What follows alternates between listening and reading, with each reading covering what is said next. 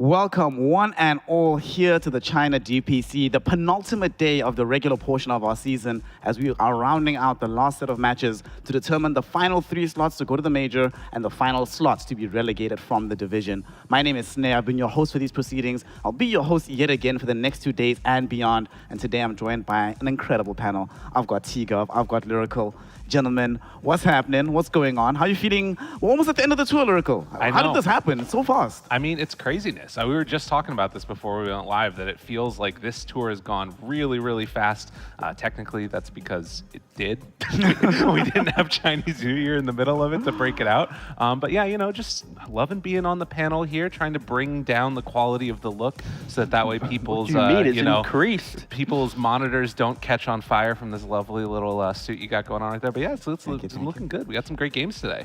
We do have some great games today, T. And one of the things that's been very exciting about this region is that we finally started to get upsets. It came a little bit late in the calendar, but it started to happen, and now the games are much more interesting as a result. I mean, YBB's pulling a shift right now to try and cause some upsets down the line. I'd like to see them get to the major. I think it would be quite delightful not to have the, here we go again. Even though I feel like that 4th slot was in contention the entire time, but we were kind of looking in the wrong place. We were looking at Vici Gaming, maybe IEG, but then YBB kind of like went, it's my major slot now. So hopefully today they can lock it in and be another contender. Wait a minute. I want some tiebreakers though. Yeah, but we can have the elimination spot, you know?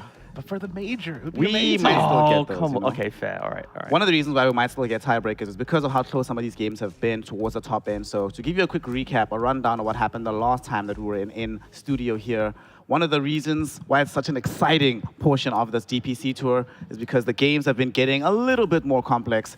Here, Aster Aries, for example, they found themselves up against Vici Gaming. And this is a Vici. Lyrical, defend yourself, fam. Top 8 at the major, you once said about this squad. And week in, week out, they've just been progressively getting worse. Not getting to the major. Let me tell you something. This is the real reason I want Aster Aries to win today, because then Vici still has a chance. There's a chance that they can finally make it. And if they make it to the major, then there's top 8, I promise. No, it's looked quite bad. I might have been huffing on some copium. I still think this team has a lot of potential. Maybe it's just going to need to be in 2 or 3. I mean, this particular game, though, T, one of the reasons why I do not feel they have the same potential is I've never seen a team be in such a dominant position to the magnitude that they were, especially in Game 2. In Game 1, it was looking okay for a little bit of time. It just clicked. And then it just clicked what this game was. You remember it? No. Coming back to you, I was like watching it, like, yeah, this is like a comfortable, cozy game. And then it was like, oh, wait a second. Yeah, this was like exactly what you're saying. Vici Gaming, they have like this dominant lead. DK's absolutely slapping up the mid lane. They run into the enemy triangle, die for no reason, then it kind of gets a little bit funky. And then Aster Aries, like him, he picks up Helm of the Overlord, A clicks the DK and dies, and or at least kills the DK, sorry. So this game, I feel like both games was Vici Gaming doing really, really, really good, and then going, wait a second, really, really not so good. So it was a really rough series for them. But I'm happy again for Aster Aries, like to get a win like this after, 2 struggling tours, 2 difficult tours. Happy for Ulu, I guess. I mean, this kept them alive and kept hopes of them remaining in the division alive. It's still a little bit difficult for them, but thanks to Ulu and the boys, and he didn't call out the early GG. He did the right thing, just kept playing with his team. Things were going well. We actually got to see Ulu and the gang smiling for once, and it was very enjoyable. Unfortunately, the same could not be said for Vici, but this one, you were casting this game, Miracle. What the hell was this, man? Dude, I don't know. I don't even know if I was casting. Oh yeah, this was OD Pixel. Yeah. OD and Funko. No, but I think that it's just Fly dying. I was actually, so the reason you're saying that is because we were in the green room watching, and I was like, what are they doing? What are they doing? I was casting from the green room, and Fly, stop playing Naga Siren, my man. Just don't do it anymore. And I think in general, that's just a good theory for everybody. Stop picking Naga. I think this hero's garbage now. That might be a bold opinion, but we'll see. I mean, when you go Manta into Eagle Song, wait a second, I have to go Butterfly now. Not really the best fan of that. Again, I feel like for Vici, it was like 2 games that they were in the lead to dominate the game in, but then a couple item choices, a couple different ideas on the map led Aster Aries into the game. And you might say it is due to Vici Gaming playing with that stand-in, Fly having to step in and kind of take the reins over Erica. You maybe factor that in, and on a different day, maybe Vici Gaming should have won with their drafts. Like both of their drafts in 2 games felt like the dominant drafts. They just weren't able to get it over the line. Yep. There's one of those issues sometimes where execution has a massive role to play in the game of Dota and not just the drafts that you concoct. This particular fight, It's technically a base race. And so here's the thing. I wanted the creeps to end the game because that way we could say at the end, you know, no player won. The creeps won. There's no real winner in this one besides the AI. Oh, God. This is One also a day AI game will take where over. we got to have a very intriguing thing from Aster Aries. It's very rare that you get Brewmaster and Phoenix as your support duo. Right. And not only did they win the game, but they were clearly the cogs in the machine that allowed Aster Aries to keep the train rolling and actually get the W over Vici. Some very interesting splits from TK. He'd always do it before the Naga song to ensure that the Naga has no place Can't to play TP out, the entire time. It was really, really fun to watch. Not if you're a Vici fan though, and they themselves were crestfallen after that series. Then the next series, this is the one that you were casting, Lyrical. Yeah. YBB Gaming versus the Outsiders from China. Now, this is actually one of the reasons I love this game, is that YBB, T, you had a sort of way to think about how strong a team is relative to the rest of the field. Yes, That involves YBB. So talk to us about this and talk to us about YBB getting the game in 15 minutes, I think 45 seconds? Yeah, so the YBB metric that you caught me off guard, I need to load it back up again real quick. So I haven't factored in other teams, but for example, Aster was leading with 41 minutes, 47 seconds. And after this series, YBB taking the game in 15 minutes and 18 minutes, doing some quick maths real quick, that's like what, 33 plus some change in seconds. Easily the best team in the region because of them being able to put Outsiders from China to the side. Literally the quickest by what, like nearly 7 minutes or so. So congratulations, YBB. Hey. I mean, to be fair, some of that may have been the next game that happened also, which I still... Listen, I've cast a lot of Dota games, thousands of Dota games. That was one of my favorites, game number 2. Was this the game where Storm zipped in, Yes. died, Yeah. and then tipped the Centaur? Oh, here it is. It's coming up now. Just okay. you wait. Oh, man, it was so good. And it's one of those things where, you know, you don't want to, like, laugh at players necessarily, but you laugh at the play. You laugh at the desire, because they were coming back. Like, look at this fight right here. They come away with a couple kills. That's more than they've gotten in some series that they happen in just this fight. Yep. They were actually starting to do really, really well. There were a couple of engagements that they took. Sinrin was on the panel talking about how he thinks this might be their best draft he's seen from them and a draft that gives them a fighting chance. And look at this. So many good opportunities from them. Cool Echo Slam from Tianming, but it's not good enough. Why? They still lose the fight for YBB. Honestly, I'll be honest here. I started to have hope him after this. I was like, does Outsiders actually have an outside chance at taking this game? Well, not to win, but maybe to 30 minutes even? I mean, it feels like it. You're seeing these highlights, and I already know the outcome, but I'm getting faith again. And there it is. And here it is. Yep. Oh God, wait for it. And GG. And look at the right-hand side of the screen. Yeah. There's the tip.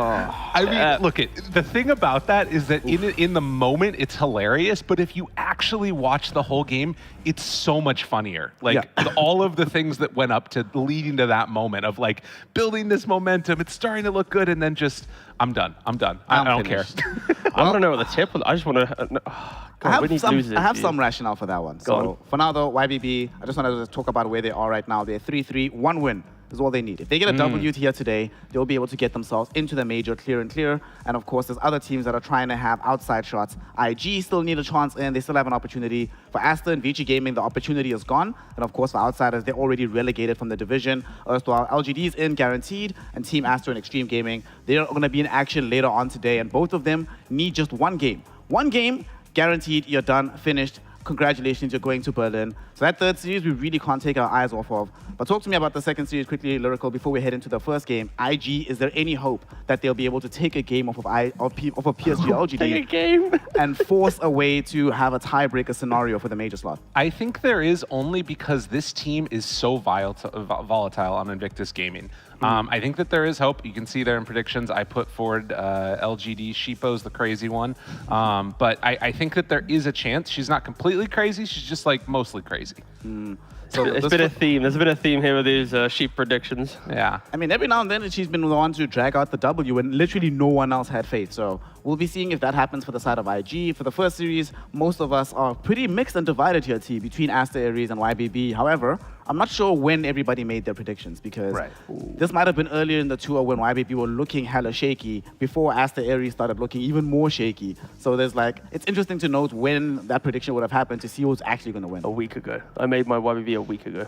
Wow. Because Good you man. kept reminding me and I Yeah. kept forgetting. So I was like, you know what, I'm just going to do them all right now and go with the gut. And I was like, YBB, they're going to do it. They're going to come back. And then they came back and I'm happy. How's your gut been feeling though? You feeling like, No, upset honestly, stuff? I ordered midnight Greek last night. Okay. Because I knew I couldn't get any food right now in Yeah. the early morning. So it's in contention for really bad Aries, scenarios. they're gonna win it. That's how we know. Your gut. Just well, that gut? Okay. I haven't, it's not expelled itself yet. Well, so- no, because like you said you went with your gut for the YBB call, and then now you feel bad. So it's Oh, it's not, oh no.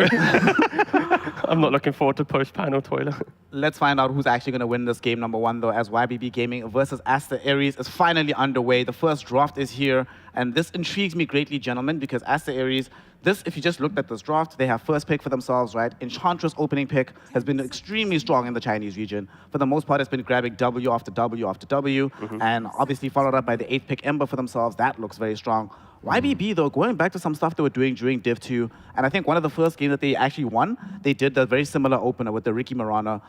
I am not always a fan, but what was very intriguing about that particular game here, gentlemen, is that the Ricky was played in the off lane that game. It wasn't necessarily a support Ricky that they rolled. They did play one support Ricky, but when they played with Marana, they were like, hey, Beyond, don't you want to try this? Because he played it once with the Tide Hunter, and they had, both of them bought Meteor Hammer, and they were like, yeah! Yeah, let's not remember That's that not so game. great. That was early days of YBB, but if this is going to be some offlane Ricky, again, nerfs and why the hero has lost a lot of popularity. It was like less cast range and like cooldown or something, and in doing so, it kind of prevented the dart from feeling as nice. But if you put it into the offlane, we've seen it even in mid lane in some regions, it is still the same thing. You buy Diffusal, Shard, slight development. You buy Diffusal, Shard, Manta, Meteor Hammer. Like, you're being more aggressive and scaling, but you still have the same concept of setting up. That's why you see the Marana.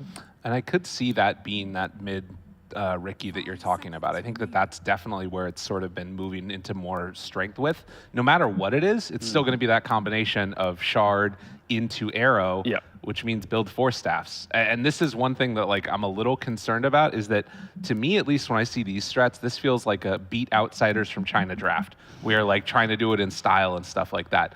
But there is maybe some volatility, particularly when you have this Enchantress picked up first, an Ember that can roam the map. If they start picking like, maybe a Beastmaster, which is banned out first, or any of those sort of group up and fight heroes from Aster Aries, YBB might not be ready for the push. I mean, to your point about having 4 staffs in the team, we've been seeing a lot of these Enchantress pretty much build as carries. So they'll be rushing the Hurricane Pike, Dragonlance first, and of course, you're Enchantress. You always find yourself a Wilding Ripper, so you have access to the Hurricane to get you out of the smoke screen, hopefully. And I'm very intrigued here about this Doom ban.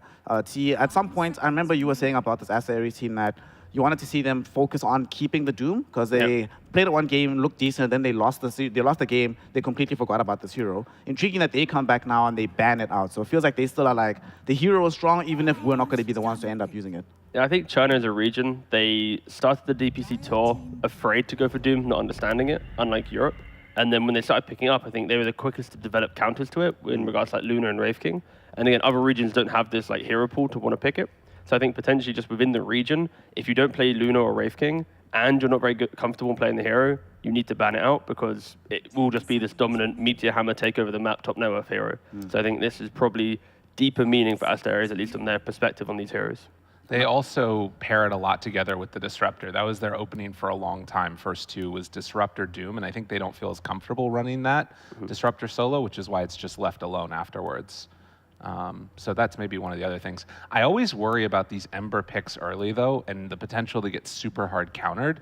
I don't know if there's something that they could run. This region doesn't feel like it's a Huskar playing region, but you could see something else that's a hard counter there. They did sort of protect this Ember a little bit, right? They've taken out this Death Prophet, which we've seen dominate the Ember Spirit. And we've actually seen some of the spirits in the region. Tiny has been very good against them, both Storm and the Ember Spirit from the mid lane. You just played a much higher tempo than the Spirit is able to keep up with. So they've done what they could to try and protect it here, T, but I'm not sure it's going to be enough just yet because this hero has been struggling. The earlier you pick, the more difficult his game seems to become. Yeah, I think for YBB, normally, in history, they've done like less Shrek against it. So Aster Aries probably have that in mind. And already YBB is showing that the Ricky most likely, I feel like it's offlane based on their history, at least with the hero. Again, the 2 games that they played, they both lost with Ricky. Every other game, it's looked good. It's looked competitive. As soon as they pick Ricky, it's like, Like they forced, like IG took their victory against some 57-minute game because of this offlane Ricky. So it's like a close game, but it was like, you probably could have won it early if you just had a different hero, right? So it's a struggle, and I'm excited to see how YBB developed because they're coming back to it once again. And Whoa. Alrighty. I mean, this isn't the most inspiring double pick for me, for Aster. Like this Ricky that we're mentioning, smokescreen against early game Marcy, very good, missed chance. Silencer, you naturally buy Mantor and Ricky as well. The Silencer pick, of course, is more for the supports, but I'm already seeing at least one core doing pretty well, and that's the first pick Ricky against these heroes. So still yet to see that, easy kill on Ricky, the entire game style pick. Lyrical, our offlaner resident here on the panel. Are you an offlane Marcy enjoyer yourself in general? I'm not a Marcy enjoyer in general, but Yes, but I think that probably that's where you have to put it here. I mean, we have been seeing some of those carry Marcys, and I think there is some value probably to like this hero, particularly when you have like some hard disable there that follows up and you just go bang, bang, bang, bang, bang, bang, bang, and you blow up that one hero. But here, they kind of are lacking disables, right? Like you look at what they've got, Ench Silencer feels kind of garbage. So I sort of feel like it needs to be like buffing up that other steroid and trying to be like the frontliner for him out of the offlane, some armlet BKB type thing. And Mars is another one of those heroes that has sort of been hit or miss. I like this on XXS and not that many other people. I mean, luckily for IB, it's their mid laner normally. 7 new prizes, yeah. So 70 mid Mars, and now you're going to have mid Mars against Ember. So it's a matchup Mars should be fine in. Sure, Ember will move slightly quicker around the map in early rotations, but you know Mars won't really care about that. He can TP to react to Ember's move, so the disparity isn't there. But yeah, it complements the Phoenix, of course.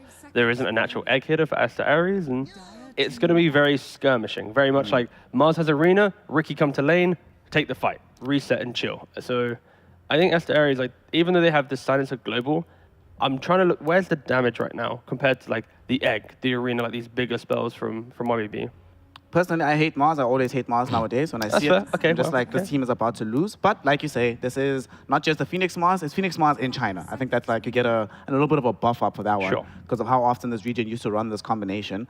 I am a bit concerned about their ease of execution when it comes to damage outlay from YBB. Like you go in at this arena, you have the Supernova set up. Ricky has to do quite a bit of work, and so does the Marana. So I don't know, the last hero that comes in here, I want a bit more oomph and a bit more punch here. On the bright side, though, since you are playing with Mars, you probably built a meme hammer on this Ricky, right? Yeah, if Mars does not touch the meme hammer in this game. Yeah. This is like Ricky's territory. You get one in the game, one per team, done, you know? And I think PA for YBB could be a really nice final pick. It gives them that explosive damage, evasion against Marcy. You brush off both the supports. So I think Aster Ares need to keep this in mind and make sure they pick up a hero that can threaten this in some way. Ooh. So I actually am realizing this is going to be an Ulu Marcy. yeah. Like Ursa, his most played hero of all time. Marcy, sort of similar vibes. Sure. And also looked back at it. He played it 18 days ago in pro game. But no, it's his Morphling, his second most played hero. Okay. So they did do the swap up. There was a Interesting. non-zero chance. I was going to ask you all about, is there potential for them to run this Marcy as a 4 position in the same vein that we saw IG do and then do something interesting with the Silencer? But nope, they go for the Ursa themselves. So here's going to be loose hero for some easy damage, very fast in the game, can play at the same tempo as the Mars and the Ricky, not going to just be left behind in an island farming by himself. The question I have for you here, Mr. Lyrical, since you sort of, you know, we foresaw that you're going to, the Ulu's heroes coming last, most likely. Here's the Morphling. Is this the kind of game where you would be pipping Ulu to get a carry performance of his lifetime because they need this win, absolutely, if they want to really stay in the division? I'm so it's a weird thing. I think if they get a couple Yuleses, I think they're in a really good position to shut this team down. I think Aster Ares actually might take this game #1.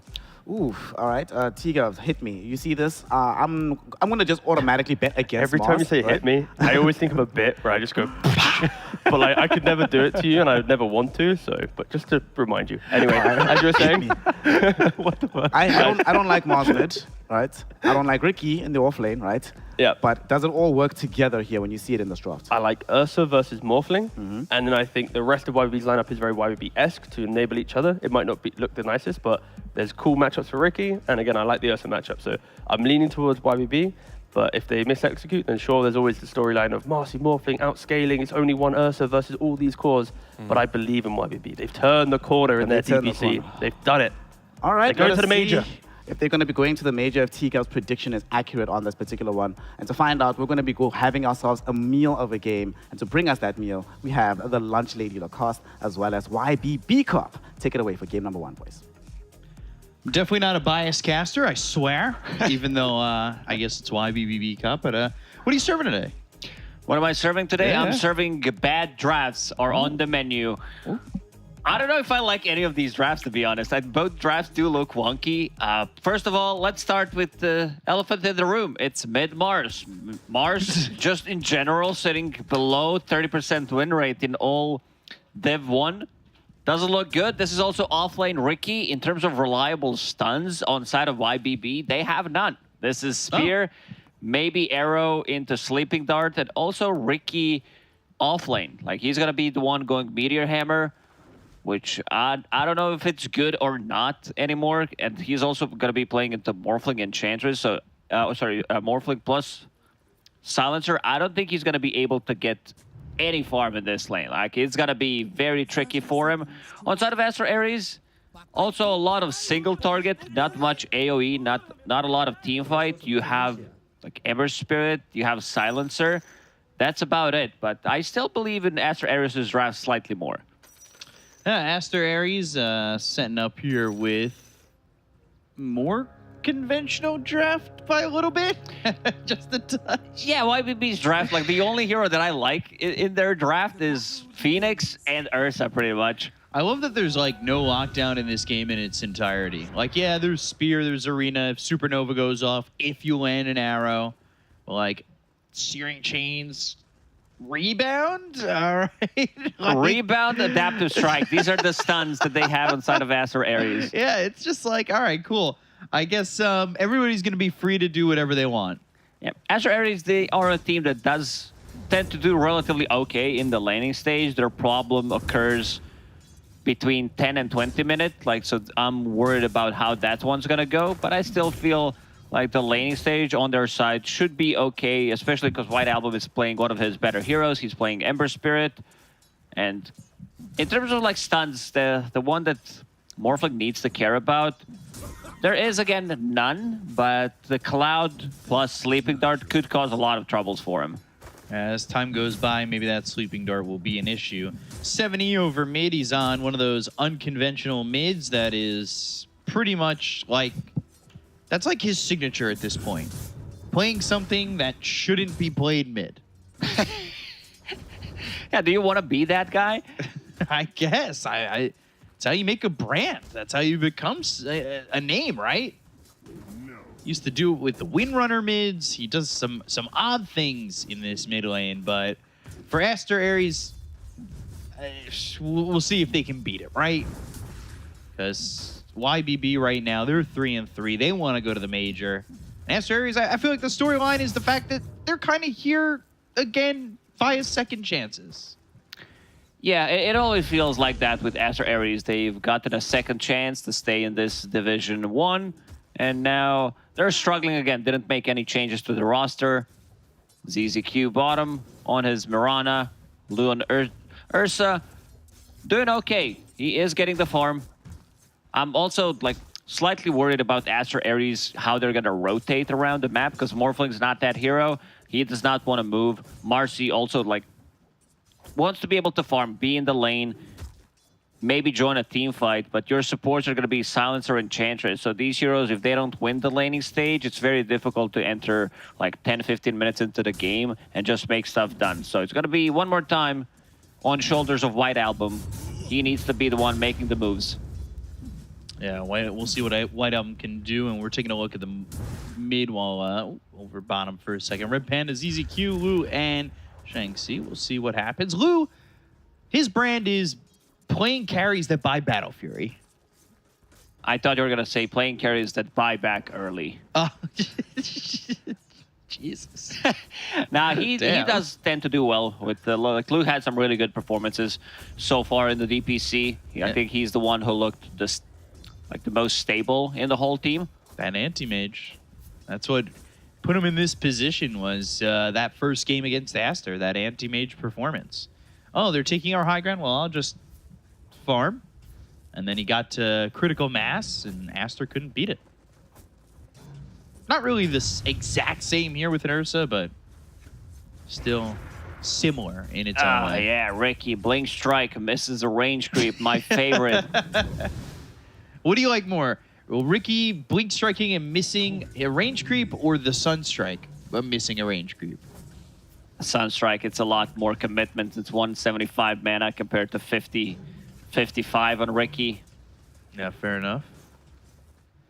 And nothing really doing at the moment. Just a bit of farming. You've got 70 leading the CS. First But rotation, he's Red close. Panda, he is here. Getting for the Water Rune Spear. And that allows 70 to pick up the Water Rune and fill the bottle 2 times. However, this is going to be First Blood. So White Album getting some help from Red Panda. And it works out. It's the ganking silencer. White Album will refill his bottle. Did he, he's got none of the glaives. All right, I was looking to see if he got some of that juicy int. I mean, it could cripple Mars, but you want to put another point in Arcane Curse. I'm down for level 4 Glaives of Wisdom, just to have that a bit of extra. It feels much more satisfying getting the kill. Who was it that we saw not go glaives to like A level lot 11? of silencer players. They just skip it entirely. And then all of a sudden they've got participation in 14 kills and no stolen int. It's a sad time sometimes to be a silencer. Ooh, these are some big stacks here. They're going to pull the lane back, or will they? Arrow. And Intra's attendance, and TK is not going to be able to survive what's coming in from YBB, as ZZQ is the one who made the rotation. Leaving that bottom lane to be a 2v1 until the Phoenix TP spot, so they've swapped supports. Ooh, now you have Phoenix into silencer matchup, which is not ideal. You get that last word. Maybe if you get a rebound. This Phoenix is going to die. He is sitting on 800 HP once he uses Fire Spirits. How's mid lane doing in terms of CS? 28 on Mars, 26 on White Album, but White Album does have that First Blood Gold. So getting closer to his items. Orb of Corrosion, of course, on Ember Spirit. Cheap damage. Also, Orb of Corrosion being built here by Lou, so both teams will have one. White Album hit that level 6, so he'll throw a Remnant. TP back to base, fill up, health mana. TK, well, he's coming over as this Enchantress. Might be able to help out a little bit. They'll go for 70, the spear lands, ZZQ will use that arrow to get the Hellbear, so he doesn't have a follow-up stun on this, and ZZQ's also going to lose his courier with some wards on it. All this fuss just to get a career kill. A bit of a difficult one. We said that they have a limited amount of stuns, so some of these ganks are gonna look like this, or they try to, like, Ember Spirit doesn't even have a point in Searing Chains yet, so a bit of a difficult setup. Spear back on White Album to get some extra denies, but you see the power of Sleight of Fist, Orb of Corrosion. Every single time it's available, White Album will start to harass him. Thinking about getting that Centaur to stomp. But beyond, using Tricks of the Trade, arrow doesn't connect on the Centaur. Actually goes all the way along and hits a creep, so that's not the worst thing in the world. You always want to hit something. Rebound in, Arcane Curse on the Lou. And they're going to turn this around. They've got 70 rotating. He's level 6. He has the arena, and it'll be used for a silencer kill. It is what it is. I think as the mid-Mars, you want to get whatever you can, because this hero just doesn't farm as fast anymore. Like, you need so much mana. You want to get to your item timings, and again, I want to see whether this is going to be a Blink Dagger. I feel like they need it much more rather than a BKB on him. But you also kind of want to have a BKB, because if you initiate with a Blink Dagger, there's going to be a global silence. So a bit of a tricky one. Like, this is my big problem with the Mars, is like, what items you're going to buy? Silencer. Last word, Arcane Curse. They have the Remnant to go back into the fight. Starstorm not doing a lot of damage. And the arrow connects, so 7E skating away and just surviving. As the Seed Shot comes in from the Warpine Raider, but doesn't do enough damage to either hero. Not enough. Again, no real stuns. They can just run away. And 8 minutes into the game, things are pretty even. I don't want to upset you or concern you. What's going on? There's a Meteor Hammer on this Ricky, and I know how you feel not only about... He's going right for the tower. Oh, I like that. I mean, it's a good timing on Meteor Hammer. This is 8 minutes into the game, seems like the couriers are only things that are dying at the moment. Red Panda picking up the Monet. So, grabbing some gold with a couple of couriers. Icarus dive across again, and, well, silence. So, had to go all the way up and around. And that will allow them to get the kill onto the Phoenix. And another Meteor Hammer onto the tower. So, this Ricky, well, he's just looking to take the tower out as quick as possible. I wish you could Meteor Tower, like Tier 3 tower immediately. With Ricky, go backstab it. Kind of fits the lore. Taking a look at the esports bet.io odds. Aster Aries, 2.49. Big split between these two teams in terms of odds, which coming into the season, I don't know. I would definitely rate these teams similar. Not sure I'd give that much of a split where I find these teams. I don't know. YBB had some really good performances during those DPC. Oh, Lou. He's in trouble. 3 heroes here, but not getting the control that they need, because like we talked about, there's a lack of control, but the Unleash, the impetus, the right clicks, Lou trying to fight back, but eventually they'll kill him off. Why 70 not TPing? They're diving. CCQ? He did have Arena and TP available. Oh, White Album's here. The arrow misses, and Red Panda's going to survive while White Album gets a kill. Ooh. Meanwhile, getting that CS, 7E over mid. And Ulu, all that effort from beyond, 4 Meteor Hammers dropped on the tower. He doesn't get it in the end. Oh, no. It does open up the map, but I wanted to see 7 ETP while they were diving Ursa. Maybe he thought he was okay. But with Arena and Spear, I think these are at least 2 kills. And again, they're going on Ulu. Uh-oh, if they kill Lou back-to-back, that would be a problem with the Meteor Hammer on a 2, TK. Which was attendance. Red Panda kind of goes the wrong direction to get that heal. Beyond was like, I don't have anything to do top. I'll TP bottom. Lands a good Meteor Hammer. He's still going to have a shard 15 minutes into the game because you can farm with the Meteor Hammer. So things are looking okay. One thing I'm seeing in terms of item build, something that is different. Ulu is going for Hand of Midas, actually has it completed. 7E. Oh! Oh! Oh dear. Oh boy. Just like, all right, the TK, Nature's Attendance with the spear. All right. These are skill shots. You need to hit them. Arrow, spear, Meteor Hammer. Like, these are not reliable stunts. Arena. Yeah, like even Arena. And beyond just back to the job he was given, just Meteor Hammer towers. There's the Midas coming out for the Morphling. Not a bad place to be in, honestly. I know he's going Midas, maybe something a little bit different when you look at Morph, but he's top of the net worth and by a solid margin over Lou. This ain't no recovery Midas. It's a I'm ahead and I'm going to continue to do so kind of Midas. Uh-oh, Beyond. The Meteor Hammer. This is just exciting gameplay coming in from Beyond. Yeah, very interactive. Keep an eye on Ricky.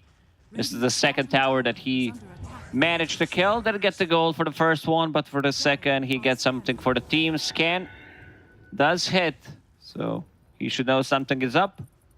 Arrow also misses. Searing chains on a Beyond. Kind of feel... Uh-oh. There we go again. What are the letters? Is that like a countdown to the meteor? I don't know what's going on when you drop that item. Could be, I'm very annoying. An Your tower is invocation. dying. Yeah, that's what the invocation stands for. Beyond. Link Strike away, Arena remnant out, and that is another Arena that is empty. Ticket sales are low. All right. A very difficult ganks to execute. A lot of misspells. When there are no stuns to set up the bigger abilities, we're finding that it is very difficult to land them. I think we should keep an eye on Beyond. He's been doing one hell of a job. Might even get some couriers here. Ooh, this would be big if he can kill Mithril Hammer, but does not want to commit to it. Meteor Hammer, AFK for 25 seconds. Landed again, meanwhile stealing some XP from Morphling. Let's see which angle he comes from this time around. It's all right. Got him. Yeah, look at that tower burn. That is all right. Spear connecting this time. They've got White Album caught for a second. He really wants to kill ZZQ Sight. And the Arcane Curse will take him out. So Red Panda getting that kill on a ZZQ. Meanwhile, Beyond, behind enemy lines, Dun, dun, dun, killing dun, dun, couriers, does not want to commit. Right now, he forced rotation dun, dun, dun, from dun, dun, 3 dun. members. Oh, denied tower. All that work again. Doesn't matter. Like, the towers are dead. Mid lane, 7E looks very dead. Yeah, that is unfortunate. There are 4 heroes here, so 2K lead right now for Aster Ares. And I just feel like things are going to get much tougher if 7E really can't produce much. Rebound, which did land, even though the leap, no leap charges. They could have committed on that. They'll instead go for Lu. They've got the silence. They have the Arcane Curse. He is in trouble. The Global committed, and he'll die. White Album doing work right now on this Ember, and they're also going to steal these stacks. Or at least try to. This is huge. This is massive. I see White Album going for BKB first item. I don't think he needs it, to be honest. I think he can play off the global silence as a defense tool, and I think he should invest in scaling, get that Maelstrom. Here's the combo. Yeah, that's what they want. Starstorm doesn't even hit. Oh, White Album now going to turn this around. 7E in so much trouble. Red Panda getting the kill there on to 7E, and that is another missed opportunity from YBB. Things are looking really rough now. Like, his towers got denied, so it doesn't have that 15-minute gold for a shard. We'll have it eventually. It needs to land like 1 or 2 meteor hammers on the creep wave. We'll have it eventually. Then he needs to start playing with Morana. ZZQ not in range to get the Starstorm going. Midas for Tianming. All right. Tianming is like, oh, I see Hand of Midas on enemy carry. I'll copy the build. He's getting a good amount of gold. He's almost surpassing the off-lane Ricky. That is just using Meteor Hammer right now to farm. This is massive. You have BKB on your Marcy. Ember Spirit's also going for 1. Just 200 gold away. So they're going to hit 2 BKB timings on 2 cores. Morphling's also getting 1. Was it first item BKB we were seeing on Marcy normally, or was it like Armlet? Some do go for Armlet. Oh no, 70, not again. Yeah, arrow hits on White Album. That might keep him alive. I lied. That's You a kill tried to there hype for it up. Shanxi. I tried to give him some hope. That we have canisters of copium and hopium. I was huffing on the wrong one. I was hoping. Yeah. Yeah, we do see Helm of Iron Mill, a casual one for the laning stage, or we see Armlet depending who plays it. Like, I think in the previous DPC tour, we had a lot more Armlet Marcies, but it seems like they want to hit an earlier timing, go for that BKB. And this is very early on. This is great scaling lineup. You have 3 cores on Aster Ares that can scale well into the mid-late game. Blue, This is going to be one of the... Sorry to cut you off. This is going to be one of the earliest BKB trio timings ever. Like, that's... I'm just looking at the fact that Morphling's going to have his soon. I'm trying to think about the last time I've ever seen all 3 cores this early have BKB. yeah, because Morphling's also going for 1. He's 6-slotted at the moment. Falcon Blade, Wand, Hand of Midas, Casual, Morbid Mask, has like Dragonlance, all these cheap items, which does allow him to stay on top of the net worth beyond. They were trying to go for something. He does have Dart. Just trying to line it up. So, Lu again. Pops that old Arcane Curse, and they get the arena down, but the BKBs, we see the timings working in and working out. Whiteout getting the kill again onto Lu, and the differences between these cores are massive at the moment. Yeah, it seems like they're going inside the Roche Pit. They have the sustain. Morphling with the Morbid Mask. They also have 3 points in Sidekick. Your favorite item. Oh. Seeds of Serenity. Oh, There's a healing salve as well. Drop so. Oh, yeah. Look at all the healing. Let's see if Beyond can land a Meteor Hammer. TK. And the Smoke Cloud. And the arrow. This kind of Leave me alone, Roche. Oh, TK. But they are going to get the kill out of Beyond. So no more Meteor Hammer. Enough. Let's see the Supernova. Maybe they try to go for a play. Fire Spirit still up and running. This is an annoying Roche. It is. It's also is so level annoying. 4 Sunray. So gotta be slightly more careful. Another round of Fire Spirits. Loot. Also there, maybe he manages to get inside. Supernova arrow. Uh-oh. He got the shift off. Lu and the Aegis for Lu. I mean, that's exactly what you want. They've got the Spear to follow it up. Wave form away. Ulu just survives, but Changxi will die. And this is really Aster Aries dropping the ball. Not going well at all.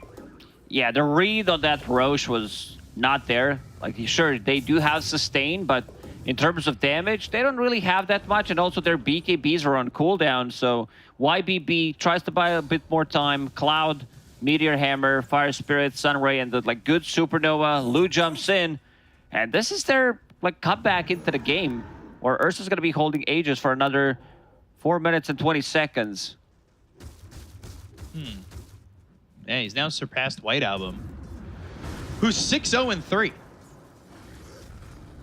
I guess early kills, because Lu is 0-3-2 and out farming this Ember. White Album also didn't go for the farming build.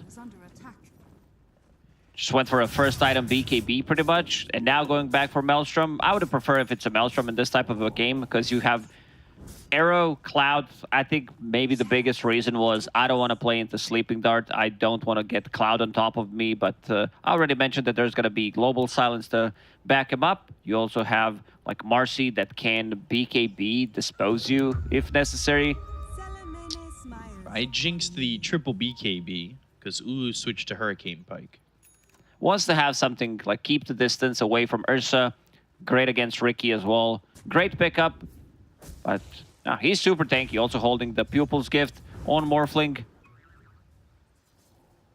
Midas. Ulu.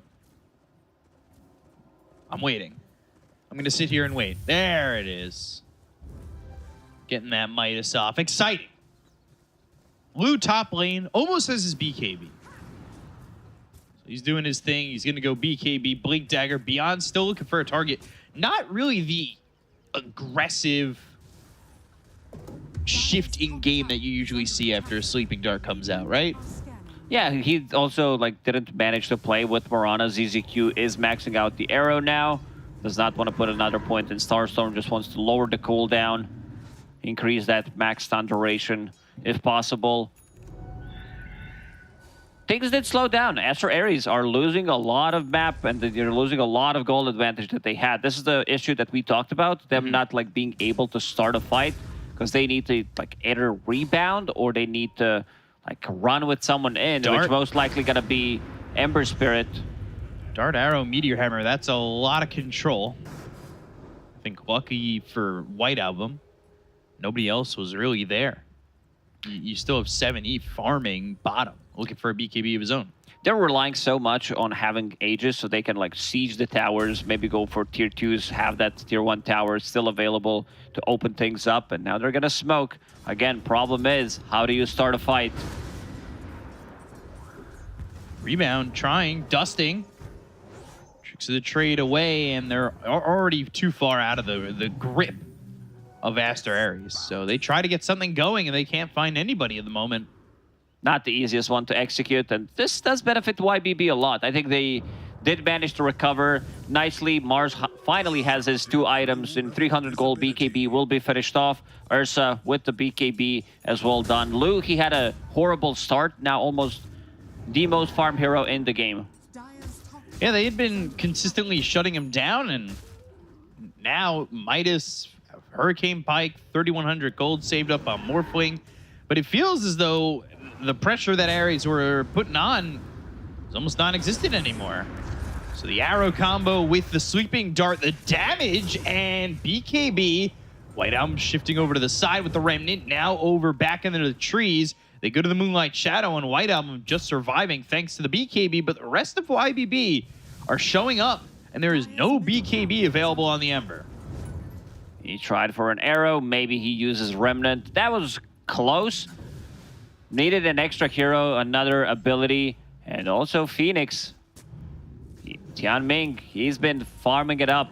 throughout this whole game, playing this position 4 Phoenix that does have the same amount of farm as Ricky, which is pretty impressive. Hand of Midas, Lotus Orb to deal with this global silence, deal with the Searing Chains.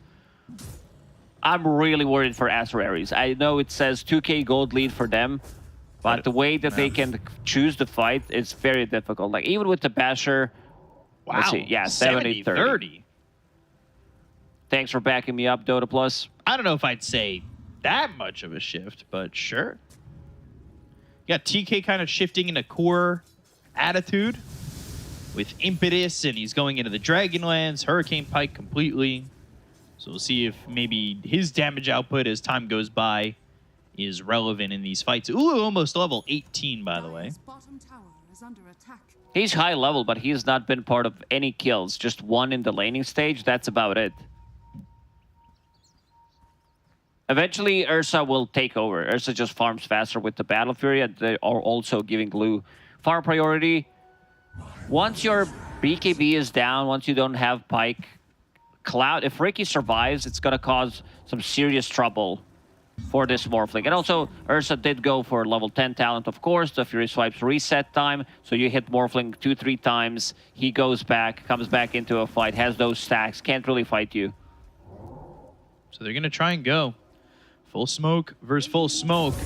Dust to start, Sleight of Fist, Searing Chains locking up, 70 with BKB. Now they go to the Global Silence. He was looking to throw a spear. He's going to have the arena after the Global's over, but the BKB won't be available for him. Spear well off the mark, as Lu's going to come in and start to hit on the White Album, but they blow up 70. Lu's going to fight Ulu, but does he have the strength? The arena's down, the look for the Meteor Hammer lands on a 2. It's going to land on the Marcy as well as White Album. Icarus dive with the Sun Ray. They'll go to the Supernova, but Aster Ares will retreat, or at least try to.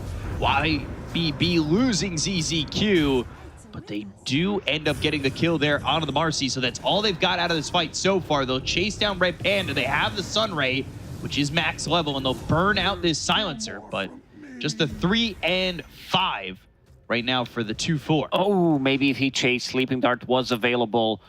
YBB takes a really good fight again. They lose bars, and this fight, Ursa didn't even use his BKB, so it's a 9-second BKB still for the next fight available for him. You saw Morphling getting on top of Ursa. Ursa immediately starts hitting him, and he does not feel that he can take that fight anymore. After he blew up the Mars, and Spear, Arrow, Meteor Hammer, Sleeping Dart, and the Dust. Oh, White Album! Oh, no way! Fire Spirit's not gonna connect. He does keep him alive there. Sleight of Fist, Remnant, very close one. Next Roche, let's see what the respawn's gonna be. Could be up in 5 seconds. Could be, will it be? Drumroll chat. It is. Oh, it's a long one. Not. Gonna be a long one, yeah. 2 minutes, 18 seconds. PKB, almost Basher for Marcy. This is a big upgrade.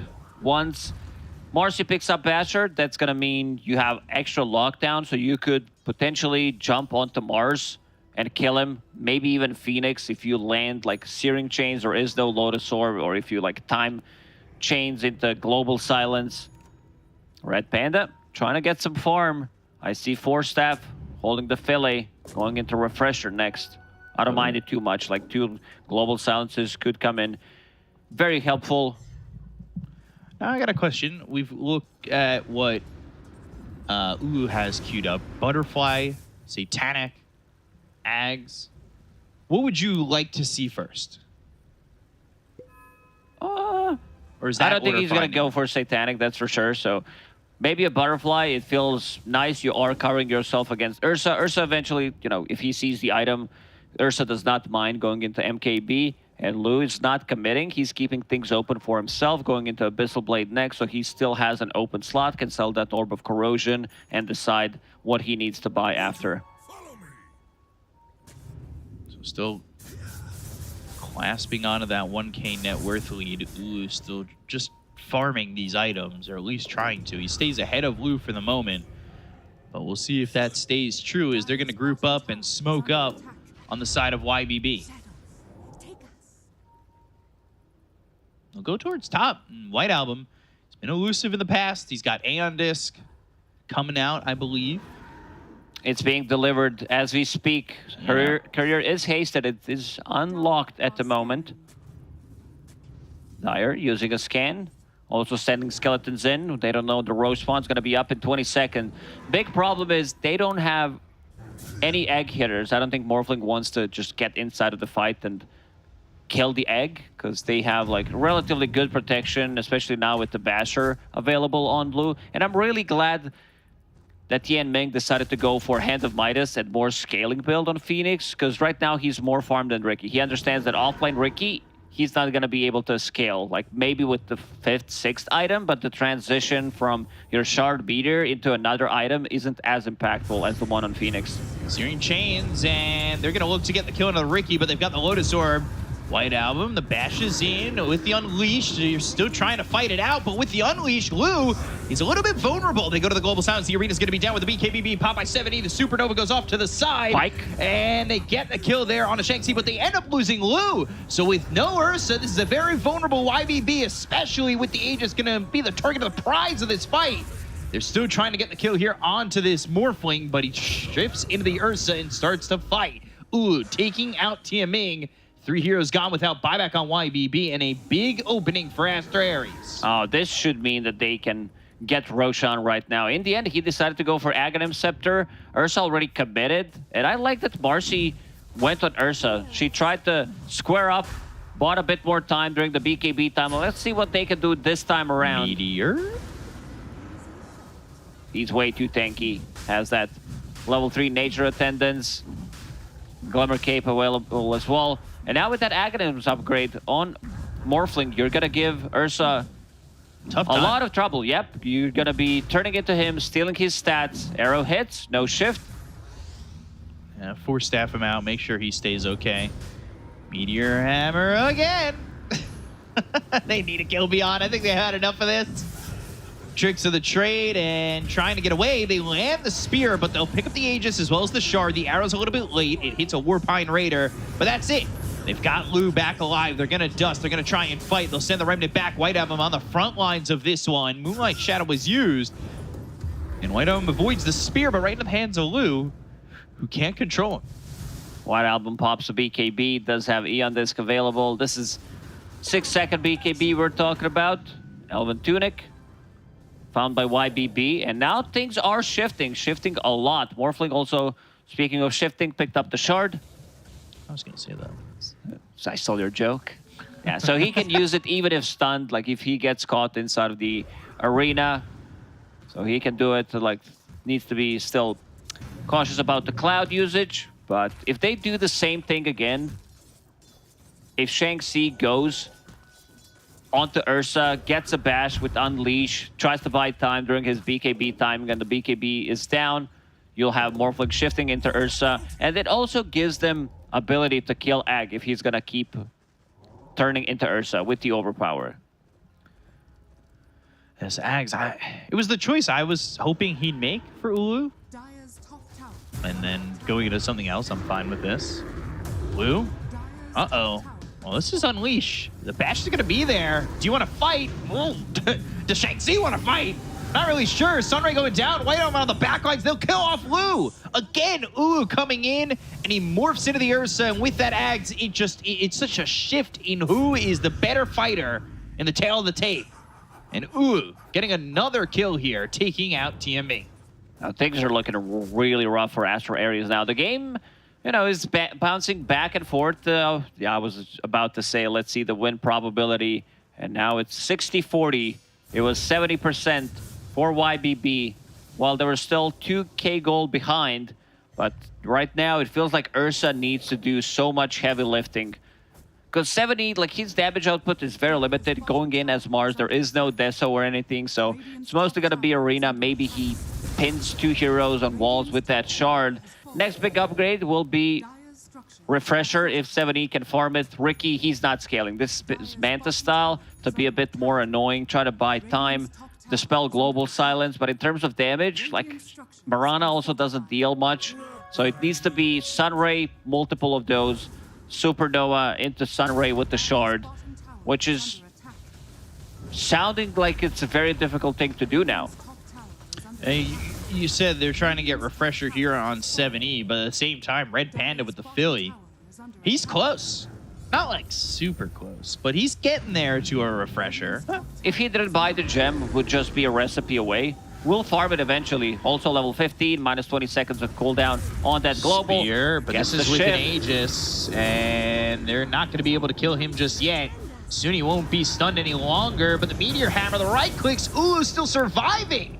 TK has the Nature's attendants. He'll attend to the wounds of these heroes. Ulu picking things, has Satanic available. We'll pop it, go back to full HP with that sidekick.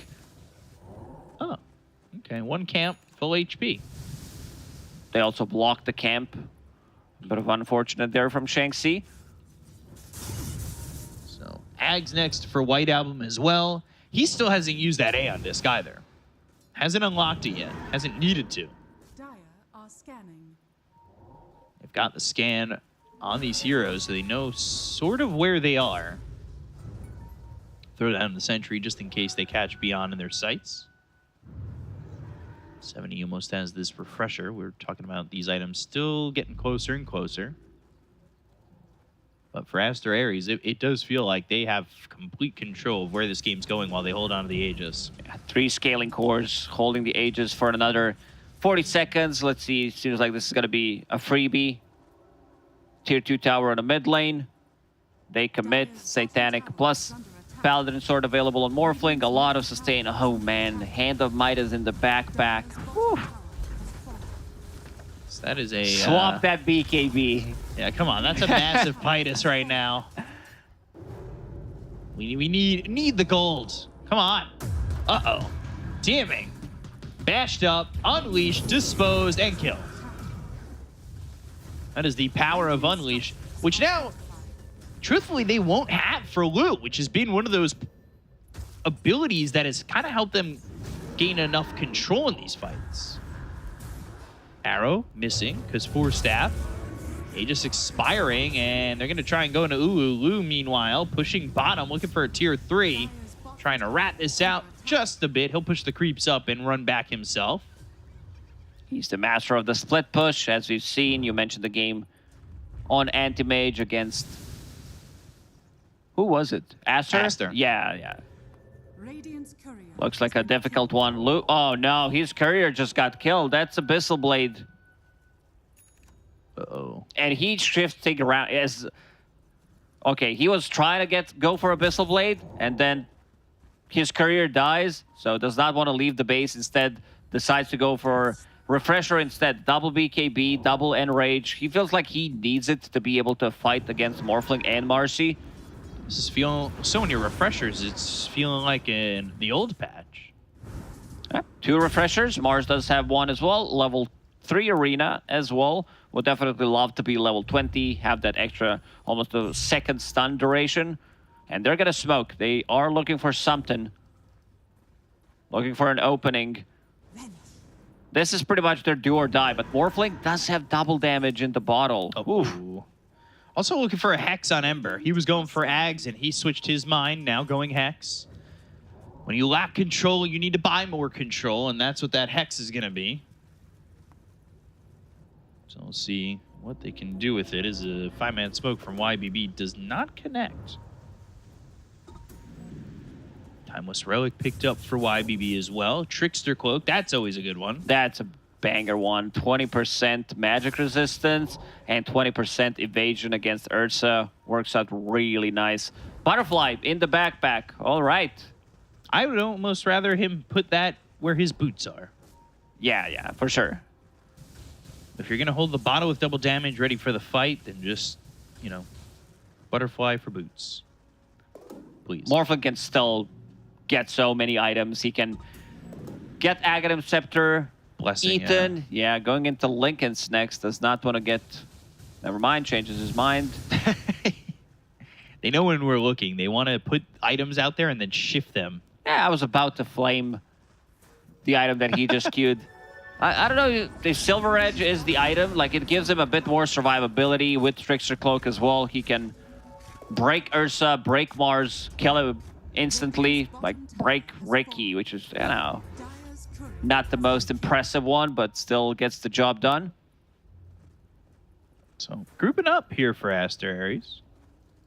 Radiant's bottom tower is under attack. They're right by the base. Meanwhile, YBB, who needs to be more scared of a push, of a rat push like this? Aster Ares kills Barracks so quickly. I mean, this is Marcy plus double damage Morphling. Done. There's your answer. Well, thank you. Great work, game. Thanks for the analytical input, game. They go with the Lotus Orb. They go to the arena as well, but they've got the silence, and the Global's going to be popped off. They'll try to get the kill here onto the Marcy with the BKB. He'll rebound out. Waveform away. There's the second arena doesn't with catch the refresher, and they'll get the kill. No, he unlocks the Aeon Disc. They'll keep White Album alive, but then he finally falls to 7E. They go for the Morphling. He doesn't have buyback on White Album. He bought out on the Hex. The smoke screen is down. The right clicks are in. They've got the Bashes. They'll land the Spear, but he's shifting. Can he shift gears to 6? Can he stay alive? The TP Bash? attempt? Oh, no way! He had so many stacks of Fury swipes, and they don't commit nothing, not a single buyback on YBB, and they get those kills. Ursa going ham in the previous fight, 5,000 damage, more than the whole squad of Aster Ares.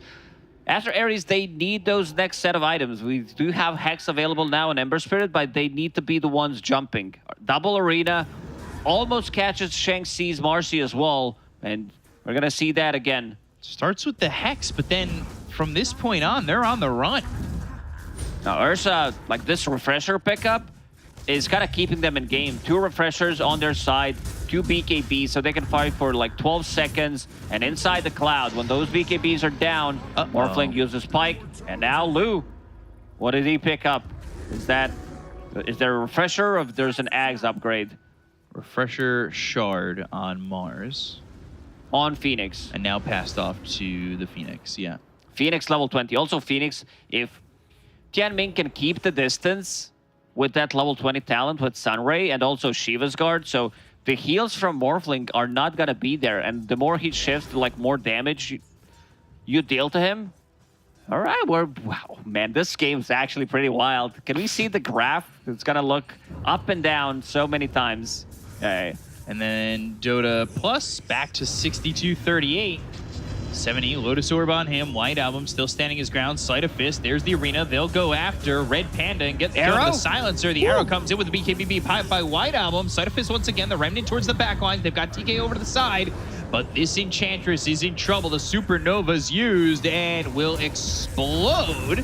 Sleight of Fist comes in. They've also got the Unleash, but now no target for the Unleash. Still alive. They'll go to the Global Silence. They're going to look here for TMing. They'll take on the Phoenix. Now their attention is on Lu. He's got an Aegis, and the Moonlight Shadow trying to run with the BKBB pop by Lu, but they've got the Bash coming out from Shang-Chi. They're chasing the Ursa. They want this bear, but the Sweeping Dart, the Sleight of Fist Searing Chains that locks up beyond. Lu still trying to fight Ulu, and they'll take the Aegis. The TP out from 70. Do they have a Bash? No, they don't. But while they respawn on Lu, they'll have the Hex. They have the last word. They'll get the kill. And 100 seconds with no Ursa. The big bad bear is taken out as they'll dispose ZZQ and get themselves another one. Oh man, this game is wild. He's gonna kill Marcy's Courier. That's a big one. That's Relic. So that means That's no nullifier. No nullifier for 2.5 minutes. And now Beyond will try to do the same thing. Ember Spirit, 7,000 damage. There's multiple Sleight of Fists, and also that Thomas Relic helping him out. Oh, TK. The items. are fortified. They're all dying. Dire's structure He metered hammer, but Are they they still gonna go have for creeps. They might go for tier 4s, actually. I love it. Ursa, no Ursa buyback. for a He minute. does not have it. Needs another 800 gold. And this is it. This There's might the be arena. the They'll game. go to the Spear. They're going to buy back on ZZQ. They'll throw the arrow that lands on a Red Panda. The burn coming out from the Spear with the Shard. They'll go to another arena. They'll create the Venn diagram of pain. They'll get the kill there onto this Marcy as they're going to focus the throw. They're trying to get the kill. They'll go to the Supernova. Do they have the right clicks to pop the egg? Yes, they do. They will kill off TMing. They're still trying to go to the throne with the BKB pop by Ulu. As the right clicks come in, he'll go to the other side. He turned into the Marana, so he's just leaping over the throne, making sure they don't have control. They'll waveform the other way, and they will take game number 1. Aster Ares beat YBB, and they do so in some weird leapy fashion. What a play there from Ulu. In the end, you know, turns into Mirana, gets those leap charges. keeps shifting back and forth. They try to catch him, but I like the decision making in the end. They go for the throne instead of trying to secure things. Maybe if Ursa had the buyback, if Ursa uses buyback, they would definitely not try to commit because they would still need to respect it, go back. But in the end, Astra Ares, they get the dub. So we are now have a very spicy series. Yeah, it is now Astra Ares 1 game away from like making all these tiebreakers kind of happen potentially. It is scary out there, and that game was my heartbeat for sure. Just watching everything just go back and forth. It was very interesting to watch. And do you have any two words best describe this game? Ulu Lu. All right, that's all we got here. We're gonna throw it back to the panel, guys. Take it away. Ooh, not just your heartbeat, Ulu's heartbeat and ours as well, as game number 1 was a thrill ride, to say the least, between Astra Ares and YBB. Somehow, someway, Astra Ares eke out the W. Dota Puff did not believe in them for a long, long time. I didn't believe in them for a long, long time. But the one thing that ended up happening in this game here, gentlemen, this Ursa, if he had buyback, Lyrical, if he just had if he didn't buy the Swift Blink for that last fight, this game is probably still going. I mean, yeah, but I don't know if it necessarily matters a ton. Probably, I think that they still probably win. You know, T, you were talking about it, that like if they get to this late game scenario with Morphling, Marcy, and having these cores, if it's just Ursa, it feels pretty bad. Yeah, it's pretty rough. And for Astra Ares, like this game, they started, you know, beautifully. You got some Morphling in the safe lane going for some Midas unpunished. You got this double BKB on Marcy Ember by like, what, 16, 17 minutes? Like, this game was clean. And then Astra Ares looked at Roshan a couple of times and were like, okay, let's make this game as hard as possible.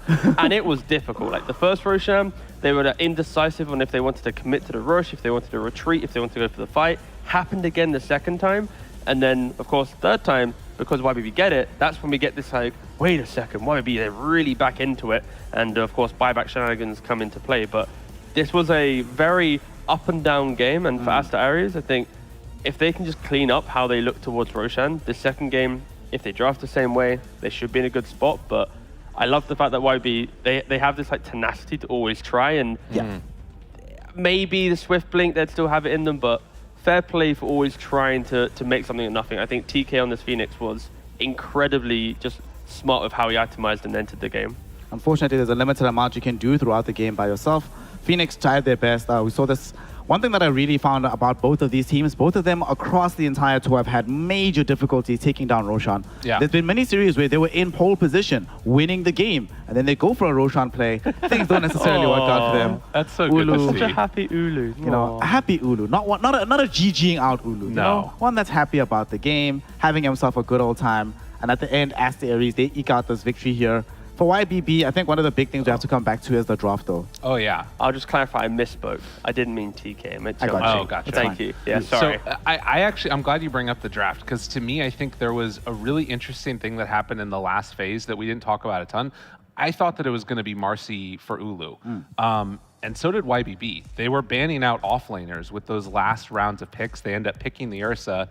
And again, Ulu, this is his most played hero, Ursa. He knows what it can do and also what it can't do. And he ended up taking this Morphling because he knew he was going to outscale. He knew he was going to have the answers for it eventually. And all he needed to do was sort of get there. And we were talking in the backstage about like the super defensive build that he went. He went for BKB, he went for Hurricane Pike, just everything to try and stay alive. And he carried eventually. Yep. Eventually was able to get there, but one of the reasons he got there to begin with, T, is we spoke about it during the drafting phase on the side of YBB. The first 4 heroes they picked actually don't deal damage. Like, there's a little bit of control that they do. There's some map movements that they can make. But out and out killing heroes, they just do not do that. So Lu had to literally play like a 1v5 kind of game. How many times did we see that if Lu's not in the fight, nobody dies? Everyone, like, the spells will come out. There'll be arrows landing, spears are hitting. There's these shards, but then everyone's just like, all right, cool, bye-bye. We'll see you next time. I remember in the third HP Ember running out of Radiant Triangle into then Spear Arrow and wait a second, he's not dying. Yeah. And then DD turnaround. But for YBB as well, something you have to remember is when you pick offlane Ricky and he's playing Meteor Hammer on the tier 1 towers, like trying to make this like very aggressive map play, you naturally lose one hero who's defensively positioned to run into the smoke or to farm that lane to give your carry that comfort behind you. And then in doing so, I think Lu just got kind of picked off a couple times where they don't have a very defensive traditional map state because this Ricky's like, oh, I'm going to go find couriers, I'm going to do all these fun things. And like Phoenix wants to be greedy and Mirana's looking to do things. So because of the Ricky, they can't set up their map to enable Ursa. And you want Ursa to be enabled to punish Morphling. So it's weird things. The Ricky's kind of like, I don't mind it, I don't hate it. But it's like if you're drafting it, someone else needs to sacrifice themselves to prevent Lu from just getting punished. Maybe not first phase it too. You know, you Also can probably true. get that No thing one's later in rushing the for draft. it, yeah. Probably say, I would personally say that they've looked the best. The best game that they've had is when we have some more dynamism coming out of Beyond, right? Right. Let's say Beyond was playing, I would have preferred if Beyond was playing the Mars and then you have something else for 7E in the mid lane, because also 7E really fell off after a while. To be fair, it is Mars, the hero just always falls off after a A while. lot of their heroes were just bad. Like, couldn't we just go for something more normal? They have to get their Ricky fix, okay? Okay. They did it against IG, lost. Got they did it against Extreme and lost. Now they're going to do it against So it's a Aster good luck Ares. charm. They win the next ones, right? Yeah, of course. Well, all the no. time. Yeah, it clearly happened against Extreme. Right now, the side of YBB Gaming, one game away from being 2-0'd by Aster Ares. And Aster Ares, they really want to keep their hopes of Division 1 Dota alive. But for YBB Gaming, this is heartbreaking because remember, if they win this series, guaranteed a ticket booked to Berlin. So they absolutely cannot afford to first phase Ricky again in game number 2. We'll find out exactly how much tenacity they have to make a comeback happen, or if today is the day of Aster Ares and potentially a day of major chaos happening in our leaderboard here in the Chinese region. We find out the questions or the answers to all these questions in a moment for game number 2. So don't go anywhere. We'll be right back with some more Dota.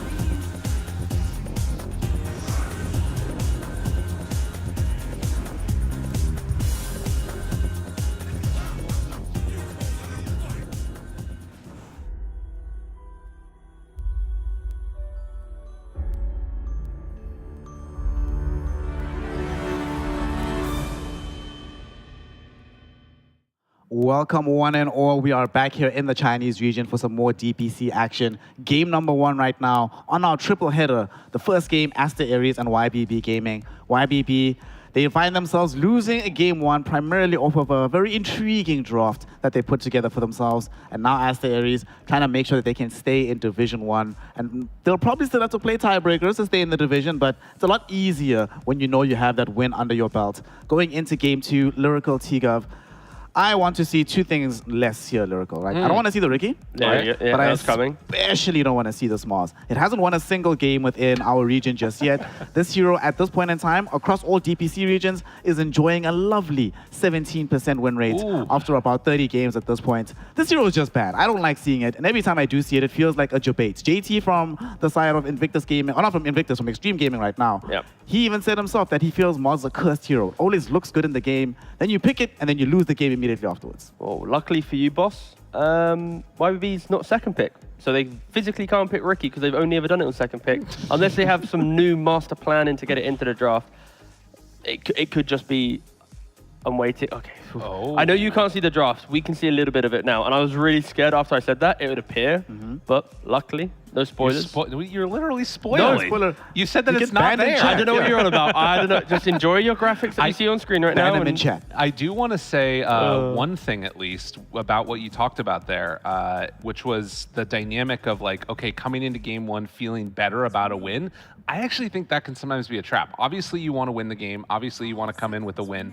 But you think back to yesterday, Ordu Thunder, when they were making the move, they were trying to qualify. I think particularly for these less experienced teams, the pressure can get to you, I think, in a very real way. You saw there, Ulu at the end, he was like, you know, heart palpitations, all the We're rest doing of it, it. boys. Like, that's good, but when you sort of get in that moment where it's, you can see this thing you've been looking for so long right in front of you, and you reach out and you try and grab it, sometimes it can fall through your fingers. Well, we'll see if Aster Aries will be able to reach out and grab a Div 1 slot in their fingers, or if it's going to be YBB Gaming grabbing a ticket to the Berlin Major. And they have the first pick. We're going to be having a wonderful hero coming out here. Beast was banned, Pango's gone, and YBB took out the Io as well as the Primal Beast. So, of course, because they have the space, they get themselves this Broodmother. Yay! I do like that Aster Aries go for the immediate. They don't even think about it. They're like, Shanxi, bro, pick Timber, get the Enchantress. And also, we come back for the Beyond Broodmother and the 7E Leshrac. 2 of these heroes in the same team, it somewhat works every now and then, but it's very rare that you get both of them on the same lineup. Yeah, especially in the opening phase like this, it isn't the most punchy opening. It's like, wow, whoa, we've got to respond to this. Like, already they're banning Anti-Mage, which is fine, but I think this Timbersaw plus Ench combo sounds pretty nice. Of course, Timbersaw can follow the Brood around. Ench is a cover because you don't want to pick Ench. You don't want to allow Ench to be picked against Timbersaw. It's really disruptive in laning phase. It's super powerful. Impedus is very good at just shutting him down throughout all stages of the game. I'm just interested to see how does Timbersaw fare when Brood buys up all the auras and like moves around and dodges the Timbersaw. Like, Timbersaw basically has to just follow Brood now. You're not going to see Timber chasing the map down like he normally does. It's a very defensive pick now. Right, and are you going to be able to shut down that farming in the jungle that sort of is what is the main leader for Brood to sort of have a really good time? I don't think so necessarily. But the other flip side of that is that Brood's playing around the pipe, playing around the Greaves. You don't care about pipe as Timbersaw. You just got a bunch of pure damage, easy peasy. And depending upon which way this draft goes now for Aster Aries, I think they could play really fast. You could do maybe something like a Drow if they wanted to. It's a little scary against Brood, but I think that high physical damage style against Lesh is the good answer more often than not. But we'll see. I agree. I feel like because they have the Timbersaw, they need some punchy carry that can lane well and then disappear. Yeah. Timbersaw comes in, and then it's like, wow, 20 minutes, we have this insane carry with, let's say, like some Dragonlance Shard Drow or something. It's like, okay, now we're going to play out the game. I'd hope she has more at 20 minutes than those 2 items I just mentioned. Just imagine there's other items in the mix there. Right. But you get the Whatever point. you want. Take your choice. Just don't buy Butterfly. Okay, fair. For me, the intriguing part about this draft is that YBB, generally speaking, it's rare that teams open up with the same style of hero in the first phase, whether it be 2 supports or 2 core heroes. YBB going for this right now does mean that the second phase will probably be both of their supports being picked picked up, and then maybe they'll reserve for the 23 pick the hero that gets played in the safe lane for Lu, which has usually been what they've done for the most part. So as the Ares could potentially exploit that. So now I want to see some support bans from them. I like that the Tiny is banned out. Probably going to be the 4 Tiny if they played it. And also, every time I see Tiny and Leshrac, it just, the amount of disable is ridiculous, it's disgusting. This hero comes middle at 4 minutes. I just want to see anything from YBB that comes to help the Leshrac secure the laning phase so they can push these early towers and force Asta Ares into a very uncomfortable position, because then you're losing mid, and presumably in responding to mid, you're losing the side of the map that the Brood is playing on as well. Yeah, no, of course. I mean, that entire side just sort of falls apart. I mean, that's the thing that's weird about it, right? Is that Brood's not getting a ton of kills in these games, but you're just building a net worth lead, and then the supports feel like crap with Master Ares. So you would imagine that their answer for that is like this sort of more up-tempo thing. They're taking a long time on this last ban. I wonder if Tusk is one of the other ones they're thinking about. They take Mirana, so they want to make sure they can get these like catapults pressure early, not going to get into trouble there, and then also not losing the edge creeps. They have so many good supports to pick here, though. So they can go Disruptor for anti. Okay, sure. They go. Look at you. Thank you. And you have to go Disruptor if you're playing Timber, right? You don't want to be playing the Timber into the Raptor.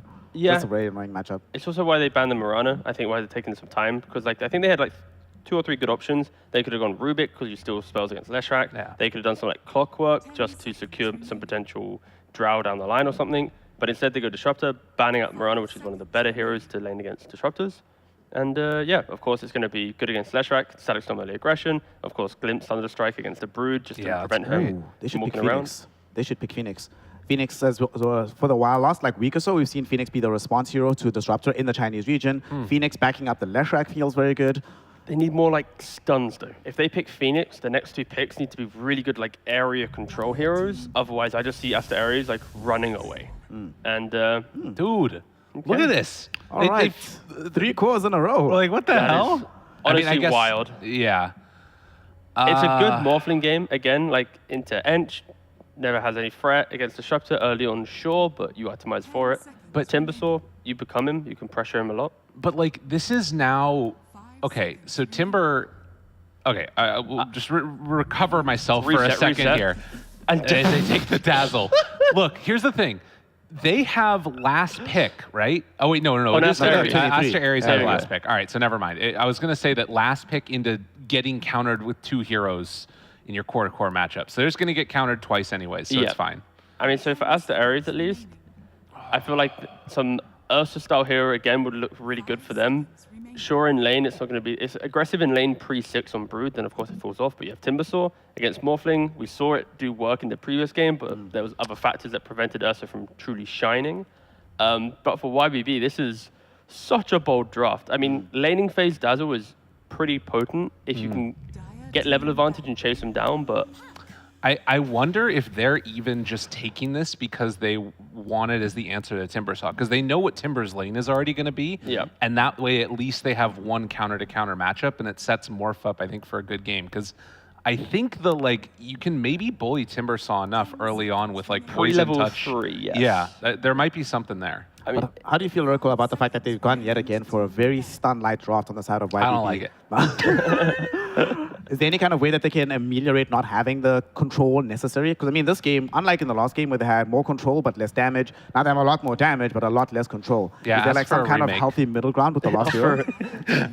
I think ask for a remake. They're in a bad way. Maybe build items to do it is probably the best thing. exactly. This is the type of game where Broodmother naturally will look towards Hex in the first like 2 or 3 items, because it's like, okay, Puck's unkillable. In this game, realistically. If you get hit by a Lesh stun, you're a bad Puck player. If you get hit by some Dazzle shard at 15, again, you're never happen. just slow reaction. You know, like this shouldn't happen ever. And that's why they pick Puck with confidence. It is a very nice Puck game. The only time Puck should die is when he's being over aggressive and things get really chaotic. But anyways, for Asta Ares at least, it's, again, carry-wise, I still like the idea of Ursa potentially. If they want to be more open, again, this Terrorblade ban, I don't know if I like it too much. I think Drow's a good ban. Like Drow Ursa, I think would have stuck comfortably with me. Yeah, because it Terrorblade's leans weird. into the punishment. I think YBB, they want the game to last longer because they want to make this game chaotic, where it's like we have the items to fix the lack of stuns we have. So Maybe Terrorblade not the best one. Nyx was a really good ban. I was about to say a very intriguing ban at the very end. But I think that's the first Nyx ban we've seen in the tour. I don't remember seeing one prior to this. I think that tells you how important they feel this Lesh is. A lot of times that will be left alone, and if Lesh has a good game, I think YBB are going to be able to carry off of that performance playing together with Brood. And they do go back for the Tusk, so that was What something we melee thought about. fours available, you know? Right.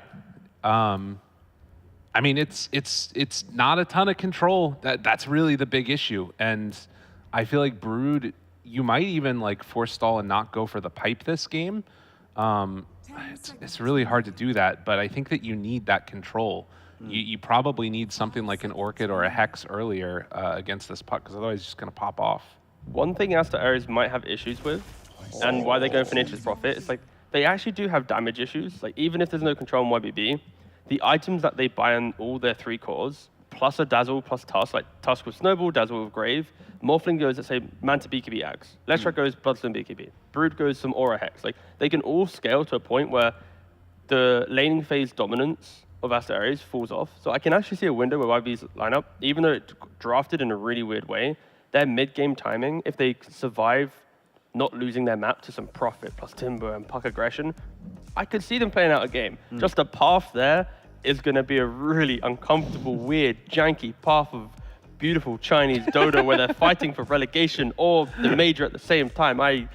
This is a really weird one, but Aster Ares, they round out their draft for Nature's Prophet. They give themselves something to play around, which is what they needed. And you, Rico, when you look at the draft at the very end here, what are you feeling, my friend? Which draft do you Bossman's feel getting has the Dota power? Plus. Like, what's happening here? I wanted to look up, and I'm going to go with this. Ulu, 2 games of Nature Prophet competitively. He has not won with it yet. I'm going Vici Gaming.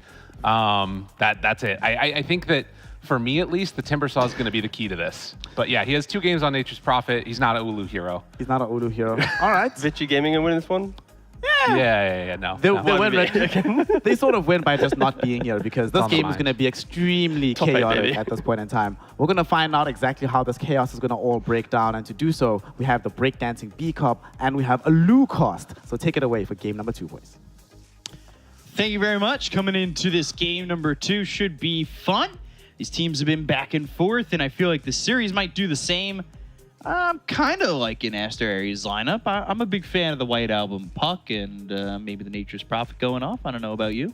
Yeah, YBB, they do have a lot of sustain on their side with Dazzle Graves, Snowball Save, Greaves, Pipe, potentially on Brood Mother, Morphling, like Bloodstone, Morphling shifting. So they need to get in, get this explosive damage, get stuff done on side of Aster Ares. Can they do it? They do have, like, the panel that talk about having a bit more, like, damage coming up from this Nature's Prophet with Timbersaw as well. And you said White Album on his signature puck. Some of these saves might not be as good as you would expect them to be, like playing into Static Storm. So Snowball could potentially lack. Same goes for Coil. You can't use it. So they will need to be, like, a bit more careful how they approach the fights and who's going to be caught inside some of these spells. I'm ready to see the graph again. Go up and down. And There's your up graph. and It's down. the Whoa, whoa, whoa. stairs. It's the stairway to a major right now. Because, well, see, Radiant is Aster Ares. That could put them potentially in a spot with the victory here. Gonna be tough. 3 cores picked up for YBB in a row. And then Dazzle Tusk. Very interesting draft that came out from them. Yeah, definitely didn't expect Dazzle to come out. ZZQ is going to be the one playing it with the Broodmother in lane. They also wanted to have something melee in front of the Morphling, some kind of a body. We don't really see Dazzle all too often. I'm kind of wondering what he brings to the table on this one. Is Red Panda going with that I think first the level on glimpse? reason why they didn't want to put Dazzle against Nature's Prophet, he does not deal well with summons, and TK will be playing Enchantress, so another hero that can't take over the creeps. So Dazzle could struggle. Like, you try to get the hits, get the trades going with Poison Touch, you have 2 Trins on you, so it's going to be much more difficult for him. But against Disruptor, against Timbersaw, and they are swapping the lanes. I like this from Aster Ares a lot. No, going to be in the off lane with TK. Well, we do see Shang-Chi here on the Timbersaw down bottom. My question is to you, we saw Timbersaw earlier in the year go without reactive armor for so long. It depends on the matchup. You see it against heroes like Ursa from time to time, but this one, you want to have a point in reactive armor. I'm interested to see when he does end up taking that point in reactive armor, because I thought it was a good matchup last time, and then they didn't. I don't know. They ended up dying a couple times. I don't want to say it was it Beyond who did it?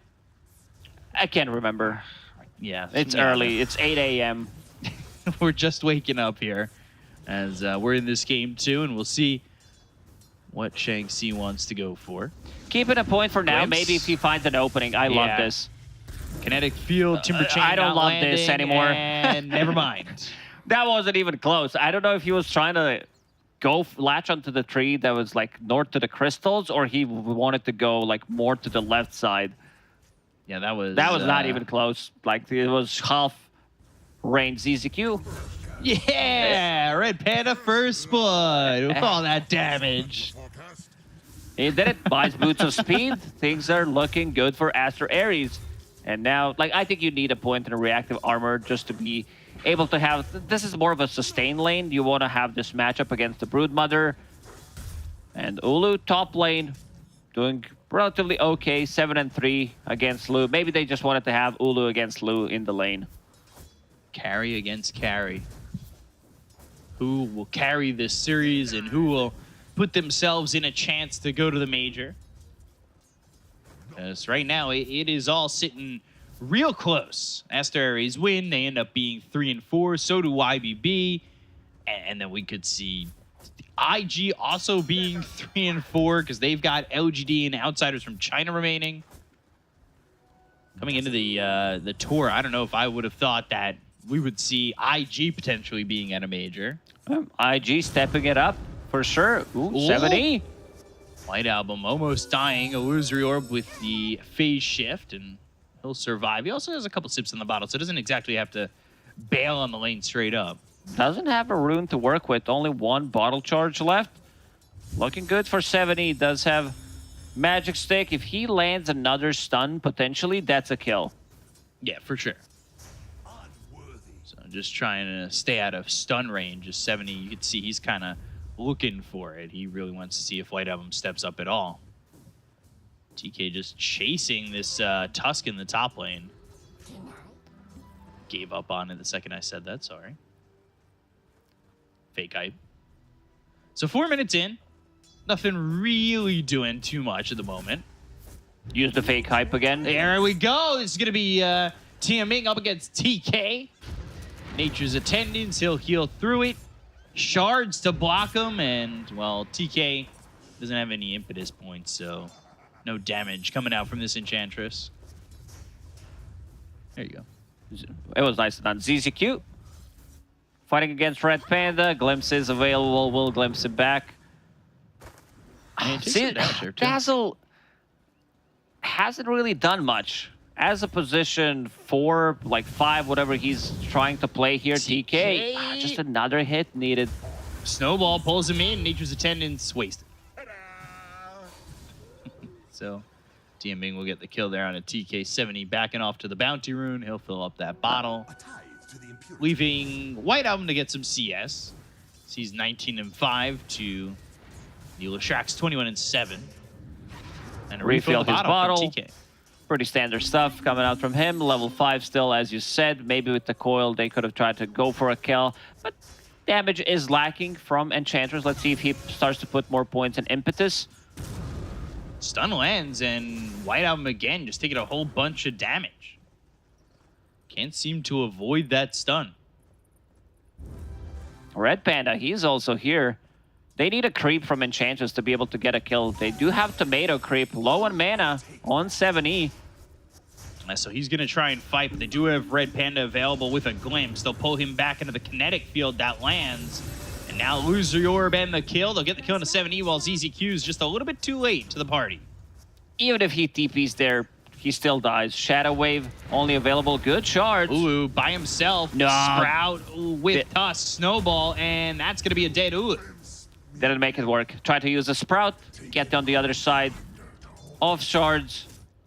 So, yeah, this is going to be a tricky one. As long as you push out the wave with Nature's Prophet, they're going to have longer lane to work with. All it takes is one snowball to stop the TP. And Lu, off to a great start this time around. 35 and 8 in terms of net worth, still sitting on top. Double damage, so stun's not going to land. And look how quick they kill ZZQ. Dream Coil on it too. White Album taking some damage from that Pulse Nova, and he's just going to die. 70 runs him down. Ooh comes in. They land the stun on a Red Panda. Not a lot of mana to work with here for 70. They get the Sprout, and they will not take out 70 yet until the kinetic field comes up and keeps control. But Tusk in. Tag team Shards, TK, he is dead to rights. Olu trying to still go for the tower. They're going to glyph it. Catapult is available, so this rotation, let's see if he can get a deny. He cannot. So they get the tower, and it's good for Aster Ares as they open up the lane a little bit there for White Album, but he did end up dying. They'll go back in onto Ulu with the snowball. Glimpse again, and they're just going to keep the pressure on, looking for this Tusk. Treants will keep the vision. White Album continuing to chase. He's got another illusory orb that lands on a CM Ming.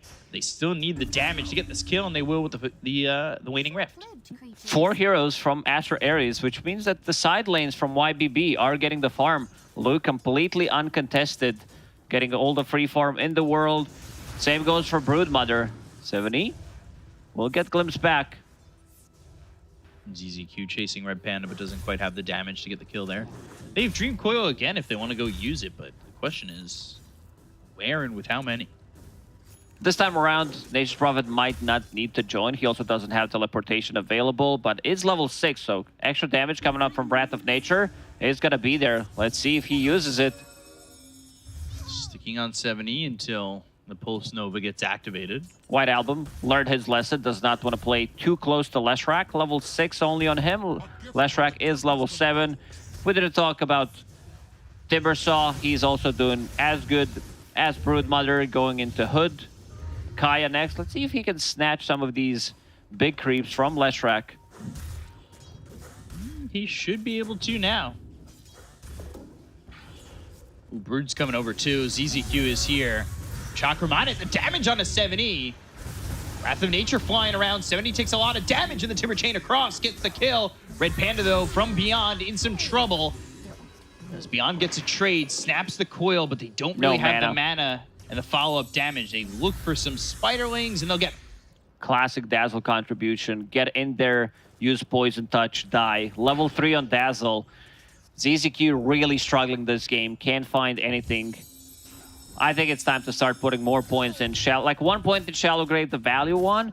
I don't want to see more points in Poison Touch because the game's really difficult for you. You want to max out the Shadow Wave, then you can play with the Broodmother and her Spiderlings. It's going to be a lot of damage. And we see the odds from esportsbet.io. 1-4-1 for YBB. Again, just with how close these teams play, I just don't see it being that favorable for one team or the other. Yeah, we've seen it in the first game. It gets pretty chaotic. The graph look wild. Yanming. Trouble. Ulu coming in. Will add to the damage as 4 heroes are here again, and they'll get the kill onto TMing. It's Ulu who gets credit for that one. So more gold for the Nature's Prophet. They've got 3 heroes, though, that are behind the 2 cores at the top for YBB. One of them being Lu at the top with this morph, and we've seen what a top-of-the-net-worth morphling can do. Right now, he's going into the Manta, so no Midas for morphling this time. I'm glad he's not going for Midas. Like, even in the previous game, they did manage to win it. It still felt a bit awkward, I would say, especially with it being passive TK. He's going to spot this gank. Even if he dies, I think it's well worth it with Ulu, who is pressuring the lane. Stun land, snowballs there as TK runs out of the kinetic field, but the shards, still no kill just yet, but eventually they shall find him and take him out.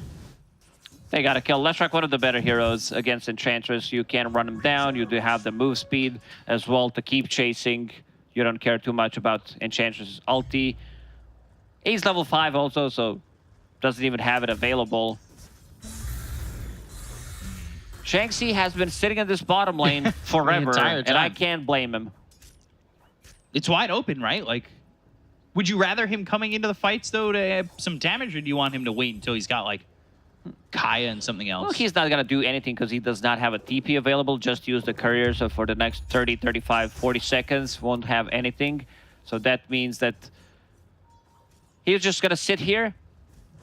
But I want to see him also make a TP rotation. As soon as you leave the lane, Broodmother will take your tower. Coming in looking for Dream Coil with the glimpse. Beyond pulled away from the Spiderlings, and Timber Chain over. Chakram whirling death. Beyond with the mech trying to survive, but the Wrath of Nature comes through and gets the finishing blow. White Album was very patient, waiting for that Nature's Prophet ulti to hit. He was so ready to pop the coil. Did not want to let that one go. Static Storm still available. Let's see if they can find another kill. Lulu. TK. Just outranging those shards, and that's the change, right? The shard cast range. Kinetic Fields, Hellbear, Thunderclap, turns into the puck, goes to the Illusory Orb to leave. They get the He courier. also got his courier. Meanwhile, Ulu, this is always kind of confusing me. He picks up the Maelstrom. There's Ulu and Lu.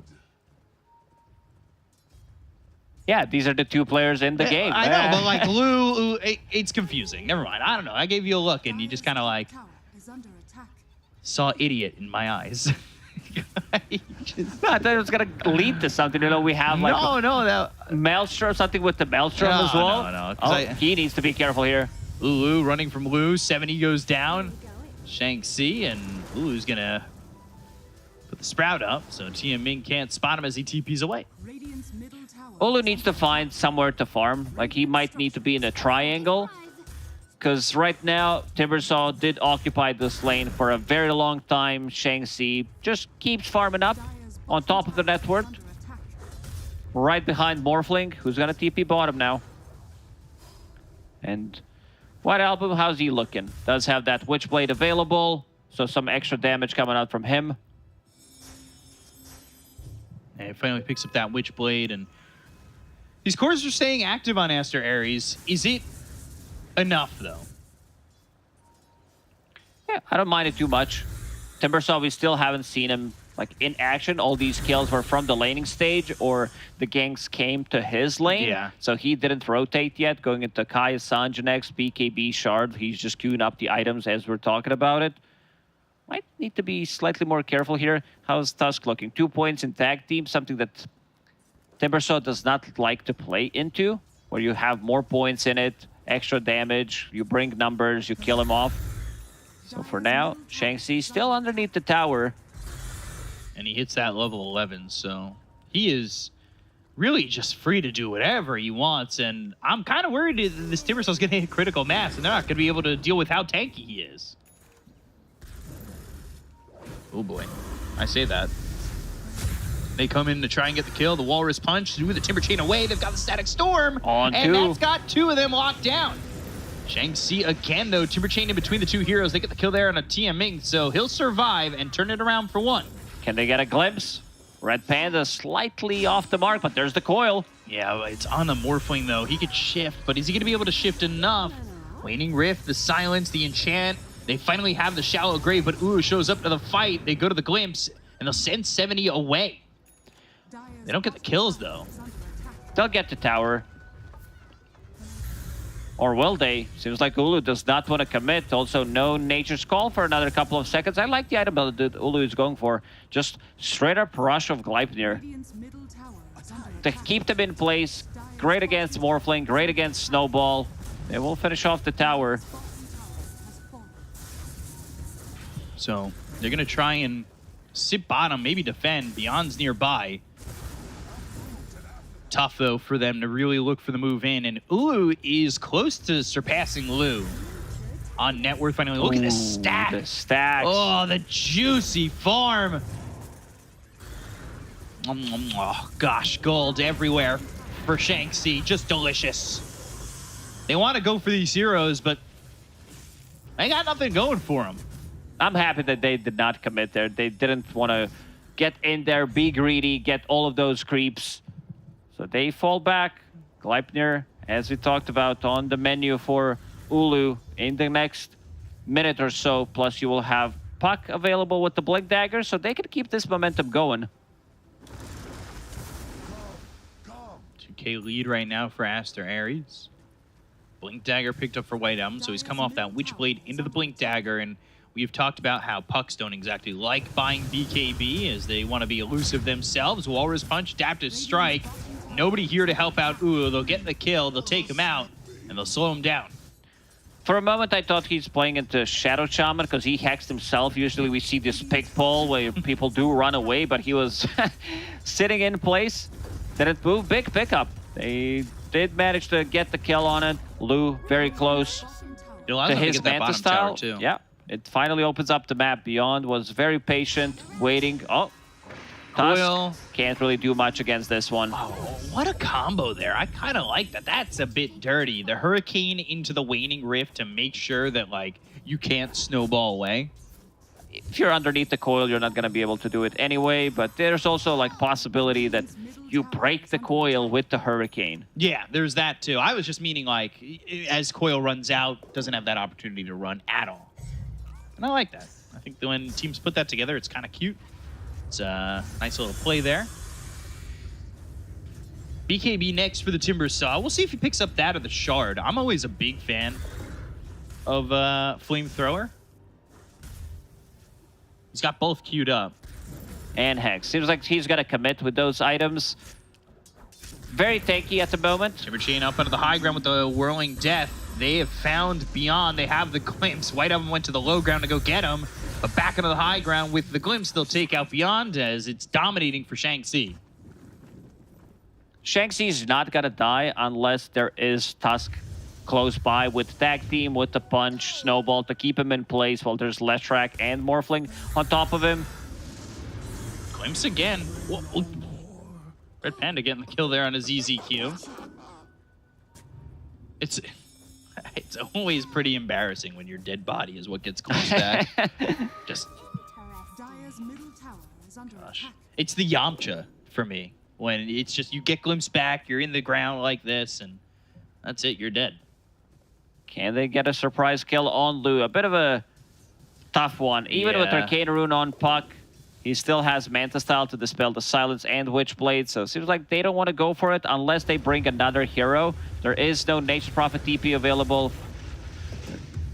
They don't have Wrath of Nature either, but they find him. I think He kinda used walked into Manta him. already. Yeah, they're going to Dream Coil. They're going to go for it. And now Shang-Chi's up here again with the Chakram, the Flamethrower. The kill is for TK, and Lu is dead. You can't use Manta like that. It's protection for you. Like, you're close to enemy tier 1 tower. Let's see if they're going to go for Roche this time around. TK, what does he have? He's bringing an extra creep, Warpine Raider. Nice. They need someone, like we've seen this in the previous game where it wasn't as successful. It took them a lot of time to kill Roshan. It's not the best Roche-taking lineup by any means, so it's going to take some time. You know, he uses that Manta, and I'm wondering, they caught vision of Shang-Chi, who is fighting against Beyond for a second, or 7E for a second, and using the Manta because they don't have really a lot of vision here for the side of YBB. So he doesn't really know where these heroes are, and he uses the Manta, doesn't know. They're right next to him looking to get that kill. Glimpse, Dazzle again, who's been a bit of a non-factor. Flamethrower, Shallow Graves himself. Beyond though to the back lines, gets the kill on a Red Panda. Starting to rip up a few, but ZZQ goes down to White Album, who throws the Illusory Orb on a 7E. Beyond backing off, tracing back as Luke comes into the fight. He's he turns silent. into the puck, he gets the Waning Rift off on a White Album, gets the kill there, and takes out a second. They've got the Aegis on the Walrus Punch takes out TK, and it's 3 kills for YBB. Oof, again, Aster Ares losing. Like, they do get Roche in the end. Like last time, they gave Roshan first to Lu. But they lost 3 heroes now, and they lost a tower. So not really a good trade for them. Has fallen. Nature's Prophet was also low, down to 30% HP. Did not want to commit to a fight now going into BKB next. Can they catch him fully shifted? Ooh. He's starting to shift. Static Storm, though. They have the damage, the Chakram, the Timber Chain, the Kinetic Field. Wu finally dies to Shang-Chi, and now they'll catch Yiming. They've got the Sprout up and around him. The shards won't be enough as Ulu gets the kill and they take out 2. I'm not sure if there was a misplay or if he didn't have really the angle to pick him up with the snowball to try to buy a little bit more time. But Shanxi, he's popping off on the Timber Saw. They set him up for a success, letting him lane against the Broodmother. Level 15 Timber, spell amplification coming out from that, coming out from Kaya Sanj as well. He's gonna hurt, and also the flamethrower pickup, as you said, so having some extra damage. Always low on mana, no matter how many items you have on Timber Saw, like you even pick up the level 10 talent, it's still not enough. No mana will ever be enough. So BKB next for Timbersaw, potentially. He might swap things around if they feel like, oh, we need a little extra control. Hex is certainly the best option. Yeah, and already halfway to it if he wants to commit to it. And I feel bad for ZZQ. I don't think we've seen anything from Dazzle. One shallow grave, dying for that first blood, and that's pretty much it. It's all about that shard timing, I guess. But it's not been fun for him. That being said, the Red Panda, who's been involved in a lot, has about the same amount of gold. Has Blink Dagger as a position 5. I like it. Wants to be able to keep the distance, like close the distance even further. So if they get a kill, it's also such a great tool against Dazzle's shallow grave. White Album, Dream Coil, Red Panda, over to the side. He snapped the coil, so the Static Storm, the kinetic fields come in. Wrath of Nature, they're gonna bring Ooh over with the Gleipnir. They shallow grave this morph. Goes into the snowball, pulled over to TK, but Lou's still gonna die to the whirling death coming out from Shanxi. The Timber Chain to follow it up. The shards aren't gonna be the blocking measure that he was hoping for. As TMing drops, so does ZZQ. Triple kill for Shanxi on the Timber Saw. Red Panda, that Blink Dagger coming in clutch, sets up another Static Storm on Morphling. He is very close to BKB, but also so far away. So this is the second, even third time that they use Static Storm on Morph. They get a kill. Snowball doesn't come in on time because of the Gleipnir. They have so many layers of things they can throw at them where there's not going to be the saves coming out. And we're going to see that replay. Snaps the coil into Static Storm, and Nature's Prophet TP's in. Immediately Gleipnir, so no snowball save. Takes a little bit more time, and as soon as he comes out of the snowball, Whirling Death catches him. Are scanning. And this time, Shanxi, look at this, with the Arcane Rune. Just able to keep up and kill off these heroes. What did he decide to go for? Because he bought the BKB in full. Now, he had that triple kill, a lot of gold going his way. But Hex, Shiva's on the docket next. So we'll see how quickly he gets into that. He is farming really well. Ooh, White Album goes for the wrong direction. Maybe finds him in the end. Let's see. Does not want to use a blind call. The rest of the team also not there to back him up. Dire's top tower. Yeah, he had Shanxi before, but he backed off the lane, and he's going into the triangle again. He is so confident. Oh my god. Olu takes the kill with Wrath of Nature. Typical carry. Putting in 1 button's worth. Sure. Making sure there is no grave. Got it. Lol. Shanxi with that BKB that you mentioned feels relatively unkillable if he has the stacks come into the fight. And he's not focused by tag team or punch. They can't really bring him down. BKB finally being delivered to Lu. Another Kaya Sanj. BKBs, and now they're going to go in on a TK. They get the kill. They'll look for Shanxi. He's holding on to the BKB and doesn't need to pop it. Feeling very confident in not doing so. Lu turns into Timbersaw, sorry. So there's going to be pure damage coming out from him. 70 takes over the outpost. I want to see some more aggression coming out from them. They do have 2 BKBs. They just got to pick off, push out the waves. Problem is Ulu is split pushing. He does not go for 5 Treant summoned talent, instead opting to go for more right-click damage. But these Treants are very annoying to deal with. And is getting another set of items, getting very close, just 2,000 gold away from that Scotty, which is going to cripple Leshrax's healing, Morphling, Dazzle, and also Broodmother with the mech. So Very valuable item. Yeah. They've got their triple BKB timing, all 9 seconds here for Morph, Lesh, and Brood. Really just trying to, I would say, hope to find a fight. They haven't exactly played too aggressively, and they're going to find themselves Tia Ming. Another kill there for Shang-Chi. White Album will pick up Region Rune. I was thinking maybe Timbersaw gets it, because he's always low on mana. Got to keep it that way, though. Can't jinx it. 7E has the Obs vision, has ZZQ nearby, and they might want to stop this outpost. They will. They'll bring Lu in again. ZZQ behind him, and already at half health for this Timbersaw. Some of these Timber chains are not connecting. It feels like it's much closer, but needs to be considered that he's so far ahead, has a BKB plus hood, so he can bail himself out of the trouble if needed. Red Panda will get a observer ward. There is one that you talked about on the high ground, and now YBB gonna smoke. Let's see how they're gonna execute this gank. Tusk does have a Blink Dagger available, so he needs to be the one jumping in and starting things off. If he can find anybody. Right now, the only one near is Ulu and Red Panda, who are kind of close. And TK, but smoke like this, you kind of want more than TK, and they're going to go for Ulu, but the Static Storm after this commitment. So now the right clicks, the Wrath of Nature bouncing around the shallow grave to save Tia Ming, but the BKB being popped by 7E. He'll land the stun on the Shang-Chi. Beyond's coming over with the help of Blue with the BKB being popped here by this Timbersaw. He's standing his ground. They've got the Dream Coil on the 2. They get the mech from Beyond, so a little bit of sustain, but the damage coming out of 7E is through from Shang-Chi. They get a kill on the 3. The look over at Lu's gonna wait for him away, turn into the puck. Illusory Orb out of harm's way for the moment, or actually towards Shang-Chi. No way! They were ready for that one. They get themselves a 4th, and Beyond's the only one who survives. Ulu has been holding on to BKB for a very long time. They use the Static Storm immediately on top of Nature's Prophet. He goes back with the TP, comes back with teleportation near the secret shop, buys Eye of Scotty, and starts hitting on Morphling. So cute little play there. Not enough, like doesn't land a stun, because Static Storm did clip Leshrac, and he did not want to commit with the BKB. Because, you know, as soon as you see him use his hand, like lifts his hand to try to go for that stun, Ulu will have enough time for a BKB.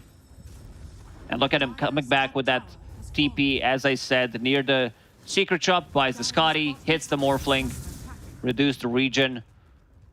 And then look at this, Blue thinks he's safe. Illusory Orb, I'm gone.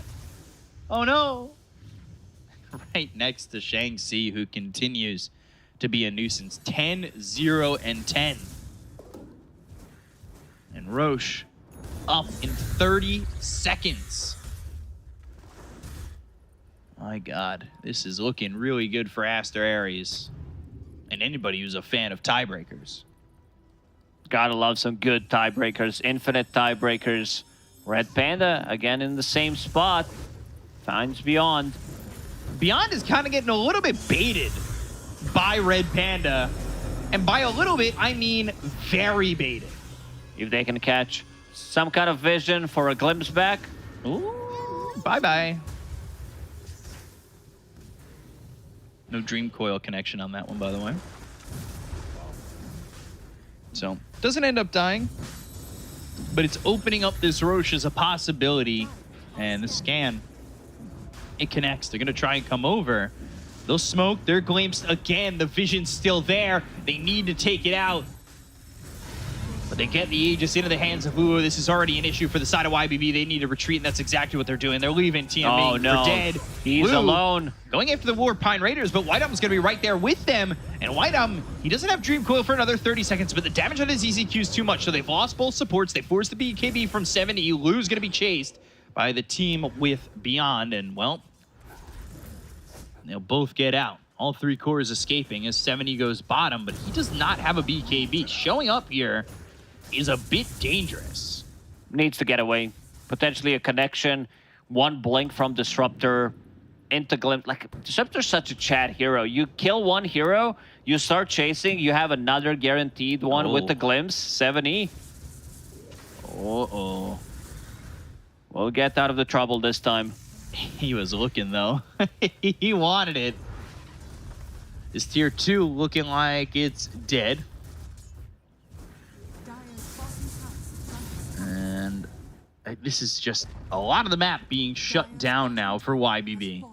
Also, Nature's Prophet hits level 20 there. So Sprout leashes against Morphling, against Snowball saves, or just aggressive Snowballs. They're not going to be there. The talent did get nerfed, so it doesn't go through BKB anymore. So you can't just use it on Morphling and he can't do anything about it. But another leash tool on top of Coil. Puck hits level 20. More Wanning Rifts in the fights. We see Dazzle struggle so many times. He can't get anything done in the fights. He's been sitting on this 6 assists for a very long time. Gleipnir misses. He's playing ultra aggressive now. Beyond. Radiant's top tower Seen. is under attack. As Timber is or was invis, and now they're gonna go after Lou, but White Album getting turned on as he phase shifts. Static Storm, BKB, and Oh, no, White Album phase shift blank. again. They got the kill on the ZZQ. Lou, though, not a lot of mana to work with. White Album juking away. Still trying to get Lou, and they will. Oh, no. It was close. He almost got him. Puck is so tanky. Kaya Sanj, Octarine Core, but they get a kill. Like, rest of the team not there to connect with him. Maybe get another layer of save, some kind of a Glimmer Cape, maybe a Snowball, or a Shallow Grave. And now, he does have buyback. Who needs BKB? Not Puck, that's for sure. Timber Chain into the Hex that was just picked up by Shang-Chi. Impetus shots with a little bit of whirling death and actual death. They Gleipnir on to Beyond. He'll pop the BKB. They'll buy back here as 7E is also going to pop his BKB. This could be the ending fight if they don't go and get themselves out of this one or win it. 7E saved by the Snowball. They've got some help right now coming in. And, well, this is Dream Coil placed down the Shallow Grave on himself. 7E's going to drop. TMing goes down. They'll take out ZZQ. Beyond's in the trees and a creep. Outs him.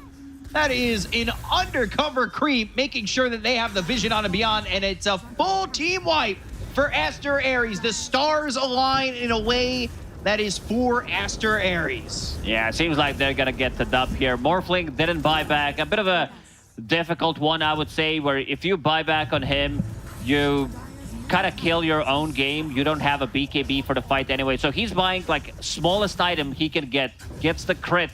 Just gets the casual Crystallis after he respawns. Wants to be able to have, like, anything that he can bring to a next fight. But the problem is they're still holding the Aegis for another minute. And this AC coming in very clutch. Gleipnir again, no BKB for Beyond. Kinetic Field is holding him in. Shallow Grave is going to do nothing but extend the inevitable, which is looking like a victory here for Aster Aries. They go after ZZQ, the Allure Zero Orb. There's the Hex into the Static Storm. Lou goes down, no buyback. It ain't Sagittarius time, it ain't Tauros time, it's Aster Aries time. Yeah, they need to call it. They are going to try to smoke. 7E goes in one more time. Trying Gonna again, get they can't blasted. kill anybody. Shallow Grave once more with the BKB. Ooh, he knows he's got an Aegis. They'll take out just that. They're running these heroes away as another Hex from Shang-Chi. He'll get another kill, and it will be Shang-Chi ending the game at 18-0-14. Aster Aries taking the series over YBB, and it is looking like we are now entering the tiebreaker zone. Yeah, with this win, Aster Aries pushes himself towards a 3-4 score. Same goes for YBB. IG still has 2 more series to play to see how things are gonna go, but seems like we're gonna have a lot of tiebreakers as expected, as in every region as well. But yeah, this is a big upset. Coming into this series, I definitely thought that YBB is gonna be able to take them down because the Aster Aries, they had some really shake performances. In this series, the first game was pretty chaotic. The second game, they got the advantage at the early stages of the game and they did not let go. Yeah, it's not often that the little bro gets revenge for big bro. Yeah. But Aster Aries is going to do it here and in a very slick way. If I'm looking at that screen right, there is a chance if Vici beat Extreme and all these things happen, it could be from 4th to 7th tiebreakers for major and relegation, which is mind-blowing in itself. So we're going to have to see how much the minds are blown from the panel as we throw it back to you guys. Take it away.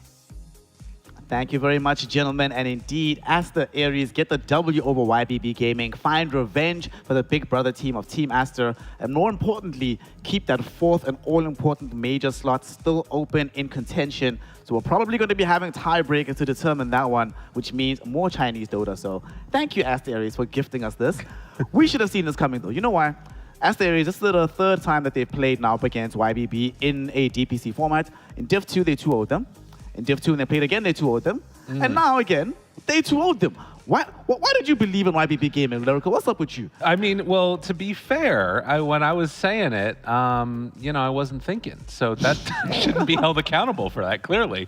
No, I believed in YBB because I thought that Aster was the worst team, which to some extent I still sort of stand by. I think that if you look at the drafts in these games, it's pretty volatile from YBB. Yeah. And Aster Aries took advantage of that, but I think that it's something that we talked about multiple times on this panel. When you get down to the wire, when you're one game away, one series away from making it to a major, something this team's been looking to do for so long, the pressure ranks up. It starts turning into some craziness. And they came up one short from being able to secure themselves a slot. Now they need to do in tiebreakers. And for Aster Aries, I mean, they've got to be feeling great. I mean, Shang-Chi just popped off in this game. 18-0-14 on the Timbersaw, a first phase Timber after seeing only just the Brood. He's like, you know what?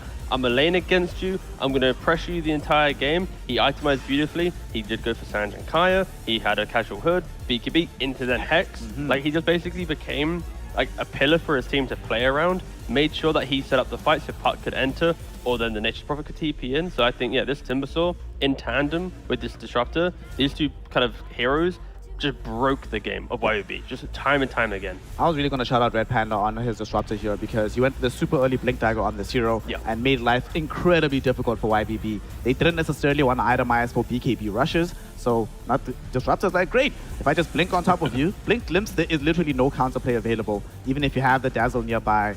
They have so much damage at that stage of the game for Aster Aries that they're reliably killing these heroes. Also, I'm looking at the support duo from the side of Aster Aries, Disruptor and Enchantress. These are both heroes that can do stuff in and out of the laning phase, can make stuff happen. On the side of YBB Gaming, Tianming can make things happen on the Tusk, but it's not the same hero from support as we see it in the core role. And unfortunately, this Dazzle it didn't work at all. Like, I did not feel the impact of this hero whatsoever. Even the Graves that he got off, almost reliably, the hero would die anyway as soon as the duration of the Grave ended. I mean, I think that there maybe was some thought there that we need a saving support for Leshrac. We need these, like, spider bombs to come out from beyond. But I think that it was the other hero that you talked about earlier, Red Panda, playing on the Disruptor, that completely shut down Beyond's game. Because I looked at the draft, and they took so long for that pick to go into the Disruptor. And when you pair it together with the Timber, if Timber's just alone down there, he farms, Broodmother farms more of the jungle. With the Disruptor in tow, suddenly Brood's dead. And those rotations that they came over with Brood and with Puck, it just absolutely wrecked his game, and Beyond never recovered from it. Yep. 0 kills, or 0 deaths rather, on our MVP for this particular game, Shang-Chi on the Timbersaw. Excellent game coming out of him. And because of the good start that he had, we look at the heroes on the other side here, T, and you're like, well, there's a Leshrac, there's a Morphling. Eventually, they can kill this hero. Sure.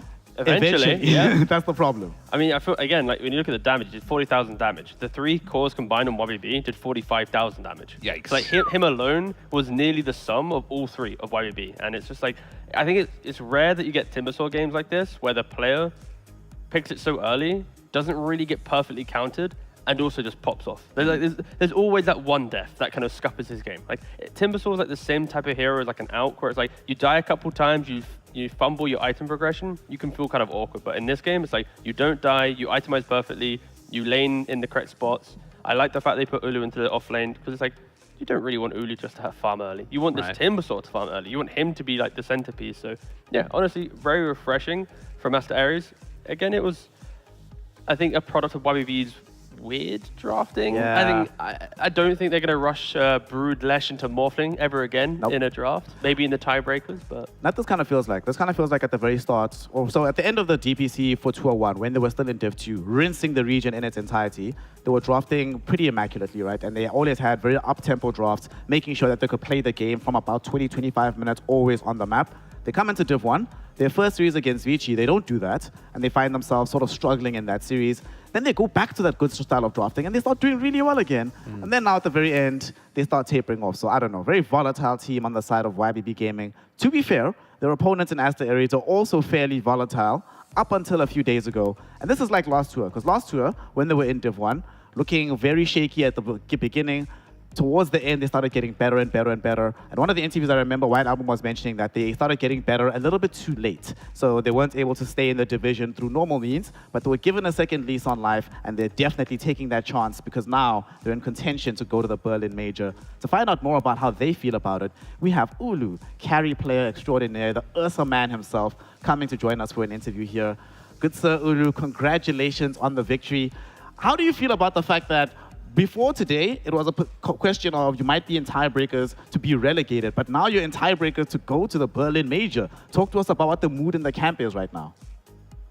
首先恭喜你拿下这场比赛的胜利。可能在几天之前，你们还在考虑要打这个保级的加赛的事情，但是今天过后的话，现在可能要开始考虑打到这个去柏林 Major 的这个加赛的情况了。想问一下，现在打完比赛之后的心情是怎么样的？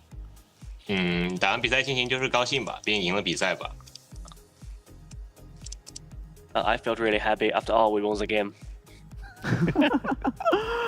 Something I'm very curious about as well, right? Right now, you've been in your team for quite a number of years, right? Since 2021, you've been playing with some of the players as well, in particular Shangxi and Red Panda for quite a long time as well.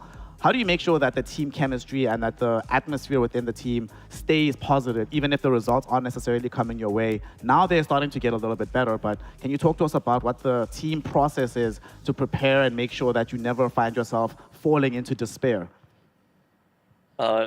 你跟队里包括生死和红熊猫就是打的也比较久了吧？然后你在这个队伍的话，从这个2021年开始也是有一段时间了。成绩的话，当然不是肯定是一路过来一帆风顺的。就是想问一下，你在遇到低谷的时候，是队内是怎么样保持一个比较积极乐观的气氛呢？遇到低谷的话就硬挺过去，其实也没有什么特别多的沟通什么的。可能打着打着就会好一点，然后有时候打着打着就状态不太好，我们有点随缘，看运气吧这个。I think you have to face some downtimes, and during the hard times, you just have to put it through. You just have to work through it, and there's no secret. There's no short pass, and just try your best, and maybe things will work better. All right, makes sense. Lyrical, what you got for the man? Ulu, hello. I had two questions. One was in the end of game number 1, we saw on your camera you looked very, very happy, but also you were you're beating your heart as if you were very concerned. Can you tell me what the emotion was like calling to go for the Tier 4 towers? 想问你2个问题啊。第一个问题就是第一把结束的时候，看到你摄像头里的你是非常开心的，但是同时你也在拍着自己的这个胸口，就是想问一下，当时最后一波的这个决策，当时是怎么想到就是直接去选择一波的，然后打完的感想是怎么样的？当时我们看到那个乌尔萨出的那个迅疾闪光，我们觉得他应该没有钱留满，所以我们决定一波。然后打完心情就是很激动啊，因为其实。在我们给他们第3代盾之后，我们觉得已经有点难打了，但是没想到我们可以这么快就找到机会把他们基地一波推掉。Yeah, so the reason we made the decision was because we saw Ursa update his Blink Dagger. So we made the assumption that he does not have bad back. That's why we decided to go for the team fight. And we felt really happy after the victory because after they got the 3rd Roche, we all thought the game is very tough for us, and we didn't realize the chance coming so fast that we have the chance to just take them out just in one team fight. That's awesome. I love that. The other question that I had was when I saw this last draft for game 2, I saw you playing Nature's Prophet, and I looked it up, and you only had 2 games on Nature's Prophet, and they were both losses, and I was worried. But you guys looked amazing. You looked really good. Did you call for the Nature's Prophet? Was your team that called for it? What happened? 就是第二把选到先知核心之后的话，我看了一下你这个英雄过往的使用战绩的话是0-2，就是不是特别好。但是当时队内是怎么样的一个沟通，就是让你拿下了这个英雄，并且你也是一改以往的这个颓势拿下了这场比赛的胜利。其实这场我先知打的也不是特别好吧。然后当时选先知是觉得我们2号位和3号位这把都比较好发挥，可能我前面帮他们推塔，然后后面他们把对面压制住了，我就打前就行了。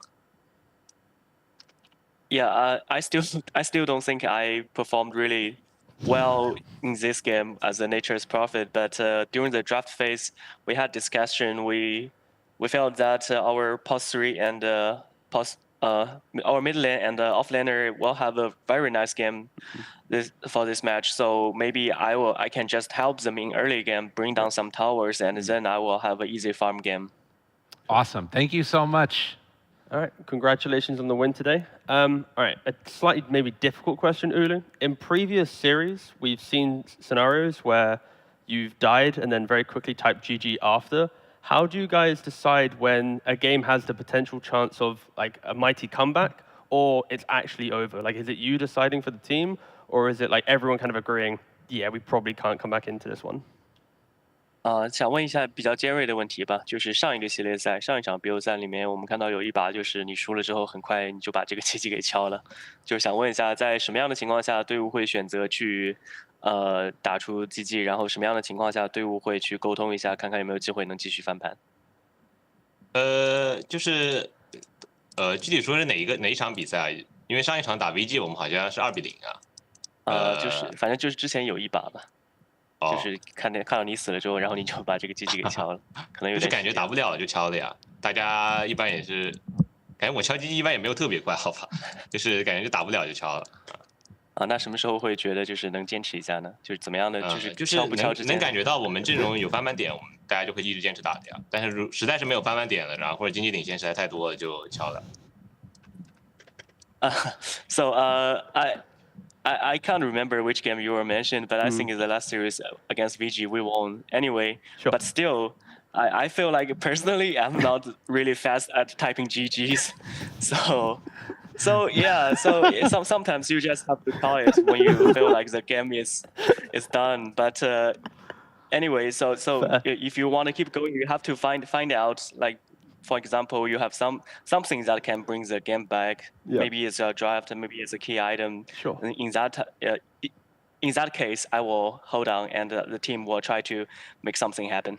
Okay, that's nice. And of course, winning today, you're now sitting 3 and 4 with YBB. Would you like to have only a one-way tiebreak? So it's two-way, sorry. So it's one best of 3, or would you rather some IG come into the mix as well, or Vichy Gaming? Like, are you more excited for a simple tiebreaker, or do you want to play out this like bigger? 3-4 team tiebreaker. What excites you more?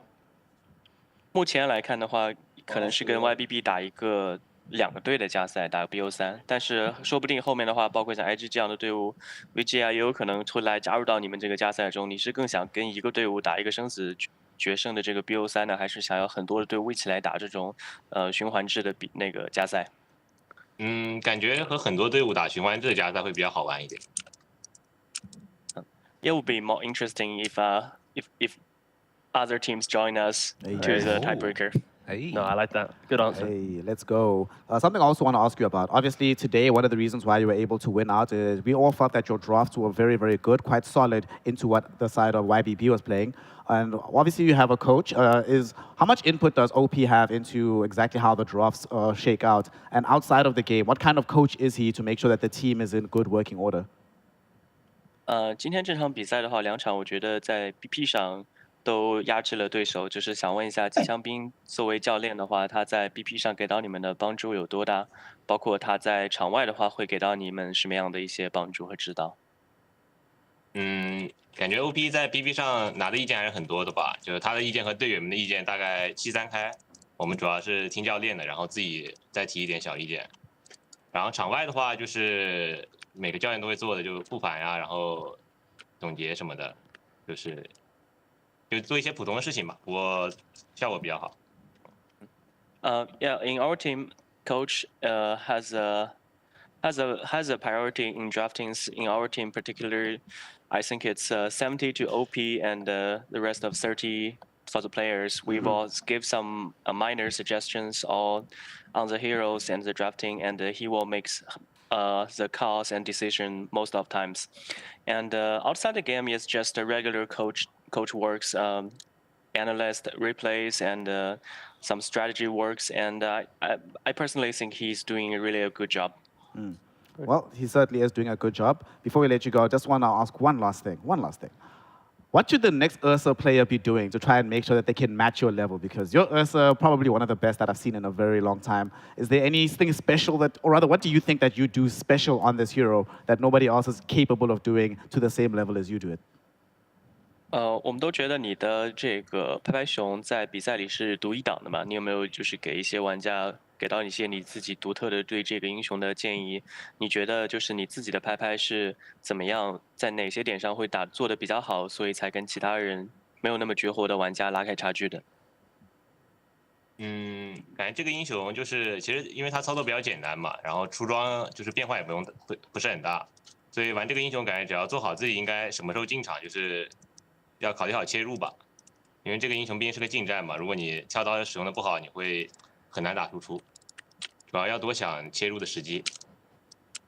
Yeah, I think Ursa mechanically is a very simple hero, and he doesn't have too many different item builds. So what you really need to focus on is when to get into the battlefield. That's the most important thing. Also, he is a melee hero, so if you misuse your Blink Dagger, it will be really awkward for you to deal damage in team fights. I think that's the most important thing you do when you are playing Ursa. Okay, definitely makes sense. Thank you for that insight, and thank you for more insight into yourself and the rest of the team. We look forward to seeing you all in the tiebreakers and maybe still at the Berlin Major. So good luck, have fun for the rest of the games that we have in the region, and we'll see you then. So thank you so much for your time for today, Ulu. 感谢你接受我们的采访，希望你后面的这个加赛好运。Thank you. That is, of course, Ulu, carry player for the side of Asta Aries, with our boy Marshall helping us out yet again with the translation. Nice. Sometimes you got to go through the dark times, like he said. You got to tank this out for a while, Oracle. Yeah. It's not fun. You don't want to do it, but you get through it. And then when you get to the other side, you get on the upward trajectory, because now they are looking hot. They feel more relaxed. And there's no quick GGs. He's definitely in That was such a lie. That was so great. Bro, I'm asking so the good. hard-hitting question, and he's like, I don't know. think I do that. And I'm like, mate, I have like 8 games in a row where it's Why like didn't you say that? Why didn't you say that? Yeah, come on. Okay. Yeah, please. Let me try and pass that through the translator to Ulu, back to Ulu to me. So let me tell you this. When you asked, what is it that you do as Ursa that other people don't, I thought he was going to respond, I don't buy Swift Bank with no buyback. But he did not go there. He didn't go there.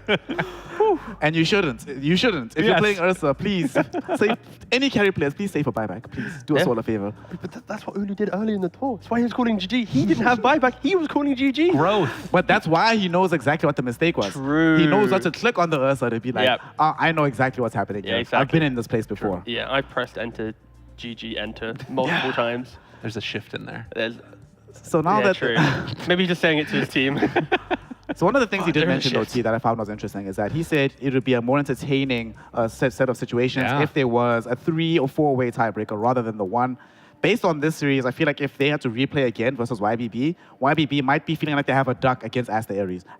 You want the real take? I think the reason why he wants more teams, I don't think any team right now in that 4th slot in China is strong enough to actually be a good contender at the major. So going for a deeper tiebreaker allows you to replay series, show your development, and the team that can go, okay, we actually easily beat the YBBs, the IGs, the whatevers, and then stand on top of that like kind of mini group, they'll have more confidence going in. I think just a simple, we beat YBB in another best of 3, that doesn't give them any kind of real confidence, I don't think. Because again, it's very scrappy. From 4 through to 7, it's anyone's game, and having a region that deep, in that position, I don't think it's too empowering. So I think it's just a cool thing to do. Well, right now, of course, with their W, we see on the leaderboard how things have shaken out as Asta Aries, at current moment, are in the 4th place. Because of their win here today over YBB Gaming, that means that the top 3 slots are locked in. Team Asta, Extreme Gaming, and PSG LGD. The order might still be mixed up, but guaranteed, those are the first 3 teams going to the major. And it's this 4th slot where things are very entertaining. YBB, they're in tiebreakers guaranteed no matter what. IG, they could find themselves, if they beat LGD later and they beat Outsiders from China, they get the slot automatically. VG Gaming, if they win a game, then they're also in contention for the tiebreaker. So a lot can still happen within the region. Right now, let's assume, T, if by some miracle, let's say that Extreme Gaming lose a series to VG. Yep. We get them into the tiebreaker mix. Let's say that LGD, because they also don't need the game, they also lose to IG. Oh, well, I think no, they have to beat IG and then IG beat Outsiders, right? Yeah. If it's those 4 teams, best of one round robins. You want to power rank them real quick? Hit me. What you got? Okay, so if YBB drafts correctly, it should be YBB, Asta Aries, Vici, IG. But if YBB drafts horrendously, then it's like, you can throw YBB all the way down to the bottom if you want to. Like, well, let me just tell y'all what's going to happen here. Vici, they're going to take Beat the the top future. spot. Oh, here we go. They're going to move on forward, and then they're going to get top 8 at the major. at the baby. major. It's all happening. Does that happen with or without Erica? Because Listen, it doesn't matter. It doesn't matter. They're taking it. they pick up a whole new roster. They're going to win TI. Who cares? they're going to win TI. Damn, like, that's a big upgrade just from the major. Now we're winning TI. From div to elimination potentially to suddenly all the way up here. I Yeah, love exactly. it. That's a storyline I'm down for. One thing is very scary for Vici, though, Lyrical, is that in the event that they do not win their game against Extreme Gaming, they will be relegated. Yeah. Like, that's it. They're Just done. win, baby. Like, Yeah, I mean, it's like a lower bracket run, you know? Like, this is the lower bracket, you know? They lose, True. peace, see ya, they win. I The mean, journey is there. think about it. Last chance qualifiers, TI, Liquid win that. Suddenly they get top 3 at the major. They were losing everything. They got last place with Alliance at the freaking Malaysia event right before TI. Then they get top 3. Amazing. There we go. So the next series that we have, of course, is going to be a PSG LGD versus Invictus Gaming. Yeah. What's your read on this here, Lyrical, between these two teams? PSG LGD, we know that Zhao gives no quarter, right? Yeah. He does not give any quarter. However, IG has been resurgent in the last couple of days, and they've been looking better and better on each subsequent matchup that they play. Is it enough? Have they gotten enough of a momentum buff? Don't look at Tiga right now, you know. But what do you think? What's the odds of them taking down LGD? I would say like 10%. That's where I'd put it at, That's because fair. LGD still has stuff to play for. If they had already secured top of the thing no matter what, then I think that it would probably be like 20 to 30%, somewhere in that neighborhood. Because even if like you can say to yourself, hey, we want to sort of make sure that we're giving it our all, there's still a little bit of a letdown that I think happens naturally for teams. And that probably still exists to some extent for this major as well, going into it. So I could see a world in which IG finds something for Emo. They find something where like everything just feels good, and then they come away with a quick 2-0. I think that if LGD wins one game, IG, it's over. All right. And you T, before we get into the next series, how have you felt about... They're clearly acclimating to this whole role swap between Dust and Emo. Yeah. Xiang Yu is getting better and better. His hero pool is expanding. Has it changed your opinion at all about their overall game style?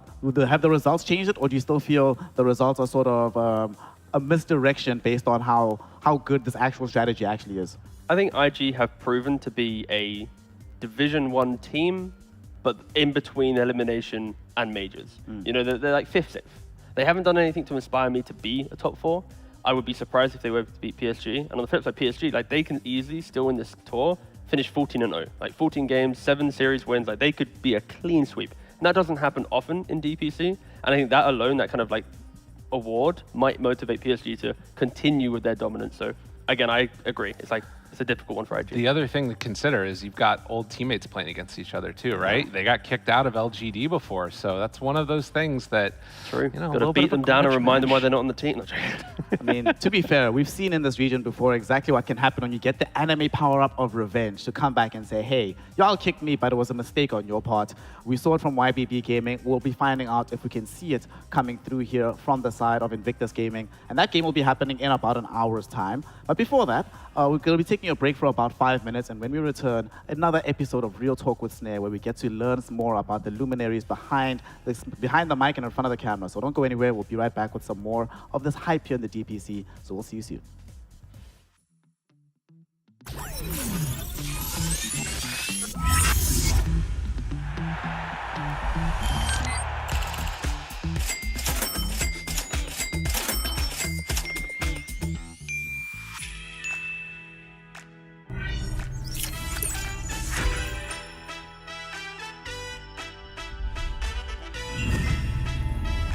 Watch more. Earn more. Full TV.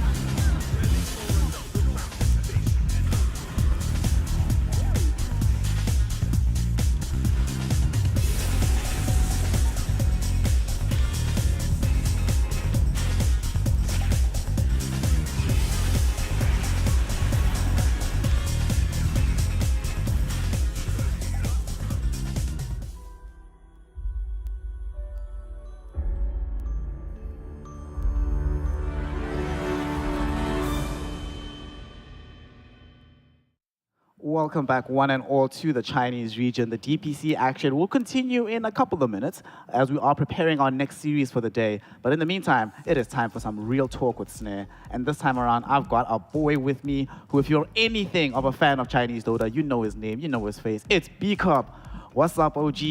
China, what a region, what a place to be, right? The best place to be, the best region to be. I know you guys also watch Western Europe with us in NA.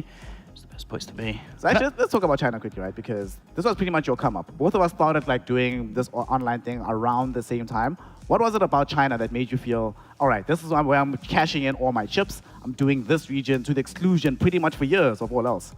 Well, before I do that, can we just high five? We're both here. Let's Woo! A long time coming, trust. A long, get long that time signed, yeah. For me, China was just there when I was awake. I have like sleeping issues for my Crohn's and everything like that, so I was just awake all the time at night, and I'd find myself being like, all right, what's on? Watching some Dota, watching the good old days of Hyper Glory Team, Energy Pacemaker, For the Dream, ABC, and just having a good time with that. It was fun to watch. It was fun to look at, and then all of a sudden I was like, all right, maybe I'll cover this on my own channel. There's no English coverage, because back then, H-Cup and DPL, for the most part, they would get like sporadic coverage from Beyond the Summit and maybe some other casters like us who would just do it when they had time, and I just started doing it. That was it. And you're just like, let's just keep doing this. Don't look back. They're on my YouTube channel. They're terrible casting. It's really bad. It's not really that bad. It was some hard stuff. It was good. But that stuff was hard, though, not just for the time you have to spend just solo casting, doing it alone. You have to do all the production. You have to be the one. You're pretty much doing everything. People ask you, hey, I need information on this region. You have to be the one that does the research. It was a lot, right? But speaking of, how did you make the transition mentally from solo casting to casting with somebody else, right? Did you ever feel like you have those times when you feel like you're over-talking, given that you're just used to having to cover all the air by yourself? It was definitely tough. I think when I first started casting with somebody else, it was like, I'm just going to sit back. They know what they're talking about. This is kind of my first few opportunities. I feel like I let them talk more than me, and then I kind of fell into just being like, all right, play by play, that's my name. I'll just do the fights. That's it. And I think I struggled with like conversation at first, and that was just the bounce off. And I also worked with a lot of different people, so it was kind of hard to get like a vibe together and everything like that when I was first getting paired up with co-casters. But that took a while. I was solo casting for like 2-3 years. I was like, this is just me. Just me in the room. My mom and dad would come in. They'd bring me coffee early in the morning, just sneak it over, and it was great. But it was rough because you didn't get paid, Yeah. You had to rely on like Twitch people. You had to rely press on that ad donations. button. That ad button. Oh, do you remember those 3-minute ads? You're like, I'm sorry, y'all, I have to do this, but I gotta do it. Is this okay if I just don't leave? Don't.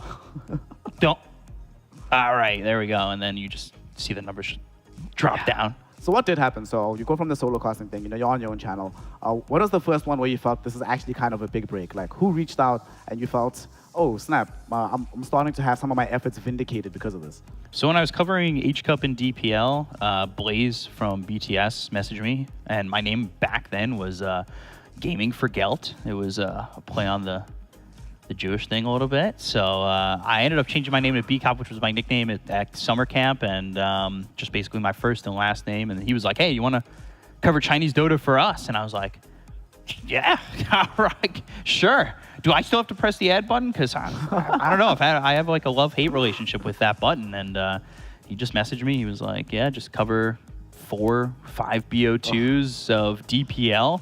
And some of those games were fun because those were just like paid for scrims, right? Like big prize pool in DPL at times, and you just have like LGD take on teams that wouldn't even be in Division 2 today. Yeah. And it was Smackdowns, but they'd play like different drafts. It was fun, and it was a little bit tough solo casting, but that was like the first break. And then the first LAN break, Parker Gods actually messaged me. I was at Bowling League, and I get a message on Skype. Yeah. And I was like, to my phone, it's a little Skype message. I was like, oh, man. And he's like, you want to go to WESG? I was like, yeah, that'd be great. EU CIS finals out in Barcelona. And he was like, all right, when? Next week. All right, cool. Okay. That's it. Just go. I think from a lot of people that I know, from their perspective, when they started recognizing your name and seeing you sort of blow up was Epicenter, right? Yeah. That must have been a very good time, a good experience to go there. Looking back on it now, what do you think about that LAN, right? Because in my opinion, I do think that was like the big thing for you, that like it changed a lot around you. Did you feel that way at the time, or were you just like, well, this is just another LAN, I'm just trying to sort of get up there and get my name out there? Did you have a feeling that this might be you turning a corner in some way? A little bit. I felt like, because it was like a contest, I wasn't still making a name. Like, I was kind of not the main talent, you know? It was like, oh, you won a contest, so you kind of get to be there, and you're like doing the second broadcast, but having like a good time. And like, it was just time to hone in on like working at a LAN. But for me, I don't know. I always get like that anxiety of like, am I actually here? Am I actually like doing this? And it didn't, to me at the time, I was like excited, but also like hesitant because I wasn't sure if it was an event where I just was a contest winner or an actual caster. It was hard to kind of differentiate the two. Okay. So it's tough. Let's talk about you outside of Dota, right? Because obviously Dota takes up a lot of our time, right? A lot of our lives. 89%, something like that. So you were mentioning that the nickname came about in summer camp, right? Talk to us about that. What is the etymology of that? And what were you doing? You told me something about this summer camp, but what were you doing at summer camp at the time? And how did this nickname come about? So it was me and my brother. We went in 2001, started being campers, and they called him A-Cop, Alex, you know, last name. You can look it up online. And then I was just B-Cop. That was it. I had a bunch of older counselors be like, oh man, B-Cop. My nickname originally was Shark because... Why Shark? So it was for the stupidest reasons. You take a deep water test. Okay. And I was like 8 years old, and I did it on the first try. I made it look easy. Okay. They didn't know my counselor was helping me. He was like keeping my chest above water. And so my name was a phony. I was just the Shark. And people still call me that sometimes when I get like camp meetings or whatever. Like we go see a concert all together. But I switched to B-Cop, and that was it. And that's what everybody calls me. It's weird. Like my name gets called outside of Dota the same way. Okay, so it's always consistent. So outside of Dota, what would you be doing? Let's say we run the clock back, I don't know, 7 years now at this point, 7, 8 years. And let's say you don't find Dota. You never wake up one day and see Chinese Dota streams. You never get that bug inside you to say, hey, somebody needs to be covering these games. What do you think the alternate version of your life would have looked like? I don't know. Probably not as good. Definitely not as good looking. I was already associate's degree, had been kicked out of one college. That was a fun time. That's a story for not on this broadcast. But I got an associate's and was thinking about becoming a teacher or something like that. I don't know if I would have continued. I wanted to be like a high school teacher. Yeah. What were you going to teach? Math, science. That was what I was best at. Nice grades, nice standardized testing. Teaching, I don't know. I don't know if you have it, but I have horrible talking. Like, I can't talk in front of people, even though that's what we do for a living. So back then, I used to be really bad at it, and just like what's happening? Shaking paper. Like, if I had to give like homework like that, it'd be terrible. I think for me, I got my training to talk in front of people when I was in the church, right? And at the time, if you're in the church and they give you a mic and you're like, yo, do this thing, you have to be... At first, it's like the church is small, it's fine, it's like 10, 20 people. Then the thing gets bigger and bigger and bigger. And you're like, well, okay, there's like 1,000 people here. Oh my God, it's 2,000 people. Oh my God, okay. Then the heart palpitations never stop. It never finishes. But I learned a trick, right? One of the people told me a trick. They're like, yo, you either do one of two things. You either look like above everybody's heads, or you find just like one friendly face. And you're like, you're my guy. I just look at you no matter what. Like, that's the focal point. You basically don't even look at anybody else. Then it's not so bad. Have you ever been that friendly face though, where you're like, yeah, why is this guy staring at me the entire time? He doesn't take his eyes off me. I used to actually try to do this with people, right? If I could see you're nervous, I'd come to you and be like, listen, use my face. That's fine. I understand Just because I straight get eye you. contact. And even if the person's talking absolute trash, I'll just be there. God, you're doing great. This is wonderful. You're doing a great job. But like, so you still have this, like, the feeling. Like, it never feels the same, right? Yeah. Talking in front of people in that way. How did it feel on LAN then, when you were in that position? For Galaxy battles, it was kind of tough. The audio in our ear was really tough to hear, like each other and everything. But that was also because the crowd was so loud. So like, I feel like those nerves kind of went away because I had no idea what I was saying. it was coming out my mouth and like I didn't hear it. So like, hopefully it was good. I have no idea, but it was just like, I don't know. I wasn't really sure, but I was super nervous then, and I think I was a lot less nervous at Epicenter because the main language in the arena wasn't English, so it didn't really. Didn't feel like you're the one think talking about it. Okay. So it was like a lot less thought. We were still in front of the crowd, but it was just like a lot. which kind of confused me. You hear it in a different language, kind of coming through the headphones, and you're trying to talk to somebody else in a different language. It's just like it was kind of tough. I was more focused on that than anything else. So one of the things that's also happened recently for you got a chance to go to the Riyadh event, right? And all the pictures look popping. Everything looked like you're having the time of your life, right? Yeah. What was it like, that place, actually? Hot. SPF 100 plus. Thank you, Neutrogena. That was just all the time, just glob it on. It kind of moves like that. Really, you got to make sure because it feels like your eyes are melting out of your head because it's for all you Americans 116 degrees Fahrenheit. And I think How much it's is that in real temperature? 50, maybe. 50, I'm guessing, maybe higher or less. I don't know. I don't know what the conversion is. The math in the United States is just not. It's just not good. But it was hot. It was nice. We'd start working pretty late. Time like life doesn't start there until like midday when the sun's starting to arc down, and it was cool. It was like this whole giant festival. They built this whole city, so there was like go-karting and free dropping and other events, concerts, kind of crazy. It was nuts. All right, so highlights for you over the course of your Dota career. First, let's talk about the highlights and what's left for you that you still want to do before you can be like, all right, officially, I'm happy with all I've done within the scene. Highlight definitely was Galaxy Battles. That was really fun. I think I had getting called 24 hours before that event started and like waking my dad up being like, Dad, just got invited to the Philippines. Should I go? When's your flight? 8 hours. All right, yeah, go. And then my dad went back to sleep. I took an Uber and just taxied out there. That was a highlight, and it was fun. That crowd was super loud. I look at that video every now and then where I was like recording EG getting announced, and everybody's going wild. Like I've never seen an arena be louder. Sorry, Lima Major, but this was loud. Lima was pretty loud. It was definitely there. Like I would say the two are definitely like real close because it was. I don't know, SEA crowd. It just gets so loud. But Lima had the football chants. True. They had the buff of the football chants. We got to bring those universal, by the way. Football chants have to happen. I've learned from TGov that football chants have to be at every event. It gets loud. Everybody gets excited. You get everybody involved, and it makes the atmosphere so great. I love it, truthfully. I mean, randomly speaking about football, why do you support Brighton, man?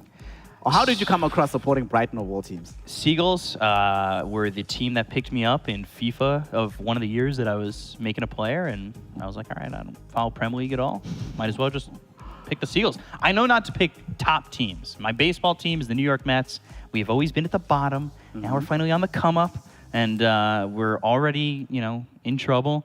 But you never pick the team at the top. Oh, you always want to follow the underdog story. Yes. Okay. Or the team that just disappoints you, because I'm used to it. Okay. So just have your heart broken reliably, and then once it doesn't happen, you're like, almost top 6 right now. Almost top 6. We're like 2 points out. As a Chelsea fan, I wish I had taken on this wisdom to not support a top team because it's painful times right now. Yeah. You get used to winning. I get used to never winning. And then you're like, oh my God, we're winning. This is great. You give a nice little yippee, and then you're good. So looking towards the future, what do you still want out of this? I definitely want to go to another major where English is the main language. So like my brothers can come or something like that and listen in.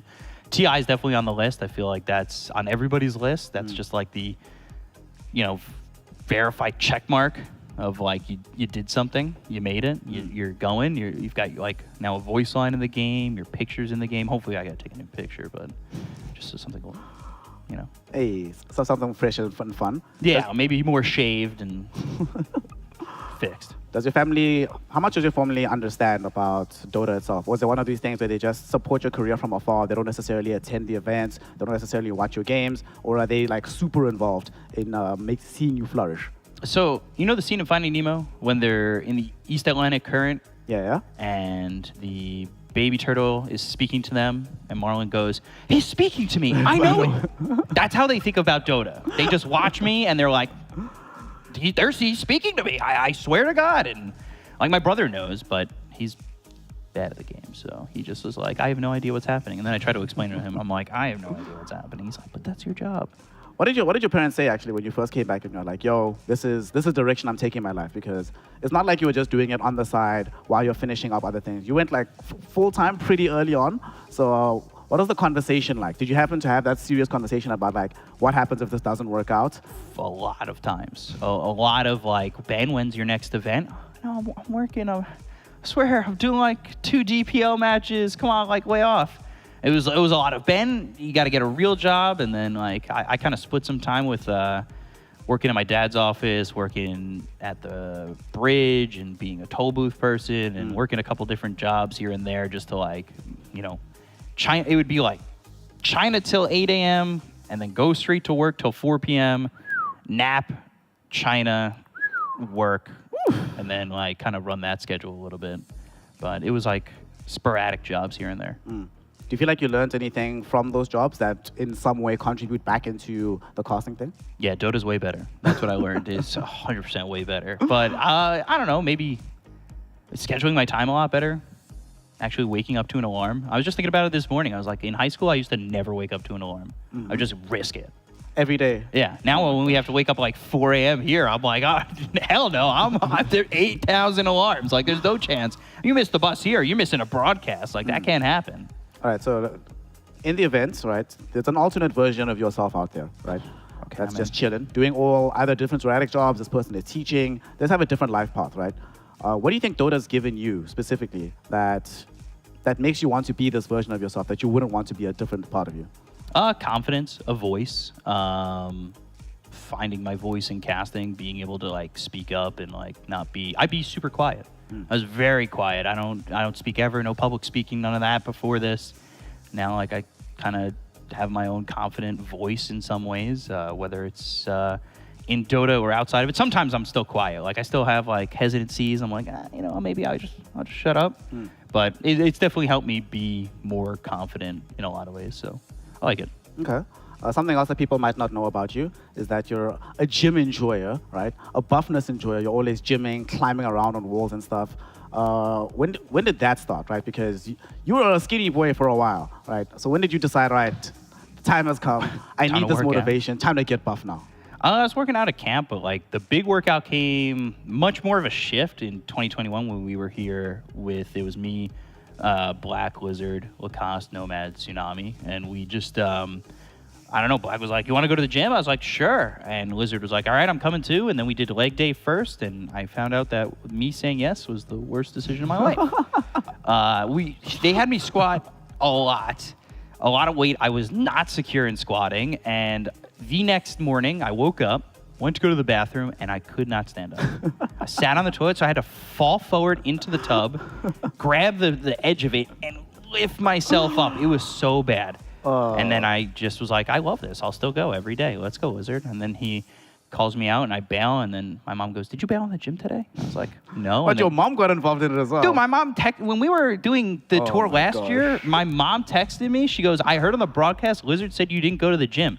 By the way, I won member of the month at my gym, so you better step up. And I was like, oh my God. Come on, Mom. You don't know what they do to me over there.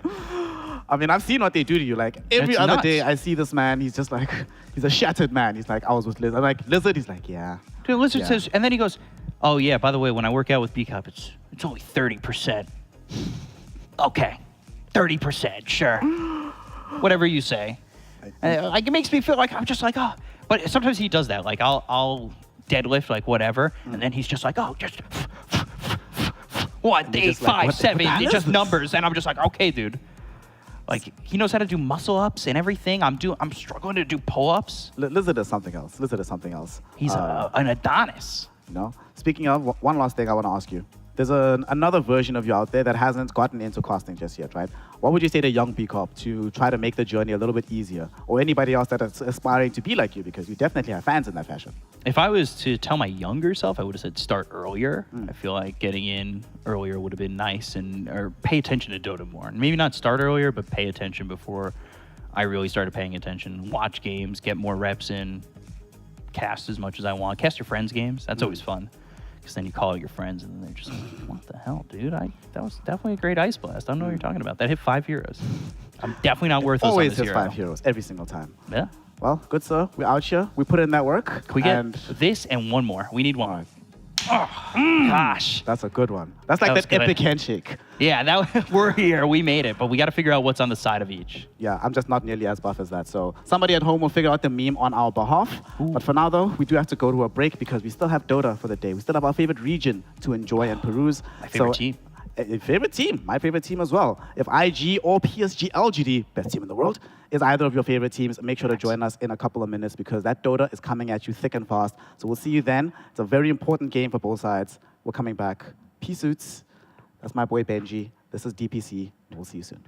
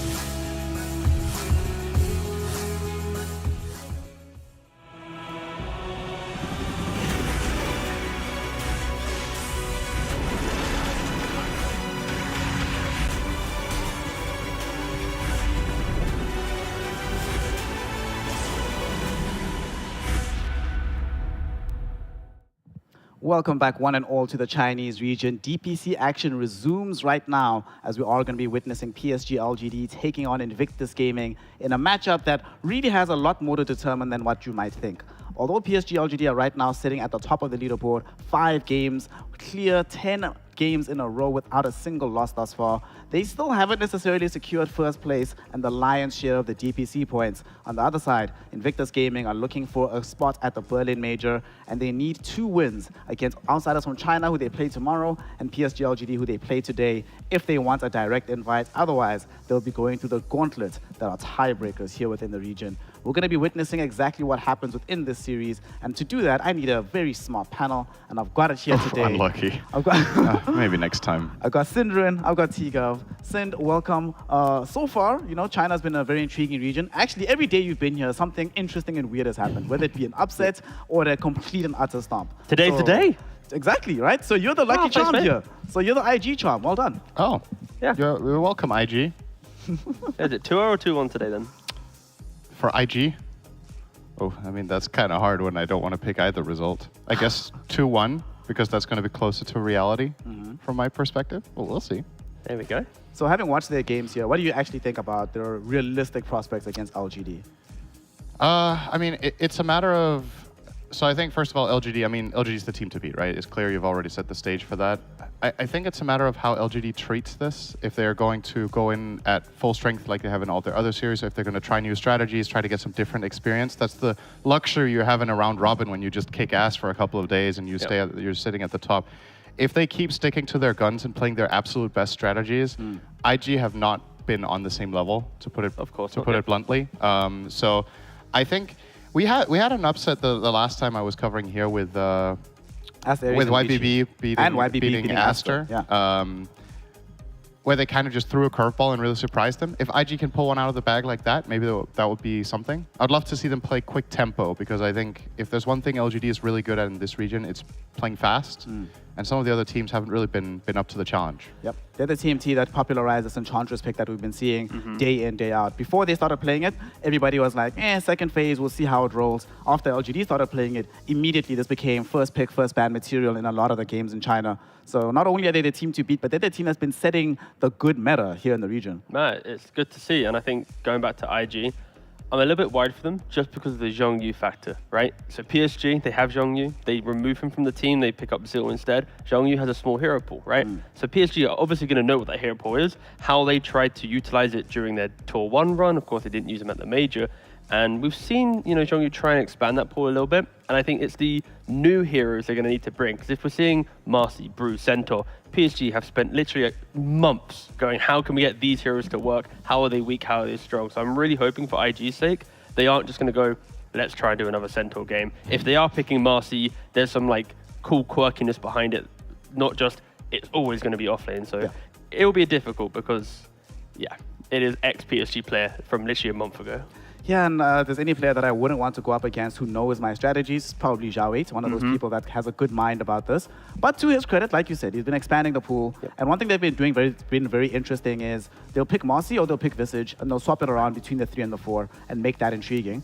Another thing that they swap around is the roles between 1 and 2. What's your read on the situation, Syndrin? I personally think that if you can make it work, it gives you this extra arsenal, this extra tool in your arsenal that very few other teams have. Overall, though, do you think that it's a decent way to go about playing Dota, to always have role swaps between your 1 and your 2? There's been teams that have made it work in the past. There's teams that haven't. I would say it's very much up to the players and them feeling comfortable, and also the overall flow of the team, right? Because it's not just about, okay, this and that player just swap roles. It's about, do they have equally good communication with the safe lane support? Like, do they play well in tandem, or is that player better with one of them? How do they shot call around the 4, making movements around the map? And the strategies that they end up with. That's where the X factor is if the end strategy compensates for the quote-unquote extra practice you need or whatever as the 5 player, then it can work. I would say in an ideal world, both the carry and the 2 play all the heroes that are required for the role. But especially given that some of the players might not have the most experience, then that's not necessarily always a possibility. I mean, there was a fun period of time where Emo would literally go, what's the best lane? I'm playing it. Like, there was a time where they picked Ember, and Emo would want to play it sometimes, in games. And there was one time there was like a Husker, and he's like, Dust, I think this is the time you need to play Ember. And Dust was like, okay, back to mid, I guess. So I think they've kind of matured from that stage of the role swaps. And ever since they first started doing it, they are getting a bit better each week, or at least each series, with how to utilize it. But it is always going to be the downfall where I don't think their hero pool is deep enough on both players to perfectly use it. There will always be the hindrance of Dust can only go to these carries, Emo can only go to these mids. Like, they aren't going to be this insane team where it's like, we can go for the anti-mages and this and that and everything. It's like they're still kind of held within the boundaries of their players. Well, the players are also going to be held in the boundaries of the draft here, because just before the game starts, one thing that I find, what's the word here? Troubling. Oh, that's a nice word. Is that LGD have Dire side. And Dire has been, it's been a better thing for the last year or so. Within the entirety of the DPC, I think Dire is at like 54% win rate. In China, it's almost 60, Cinderin. That is pretty bad. And before Aster ended up losing their series to YBB, they were 8-0 on Dire side primarily, and they would always choose it no matter what. So talk to me about this. What do you think it is that makes Dire this strong? And should you be prioritizing Dire over and above getting yourself second or first pick here? Yeah, so first of all, the stats are a little bit skewed, as you just pointed out, in China in particular, because there are, if the best teams always pick Dire and the less good teams prioritize pick order, then you will obviously have a higher win rate on Dire, because the better team will win most of the time, whether they're first or second pick. But with that said, Dire's win rate is absolutely higher than it should be right now. I think it's something that's going to be attacked in the next patch. I would say one of the biggest, or the two biggest things that come to mind for me are, number one, the outpost is close to the Roshan pit, which makes for really good buyback fights around that area. Sure, yep. And secondly, the way the jungle is constructed makes it easier. The farming pattern is faster for anybody who plays the non-triangle part of the jungle. It's easier to stack, it's easier to move through. Heroes that have AoE farming abilities are better at farming multiple camps at once. And you know, in a game like Dota, even small things, when they happen multiple times in the game, that can shift the win rate by a couple of percent, right? A hero getting +2 base strength raises its win rate by 3%. So, you know, like if all these things happen on one side, it's bound to have over 50. Also, Dire Triangle, Ancient Camp feels nicer. Like, protecting Dire Ancients, to kind of smoke into it, you've got maybe 2 access points realistically. You don't really come from that like bottom right-hand side around where the spot offlane is. Compared to Radiant, where it's like, we can go through the bottom, from the left side, from the top. It's like, yeah, Dire just has better top lane jungle, better ancient protection, better Dire access. It's like there's like 3-4 big components where a team can lean on to either come back into a game or to excel their leaders. Yeah, unfortunately, Dire-sided, but that's after many years of Radiant being better, so maybe it's Dire's turn. I mean, to your point about this, right, there have been many games we've seen within the region where a team will lose when trying to invade Dire Triangle, and you'll just see the advantage slipping away the moment they make that kind of aggressive posture, whereas on Radiant side, teams have to go out of their way to protect those ancient stacks because they always get invaded, always get stolen away. So it'll probably be something we end up seeing within this series as well, because the draft is about to get underway. I would like to see, speaking of ancient stacks, I would like to see them deal with this Enchantress, and they do it by picking it up. They ban Beastmaster, that's the right thing to do, and they just pick the Ench. All right, already things are looking a little bit better. Look at the Zhao Wei. Look at him, he's like, I'm playing against Zhang Yu. This is why you're not on my team. Bam, bam, bam, bam, get out of here. Jeez. Not going to be messing around here. But they still haven't picked Zhang Yu's hero just yet. Because he's been able to expand his pool, I've noticed that since his pool expanded, the way he gets picked is in going later and later into the draft. It used to be first phase almost exclusively. Now it's coming at the end of second phase. There's even one game he got picked in the third phase. So it's fine. Things are a little bit easier for IG to draft around. But Sin, talk to me about this. I want to ask you about Mirana, right? Do you actually believe Mirana is a long-term solution to this early edge? Because I've seen it a couple of times now, and it keeps losing into the Enchantress. So what do you make of this matchup overall between these two supports? Yeah, so historically speaking, Mirana has been really interesting against Ench because whenever the big camp spawns, you just arrow the creep that Ench wants the most, and then she doesn't have access to it. But in reality, what happens a lot of the time is that Ench will maybe skill Impetus level 1, she'll play in a different style in that safe lane, or in the 4 position, depending on which team it is. Excuse me, and that arrow play doesn't necessarily come so much into play, but what Mirana still has is she's one of the better high-range trading supports just in general. So if creeps are not a part of the equation, if you do a good job blocking camps, I still think Mirana fares pretty well. And she's overall just a strong utility hero to have. So if you are able to pull this off, I think Mirana's major upsides down the stretch will often outmatch those of the Ench. You know, Moonlight Shadow is incredible. It's also a good way of dealing with what Enchantress offers later in the game, which is a big part of the hero is actually breaking smokes, right? And Mirana can surpass that by just being a different type of invis. So I think it's okay. I just want to add a little bit quickly about Zhang Yu. I think it's Radiant team ban. as much as you think it's funny that they're banning out his heroes, it's also a sign of respect, right? It's like there's two sides to it. It's like it's kind of funny they know his hero pool so well, but it's quite the asset to a team, in my opinion, to have an offlaner that gets 2 heroes banned in the first phase. Yeah, if he's not clueless after that, right? No, If exactly, there's like yeah. another couple of heroes that he can play that they can run further down the line, I think you should be happy having this kind of guy in your team. It's such an advantage when the enemy team have to fear this much in that position. There goes another one of his heroes, the Timber Soul, removed from play as well. So 3 of his heroes being focused on in the banning phase. So he still has 2 left that he could potentially play 2 left. within the game. You know, he still has the Centaur, he still has his Visage lying around. Nonetheless, the fact that you have to address him, like Cinder's saying, is very, very good. And talk to me about this Ember Spirit pick here. We've seen both Emo and Dust played in the team. Dust, like you mentioned, normally when the matchup is really, really poor, they're like, Dust saws Major getting sacked in this situation. We saw earlier today that this early Ember was picked up, but they had to protect it heavily in the banning phase. And right now, I'm only seeing the Monkey King being banned now. DP is still in the game. Do you think they should ban that as well here, T? Potentially. I think the reason why they're picking Ember is just because of the Primal Beast. They don't want this Primal Beast to be flexed because, again, Primal into mid lane against Ember, you have Slight, you have Change, you have ways to prevent him trampling down the lane. So it's a really good counter that has been something that we've historically seen throughout DPC. If PSG are going to move that to the offlane, then heroes that you mentioned, like this Death Prophet and stuff, could be an option for PSG. You put Primal to offlane, you put Death Prophet mid, and now this Ember pick that you think's kind of forcing the flex is now in a bad matchup. So I think IG need to be wary of this hero and either pick it up themselves or be ready to deal with a potential, flex shenanigans from PSG. Cinder, in other regions that you've been covering, how has this Disruptor been looking? Because in China, it's looked phenomenal. Looked like, honestly, the best support, I think, in the game right now. Yeah. Has it seemed the same way elsewhere in the world? Especially in Western Europe, this is like a first phase pick. I would say for the most part, it's been very successful. It accounts for a lot of the wins of Nigma in Western Europe, for example. We've seen Gaming Gladiators play it on 4 and 5 as well. Excuse me again. Well, get warmed up, don't worry. It's early in the morning. So yeah, it's evening in China. We have to role play the time. That's true. It's like early, late evening. Good evening, Cinderin. Yeah, I haven't had enough to drink today. There's the Death It's been a long day, and I have not been hydrated. Well, there you go.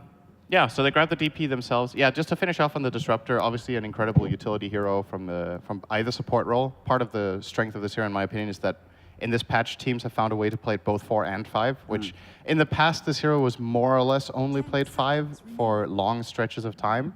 Now that we've discovered him, I mean, the hero has been buffed, right, to the build where you max out Glimpse without even getting Thunderstrike necessarily, has improved his laning a lot. And his mana economy has been better, and it's allowed players to do a different starting item build where they get more stats and less mangoes.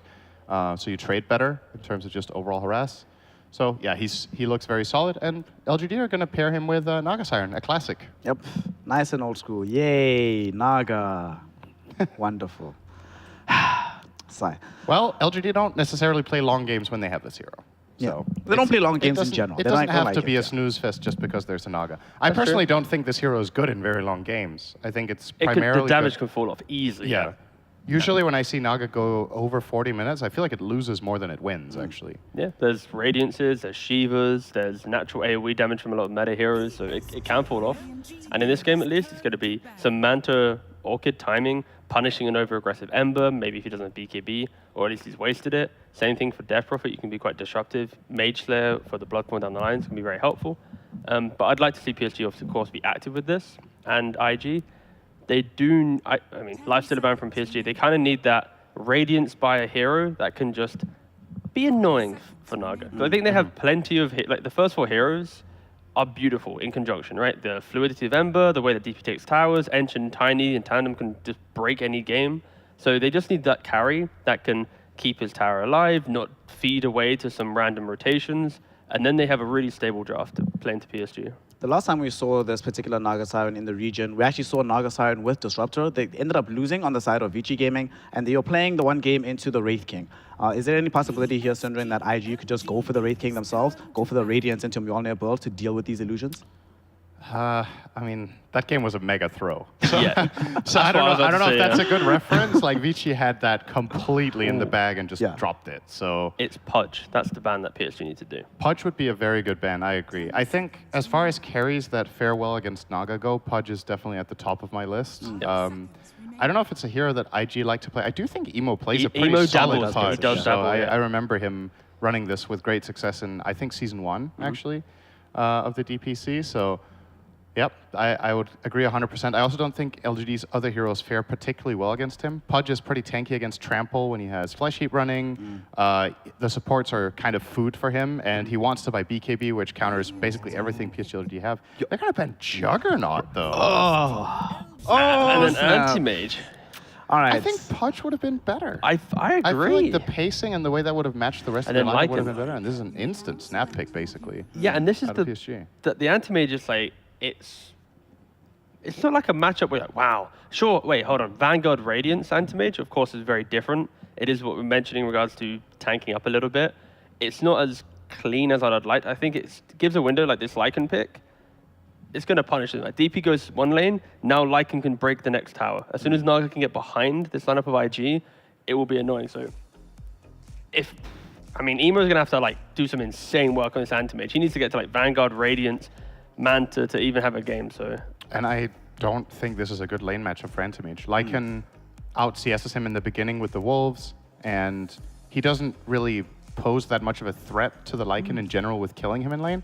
When we see Lycans have bad performances, it's generally because they get killed in lane and get shoved out. Sure. And that is not happening here. Yeah, So- like Lycan can't go to Ancients like Beastmaster can. So that's why Beastmaster is more popular in the Zoo department, because it's like, okay, bad lane, you still get dominated, then take tower. Lycan's like, if you have bad lane, there's no plan There's B. no It's counter just play option, awkwardly hit jungle and then come back. So I'm really just, I of course I prefer PSG, but I'm all eyes on just Emo. Like this is the type of Emo game where it's like, I pick myself Anti-Mage, Listen, boys. I will try and 1v9. You're forgetting something. Go on. This is China anti-mage. It's not just any old anti-mage. In the Chinese region, if there's any hero I always think can make magic happen, it is here. The We've already anti-mage, seen it happen yes. with Lu. We've seen it happen with Ghost. We might be seeing it happen with Emo as well. And to find out if that is going to be the case, I send you over to the bad boys of Dota 2. I've got the Lyrical Gangster and Kezu the G. Take it away for game one, boys. Oh my goodness, with that kind of intro, how can we mean- not? Woo, buddy, anti-mage. Yeah, we've got another one. It's two times in a row. I hope I get to see the Radiance build this time around. Right. Yesterday I was, it was missing from my heart, but this time Emo, I think he will bring it back. For those of you that missed it, we were talking about the Ordu Thunder series Yep. facing off yesterday, and they ended up taking the same anti-mage, sort of in the same position Yep. too, I want to say. Did go for the Vanguard, but then went back for Battle Fury, because he was against the Nature's Prophet, which is why it made sense, right? It's like, I need to cut those trees, brothers. I Right. need my Battle Fury.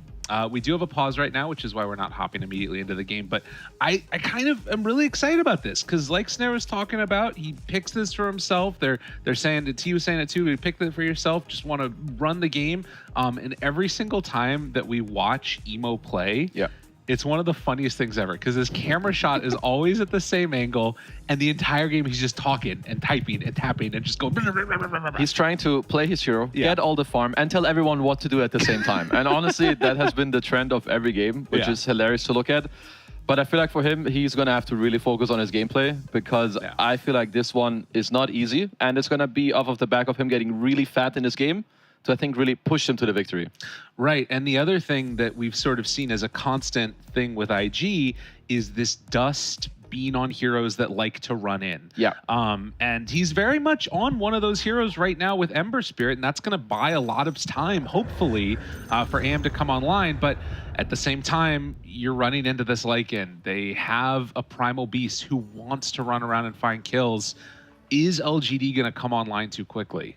So the mid matchup should probably be okay for Ember. I think Dust should have a good early game. I feel like a lot of my eyes are going to be on the spot lane. With the You have Ench against Lycan. So yeah, you can steal the wolves, but then they have an arrow. So are they going to be able to just arrow the wolf? Because there's definitely a world where Ench anti-mage could take off in like the first 1 or 2.5 minutes. That could make it hard for LGD. Okay. Because if they don't and Lycan gets to this helm of Iron Will, I feel like he's just going to laugh in their face and keep hitting the anti-mage. No, it's really rough sometimes, and like Ring of Health isn't going to be able to carry you through that because you get the extra armor from Helm of Iron Will. So, Yeah, a bit of a tough one in that regard. But Emo also trying to build into these Wraith bands that we've been sort of seeing on these heroes, which maybe can help mitigate some of that too. But a lot to figure out as we get into this game number 1. And of course, as we talked about, IG, if they could manage to win this series and then also take the game off of Outsiders from China, all these tiebreakers that we're talking about for Major Slot, they're gone. They just get to go straight on through. So just win, baby. Make it happen. Just win. It's easy, guys. It's only LGD. What's the worst that could happen? Yeah. Why be scared? It's all good. It's Shiro. Taking some hits there. Sticking around. Arrow, dodge, splits between the heroes, and then they back off on their own little way. I also wanted to just talk a little bit about this Primal Beast, just in general. You know, Topson was the one that I think originally made this hero look so freaking good out of the mid lane. There's nothing else like it in Dota. It's such a cool design where you just can go and kill everybody. Yeah, I mean, the classic new Dota hero can do everything and anything at the same time. So you can ride this like big rotation I feel like the Topson made in every game. It's this 3-minute bounty rune. You go take it, you do your 2000 range charge on the enemy carry, kill him, and go TP mid. Just feel it's a very unique hero in terms of what it needs to actually make stuff happen and just kill everyone, as you were saying. And of course, Dust looking to have a slightly better time with it. PYW draws the aggro there from the creeps and is going to try and pull back. But Why You Smile did actually go for the Thunderstrike level 1, so he's going to keep some pretty good harassment on there. Won't be able to disrupt this pull as effectively, although now Shiro pulls the creep wave over and it's reconnected. Interesting. PYW lost a lot of HP there with the Thunderstrike. I didn't see did he have it at the rune fight, the Thunderstrike? He may have. Yeah, so yeah, just a bit of a switch up. A lot of harass coming out, so for now, definitely working out in their favor. And are there any of these lanes to you that you talked a little bit about this bottom side? Yeah. The dynamic there. Are there any others that you need to really keep your eye out for early on here? I mean, I think mid should be fine, right? You have Ember. He's going to have either the Flame Guard or then just the chains to protect himself. So I think mid lane, both of them should be pretty fine. Top lane should just be a bit back and forth. But yeah, I would say the most pressure should be coming out in this bottom lane. Okay. Well, that'll be something to watch for. As you can see, the 2-1 build for Primal Beast, trying to put this pressure here onto Dust, if possible. 10-4 on the Primal versus the 6-2, already getting the slightly better edge over him. I mean, just feel like, is there anything that Primal Beast doesn't do? Yeah. He has good armor, he has good movement speed, he has good base damage, he has high range and high damage. So overall, the hero's just pretty damn solid. That's true. The hero is incredibly hard to deal with. And, you know, he is going to be wanting to make those moves around and try and contest this stuff early. Down bottom, QIQX able to take over one of those creeps and now put some pressure back onto Planet, as it will be eaten up by the Wolves. But Emo has a couple of times now been able to pull this lane back into a decent position and get his farm going. So far, having a perfectly fine lane. Yeah, I think so far he's doing pretty good. He's also continuously burning Zeal's mana, so he won't really, won't be able to spawn any more wolves unless we have some potential mangoes coming out. So, honestly, IG bottom lane doing a very good job, at least so far. And up top there, as we get another pause, Dust, not very happy about what's going on. Sadly, I do not understand, but maybe some lags coming through. Just gonna do a quick reconnect. Just a slight edge right now for nothing to say over the top of them with those 5 denies. And they continue up top to try and go for these pulls. PYW still tanking through a lot of damage to make that happen. Doesn't have any more regen on him right now. And, well, also up there, I just saw it's the Anti-Mage's Courier hanging out by the camp, so that way we can go for it immediately. The Ring of Health. Yeah, that's good. I like when people do this. A lot of the times, you're like, oh, I can just run through the lane and like go by it, but it very often creates like this very weird scenario. You have to run through like 2 heroes, lose half your HP or lose a couple CS. Instead, put your courier there. It's gonna be pretty chill. But for PYW, you mentioned he's been using a lot of resources. He's even salving right now. There's definitely a limit as a +4 to how much of this you can do when you play heroes that need to roam. If he has to buy like another set of tangos, I feel like he will really ruin his game. I think right now, here's the limit. This is like, okay, I've helped you this much, now I need to play for my own game. Pulled back in up top as the glimpse is used, and, well, Death Prophet, Abba toss, tries to turn onto Shiro, seeing if they can bring her down. The stick is already used, does have a salve. Ashiro's going to try and escape, but no. It's going to be first blood. Ron Bing is going to make a really nice play there by Zhang Yu. Yeah, Zhang Yu with the big revenge, telling LGD, you guys made a mistake. Now I'm here, has a good old item build with the double Wraith Band. I don't know, perhaps he baited them, glimpse back into Siphon. It's a pretty good spell, and I get the turnaround. Well, that is what you want to see if you're an IG fan. And at least at the early stages, they've been able to hold off a lot of that pressure, getting a kill onto the Naga Siren while down bottom. Emo is perfectly content with the way that this game is going. We're able to take over one of those Mud Golems there.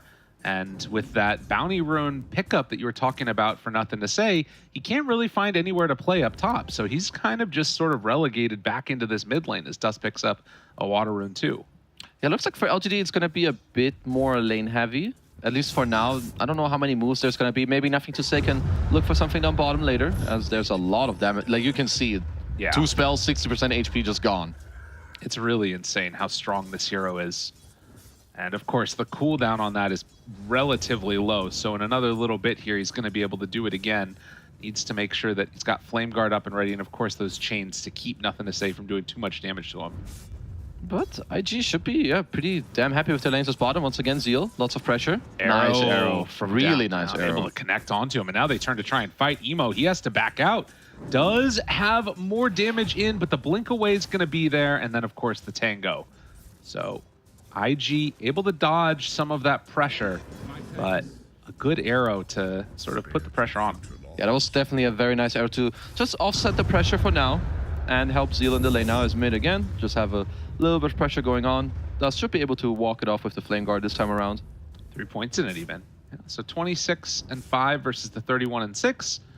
3 points in the Flame Guard keeps him nice and snug. And as he gets closer to level 6, needs to be careful also about Nothing to Say hitting it before him and potentially having some pretty serious damage to be done there. QIQX is just going to heal back up. Does have 2 points in the enchant. Might take over the other wolf here in just a moment or take something else. Now it's going to be the big creep. Okay. I think also Dust is going to have to be a little careful. Kills it off with the arrow. Why is that? With some potential planet rotation with an arrow, like you were talking about the Pulverize. I've seen this combo like so many times. Primal gets 6 as Mirana comes over later. You just get the easy spell combo into a kill, but PYW is going to make the first move. Avalanche to interrupt the Pulverize. So that's Onslaught. And ready to go for more. It's going to be down bottom, though, where there is a DD rune. PYW doesn't look like he's going to be able to come in and help Everyone out is Dust. here. So yeah, with everybody showing up, QIQX thinking about going on this Enchantress, and it's going to be enough. Way too much damage early on, and LGD find themselves a kill. That's really nice posturing by Nothing to Say. He did hit level 6 first, so he's pressuring mid, even though there are 2 heroes there. He's basically just botting them away on his own. His supports come, gets the active rune plus a free kill. Very nicely done by LGD.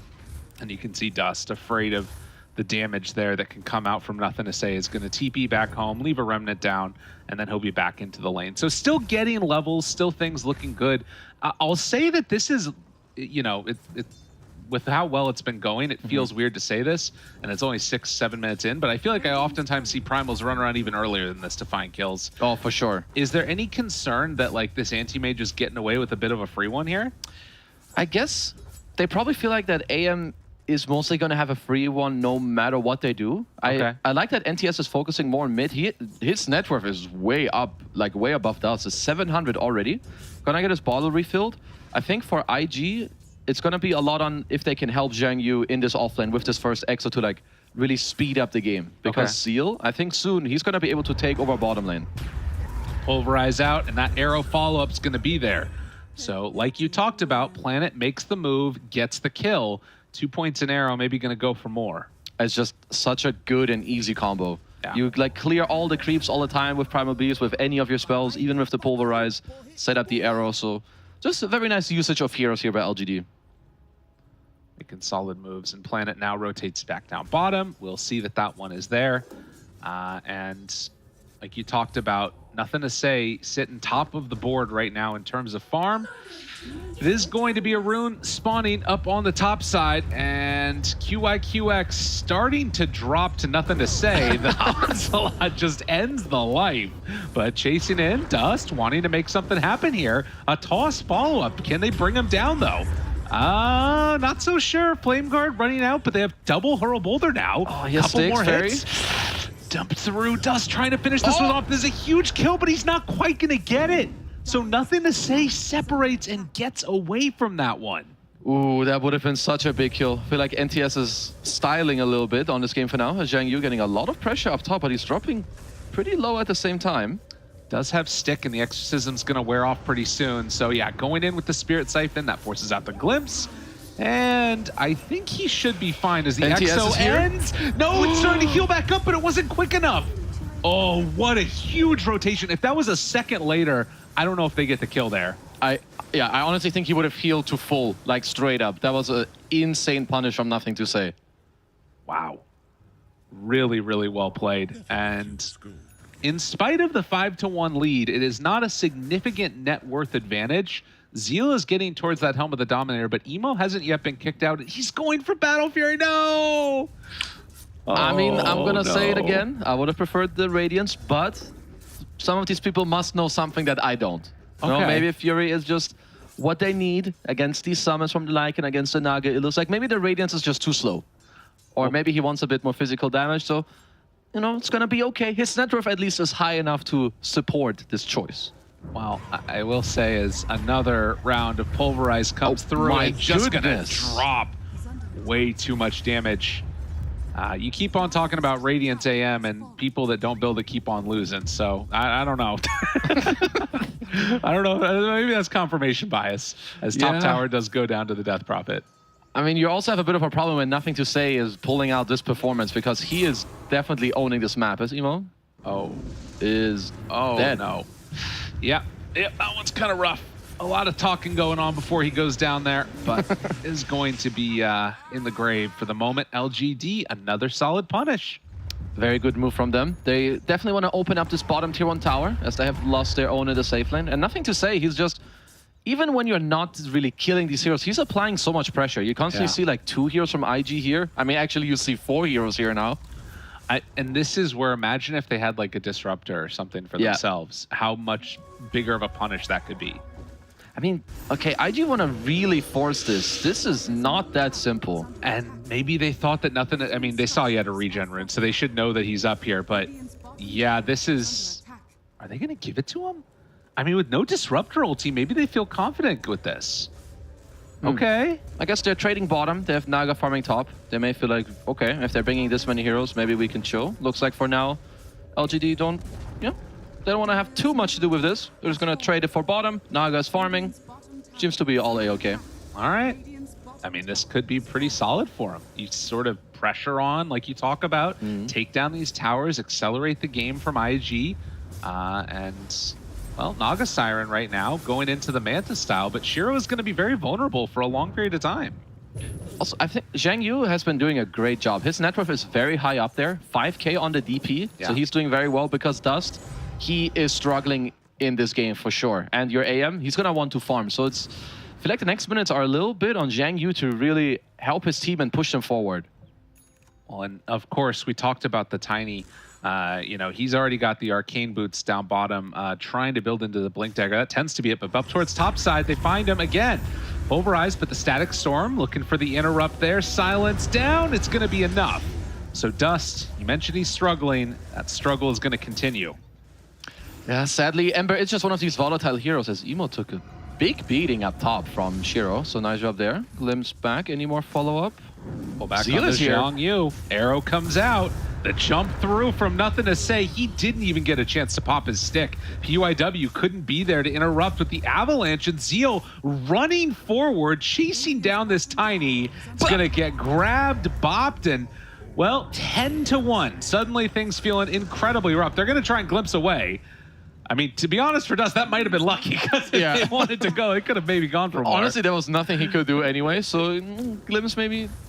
all good for you as LGD. They're just playing so well with how they're connecting their heroes. Nothing to Say on this Primal Beast. Again, kind of owning, setting the pace. His supports are with him. And yeah, this map is on fire now. The game is feeling incredibly tough. IG, I mean, the problem also for them is that even if you're going to get this decent timing on a Battle Fury, 13-1 on the esportsbet.io odds. I mean, I don't know if it's that bad, but it's really, really rough for them, that's for sure. It is not easy at all because, okay, you have your top net worth anti-mage, but there is so many things that LGD have to just like run at you, take your map with the Moonlight Shadow, with Glimpse, Static Storm, Lycan, Primal Beast running at you, where sure, you may have a top net worth anti-mage at some point, but your team, they're suffering. And they're suffering hard. No, it's definitely a lot of suffering. Dust definitely feels to be the one that has been the most hurt, and only 1 kill on the board so far. They're trying to find something to deal with this early aggression. And it feels like Primal Beast is such a great engine into this game to allow you to play this fast-paced style. For sure, and I've seen these answers from LGD against Eng are these heroes that give you a lot of fight and like overwhelming go-in. It's been the Pango, it's been the Primal Beast, and they make it look so damn strong. Well, speaking of... Just getting a solo kill in the enemy triangle. I mean, this hero is just so crazy, and Nothing to Say plays it so well. Because I have seen a couple of Primal Beasts that feel like they sort of fall off. Yeah. But it feels like in terms of the amount of damage that we've had out of this Primal, he might have done more damage than like the entire enemy. Look at this, 10K. He's done more than any 2 other heroes on the Radiant team. He's done as much as like the 4 heroes of Radiant combined, if you exclude the Ember. That's just insane. He's also like so tanky that look at how they're playing. Right. No fear. No fear at all. Well, should have some fear again is going to be QYQX as he dies solo to Shiro, and now they run forward on a PYW. He's caught with the Pulverize. The arrow comes out. Just absolute slaughter from LGD. This map movement coming up from LGD as well is just top class. This team is so damn good. You play your killing trio in the mid lane. You take control of the most important area of the map, and you can always just easily branch out into the side lanes where Naga and Lycan, they're just feasting, they're just farming. Speaking of the center of the map right now, they might have found another one. Tries to get out, Zhang Yu, gonna get it broken, and now in trouble. Does have mech, wants to jump away with the Spirit Siphon, but the Glimpse is there, arrow connects. I don't know if that was at the Glimpse place or the end location or where it was, but she's mega dead. He is definitely, he would have died like 3 times there eventually if LGD just have the time to keep going on him. As Nothing to Say, dodge the silence with the Tumbler's Toy. They're just making it look very easy right now. The only stats that Nothing to Say has is BKB and Stick, and he has 2,000 HP on this Primal at 16 minutes. That's all good, don't worry about it. Emo. I mean, poor Emo. It's really rough for him right now to find any way to find a footing in this game. It's gonna be a strange game for them because okay, that was actually pretty close. Yeah, that was That's very close. Emo. Yeah, he's gonna be okay now. I would not want to be the Death Prophet in this game because now I feel like for IG the only way to get back in this game is okay, anti-mage Ember, try to push side lanes, be annoying, Eng take a creep, push lanes, be annoying, and try to delay. And you don't want to be you don't really want to be the delay hero as DP. You want to go and fight. No, but you're not really in that position anymore. No, it has completely shut down the options for them. And now the Helm of the Overlord is completed. AM finally hitting creeps again up on the top side of the map. But every time that he gets pushed out of these areas, it's more spots where they just can't get things done. He's not getting the farm that he needs. Dust, they're going to glyph the wave as he wants to stick around, but Nothing to Say forces back Dust another round. They're making it so hard for IG to come back in this game. People have gotten a lot better at not 5-man pushing. Like, look at Shiro in the meantime. They're pressing bottom tier 2, and he's stopping the AM from, like, farming top. Yeah. He's, like, farming 5 camps off their own jungle. AM only has 1. Now he's going to have to farm backwards, maybe farm the next wave. And I also love the Orchid build. You so far up, you can build these aggressive items. And now Moonlight Shadow as they're going to chase down QIQX. Arrow connects onto an illusion that was taken over, so good job to cover himself there, but still going to die. And now Nothing to Say has found Jiang Yu. Silence is out. Spirit Siphon there, but eventually the silence is going to wear off. The Glimpse is going to pull him into position. No more Arrow available, but they have Static Storm instead, and, well, they run him down. Emo's just there farming as he watches his offlaner die and has to jump away. God, man, that one hurts. And he's still under a ward while bottom Zeal is just pressuring.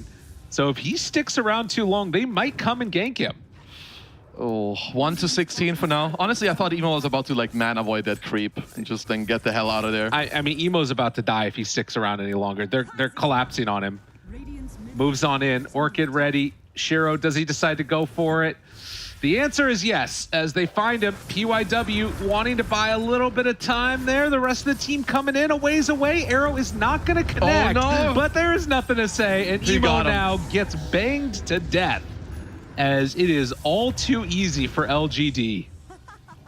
I don't know if I could think of a more scary team to play against in this position. Maybe like LGD, Tundra, especially with these drafts. Yeah. Their map movement is...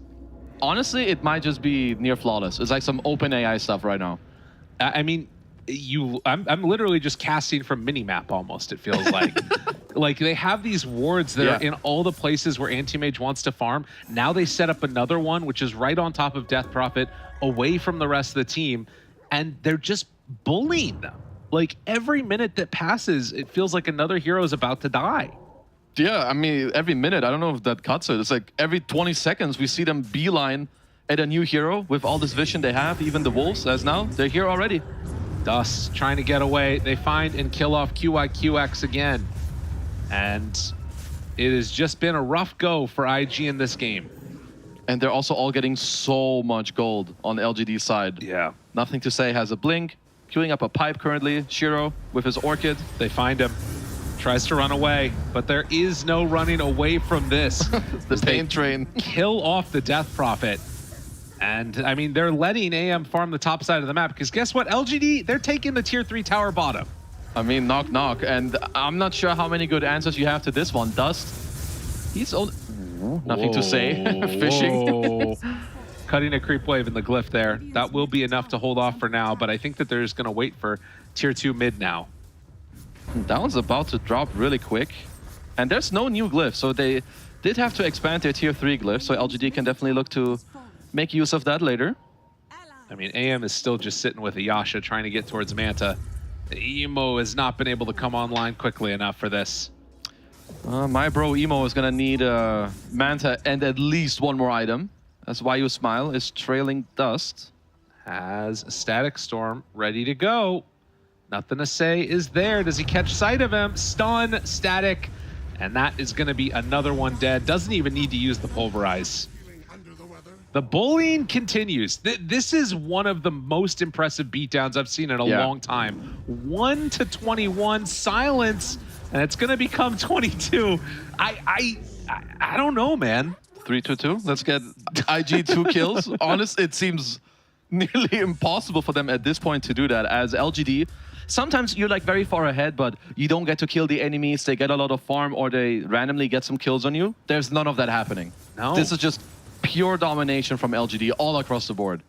I mean, getting some farm from those illusions at the very least. And Ench being able to take them over helps, but oh man, look at that damage again. 18,000 to what, 7? It's actually more than the entire team, I think, just about. If I could do some quick maths there. If Nothing to Say gets a deal like 1,000 damage, he will have dealt more than the entire IG squad. I think he's like barely below.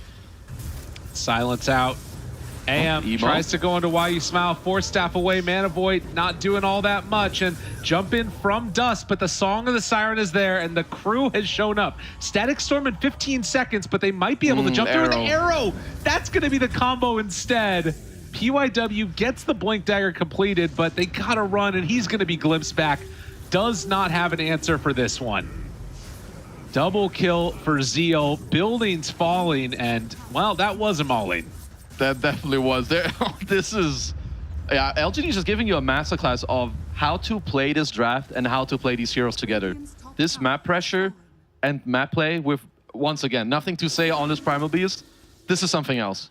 I feel like they need a pipe. They just need more gold on everybody. They need everything. They need so much, and they're getting none of it.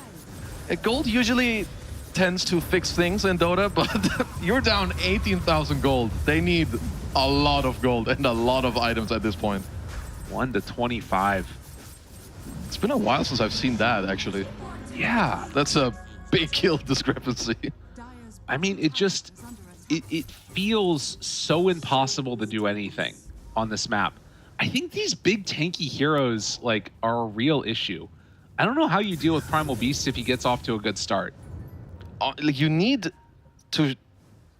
I mean, first of all, like at this point, I can't come up with an answer anymore because nothing to say. Laning stage was insane. I feel like you have one of two ways: you shut them down in lane, or you have a draft where eventually, when they go in, they get clapped. But IG don't have that. They've missed that window. Right. They don't have damage, it feels like, just in general. And they kind of need like that damage and control. And, well, none of that has happened. Unanswered has been this nothing to say Primal Beast. Look at why you smile. They know that all they can do is like split around the map. He's already here setting up. Oh my God. He's getting cleaved. Dude, he's getting cleaved to death, but Static Storm is down and nothing to say comes to join the party. Hello, friends. How are you? Misses the avalanche, but the glimpse happened at the same time as the pulverize. Okay, finds a kill now into Why You Smile. Now the run forward looking for PYW. Just going to get a toss away, but still going to die. Emo lucky enough to manage to escape from that one. Nice play from Emo to get a counterplay there. Even with the mis-execution, the idea of the play is super cool. You show heroes top and mid from LGD so that, you know, IG are like, okay, they're going to push high ground. I'm going to get all the farm I want from Emo. And they're already there setting up with a ward and with the heroes ready. Well, let's see how this one goes as, again, just absolute devastation here. And yeah, you know, I always do like to look on the positive side. We got a little shout out from our observers saying that they doubled the kills. So that's something to think about. They did. That's usually a pretty big thing when you do that at 24 minutes. Sadly for them, it was from 1 to 2. Yeah. Well, Shiro gonna take that tier 3 tower, and I think that this one is looking in a really bad spot for all of them as Emo's courier gets killed off. He sent it. Wait, what? He had a tome. He bought the tome, but he sent it down mid as he's cutting the. Okay, no, it's fine. No, it's all good. Don't worry about it. No, let's say it's gonna jump out and try and get away. That was a very bold play with the courier going right down the mid lane. Surely no one will click it, right? No. 19,000 gold lead, 2 to 26, AC completed. I mean, I don't know what else to say at this point, as Emo is gone for the Moon Shard. Okay. He can keep farming while his team feeds. It's all good. Guys, I'm farming. Don't worry, make space. Song arrow. Well played, well played. No BKB yet for the Ember, which means they will not be able to keep him alive. I mean, I think Shiro's just unkillable. And he's not the only one. He has Hard, he has Pipe, Guardian Greaves.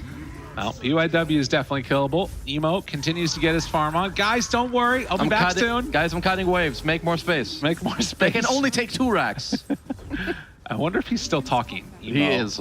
Yeah. I'm sure he is. Guys, I'm coming soon. Emo. I'm 2k gold away from BKB. Make space. Yeah, he's doing a lot of clicking there, but so are LGD. A little bit of chatter about what's going on right now. But yeah, that is going to be mega creeps. He's coming back now. He's here. He's ready to fight. Oh.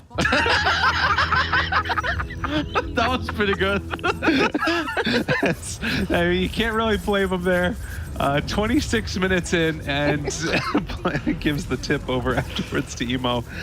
Wow, rough one. Rough one there for IG. LGD taking the victory in dominant fashion. Wow, the way that they executed this draft was honestly phenomenal. I feel like you have to be more careful picking these Eng and Disruptors against the teams that brought it into the meta. That's a good point. Every time this happens, when you try it, LGD, bam, they just whack you out of the game.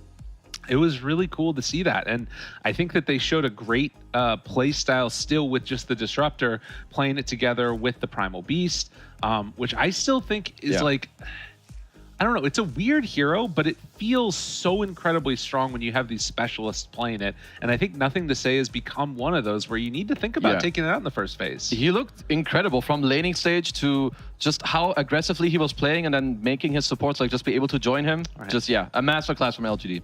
Another one of those games where it ends in sort of comical fashion. That one you could see coming, but the TP back TP to home GG, into GG. Something that I love it. we all have come to know a little bit with anti-mage games. But let's head on back to the panel now. Let them talk about it. OpenAI LGD in action yet again as they show us a masterclass of exactly how to play this game. Could you even spot a mistake, Sandra? Tell me one thing that LGD did wrong this game. I think IG, if IG had done a couple of things a little bit better, this could have been a competitive game. April Fools. They got absolutely annihilated, and there was nothing they could do for minute 10. Absolutely run over. They picked Ench first. Yep. She didn't get a kill, I think, in her lane or in the game in general. Yep. They,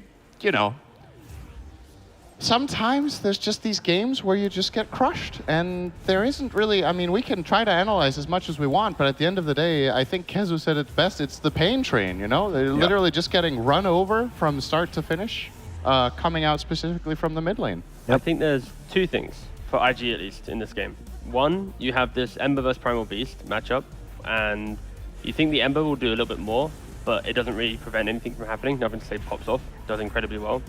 And then the second one is you have Anti-Mage last pick. Like, you're picking Anti-Mage, it's a hero that's going to concede the map, and they're thinking that Ember might be able to bridge the Primal Beast aggression. That doesn't happen. On top of that, Death Prophet doesn't really get to do much in the game, and you're picking Anti-Mage, which is very much a farm-heavy hero. I think maybe their ideas of certain hero matchups was their undoing, because they thought they'd be able to stall out the game or at least go more even in the game, and it just never happens. Like, you never get to see Ember versus Naga. You never get to see some anti-mage split push. I just hate the anti-mage pick, to be fair. I don't know. This was a really bad pick in my opinion. And the rest of the game was just matchups didn't go their way. And as Kezu pointed out in the cast, it's extremely difficult to play Death Prophet under these conditions for Zhang Yu, right? Like, your carry is not going to help you because he's going Battle Fury build, so then Anti-Mage is kind of a non-factor for 25 minutes. Dust got crushed in lane, and they made sure to rotate on him with Disruptor as well as Mirana. And I think the most beautiful thing about this from LGD, as much as we're highlighting the Primal Beast and his individual play, is how well they as a team comboed non-stop. It was all over the place.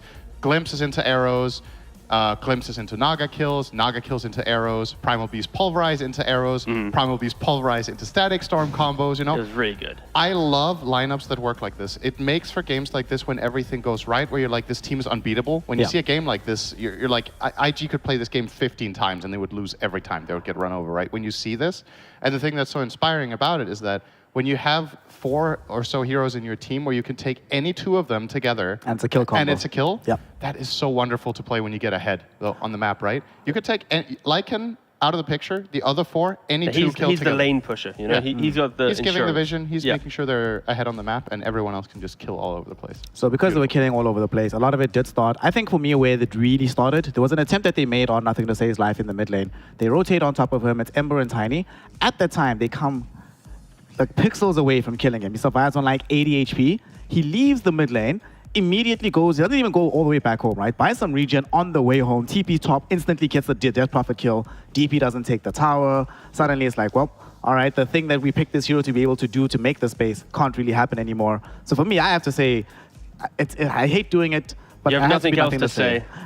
You have nothing else to say. It has nothing to to say MVP. Yeah, it's got to be the MVP for this one, for sure. Like, the fact that he was everywhere, literally everywhere. It felt like he was playing with Nature's Prophet or Teleport or something. He was doing Ability Arena on this Primal Beast here. This was ridiculous. My MVP for this game is Xiao 8.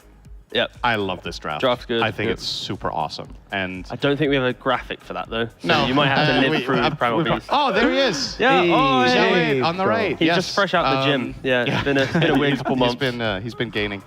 I mean, there's been a couple of really cool drafts coming out of China. I remember last season, Kezu was highlighting a draft I think Aster did with ROTK at the helm, where they also had this like beautiful synergy of heroes where pairings could just do all sorts of stuff. You had counters for everything that the enemy team did, and it didn't really matter how you moved around the map as a unit, as long as you kept pairings together. You had plays all over the place, and this reminds me of that game where it's just like the perfect storm. It's beautiful. I think what makes it even more difficult to play this game is, or rather what highlights just how well they were doing on the side of LGD. They have this Naga Siren who ostensibly, if things start to go south, can bail you out of trouble by pressing the song, make sure everybody can just leave. They only use song once that game, T. And they use that situation to set up for even more kills. So the fact that you don't have to use song defensively, everything you're doing is offensive, everything is on the front foot. With the heroes they have on the side of IG, you didn't like the anti-mage. What other hero do you think could have worked in that position to try and help them stall out some of this aggression that came from LGD? I mean, mentioned it in the draft, I think some Pudge-style hero, someone who can just kind of park himself in front of objectives. And it's like, if nothing say wants to come in, it's like, if you don't get the kill, there's the turnaround dismember. Same thing for Lycan. You can buy Vanguard, you can stand your ground. So I think out of all the options IG had, they went for easily probably the most volatile carry pick against a very disciplined PSG that knows how to play the map. I think if you're playing against PSG, if you want to pick anti-mage, you're picking it into like a Nature's Prophet carry, some Storm mid, like multiple forms of, if you mess up, we will win the game. You don't pick it in a game where it's like, we will lose the map and we will recover because of anti-mage. Like that logic, I think is terrible. And IG, unfortunately, I just think fell into the trap of an awkward draft today, or at least in game one. It's not over yet. Yeah, they still have a chance for the rest of the series. And Sandra, one thing I also noticed about these two teams is IG, they're like sort of middle of the pack in terms of hero pool diversity. Obviously, it gets a little bit stunted because of Shang Yu's influence. However, PSG LGD, besides Team Aster, they've picked the fewest heroes, right? And this is including games where they've legitimately gone out and experimented, picking the Axis, Dazzle, Elder Titan, these kind of heroes. It's very scary to me that they can look this good, right? Don't have that wide of a hero pool that they've picked so far, but the fact that we know that they have an ocean behind them, so they haven't had to drag. It's not like Team Aster who played exactly the same drafts. They'll do two different drafts in a series. Both of them will crush a game. Is there any draft answer to come against PSG LGD, or does it all come down to execution against this lineup? And a lot of the times when you see a team being dominant like this, it is with a small hero pool, right? Like there's been plenty of TIs that have been won by teams where it's like you have this subset of 5 heroes that are just outstanding, and the enemy team can only ban 2 of them. You get 2 of the remaining 5, and then you run the town, right? You need to find the solution. I don't have it for you. I mean, I just saw the game. I'm glad I'm not IG's coach. I'm like, guys, I watched your game and I know exactly what you do. It wasn't really that hard. You messed up a couple of times, get it together. Like, you just need to improve on your laning skills, your map awareness. You need to improve a little bit on team movements. Maybe we need a better draft. Wash your face. So many There's things. a lot of things they need to do in a short time in this break. What do you do? I feel like it's kind of a broken record, but whenever you're against a superior team, you have to do better in lanes. Like, PSG LGD are going to run you over if you're behind 4K gold minute 10. It's just not good enough. I have the solution. Go kick over their power cables, disconnect their internet, hopefully find a way to ban all 5 heroes or all 5 players from the game, and then you'll have an easy time of beating PSG LGD. But anything short of that, let's see what IG's got, because game number 2 coming shortly is their last opportunity if they want a direct invite into the major. Otherwise, they'll have to rely on the tiebreaker to get there. We'll find out if they have what it takes after a very small break. Don't go anywhere. More Dota to resume in just a moment.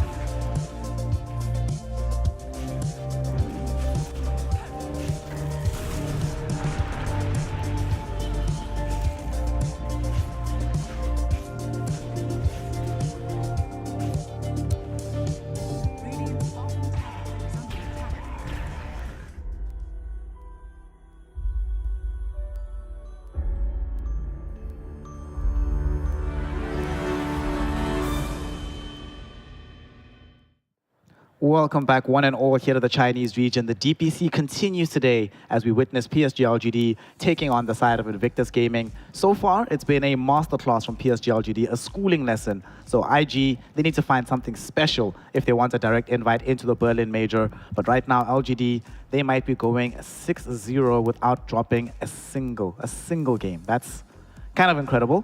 It's, I think, happened only once before in DPC history that a team has gone completely clean. If it happens here, it wouldn't be too surprising. And honestly, at this point, the surprise would be how on earth do you beat them? Because even Team Aster doesn't seem close to this level. I don't want to get ahead of ourselves too much. I feel like Astra actually has a real shot. It's probably going to be the hardest matchup that PSG LGD has, in my opinion. Yeah, they dropped the ball against YBB the other day, but until then, they were also lossless, and they've been playing solid Dota. And they're one of the teams, I think, that can really stand up to PSG LGD in the laning stage in the earlier part of the game. So, I don't know. I mean, personally, I would like to see a 7-0. There's something beautiful about that, just going completely clean without dropping a game. But at the same time, to me, it's not a surprise if they do end up losing a bit to Astra. The thing that makes it very difficult for me to believe in Team Astra at this point is the fact that all their wins came from Dire side, right? Whether it be second or first pick, they were just like, pick us Dire every single game, right? LGD, there's literally no pattern to which side they pick, no pattern to their pick priority. They're just like, play Dota, boys. And every time we crush the game, only one game that got pushed like to the brink. Funnily enough, it was against YBB, so maybe YBB is like the giant killer of the region. I think, yeah, for PSG, actually, if you look at that matchup again, it's like PSG is very fluid in their draft. I think when Zhao Wei looks at a moment or a hero, he's always thinking of like the next big counter. And like our TK drafts is very much like, this is our identity, and we'll keep forcing it through. And maybe we'll tweak like one aspect, but Zhao Wei's ready to do a lot more. So it's always fun when these two teams clash. And I think coming back to this series, IG have to do some incredible change-ups in their little break, because if they do what they did in game one, this will just be another PSG walkover. So we want our heroes that play a little bit faster. We want more dynamism, especially in the laning phase. We don't just want them to be stuck in a waiting game. We hope Anti-Mage comes online. We hope Death Prophet starts to get this early BKB and she can play the game. Let us see what they've got cooking for us as we have the second draft underway. IG, they go in for this Primal Beast after having banned out Beastmaster and the Brood. PSG LGD sticking with the same bans as last game. But given how well Nothing to Say did on this Primal, I'm glad IG have picked it up. And they can sort of flex this, right? They can play it mid, they can play it in the 4 position, they could potentially play it for Shangyu. But it's all now about seeing how PSG treats and respects his hero. Because for IG, they lose to Primal Beast, instantly take it away. They're scared of it. Now we get to see into the minds of PSG, how do they think they can beat the Primal Beast? So other teams down the line, maybe at the major, they should be looking at this game as a little bit of like kind of interest. Like, okay, so this is the thoughts. Like Tiny, for example, same concept as Ember in the mid lane at least. It's avalanches, tosses, ways to prevent Primal Beast staying on top of you.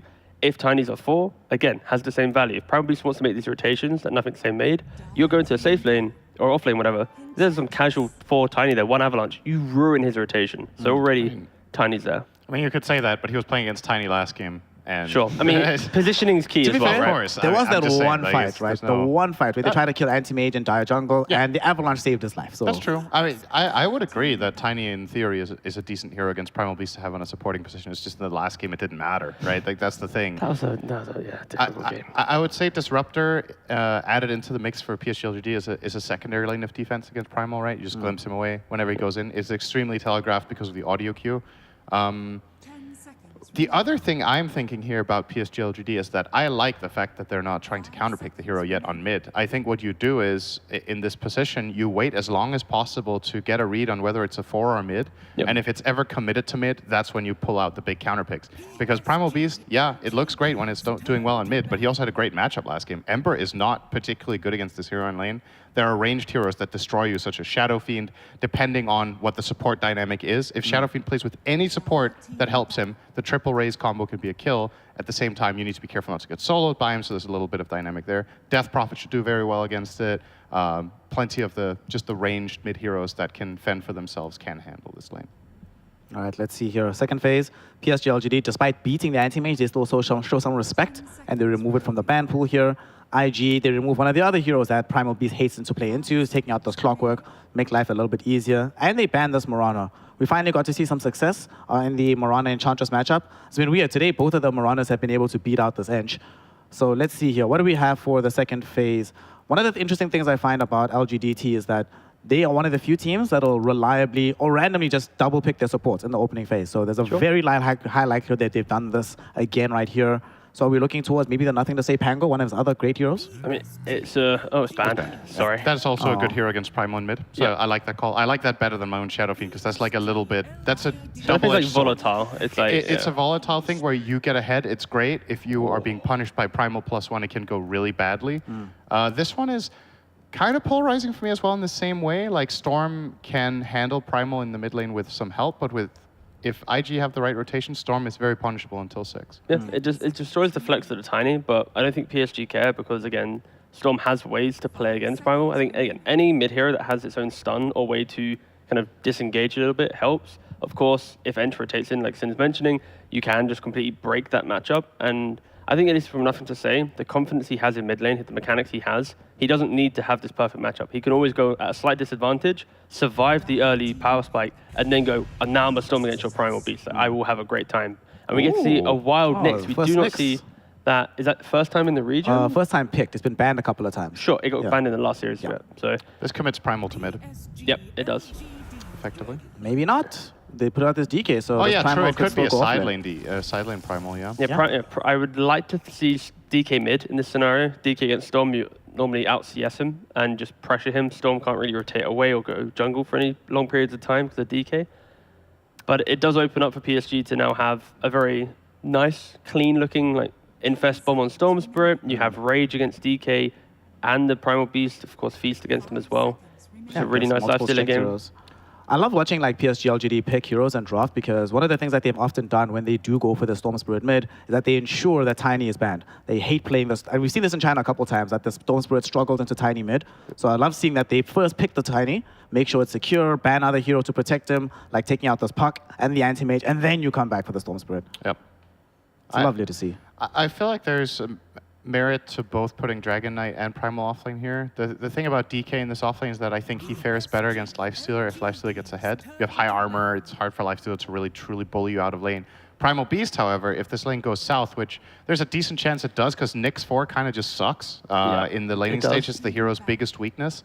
If they don't put Ench 4 and play Nyx safe lane with some sort of strong ranged carry, I'm a little bit worried that a Primal Nyx lane top will kind of get bodied by Disruptor Lifestealer over a couple of levels, and then if Primal falls behind, this hero is just not really that good. Like we've seen the awesome aspect of it in the last couple of games, but we've also seen, for example, a Primal 4 in EU played by Desire, who's really good on the hero, but if it's countered and you have a bad start, you're kind of just like, you charge in and you die. So very much an item-reliant hero, I would say, and a timing-reliant one. So not losing your lane is crucial, and honestly, I think they should put the Primal mid and DK off lane this game, because DK is way more self-sufficient if Nyx is having a weak laning stage, which could very well happen. Well, we still need to see a hero as well for the safe lane. Whether it be Emo or Dust who plays it, we're still not certain at this point. Does anything leap out? We need on something that can challenge the Lifestealer, something that can play faster. You're not just waiting for him to come online. Ursa probably. Ursa? Ursa seems good. Like, I don't think Terrorblade or something like down this line might be too greedy, where I think PSG will always find the jump. They've got a lot of jungle investigative heroes with Storm Tiny Disruptor, so I think a greedier illusion-based hero might get punished a bit. Lifesteal also can itemize to deal with that. So yeah, I think Ursa probably fits the bill for IG. That's run and gun style player. It's worrying that he's going to get counterpicked in the end, though, right? It's difficult. We've seen Ursa's getting run over in lane. We saw Sumail the other day getting crushed. I could see Veno last. We've seen Venos just ruin Ursa laning stages. That wasn't what Sumail faced. What was it Sumail faced in that game? It was Underlord in one game. He faced Lycan plus Disruptor, I think, and he got killed twice in lane as Ursa because he was laning with a 5 Phoenix. I mean, obviously he's with Ench here probably, which makes his laning a lot better. But there are still hero-to-hero matchups that are going to make this tricky. And again, if you're running this Ench and you don't win your lane, this is like one of the primary reasons you're picking the hero, right? Okay, I kind of like this, actually. I think this makes it almost impossible for PSG LGD to flat out just beat this lane hands down with any hero they pick. Ench Troll is exceptionally strong. The matchup against Lifestealer is pretty good. And because you are running with multiple reliable stuns, you can actually kill Storm as this hero, which is often going to be a problem. So I like it. I mean, if PSG play Underlord, I wouldn't mind them pick it themselves. Just having like physical damage is quite key for IG. We see it a lot in Europe, but it feels like another tanky pick. Like IG wants to be this. We get a couple items and we're really in your face. Like if you try and gank the Lifestealer and you don't execute, in the turnaround. It's like, I think turnaround is key here, and that's why Underlord fits the bill. But again, it's not really hero we see in China. Other heroes that they played, yeah, I don't think many of them really fit here, at least from Zeal's hero pool. Timbersaw looks pretty good. Is he still in? He is, right? He is, yeah. Multiple So strength he can, heroes. he can lane against Troll. He has armor, multiple strength heroes, Dragon Knight and Primal Beast, and you give freedom to Tiny to leave the lane. Sack the lane, go Darkseer, crapper. I mean, it goes Darkseer is more. also good. Darkseer's actually all right. As much as I meme Nyx it. is a little bit tricky, but aside from that, it's a good DS. Exactly. That's why I'm scared to say it, because like Nyx is good against it. It's awkward to get through lane, especially against Ench and Troll. So it's like, it's like really bad. But like if you get to this like mid-game timings, you don't care about Ench. You kind of brush off Nyx because you're whatever. But Oh, yeah, Death Prophet. Oh, wow. 24 Death Prophet in China. Forgot this hero existed for a that second. very rarely happens. Well All right, so they have some tower push here. I guess you don't get pressured as hard by the Troll Ench. How do we feel about this here, boys? And when you look at these drafts here, ignore the team names and just look at all of these heroes together. Which draft would you rather be playing on the side of? I need to look at the big picture. I think for me the biggest problem is the Nyx. So I think I do like PSG LGD's lineup better overall because I think all three lanes are going to go fine and their mid-game timing is going to be very strong. Troll will still need time to farm. There's a risk that we fall into the same game as last time, right? Where Troll needs to farm. If Dust is not doing particularly well mid with Dragon Knight against Storm, I'm assuming Storm will just have farm in this lane, right? Yep. And the fact that they put the Primal off lane doesn't inspire confidence in me either. That lane could be difficult. So yeah, I do like the Radiant more overall from a strategic perspective, but I don't think it's as big of an outpick as the previous game. I thought that one was going to be, yeah, if they fell behind in that game, there was no coming back. Here, there are some semblances of handling it. T, you are not an enjoyer of the last pick anti-mage. 23 Troll here. Does it inspire more confidence in you in IG taking game 2? It gives them avenues to have that carry v carry kind of 1v1 duel, but Dota isn't always about that. There's other factors in play, but if they can get Troll to lock onto Lifestealer with no extra support, it's a good pick. But again, like I said, it's really rare that you get that like perfect one-on-one clash. So again, I'm leaning PSG a little bit, but it should be more competitive, man. Like this second game, like this, it should be at least 40 minutes and maybe double the kills for IG. Double the kills, 4 kills. I know. 4 Thanks for kills, picking not up on that that hard one. to come by. We're going to find out if IG has what it takes to make that happen for themselves, or if LGD will continue the dominance and keep taking us all to school. To find out, we send it over to AI Lyrical and Principal Kezu. Take it away for game 2. Thank you so much, Snare, and your wonderful panel out there, making jokes, cracking jokes. It's going to be better than last game, is what they said. I think so. It would be hard for it not to be, because, oh my God, that one was rough. They can get more than 4 kills. True. Or at least 4. They're going to get more than 4 this game. I'm calling it now. More than 4. Well, Don't do him dirty like that. they have Primal Beast, so they better. Because like if Primal Beast is not getting kills in your game, it's definitely gone poorly. It's gone wrong. Something has fallen by the wayside as... well, starting off here, I guess that's something to talk about at the beginning, is just the change-up. They decide we're going to take the Primal Beast away from you. Yep. Do you like that decision? It's, in my opinion, yeah, it's better than taking the Ench itself. And Primal Beast is a bit more open. He could have been mid. They did end up deciding to put it off lane. The only thing that's lacking a little bit from the IG draft for me is the follow-up damage, what we saw LGD have in the last game with their supports. Clear stun into arrow here, it's a bit more wonky. As Dust walks forward, the wonkiness will not stop them from getting these runes. Looks like it's going to be 2 apiece. Yeah, the follow-up damage is a little bit strange, but there is something that maybe can be that setup potential for themselves. A hero that we've been calling for a very long time, the Nyx Assassin. The forgotten hero. Yeah. Honestly, I feel like this hero is definitely playable in some games. I'm not going to say it's great, but every Dota hero, you know, has its place in specific games. As yeah, I feel like this is a decent one against Storm. You're gonna have an okay lane against Disruptor, so I like at least that they did end up picking the little Nyx Assassin man. Yeah, and the lane is maybe a little bit awkward, as you can see on the right side of your screen right now. Going to be playing the Nyx with the Primal Beast, facing off against Disruptor and a Life Stealer. In terms of sort of the story of these lanes and what we're going to be looking for here, are there any that you're particularly concerned about? Are there any where it's like a timing you need to watch out for in these games as PYW is going to get glimpsed back? I think bottom is going to be a lot about HP levels. If IG do drop low on their heroes with Why You Smile doing a good job to Disruptor pull. Like once I get level 2, 3 on Disruptor and maybe Primal Beast goes lower HP, LGD could look to pressure down bottom. I don't really see IG being able to do too much on their own unless they catch Why You Smile off on the side. Right, which is a possibility. I mean, you have to hit the stun to start, but maybe Primal can sort of make some of those initial stuns come out there as, God, Why You Smile connects the pull, and PIW is going to be able to get the last hit onto that creep as Jason, trample, but won't be able to do anything else as the glimpse separates him, and Shiro still perfectly capable of just continuing to last hit. Lifestealer feels like a great pick in this game. Oh, absolutely. You love most of these dire heroes in just in this game overall, right? You have DK, you have Primal Beast, lots of tanky heroes, you have Rage against the Eng, against the Nyx Assassin as well. So yeah, he's going to be off to a good start. The only one that can really stop him could be Emo on Troll, but he needs a lot of gold to do that. Yeah, needs to not get sort of hampered down continuously and his jungle taken away, his farm taken away. His Planet is going to get hit here. Throws out a Crypt Storm from Zeal to try and create a little bit of separation there. As Zeal dropping lower and lower. The Spirit Siphon, though, might buy enough time for him to get away, but the toss back. Oh, and QYQX has to pop that heal. Still living as they don't have enough damage to bring down that Eng. Well, we didn't get to talk about the top lane yet, but this is definitely a pressure lane from IG. You have Eng. Once again, feel like this is going to be a better lane for them this time around with this range carry of the Troll. So this is definitely the lane for IG that they need to win. Right. Have to come out ahead in this one. And down bottom, already, Zhang Yu has to use that onslaught to get out of harm's way as PYW did manage to connect the creep wave up here on the top side. As lots of tangos being brought out, wanting to keep those HP levels high like you were talking about. Yeah.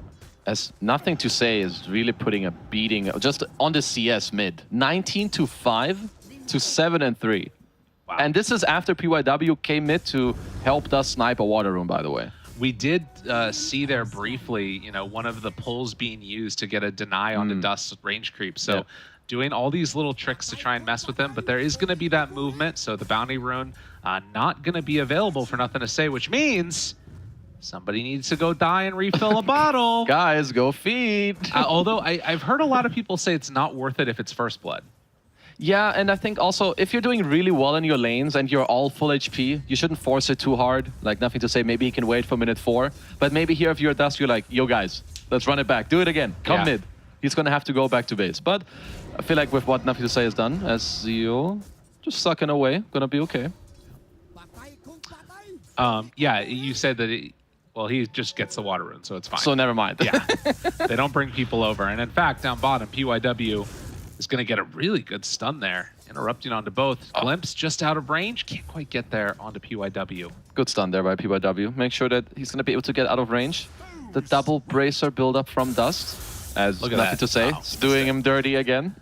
Even if he doesn't get the deny, just denying out those last hits, super annoying to deal with. As at least Dust he got to recover a little bit with Nothing to Say having dropped to such low HP for a while without being able to refill it. And that is what you need to see if you're looking at DK here. Needs to get off to a decent start so he can sort of be that limiting factor, but it's a solo kill mid.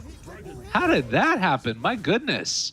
Went for a pull, I guess, and ends up being punished. Is Why You Smile, chased down, took some damage from a tower, it looks like, and easy peasy. He was just too low. Well, I guess he just kept clapping away at him. Then Dragon Tail, Brief Fire, now Dragon Form available, and suddenly DK Dust is chilling. He's 600 gold ahead.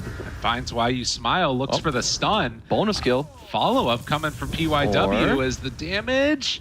It's one more hit, but it looks like the burn won't be enough to find the kill, and Nothing to Say immediately pulling the creep wave way off to the side. Up top, they're also going on the Death Prophet, trying to bring her down. The toss comes out, but they're able to force back, and now QYQX is going to get killed as the toss under tower happens. Oh, look, your Storm is ganking before level 6 at mid. Is going to get beaten down by the Hellbear and actually killed off Dust, making the big move. Finding him, but Emo buying a little bit of space between him and Planet. Dust is doing everything right now, and PYW from long range finds the kill. The Courier even getting into the mix. Planet manages to find that. Just mayhem. Mid lane exploded to top. They're just both running to top. It's nothing to say. Receives another. And this is why the support rotations matter so much in this early game. Yeah. Because they took this water rune away and then Ench even took the bounty. The only reason nothing to say dies overall is because the IG support movement in the early game. As PYW runs through, has the stun, looking for a punch, connects it onto Why You Smile, but is not sure if that's quite going to be enough to chase him down. So no, won't be able to. But 3 heroes mid, they're still trying to punish. Nothing to say. He's not 6. And he's not going to be 6 for a while. He's not even that close. It's still more than half a level, and DK form is up in 10 seconds. Uh-oh. In trouble, nothing to say, trying to run away, and looks like he's going to be able to. But how much damage can he do on the tower? All that pressure stemming up towards top did buy space for them to wait out the first DK form, but the second one, I mean, this actually might be the tower dropping incredibly low here. Honestly, they might just get it, because nothing to say is still miles away from 6. He needs his team to help him defend his tower. So they're just going to be leeching XP as Dragon Tail, stun. Follow up. Why You Smile makes the move over. The TP rotation coming in from Lifestealer. Shiro wants to put the kibosh onto this, stops it as they Glimpse actually back. glimpse back Dust. Turns, nothing to say, gets the pullback, Infest. and then the heal. Dust not able to turn for the full finish, and PYW dies. How we go from potentially taking the tower to losing a hero is... And losing Troll. Oh, man. Emo barely able to walk away from that. Crypt Swarm, does Zeal guess correctly? Doesn't look like it. Well, Primal Beast is TPing up here. Hello, Zeal. What is happening, my man? Wants to take down the person that took his job. Zhang Yu looking to kill Zeal. Doesn't quite manage it. And an avalanche wasn't enough to bring down Emo. Mayhem. They've already doubled their kills from last game. At 7 minutes. Active Rune coming up soon. Well, at least we got another banger game where everyone's just running around trying to kill everyone. True. As I love the fact that Shiro was a part of this mid defense, really helping out his team. He's the top net worth. Mid tower is the most important stuff. Bring nothing to say back in the game. Because LGD, they definitely recovered off of that move. Yeah, they are now back in business. Still 1,000 gold behind IG. And trying to immediately, you can see PYW go in for that Blink Dagger. As Shiro, ready to chase and hit onto him. Does still have the Spike Carapace, but is dropping lower and lower. The Ghoul Frenzy, and now the Glimpse back. Manages to find the Spiked Carapace hit, but Shiro, barely getting away from that one. While in the mid lane, Dust is taking the tower. PYW making space for his team. Okay, now Exo up top. Glimpse, Emo, gotta run. Does have ulti, might need to pop it. Won't be able to get it off in time. Ooh, definitely another great play here from LGD in the top lane. They did lose their mid tower, as IG have done a great job of just helping out Dust with his good early game. He's getting closer to his Blink Dagger. That's definitely going to help them a lot. And Why You Smile still struggling 4 levels here. Level 4 on the support, while Shiro going to get jumped on down bottom. PYW not able to connect with that stun, and in fact, afterwards, they want to go on to that Disruptor.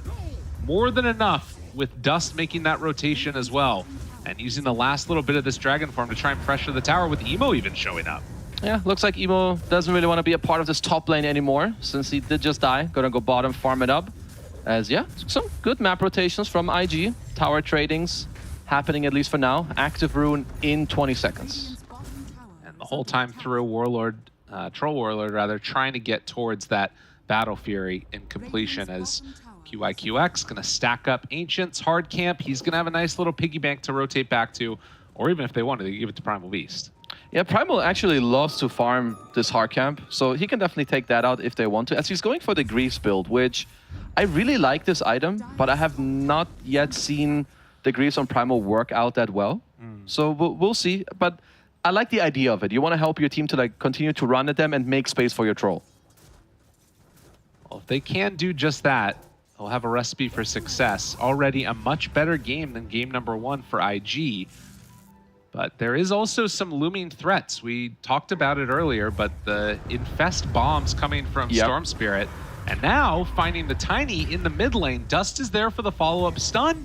Not even a chance for an Avalanche to get thrown out. So IG continuing to find these kills around the map.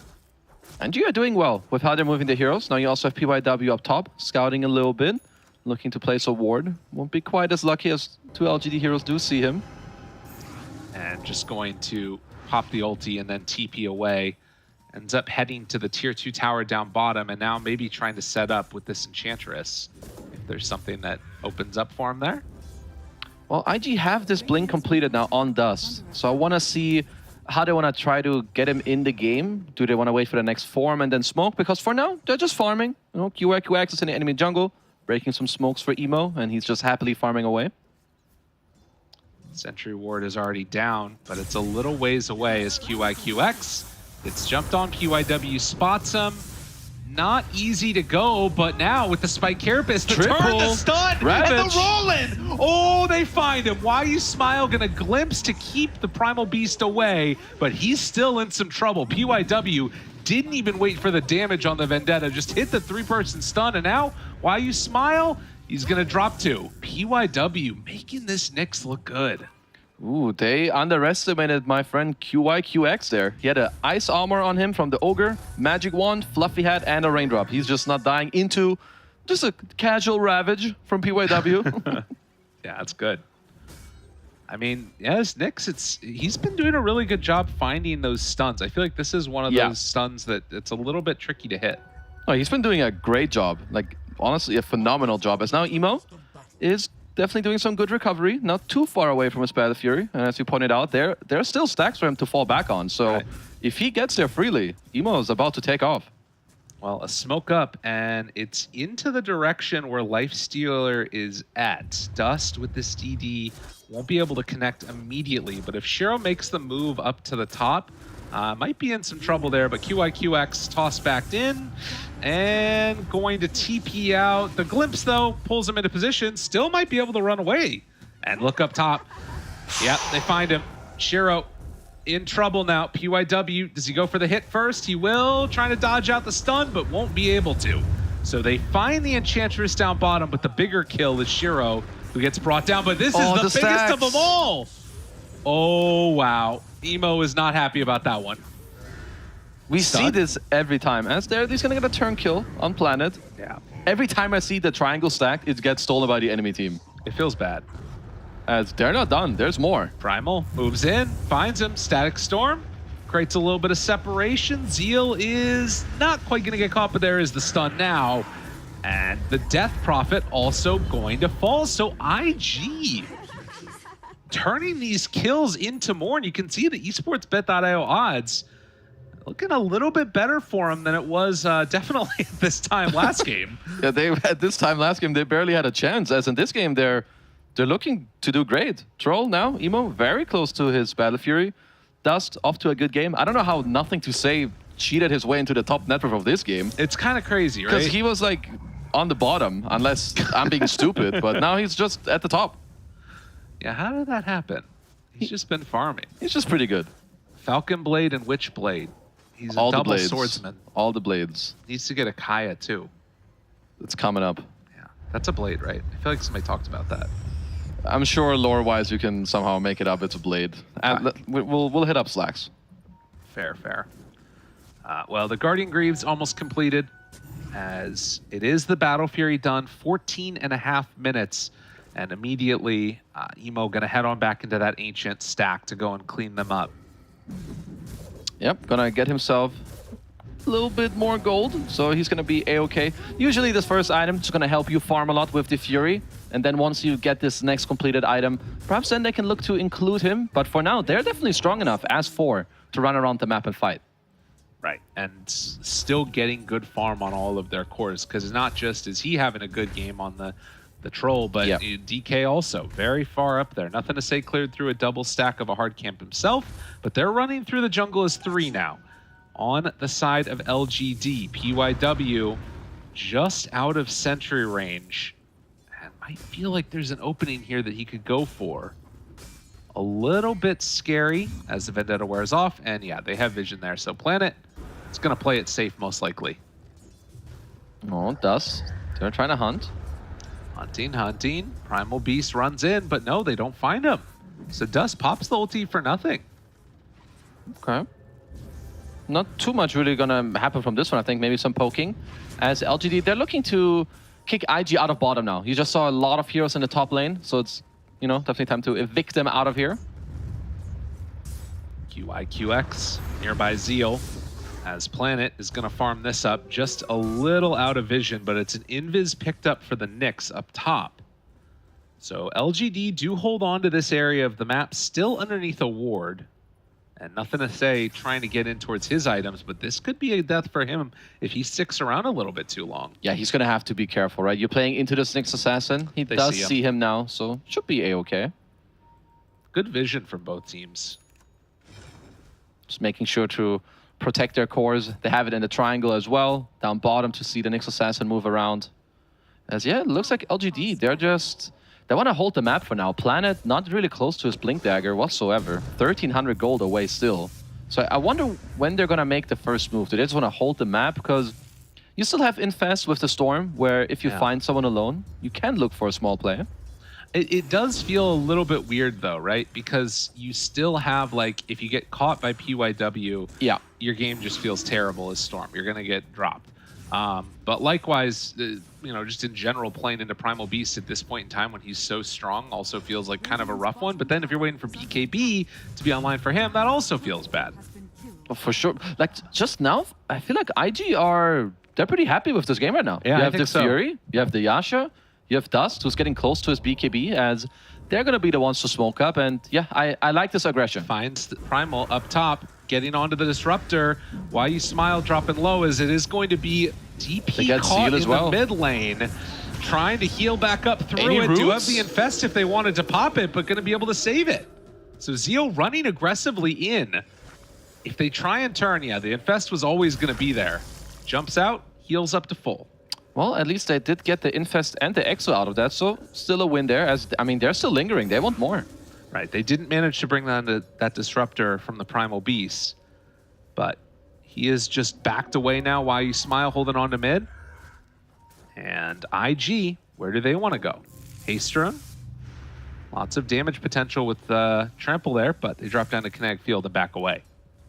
I mean, LGD, they see everything. This mid ward saw all of them. Now this triangle ward seeing all the rest. So IG might need to invest a little more in these sentries to try and get rid of this vision, because LGD, they could be bleeding a lot more in the map, but they're doing a very good job. I know, and this is the thing that I'm curious what your thought on this is. When I look at this game, I see like this rolling boulder going down a hill, and LGD are sort of trying to keep the pressure off of them and keep the little bit of distance.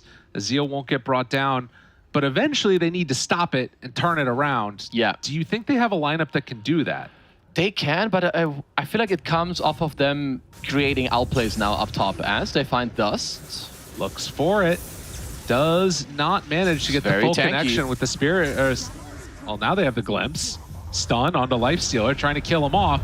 And with the Rage, Dust is going to drop it. Now the turn on the Primal. This could be that outplay that you're talking about. Gets control and nothing to say, but now with the Tiny showing up, they go one by one. Tanky Heroes feeling strong into Lifestealer, and he rips them to shreds. Well, that's pretty good for LGD. You just get to whack away at these Tanky Heroes as Lifestealer for like 10, 12, 15 seconds. I mean, that's very good. I thought LGD would maybe have to wait for 1 or 2 small hero timings. Get this tiny blink, maybe the BKB or nothing to say. But that's huge. The rolling boulder rolled a little bit out of control as that Ring of Achilles down on the ground. That one might have been stolen. Nonetheless, at 19 and a bit minutes, that's a big injection of gold for the Lifestealer. Nothing to say. Well, does he get caught there? Decides to zip away. Just Spidey senses tingling. He knows. Even though he hasn't played against Nyx in ever how long, I don't know. They're not really getting caught out by him right now. No, they're not. And we're not seeing IG play the map in the same way that LGD did last game, where they choked out the areas where they were allowed to play. LGD in these last minutes have done phenomenal, whereas IG, maybe now after this little misplay, they could be looking to wait for their double BKB timing on the Troll and DK. I think Emo will take perhaps 2 minutes, as Dust is basically about to finish it right now. Incredibly strong on that Troll. We'll have it brought out. And then, of course, the question is, where do they decide to go with this strong power spike? It feels like it kind of needs to be Roche, but at the same time, you don't just want to walk in and take it. There needs to be some type of a smoke play. And in fact, the smoke might be coming from LGD. who do have Shiro at the ready. Storm a little ways away from the rest of the team, but can zip in. If things get spicy, they'll find QIQX, and that one should be an easy finish. As the Enchantress is brought down, kick him out of the jungle. Very good smoke break there from QIQX. We just talked about they need this BKB timing, so him breaking the smoke is absolutely crucial. Emo just gonna TP to the other side of the map, get all the farm going. Because I would say, yeah, IG, it is definitely go time. You have a lot of stuff going on, so once Emo does get there, I want him to go and seek a fight. Get involved, make some action happen. Right now, PYW is ready with a Blink Dagger. As he drops down a ward behind him. And in towards mid, the TPs come, ready for some action. Will they be able to find it, though? Or are they going to go for a smoke themselves?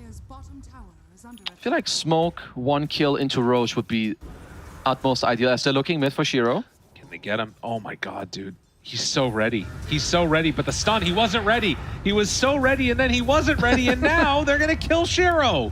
He wasn't ready. He wasn't ready. Honestly, I've seen this guy rage a DK stun like 3-4 times in a row. I think Dust made damn sure that he's literally blinking on top of his hero portrait to get the stun off. Yeah. Well, just like that, it is going to be Roche open. They're taking it, but LGD, they want to look come for and steal. take this? Maybe a chance. Storm thinking about zipping in, Planet nearby, but he's not going to get there in time. 3-minute Eva. The big jump, and well, that's a BKB Dust, so nobody else has shown up to this yet. They jump into the midst of all of it, pulls him back into the Static Storm. PYW dead. Maybe a chance, but the root is there. Nothing to say. Barely surviving. It is going to be DP taking a lot of damage from that Pulverize. Zeal trying to live. Spirit Siphons trying to stay alive. But in the end, it will be enough. Dust with the double kill, and IG Aegis in a 3,000 gold lead.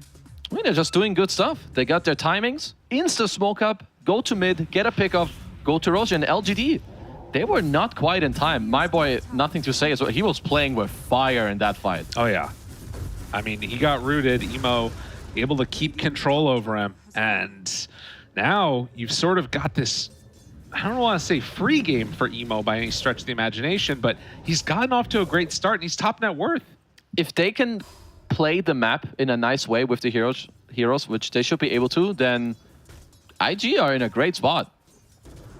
Well, so you see this replay here, immediately into the pit, and Planet a bit too late with that avalanche jump. They're just also too tanky, right? You have this BKB on the DK. Emo here, no fear, has the Aegis already. He just gets to whack away. LGD needs Shiro in these fights. Yeah, has to be there involved. And well, speaking of which, has the Basher reveal, and now gonna find Primal going to drop. Jump, looks for more. Back. Oh, weird things happening. BKB used. Okay, you get a core kill. You force out a BKB. All that while being down 4k gold. Any enemy team having Aegis. So LGD gonna be able to reclaim a little bit more of the map here. Very nice movements.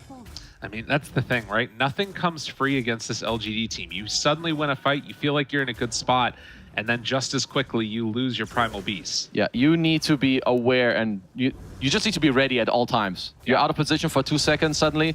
You lose a hero, you lose a tower, and I mean, you're the one supposed to be setting the tempo. But with just one small mistake, the complete other direction.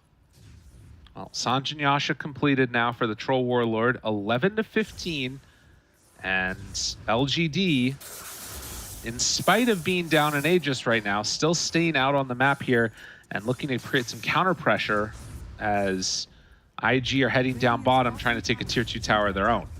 Okay, Emo's gonna set up this tower. Does he want to stay here? So he currently doesn't see a single here from LGD. So looks like just that is gonna force him to go away. But they might decide to go and hit it again, as now LGD have shown a few heroes on the mid lane. I will say I like the idea that Emo's got here of going in for that Scotty. It sounds really cool. Scotty is pretty good against these heroes, right? He's going to be able to stick on top of them. It's good against the DP. It also makes him tanky to perhaps survive against the burst. Something else I could see him do is go for a blink, but that depends on how fast does he feel like he needs to be in the fight. Right. Because he has so many jumpers that I feel like, you know, blink could be kind of cool. You can instantly follow it up, but Scotty, don't mind if you do. Planet. There in mid. It's going to get glimpsed again. I like what Emo's doing. Yeah. Come deal with me. What are you going to do? Although if he dies right now, that's really bad. That would be quite bad for them. It doesn't look like he's gonna die, surely. Yeah, he's fine. He's fine. Or maybe he goes again. Who knows? He's lingering. Does he decide? Oh, the zip. And they messed up a little bit. Dust needs to be really careful. Yeah, and just the BKB bash, TP one out hit. the bash. Woo! And now the smoke. They're ready to fight. Oh, there are so many high skill plays happening. Nothing to say. Somehow dodging that stun, zipping out, trying to zip back in to get him before the BKB, and now they instantly smoke up. Do they realize what's coming their direction? Spot him, jump forward. Avalanche. The BKB is out. Emo ready to go for his own. He pops the ulti already, and now the life stealer infest to try and keep his buddy alive. Not gonna happen. Shiro in some trouble, but there's the static storm down onto 2. But the pulverize is gonna be there. They need a way to silence it to stop it. He actually lives through it, and now a bash onto Emo. No more BKB for the troll, but Shiro is gonna get ran through, and now a little bit of a blast from the past. Jiang Yu is gonna try and kill off the rest of LGD here. They went in very far. Will have to call off the pursuit with Exorcism still going, but IG, look at this play from them. This troll is a huge problem. Emo can just stand his ground. This brigand, he just swapped the Brigand's Blade for Paladin Sword, but this troll is so strong. They got a kill onto Zero and a buyback out of Planet from that fight. Well, a big moment indeed. 6,000 gold lead. Aegis is going to expire now, and this was probably a huge part of why IG were willing to play so aggressively. But a Titan Sliver now on line too. They're getting a lot of these clutch items, and I kind of wonder at what point for LGD are they looking to try and hit their timing? Because it feels like they're sort of falling behind. LGD, the way that they should take fights, I would say you can, but it needs to be a really crisp initiation. You need to infest bomb onto nothing to say, and whoever you go on, they need to drop from full to 0. You can maybe try it onto Emo if you have very good vision of what's going on, but there's a pipe and grease behind him, so maybe it's too hard. I mean, that is one of the issues, right? The vision game, it's been a good job by IG to take that away from them. And as you said, with all these auras coming out on IG, it's much more difficult to find that instant burst that they're looking for. There's also just so much tankiness going on, right? Like, not just the auras and the troll, but Dust on this DK, he's about to finish up an Ags. Oh, man. And that's a big one. Yeah, that's crazy. There's Emo. He's looking for an MKB, wants to swap with the build, as he's trailing nothing to say for now. Yeah, nothing to say, should be able to get out of here fine. And the Zip very far away, queuing up the Hex afterwards. As Planet, he's going to TP out. Somehow, Jiang Yu knew exactly where he was going, but doesn't quite get there in time. I do definitely like that when these teams are ahead, they're making it very hard for the enemy team to just run down these side lanes, try and be annoying. Like you can see Emo pushes out nothing to say. Jiang Yu, he's looking top, pushes him out too. Just to, you know, stay in map control, make it hard and awkward for LGD as Emo. He is getting very close to this MKB, and then I feel like they can just look to go together once again. Yeah, can be a huge problem. Has that armor too from the level 20 talent. There is still an AC that's going to be done soon on Shiro, and that does make things a little bit more complicated. Of course, you're got the Heaven's Halberd, so evasion is there, but also you can just go for the disarm straight up if they wanted to on that troll for a bit. Yeah, Shiro's item build has been very good to try and help him with the situation against the troll, with the evasion, with the halberd, and then also being able to bash it up. But 30 seconds, we'll know how close we'll get to the next Roche respawn, because that one is going to dictate the game. Well, Emo dodges for, or rather nothing to say, dodges from Emo, while the Tiny heads up to the north, ready to cut a wave here. And yeah, Roche, like we said, it's going to be up, or rather we'll know if it's up pretty soon here now.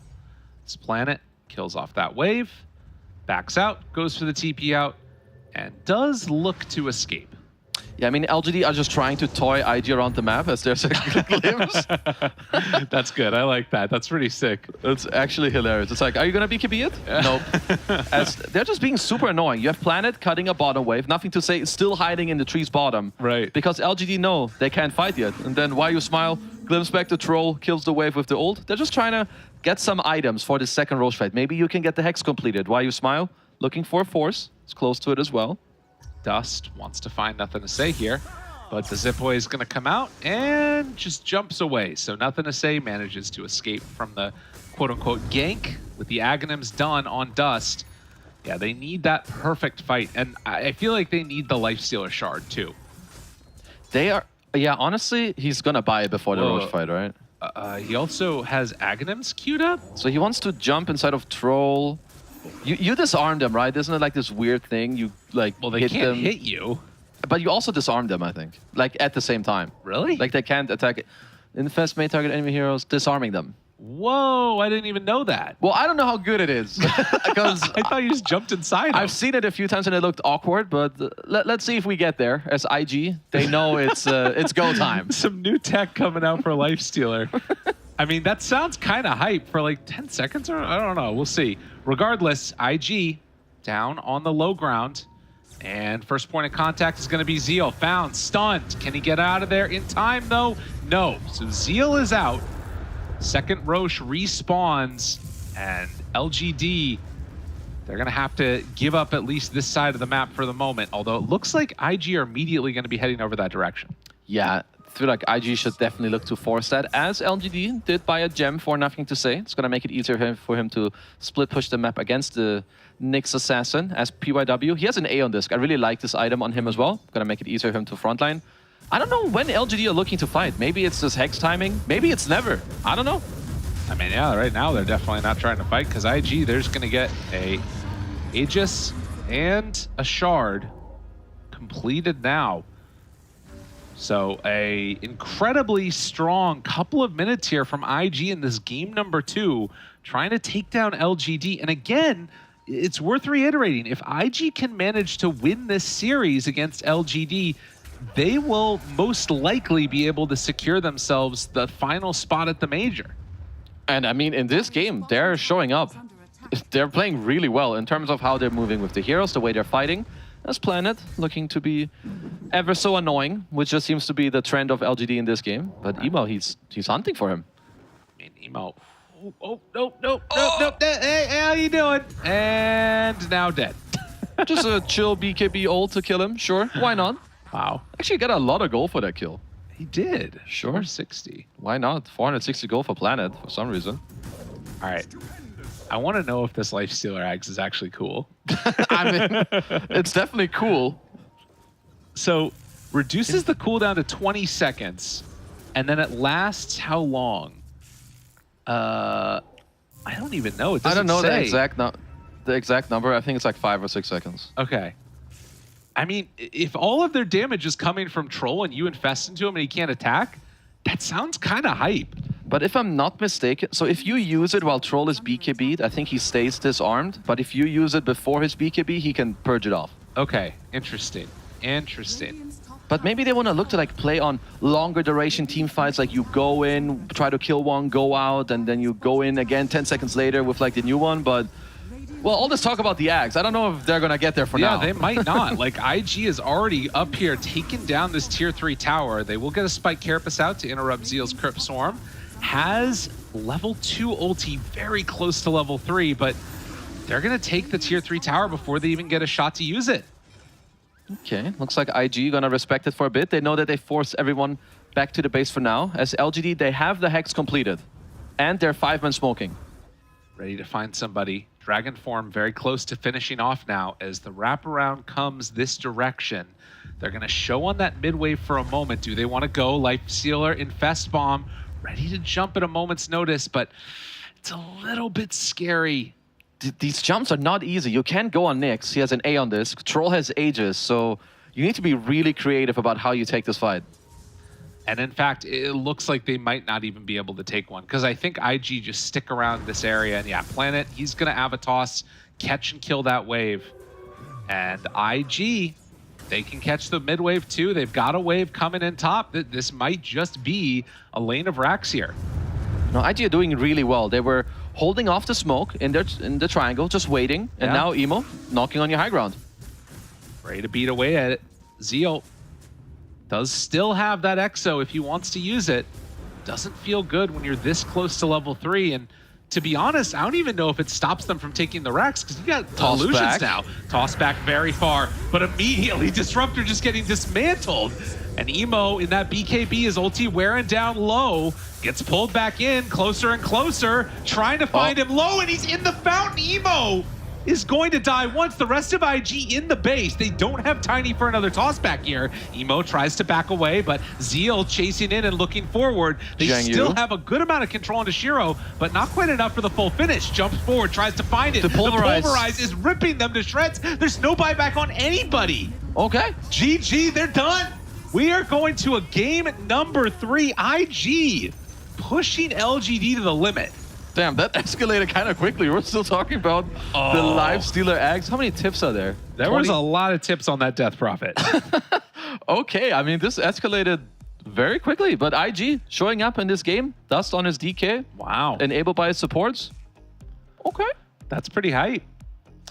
I think in this one, at the very least, we had some pretty solid just movements in general by IG. The troll pick, I was incredibly dubious about. Yeah. But it ended up working fabulously. It looked very good. I feel like from start to finish, right, with the laning stage, I don't know if he had one death, but eventually he ended up going bottom. They did a great job breaking the smokes for him. Ancient stacks. Yeah, honestly, this whole draft from IG, I feel like it just came together. A really solid stuff. And for LGD, going into the next one, I mean, was it just a little bit too much of wanting to get their cake and eat it too? What was the big issue here that they had? I think this early game from Nothing to Say, that he really struggled. I think that set them back a lot. Well, a tough time indeed as we get ready to go into game number 3. Going the distance here on the penultimate day of the China DPC, at least the regular season. See if we have tiebreakers, see if it's going to be IG going to the majors of all team. But we'll find out more right after this as we go back to the panel. It's been a 2-0 region for the most part. Most teams have just swept past their opposition in 2 quick games, but today we finally get another 2-1 affair, and that happens in the most opportune moment when IG desperately looking for a ticket into the major. With steep opposition, they finally bring down the juggernaut that is PSG LGD 2-1. It actually happened. I didn't think it was going to happen. We see Nyx Assassin Syndrome. I see Nyx. Up until this point, this hero had not won a single game across all the DPC. It was 0-2. It was supposed to be 0-3, but PYW says nah. And what a game from IG this one. They just did so many things right, you know. My worries about IG just didn't happen, you know. The Dragon Knight mid against Storm won his lane, even though I would say it was a really, really good first few waves from Nothing to Say. He was winning the lane handedly, but then he didn't get the runes. He gets solo killed by Dragon Knight. DK's level 6 when Storm cracks 5. They punish him mid again, and they snowball that lane. The Nyx Primal Beast lane went better than I expected. I think Primal Beast had a pretty solid game with the Greaves. Yeah, and the End Troll lane, that's the one that I was like, okay, on paper, this is IG's best lane, and that one, of course, went well too. So this time around, as we said after game 1, you got to get off to a better start. They did, and then they just kept rolling with the punches and just never looked back. This was a top class from them. One of the reasons why it was kept rolling for them is similar to what we saw for LGD in game 1T, where this Primal Beast was pretty much everywhere on the map when possible. Xiang Yu, not only did he do the same thing from the off lane, right, but this was his first professional game ever on Primal Beast.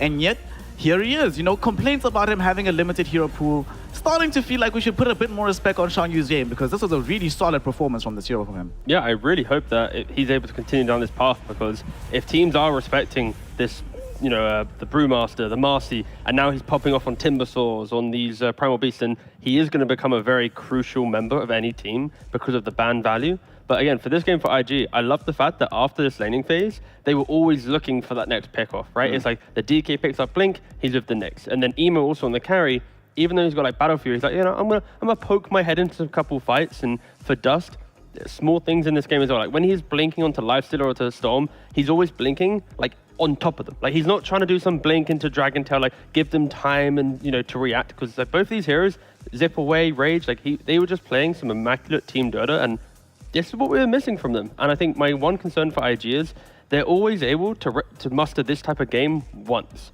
I need them to do it again now, because it's like this was a much better draft than game 1, much better gameplay than game 1. Like whatever their talk was in between the two was incredible. Like now they can't get complacent. They need another one of those pep talks. Like whoever's giving the team talks, rallying them around, like they need to do it again. If they do it again, they'll certainly be on track to get this W over LGD, and then pretty much be in contention to guarantee a spot at the major. Who do we think was the most impactful player here, Synderen? I think I'm a bit biased and wanted to say Shang Yu just because I've been hyping this guy up for like a year now. But is anybody else on the team that you think really made it sure that IG held this win together? Maybe Emo deserves a shot for an incredible troll performance? I think this was an outstanding game from Dust. From my perspective, aside from the first couple of waves in that mid lane, I think he really stepped it up this game. Last game he got kind of crushed, and he didn't break after that. Played a very solid game. The fact that it's always a bit hard when you watch the game to see like how's the communication going, right? Because it's a team effort the way they defeat the Storm. Yeah. But he's obviously a huge and integral part of that. Yeah. So I would probably pick him personally, but it's close. It's like, as well for me, it's like PYW on this Nyx. Like, again... Yeah, he was great too, absolutely. Casual Nyx finishes 3, 4, and 9, but there's so many of these pickoffs where if Dust initiates, but there isn't that extra stun after, then there's the turnaround potential. Like, we saw it on mid lane once with Death Prophet, where it's like, DK jumps in, Nyx follows up, but it's like, they're missing that one bit of damage. And if that was happening before that engagement, then it's like a difficult story. So yes, Dust, I think, stepped up a lot in this game. I think PYW easily could have got an MVP as well in this game, but just the mentality of IG in the second game, I don't think we've seen this level of like pick off, constant aggressive plays, this like mindset from them so far in the tour. Maybe in the odd game where they had some like Ursa or some like super aggro style, but again, it was refreshing to see. And it's so weird I'm saying this after game one. Like game one, they break teams. Like PSG, this is how they win their series. It's like they do this one dominant performance. It's like, remember who you are, like we are PSG. And it's like game two, they're nothing. And I'm just shocked that IG was able to pull this out of the bag. I mean, it's one of these things where we kept talking about IG early on about being a resilient team. They were losing games, but they were always taking them longer and longer and longer. They were the team that had also, before today, I'm not surprised that they actually go 3 series because they're the only team that's gone more than 1 series 2-1. This is their third one right now that they've gone the full distance. So hard team to break, Synderen. This is a team with heart, grit, determination. And from what we saw in game 2, also now they have killer instincts.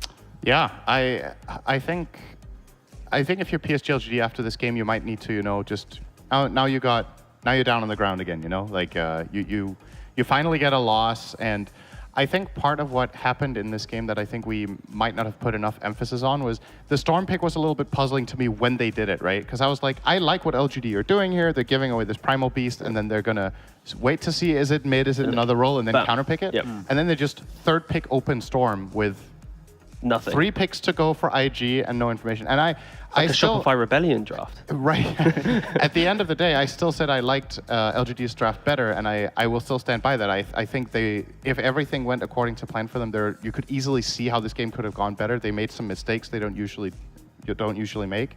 But at the same time, they also gave Dust a mental reset after that game by giving him a much easier matchup and game and lane in general. So, yeah. That's probably where I would go from LGD for this third game.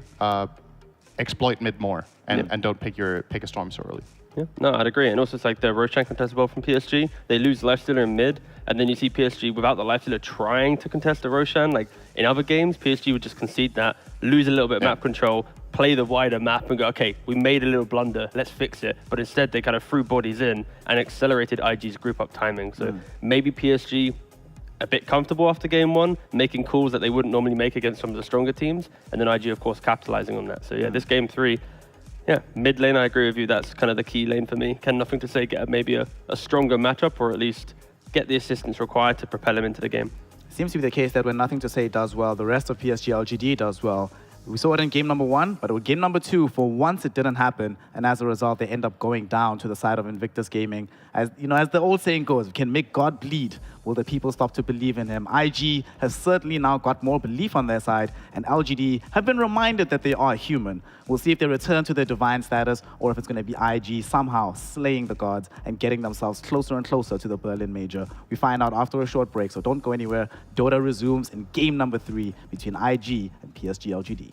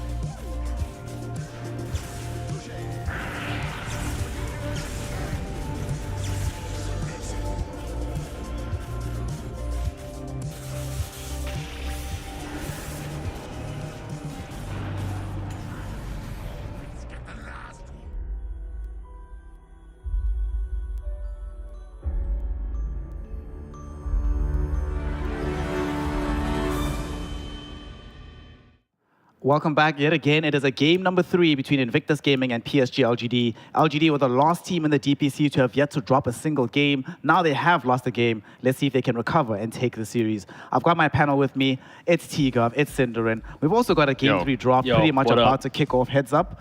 What do we want to see adjustment-wise from PSG LGD in the draft? You were talking, Cinderin, about them moving the order of when they pick up their mid laner. But for IG, should they keep relying on getting Primal Beast as early as possible, given the success we've seen of this hero, not just for them, but for LGD in Game 1 as well? I mean, they can try their hardest to rely on that, but they don't have it. So that's a little bit of a spoiler for you guys. We see the draft. You guys don't see it yet, but guess what? Guess what got first picked by PSG LGD? You want to guess? What is it? That is correct. It was peanut butter. There we go. Yep, happens. It's very good drafting.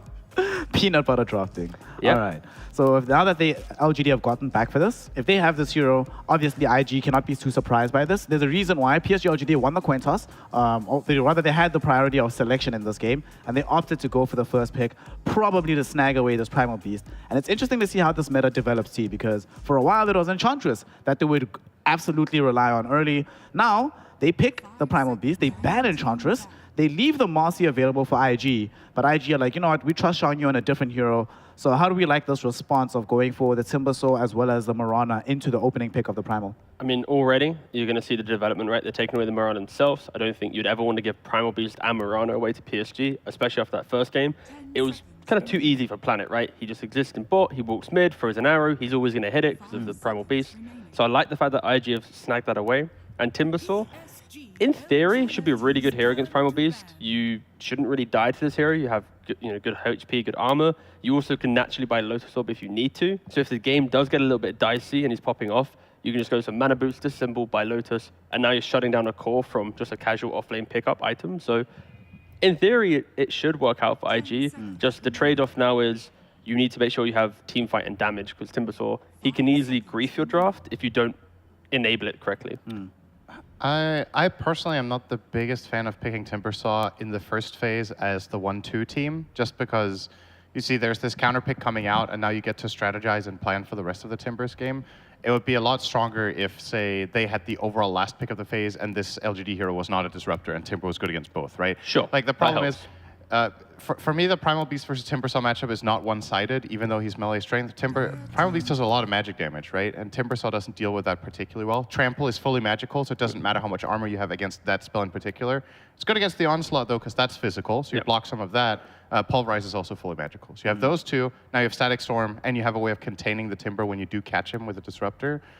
So I think whoever's playing Timber, I mean, we're assuming it's Xiangyu, right? But most likely, yes. It could be mid in this game against Primal. I don't know if that's, because I'm just looking at it from the perspective of, okay, you're rating this hero higher than any other option you have at that point, right?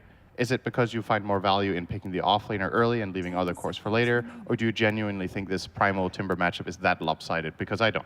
It could also be Zhongyu's hero pool in regards to, like, they don't want to get pigeonholed in some, like, Death Prophet down the line or something. They've already lost a couple. Marcy, of course, isn't great into Primal Beast, so I can see it. It's like, again, I don't think Timber's like this insane counter to Primal Beast, but it's like, of all the heroes, it can be played if in the correct way, comfortable, but now PSG go for some very old school counters where it's like Luna, Lucent Beam Spam in lane, you got Sunray and Phoenix. They really are making sure that this first phase Timber isn't going to have a nice game. Like Disruptor, Luna, Phoenix, all great in their own rights against Timbersaw. This is Shopify Rebellion's way of beating offlane Timber, right? Luna +1. Yeah. It's like their go-to. I feel like they play this exact lane, actually. Luna Disruptor, we've seen them play recently with Fly and Arteezy beating out a Timber in lane. So, not so sure about the Phoenix. I mean, like you said, the Sunray is really good, but you have some way of containing the enemies, but compared to other LGD drafts that we've seen, they don't have the most catch and setup necessarily to land a good egg, and obviously 2 counter picks to come as well. Yep. Well, I mean, I like what IG have done after picking up the Timber. It is volatile, I agree, but they did protect it a little bit, taking out some of the better heroes. Luna still sucks, you can't ban everything, but at least the Ursa and MK were gone. Yep. On the other side, PSG LGD is still showing respect to Xiangyu, despite knowing that this is likely going to be his Timber. They ban out the Marcy. PRW can play the Marcy as well, so they're like, let's not take such risks. It's controlling the draft through, because they're first pick, they don't have this flex. So it's like, okay, if we're going to put Primal Beast mid, let's say, we don't want to allow you to put Timbersaw there. and then you dodge the Luna lane, pick up some ranged hero to deal with Luna, not some melee that's going to get bullied out of lane. So it's more like PSG because they are first pick. They're not drafting randomly. It's like not banning randomly. Sorry, it's like okay, let's ban out the things that we can dictate, and here it is, just Zhongyu's hero pool. Maybe they double down again with another hero, or they pivot and go and respect that potential mid lane as well from Dust. So, Sindran, you were mentioning like the lack of hard disable overall here from the side of LGD. They have obviously this egg, got some glimpse plays and pulverize. This seems like the kind of game where a Linken's Morphling could eventually start thriving in this situation if he goes that route. Just any kind of defensive itemization. So how do you feel about this Morphling here in this position? Do you think that IG can utilize this? I imagine Emo plays this probably, because you're the one that played it before on IG. I mean, technically, it could put Morph mid. He's relatively safe against Primal as well, right? You can just wave form away every time he goes on you. But I do think they're just going to be playing it in the safe lane. Ooh, okay. There's something, I mean, okay, no matter what happens in this game, this LGD draft, they've expanded their picks in this tournament. You said they haven't picked very many different heroes. I would go on a limb here and say this is their first axe. No, their third. This is their third axe? I thought it was their second. Third one, yeah. Damn! This is their third axe that they've picked so far. Look at that win rate. That's all PSG, baby. All right, look at me making a fool out of myself. It's just like when you say a team has a small hero pool, it's not like Axe is the one that comes to mind. It's like, oh, they've definitely played Axe twice, you know? That is a surprise for me. I have to admit, I haven't seen those games in particular, so I don't know exactly what this is all about, especially with the Phoenix. But maybe this is just some sort of harassment lane they've got going for them that works. I'm curious. I mean, Axe into Morph kind of feels nice for lane. It's that chase down. You eventually can push him out. In the game as well, some Blink Blade Mail, if Morph's not at the correct HP, can always be a little bit annoying. It's not the best into Snowball saves, Tusk kicks, Timber Saws. Like, it's not that, but at least for now PSG, it's their fight, or their process to fight will be Primal Beast, create the chaos, Axe, find the Morphling. If these two things occur, then you enter the engagement. Whilst IG, there's no real fight set up for them. It's more just positioning. Like, Timbersaw walks around to a tower, Morphling hits the tower. Like, there isn't that fight starter, and they kind of need to pick it, and instead, they just go for more existence. Like, IG's lineup is just annoying to look at. Their heroes independently are very annoying to play against, right? Like, you don't like playing into Timber. Morphling's elusive. Veno's just disgusting. Blink canceling, ulting hero, right? But so sure. What I'm wondering for PSG LGD is if they have like a mantra in the team that's like, okay, we need a BKB piercing disable, right? So if in this game, if that is really important against something specific they're facing, they're looking at, okay, what offlane hero is left that we can do this with? Axe is one we run. We don't have any other BKB piercing stun in this game, so we want to run this one. Maybe it's against the Morphling in particular. It's a Veno mid, by the way. Catch. They're playing Veno mid against Primal Beast. Yeah. So Primal Beast, as soon as he hits Trample, you Gale into Poison Sting, and he ain't trampling that much. At the same time, though, it is a hero that is very susceptible to being ganked. Veno has nothing defensive when he gets rotated on. But their gank combo isn't as good as it was in game one. It's a disruptor. So what are we talking, boys? Let's just, we can analyze all you want, but I actually want to watch this game. So T, who do you got for me? IG, LGD, who's taking game 3? I mean, this is a draft that IG can be, they can win with this. Like, you know what? I'm going to just say IG. Hell yeah. IG, there we go. Hit me. What you got? Just it's close. All right, LGD. There LGD. You go. Yeah, sure. So one of us is right. There you go. There you go. Great panel. Yeah. Yes. Got myself a split panel here, but I do know that none of us are split on how much we're going to be enjoying this game number 3. It has gone the distance. IG need this game to get themselves into the major. So let's see if they can book their tickets to Berlin to go hang out with Kezu, or if they're going to have ourselves start some tiebreakers with our boy Lyrical. We find out with those two wonderful gentlemen in the casting booth. Take it away for the exciting game number 3. Hopefully it is going to be exciting. Thank you so much, Snare, and the wonderful panel out there. Yeah, I don't know. Veno last pick. I mean, it worked the other day, too. We talked about this earlier. That's true. We watched Oridu run it, and it looked pretty freaking solid this time around. It's going to be IG's hopes and prayers all on it. What do you think? It's a weird one. Yeah. Because it's also their mid player playing it. I don't know yet exactly. Is it going to go mid against the Primal Beast, or is he going off lane because Zhang Yu is like, I'm the Timber master. Put me on Timber. I go mid. Honestly, I don't know. Yeah. This draft is interesting, but IG, they can do it. Okay, they can do it. Will they do it is what we're going to find out over the next either 20 or 40 or 60 or 80 or 900 minutes. 900? That's a lot of minutes. That's a lot of minutes. That's 15 hours. Is it? That's some quick math right there. Look at you. EO maths, baby. Impressive, impressive. Why you smile? Runs into PYW. Hello, how are you? And then the run away. Quick chuckle. I will say that I kind of like the idea more of Dust playing in the off lane and then having the matchup, but already QIQX and Timber heading down bottom, and it looks like they're going to be underneath a ward right now. So set up at the moment to be a Venomancer mid. What do you think about this? Well, so is the idea is to just slow down the primal so that the trample is kind of Emo garbage? took mid again. Wait. Okay, yeah, that makes sense. So it's safe lane Veno against Against Axe. Planet, he took spirits first. Wait, get the bounty, guys. Okay, he got the bounty. All right, so we were talking about screw it. all your lane swaps, idiots. I'm going mid. We were talking about this before. Emo is one of those players that, you know, when he wants to do what he wants to do, he's going to just do it. And I think that his camera is frozen, and Super, their coach, has already left the room. I'm sure that that's what's ended up happening. But nonetheless, a very, very strong... I mean, I don't know, man. Emo on Morphling. Honest, I don't mind this mid matchup because Sin was mentioning that if Veno was mid, he's very susceptible to ganks, which is true, even if you win the lane. But Morph should do well in the lane. I think it's hard for him to get rotated on, so I can kind of see this work out. Now you have Veno, Tusk, safe lane. That's a bit volatile, for sure. I have a hard time calling how that lane is going to go. So here's the other thing that I'll say, is that this, to me, if they make it, if IG win this game, it's either going to, like, they're either going to win it or lose it off the back of Emo. Yeah. This guy is one of the most volatile players that I feel like exists in this league. And he's either going to die like 3 times to, you know, some random spirits. Yeah. Or he's just going to never die and absolutely own everybody. I could see him take off. I do have to say that I really like LGD's draft, especially how they answer the Timbersaw. They have this Luna Disruptor in the bottom lane. And there is also no Tusk save later against the Axe call, because there's going to be a Static Storm down below. So LGD's early tempo is very strong. But Emo, on this Morph, I feel like he can be the difference maker. Up top, already forcing Planet back with the Gale and the Poison Sting. Has a lot of tangos here.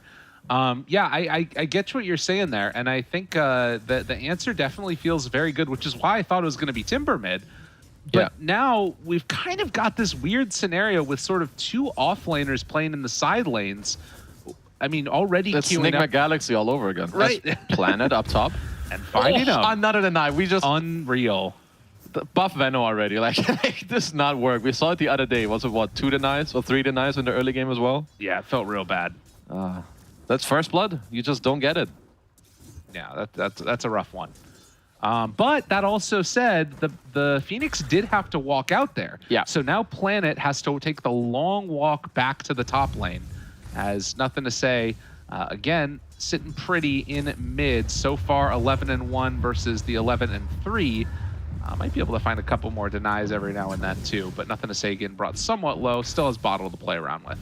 I mean, so I would assume that IG's lanes will go good, but once Nothing to Say rotates, there's not that much that will stop him from like really tower diving. And like, is Emo gonna TP and right click him or turn into him? You know, maybe he has to consider taking an early level in Morph to counteract that a little bit. Right.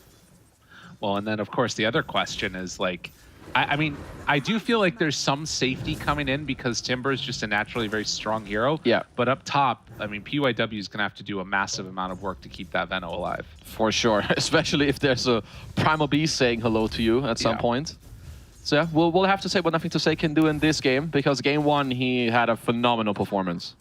Yeah, he had a really, really good showing on that Primal. I will say they also have better answers just in general to the Primal in this one. I think that we're probably going to be seeing a Spirit Vessel come out early on this Venomancer, and then you naturally just have the strength of Timber too and what he's able to do.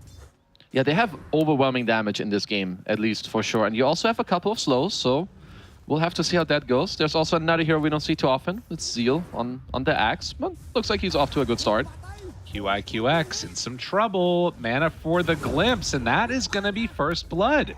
Why you smile? Able to take it. Well, this is why you shouldn't always go the same skill build. I think maybe he was caught off guard by the 2nd level in Thunder Strike. It's Dust being pressured up top. To get a kill on one of these creeps here. Takes off the Battle Hunger. And still getting some good pressure back onto Zeal. Already used Gale though, so Planet should be able to survive through this as they try and spam him his down as much as possible, but the Ring of Health just kind of tickling. Yeah, this health regen on Axe is crazy. Look at it, 22 with the Flag Bear and Tango. I actually think if Dust right-clicks him and Zeal goes AFK, nothing happens. He's just healing way too much. It's pretty nuts how good that is right now. There's nothing to say, starting to play bully across all of the lanes. There is a slight lead, and that's brought us to about 1,000 gold lead into the favor of LGD just 5 minutes into this game. That is pretty good for them, especially considering that, nothing to say, he is going to be the one to break open this map. Luna Axe, very static. Phoenix isn't going to do many moves, so it's going to be on him really to perhaps look into this top lane eventually. You know, push it open, get Dust out of here. It's annoying for Zeal getting hit by the break creep, so he couldn't spin on it. But Dust still taking that damage over time, coming out from those spirits, getting thrown by Planet, already level 2 on them. And Axe, caught there by the shards, will manage to get a call off. PYW still willing to walk in with that tag team, and the snowball to dodge the damage brings it in enough for the kill. PYW still burning, will end up falling as Dust needs to get some deny or something to take that battle hunger off, but early aggro all across the map. Very nice trades there for IG. Really like how PYW was playing there with his spells as well. Now they have an earn charge on the Veno. So we see YU Smile once again fighting up against QYQX. And is going to do a good chunk of damage there. Brings him incredibly low.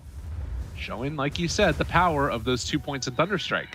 I mean, a bottle refill mid. You can just see... No. Oh, not a bottle refill. Maybe... Oh, also no active rune. Whoopsie daisy, it's down bottom. Get there, get there. Run! Why you smile? Dun, dun, dun, dun, dun. Easy. Waiting. Nice. Okay, no, Thunderstrike. Trample. And Planet moving in too. The snowball is going to be to try and keep him alive. Gets to the high ground with the shards. PYW, fancy feet. Gets out of trouble. Oh, my man knows his ways around the tusk for sure. That was a very cute getaway. Yeah, that was really nice. Hood even taking down that catapult. Okay. Hood completed on Timber, so I don't think there's going to be too much pressure on him, at least for now. Don't see it too often, as PYW is now bottom onto Giro. Misses that chain.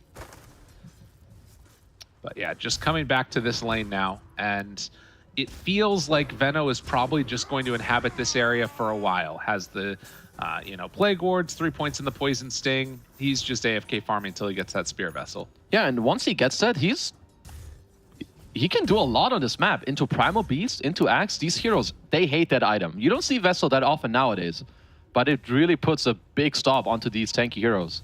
Yeah, there's a really interesting dynamic going on there. And of course, with the big ulti coming out, can maybe make some action happen back towards bottom. Maybe some more going on as they find QYQX being brought low. PYW hoping to find himself a kill, but now just has to run away. Although with level 5 there, Snowball onto Shiro, runs in. Will get the kill onto the Disruptor, but it is the Tusk who's going to fall. But that does give Zhang Yu level 6. That might be a little bit of a scary spot for Shiro to be in. Yeah, he can slowly try to chip Shiro out of the lane. He does have his Morbid Mask, I think, flying out to him, so we'll see if he decides to stay there. But these early moves, it feels like IG are going to have a hard time to kick out Zeal on this Axe, so they have to wait for this Vessel. Need to get that one online as QIQX denies the regen rune. Yeah, I mean, all of that sort of, damage as percentage of max HP or current health or whatever it is, it seems to be very, very strong as Zeal manages to get the low ground. Mid lane though, they're going in on him, trying to find it, and Primal, he just gets jumped. I mean, that's Primal Beast. He was too low on Emo. Oh, they just got him with the onslaught into the Pulverize? Yeah, he just got caught. Ooh, that's a big one. Because I feel like it's not really supposed to happen, but this only happens when your enemies actually punish you, so I mean, that must have been a great job from Nothing to Say to catch him off guard there. I mean, we talked about it. There's some volatility when it comes to Emo, just in general as a player. As Dust will pick up that Vitality Booster, just passing by a couple of heroes, sees that they're over there and realizes, all right, well, I got lucky. That could have been dangerous. That Plague Ward was about to run out. And does just take over this side now. Gonna start heading towards mid, it looks like. Okay, just doing a little swing around the map, saying hello to some people. Another person there, PYW, scouted Has him with the Thunder Strike. The snowball is out. Gale making the move, pops the big ulti. Dust running in, already going to be brought down low by Nothing to Say, but the damage coming in time. Will it be enough? Nothing to Say. TP's out of there, going for the deny, but it won't happen. In fact, Why You Smile maybe helped to secure that he died with that attempt at a deny, but bottom tower is going to get dropped. Okay, Emo going for his classic move of, I die somewhere once, I'm just going to go into the off lane, kick out my off laner, this is my lane now. Yeah, he's like, I don't want to be in the safe lane this game. I don't want to be in the mid anymore. I'm going bottom. Ended up in the last lane possible, but no, it's going to give him a good place to be on the map for now, as Zeal is very fat in this game. Yeah, Vanguard and going straight into the Blade Mail. So a little bit slower in terms of that, like, really coming online with a Blink build. That's interesting. I wonder if he's going to complete the Blade Mail, as we see. Why You Smile? PYW, huge. And PYW dead. Not huge. Unlucky. Get ganked by Primal Beast. What can you do? Primal is so crazy. He just does. He's not even like top of the net worth. He's, you know, in the middle of the pack. He's the bottom core. Yeah, and he's still doing so much.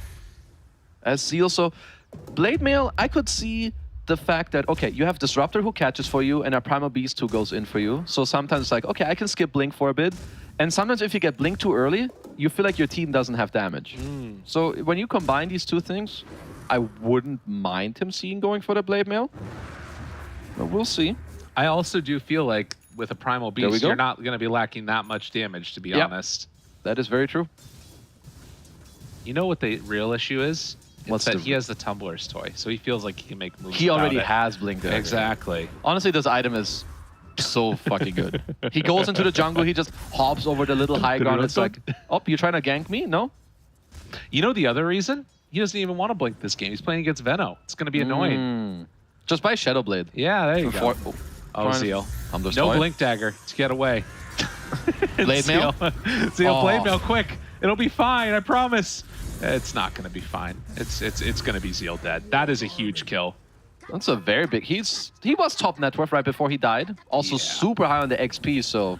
Dude, are IG doing it? Let me have a look at Emo. What does he got? Dragonlance. They could be doing it. I feel like this early game hasn't gone bad in a way. You have Veno who completed Vessel. They need Dust to get some Vessel charges. Right. Because he can really cause a lot of chaos on this map.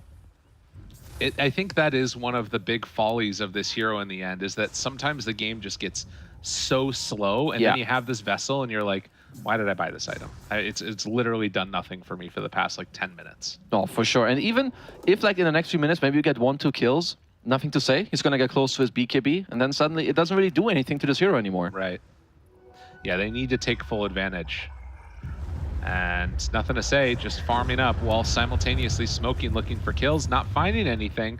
But likewise, IG kind of just chilling in the background. Dire's top tower. As QIQX not level 6 yet. Would definitely love to pick up Moonlight Shadow. We'll have it soon, as both teams getting off a lot of aggressive vision right now. I feel like they need that Moonlight Shadow to find these good initiations. I mean, they don't really have good catch, right? What are you...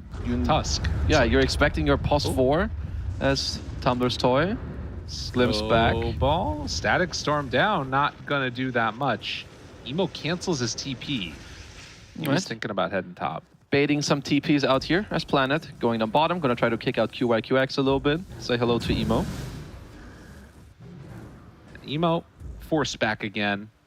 Well, up top, they're thinking about that Tusk. Nothing to Say. Could go for this if he wants to. Just tempting fate a little bit there.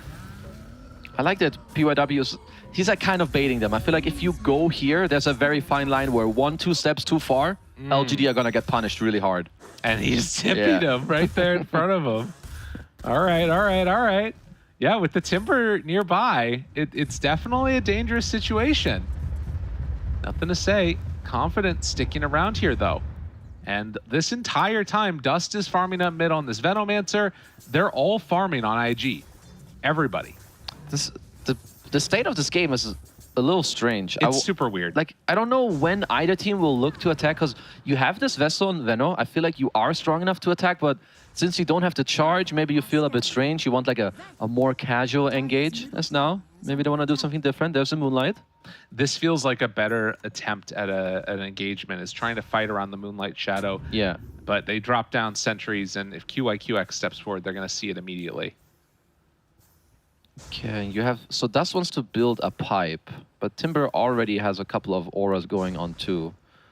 Okay, I mean, there's a very high chance that LGD are going to take it a little bit slow for the next couple minutes and at least get nothing to say is BKB, and then look to fight with that. And then have Shiro keep farming, second BKB, and then really like speed up the game. Right. I think that if this goes late, I do really like the matchup of Morphling against Luna. I feel like if you get Aghanim Scepter, her game just feels terrible.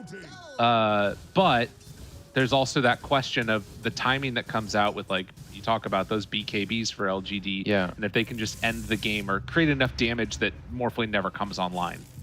There's definitely going to be this timing in this game where with the double BKB, I think LGD will be way stronger. Yeah. And then later, the more the game scales, Emo should be able to, I think, really take over. And already trying to build into a Yules from Mirana, so a good answer for that Axe, who, by the way, is going to get found right now. Oh, the shards. Just on the wrong side, but they still might be able to make this move in towards mid. Axe is very close to Blink Dagger, but he doesn't have it done yet. Can they take down this building here? Okay, Planet is going to come as well and reinforce. I mean, their push isn't too fast unless Emo gets to hit, which he's here now with a DD. Spirits going out, trying to slow this down for all they're worth. As Axe back into the lane farming, has the Blink Dagger, gonna start bringing it towards mid, has a TP ready, but the jump in comes in. Why You Smile already dead. Okay. Now, IG should have free access to this. So in spite of Blink being done on Axe, they don't want to take this fight on LGD. Okay, this, you know, maybe the Blade Mill purchase did slow down the game a bit more for LGD than they would have liked, but now they do have the Blink completed. They are drawing on the map as well. I think they want to get out right now. The important thing that you were talking about too is that was also a Spirit Vessel charge for Dust. Well, at least against all of the other heroes, it's going to be very strong. Nothing to Say is about to finish his BKB, unless they smoke without it right now. Looks like they're going to wait. Going to help him to get this BKB completed. Well, again, not a dramatic move afterwards coming from IG. They still appear to be somewhat comfortable just holding on for now. And I can't help but wonder if this is, again, a lot. I mean, Emo's the shot caller on this team. If he's just thinking, guys, just let me get to my items, just let me get where I need to go, and I'll carry you. QX breaking another smoke. Planet there and nearby, wanting to find him, but as the dust comes out, the double leap away, has one more for good measure. Ooh, glimpse, they couldn't get in range. Very awkward in terms of how they were maneuvering there. Nice smoke break, nice get away from QYQX as Emo. It's getting closer to Manta Style, which is also going to be a very big item in this game. Man, I gotta say also, Phoenix is very high level right now. And whereas Tusk also is, I feel like Planet, you do so much more with it on the Phoenix. Oh, absolutely. He's level 10 now at 18 minutes. If he can squeeze in like one more level and then take the tome, Shiro. Zeal. No BKB waiting yet. nearby. The Eclipse is out, and the taunt, it's onto both of them, but the snowball save, where is it? They come in time and able to create enough separation. Shiro is gone, Zeal is dying, Dust is gonna fall, but so too are a lot of IG heroes. Static. Gotta back away, gotta get out of there, nothing to say, still trying to do what they can. Emo switches back into the other form, gets the strength form off, has stick charges, can he get away from them? No. Planet was there, and Planet, he too had a Spirit Vessel, as PYW gonna get burned down. 4 dead for IG. Ooh, that was such a huge axe call. I think IG, they went a little too deep. They thought maybe they could kill them more quickly, but LGD, they reinforced under the tower, and Emo, he literally died 50 gold off his Manta Style. Man, that is really devastating. I don't know if they actually got the Spirit Vessel damage on. They did get one of them on the Morphling himself, and you probably live there if Planet is not this farmed at this point in the game. Unreal. As we take a look at this replay here. I mean, they're just tanking everything with the Timber. They have all these auras. Veno ult is literally on like everybody as well. But here, it's going to start being a little too much when Emo charges in right at this point. Right. And imagine there if Planet doesn't get that egg off. How different this looks. Yeah. Ooh, very crucial fight for LGD. Has nothing to say. Snowball chasing.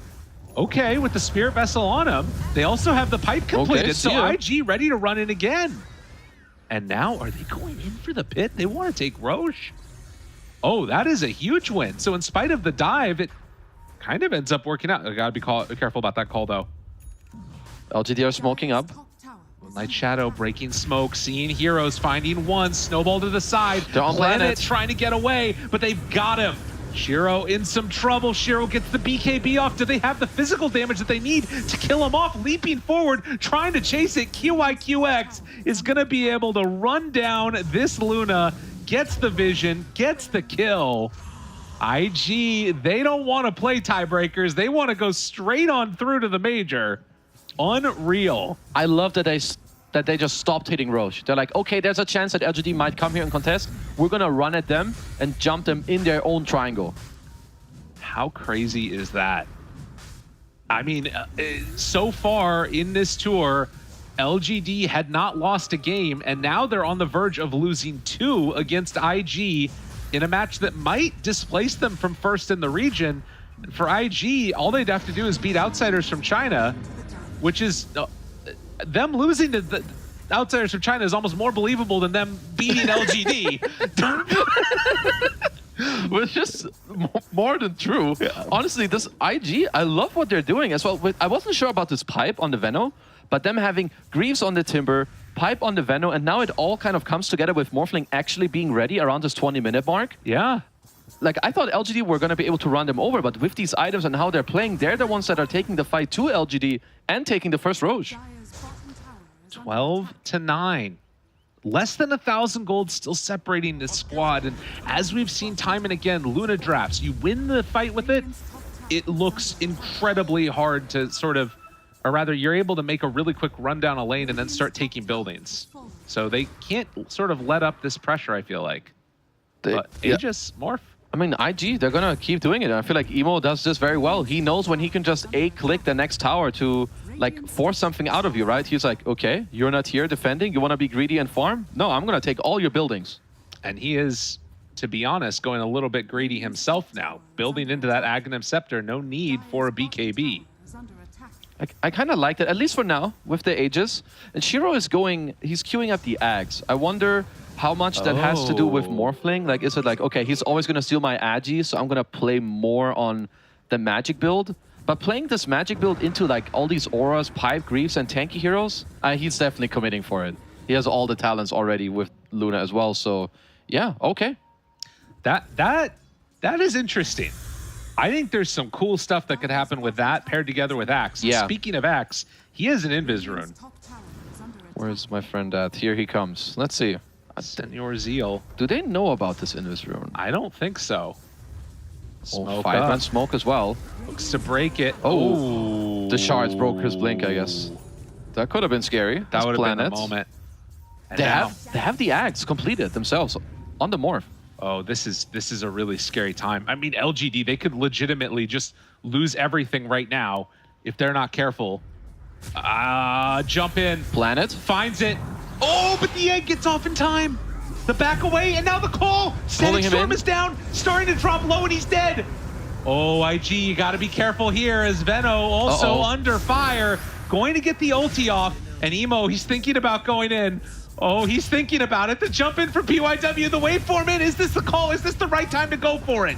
Emo tries to find him. He switches into the Primal Beast. He couldn't get it off, I guess, onto... Oh, no, he's in Luna. He's in Luna. Turns now. PYW glimpse back.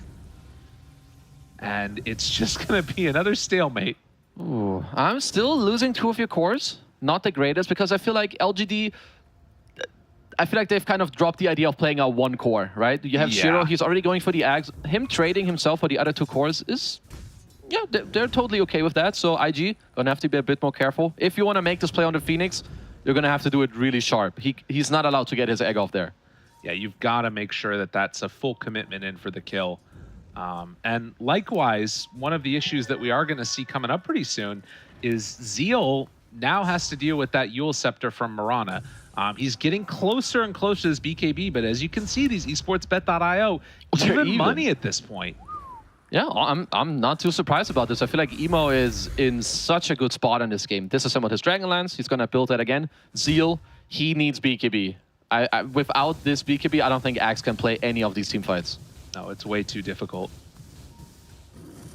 And Emo still sitting around at low HP, but with that Aghanims done, it creates such a strong window in this game where he is just going to be able to outdo what Shiro's trying to accomplish. But the Aghanim Scepter build might be enough. Like, if he Blade Mails Axe and jumps on top of the Morph and you have Luna ulti, is that going to be enough to kill him? I think so. If they can execute this, they can. Emo, he is queuing up a BKB, so he's starting to understand where the threat can maybe come from. And I also love that PYW is working on a BKB himself. We talked about the fact that Tusk can't really save if there's a static, right? Yes. But when he gets BKB, all of that is negated. He can then still save the Morph in the Axe call. Right. Well, that could be a game breaker for sure. And likewise, I mean, as much as we say that, you know, build into the BKB just to be safe for Emo, they don't know that this is coming out for Shiro. Shiro hasn't invested any of the pieces yet. Yeah. But he actually, if he disassembles that Dragonlance, will have 3 components of it done now. Only needs about 1,000 more gold to make it work. I mean, we'll see. I don't know if he is super sure. I mean, he knows he will want it eventually, but not exactly when. That's nothing to say. Toying around a little bit. They kill QYQX in the meantime, tries to TP out of there, and looks like he's going to be able to accomplish just that. Okay, Zeal also has his BKB completed. And Dust is going for an Aghanims also on Veno. 2 components of that done, almost a third. That's also going to be a very big deal, right? Against these tanky heroes especially. Yeah. But nothing to say, already has a pipe. Looks like he wants to build into a hard, so he just wants to get tanky, make sure he gets to continue to frontline. But yeah, Veno Ags is... That item is no joke. That ult becomes so toxic. And that cooldown being brought even lower is also super helpful.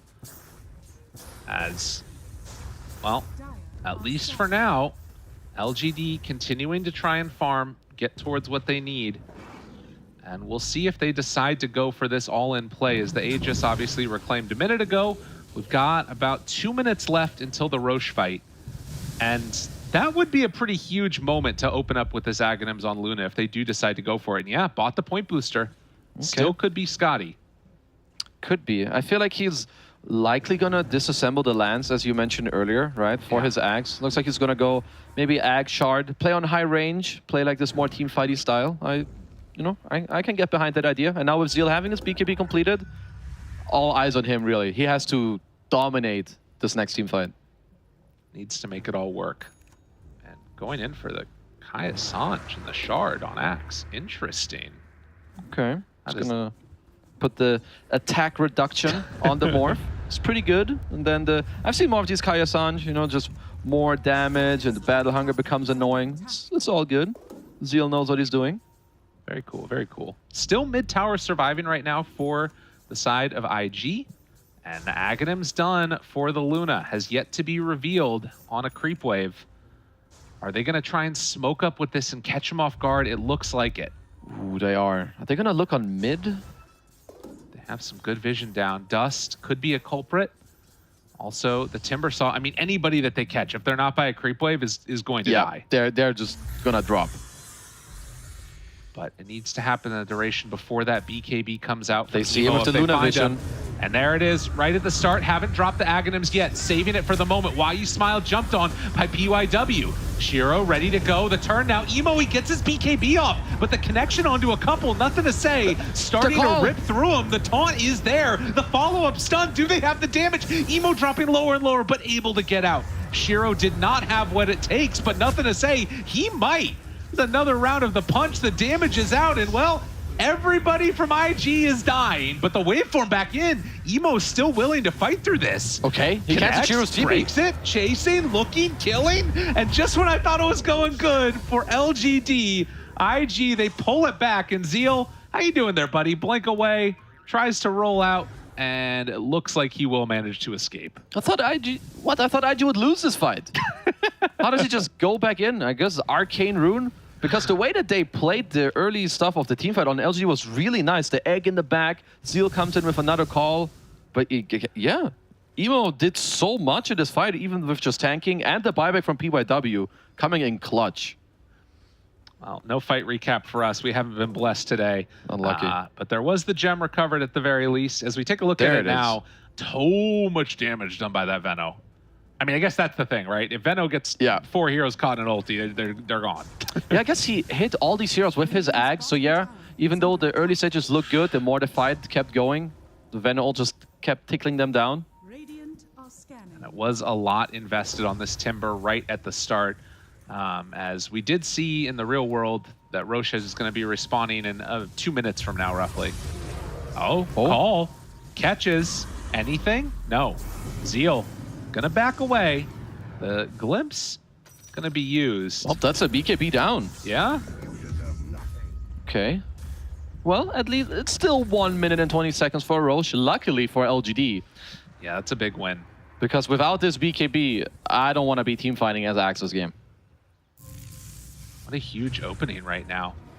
And as much as it has felt like IG are sort of taking control of this game in terms of how they're maneuvering and everything else, LGD right there with them in it, despite being down a tier 2 tower.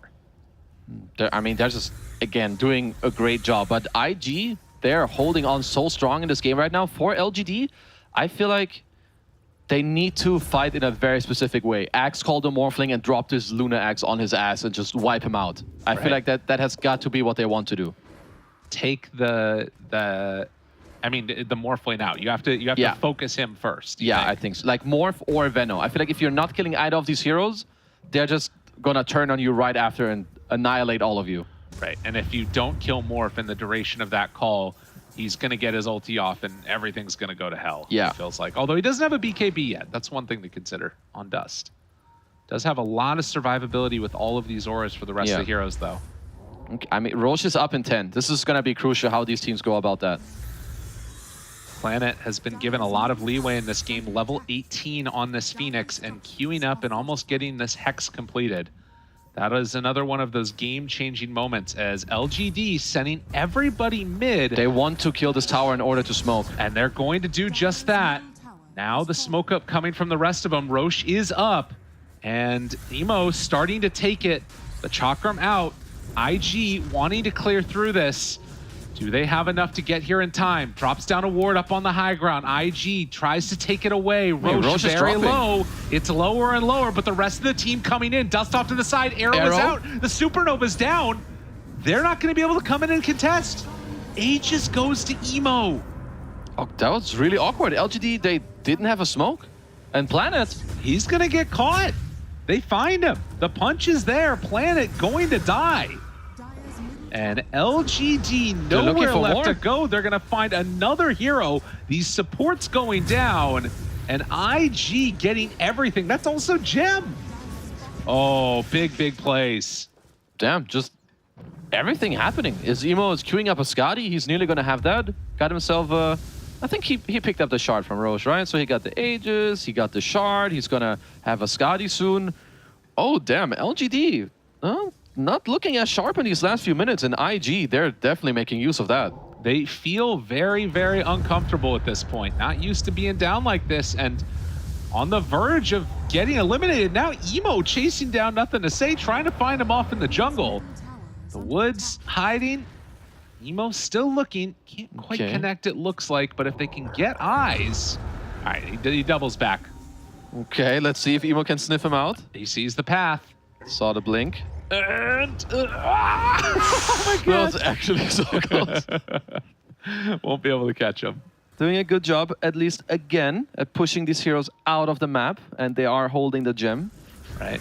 On PYW, who is getting closer to his BKB now. Never an easy task to get these BKBs on these +4s.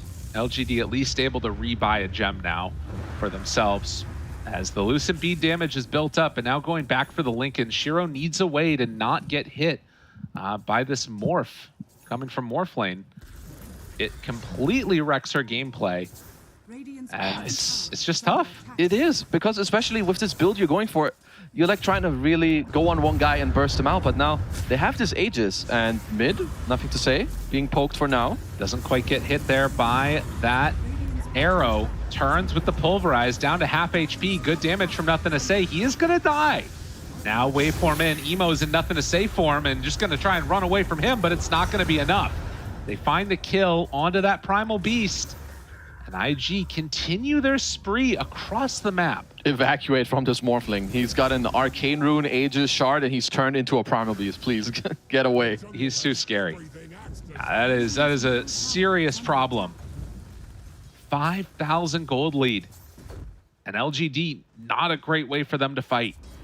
It's really hard for them to go about this next fight. I don't know how they get into this Aegis now. So Emo, he's just going up the high ground. Ready to go up the high ground, ready to try and keep this pressure going. Manta dodges the glimpse, because why not? Feeling himself.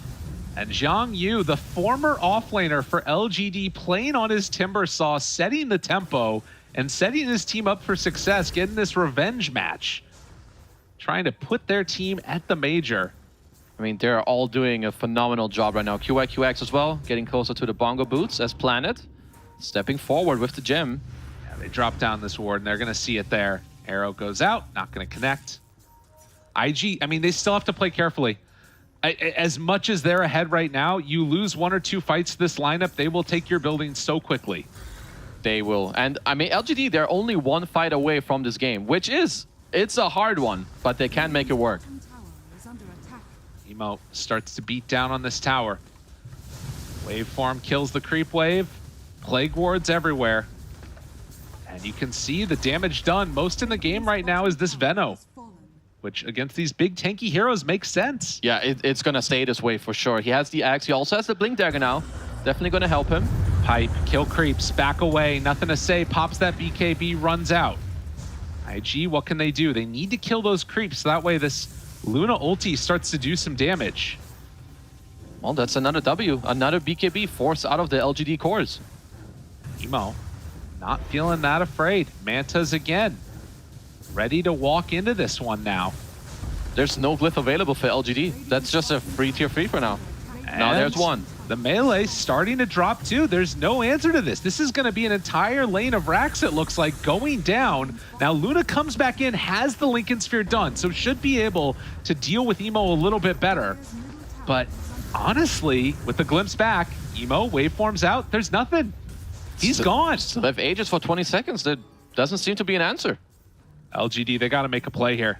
They can't just give this up for free. PYW looking for the jump in, finds Planet. Can they burst him in time? Down low, but let's jump away. And now catching on to PYW. That's a gem. He goes down. Planet still very low right now. Chasing is dangerous. 70 seconds plus gem. LGD can definitely look to aggress for once now. Aegis is gone, and a hero is gone too. They need to make some moves. And a DD up top. What can they do with this? Still need to deal with the creeps in their base too. Yeah, let's see who's gonna go there. Why you smile? Are they gonna ignore it? They might wanna push for more with this little timing that they do have. Let's see. Yeah, 40 seconds without Tusk feels like they need to make something happen. They have been kept in their base for so long.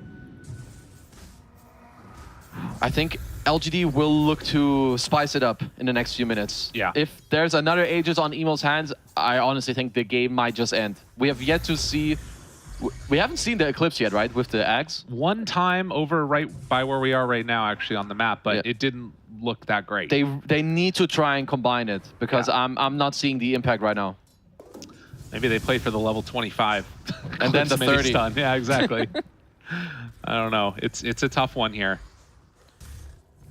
I mean, they need to talk about the next fight, or at the last, the next Roche, as Zeal getting Stormcrafted. Gotta run away. And in trouble, does have the BKB TP out. Another BKB used, so IG should be feeling good to move around the map, start taking it back from LGD. Sadly for them, they did lose the gem, so LGD are currently holding both of them, so it's gonna hurt them a bit. Should help LGD to perhaps retain some of their map control. I thought they had one more on IG. I don't know where it went to. No. Oh, now they have it. Okay. It Pass it over. Just flying out, maybe. Yeah. Zhang Yu Okay, has that's it now. definitely good. Let's definitely the right step here. Emo has the Satanic coming out to him as well. While Shiro continues to farm up. And Spell Prism. Ooh, on the Luna. I wonder if she keeps that one. Probably not for now. But IG, even without the Aegis, still willing to bully around on these lanes. Pushes out top side. Gonna send in some of these illusions, trying to pretend that it's not the real him. Emo baiting, Emo making the move. The jump forward Zeal is there, nothing to say, tries to get out of there in time. He's fallen so quickly and dead with no buyback. They take down the Phoenix. Has to buy back on him, nothing to say, doesn't have it though. So with that, Emo gonna get glimpsed back in. Do they have the setup to take a call? It doesn't look like it. Emo making these dangerous plays. And he's making it work. Oh, he's chatting it up right now, even just hitting the tier 3. As well, they do have BKB again on Axe, but there's no Static Storm. Hard stuff to make it work. Emo tipping Zeal now. This brazenly. Well, we'll see if that tip comes back to haunt him or not. Nope, there is the snowball save and doing what damage they can, but Emo living through it.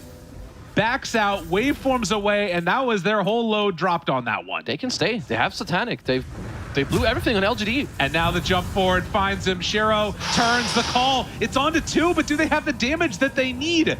Doesn't quite look like it. Egg is gonna pop. Dust still living through that. Okay, they will Emo's take him down, in. but Emo in. Emo finds Shiro, and the damage, it is way too strong. That is gonna be a dead Luna. Now looks for more. Finds Zeal. An ultra kill for Emo. He was either going to lose them the game or win them the game, and right now, Emo is trying to punch their ticket. He wants to go back to a major. Oh, he's delivering. He's doing all the chat plays. Turns into Axe, calls the Axe, goes in, baits with his illusions as LGD.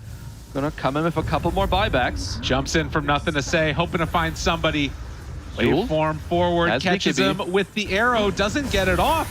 And now the ulti out, he is dropping so quickly. Turns with the pulverize. Where's the damage? They don't have it. They will get a Culling Blade there onto Dust, so no more Veno for this fight. Nothing to say. Barely making it back into the fountain, but Shiro, he's dead. That is a dieback.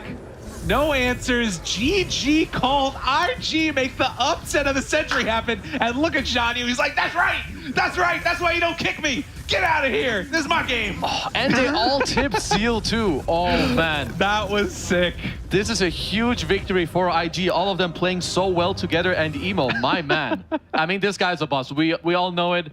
He's either the one that is going to make some throwy plays or really bring it all together. Make a couple question marks happen. Who knows? Wow. What a monster. Honestly, what a monster. What a performance on this Morphling. I can't wait to see the face cam for Zhanyu again, because he was popping off there at the end. The camera was shaking. He was feeling himself. Ooh, man. I mean, LGD did just let him go, and now he gets to beat them. Yeah. Not bad, not bad. IG. Honest, they looked phenomenal in these last 2 games. Oh, they did. Wow. I mean, we always knew that there was a chance. I think we came into this saying like 10% or something like that. What was it to you that felt like it was the biggest upgrade from IG in this series that allowed them to take the win against LGD? I feel like they played more together. They knew what they were playing for, and then they executed, they itemized, and then they played for it in the game. Okay. Well, they made it happen. They did it perfectly. IG, they only have to win one more series against outsiders from China, and then it's them going to the major. What an unbelievable story. As we head on back to the panel, let them tell it. What an unbelievable story for the side of IG here as they have taken down PSG LGD. And as Lyrical said, one more series away from going to the major. But not just a great story for them, a great story for their offlaner, Zhanyu. Got kicked from PSG LGD. They thought he wasn't worth a damn. They thought his hero pool was too limited. Nutty said today, not today. Not today. Not today. That was honestly amazing to see from the side of IG. And what made it very interesting for me isn't the fact that they got the W. Game 2, obviously we know that LGD made some uncharacteristic mistakes. But in Game 3, LGD was still playing well, but IG just outplayed them, just played better than they did throughout the entirety of the game.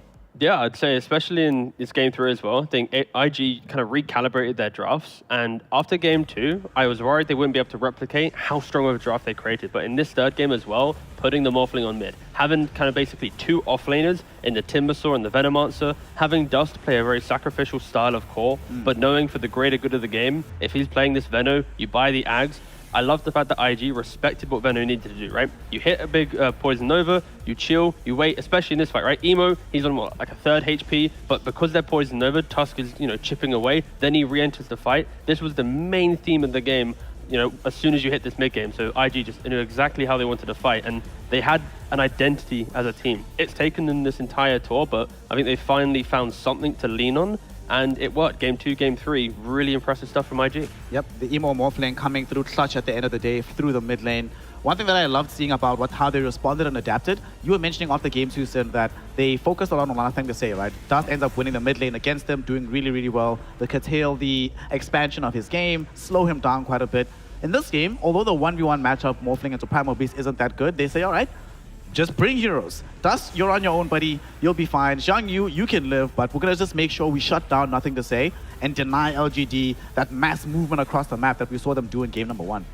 Yeah, I think they kind of killed 2 birds with 1 stone in this game by putting the Veno in the safe lane as well. I think part of what LGD wanted was this Axe into Morph matchup that they don't get to play. So by doing it this way, if both heroes mid are playable against the Primal, this way you solve issues immediately rather than having to outplay as much. And yeah, it worked well for them. I gotta say, this Veno, it's kind of fun to see. We've also seen it in a couple of games in Western Europe. It's starting to gain some momentum, and it's in games where we traditionally wouldn't be like, wow, this is such an insane Veno game. Like, he isn't against some sort of Ursa in the safe lane in this game or something like that. It's just a stable game. He has a good cast around him. He goes for a strong item build and relies on Emo to clean house here, which was all it took.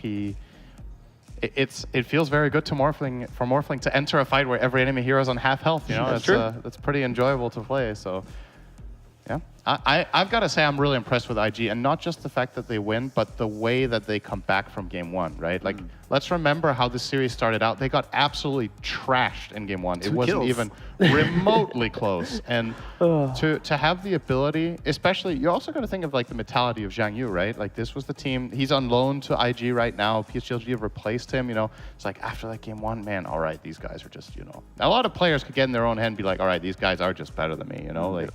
And they fully reset after a terrible first game and somehow pull a win out of the bag. It's really, really impressive stuff.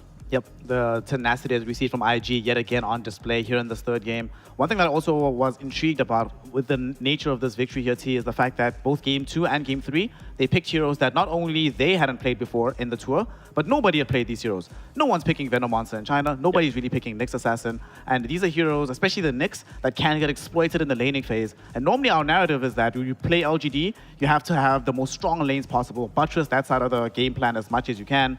IG says, no, we have another way to be able to pick apart LGD when needed. And it's good to be able to see that teams are winning in different ways, not just following the template that LGD set in week number 1. Yeah, I think it also helps for IG that, luckily for them, their whole Emo versus Dust dynamic that they were struggling with, I feel like they've maybe not perfectly answered it, but they're getting to a point where they're comfortable with it. So now they're able to explore other options, where it's like the Nyx doesn't feel weird to pick because they know exactly what's happening with Emo and Dust. Like, in this game, picking Veno, we wouldn't have seen that in the first week of this tour, right? This is a development from watching other regions, knowing what these two cores want to do together. And because of that, we are now seeing IG just get more confident. Like, we're seeing Emo being able to play Troll and Morphling and not be the have to do everything on the map. Like, Dust is now performing in his role based on what he needs to do for the team. So I think IG have hit a really nice ground. I'm very surprised. I mean, I remember myself at the before this series, I was like, I'd be surprised if they beat PSG. I think they're maybe at best 5th, 6th, but like, those 2 games completely remove that logic now. It's like they are arguably now a very strong contender for 4th. Of course, they need to be outsiders from China, which... Hard game. A very, very hard series, of course, but... Imagine they should, in theory, unless they grief themselves, this win equals major, really. Yeah, I mean, we look at the leaderboard right now, and they're on 4th position. As the Aries and YBB have already played their series, so they're on 3 and 4. They cannot catch up in the event that IG wins that game. Vici cannot catch up. Well, Vici can catch up, but a lot of other things have to happen. Well, no, Vici can't catch up either, yeah. They're 3 and 4 as well. Yeah, they have to kind of lose the outsiders from China. So at this point in time, IG, mathematically, one would be, if you're a betting man, if you were on esportsbet.io, now would be the time to be like, IG is going to the Berlin Major.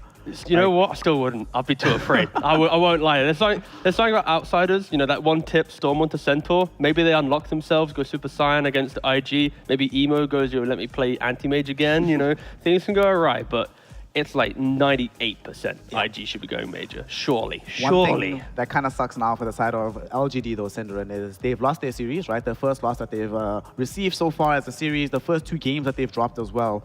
And I think this is where you really see the character of a team, how they bounce back from losses, not just how they're doing when they're resurgent. We saw with Team Aster, when they suffered a loss, the next game they also ended up dropping. This makes me worry about what happens in an international context, where they're not just winning game after game after game. So from what you've seen here today, what do you make of LGD? Since they already have booked their ticket to the major, how will their games go there when they face even stronger opposition than this IG roster that they just lost to? I think for the perspective of the major, this loss might actually be good. And I know that might be a little bit of a weird take because you'll be like, you want to go in loss less, you want to be super confident, etc. But having this adversity makes you have to maybe look a little bit inside and find flaws in your own strategies, right? Because the things that got exploited today, there's a really high chance they would have been exploited at the major. Sure. Now you get the footage, you get the chance to solve those issues, and it's kind of like, it's not like they were playing a friendly match, right? Because for IG, this was huge. Yeah. But for themselves, this is kind of why you play friendly matches in sports. It's like, okay, getting experience, seeing what works, what doesn't, how you move the pieces around. And now going into their final series, they're fully in control of their own destiny. If they win the last series, they're still top seed. Winning 6-1 or 7-0, at the end of the day, doesn't really matter for going into the major. And hopefully for PSG this loss is going to be a bit of a lesson and a way to improve. But I mean, today we're celebrating IG more than anything. That was really, really good for them. IG just on one today. They pulled out some phenomenal stuff. The way that they played the map, the way that they drafted, and it was just, I can't even believe what I just saw here from this particular squad. The next series that we have on the cards, though, we still have to see Extreme Gaming taking on Team Aster. Team Aster also has an opportunity because of this game against LGD that we just saw them going down in. Team Aster now has a new lease on life and potentially could take top seed for themselves, dependent on the result they have up against Extreme Gaming. Before we get into that particular series, T, just one name. Who's winning that series between Extreme Gaming and Team Aster? Aster. Sin, do you agree? Team Aster? Yeah, I do. But today is a day of surprises. There we go. And maybe LGD lost as an April Fool's. What do you guys think? Oh my God. April Fools. We lost we're mortal. Just kidding. Good point. I don't know. I think it's a bit hard to say because Aster lost the last series, right? They have to. It's similar for them to LGD, right? They have to overcome some adversity here. They finally start losing some games against a team that they, on paper, should have handled pretty, I wouldn't say easily, but, somewhat convincingly at least should have beaten YBB, and they got 2-0'd. So going up against Extreme Gaming, who knows, did Aster fix their issues, or Extreme Gaming able to exploit some of the weaknesses that they showed? I'll still say Aster overall, but it's close. Aster overall is probably the better team. They're probably the better shout in this particular situation. So I imagine that no matter what happens, it's going to be a very exciting series because Extreme Gaming also have a chance to be able to get themselves into contention for top seed overall. But that's a series still to come. We're still right now, as Synderen said, celebrating the win for Invictus Gaming. And to help us do so, we have Emo, the carry / mid player / win condition for the side of IG, joining us for a quick interview. Good sir, congratulations on the victory. Really, really well done. Something that we have been very curious about overall, and we spoke to one of your teammates about this as well, the interplay between yourself and Dust in terms of switching out who's playing mid, who's playing safe lane. Is there a list of heroes that you feel you will always, no matter what, put into the mid lane? For example, you used to play Morphling all the time mid, back on the side of IG. Is that something we're going to see more of as time goes on? 首先恭喜你们拿下这场比赛的胜利。然后之前的话，我们也跟这个选手讨论过你们对这个1-2互换的一个情况。就是今天采访你的话，再想问一下，比如说之前在 IG 的话，我们经常看到你能采用这个中单水人的这种打法，我就想问一下，有没有一些英雄就是选出来了之后一定是由你来玩的？你能跟这个观众朋友们分享一下吗？没有啊，就完全就是看队伍的需求和英雄熟练度来那个的吧，来分配。I can't give you a list because it's totally depend on the player's preference and their mechanic skill on that hero. So it depends on the draft and the heroes we picked every game. Okay.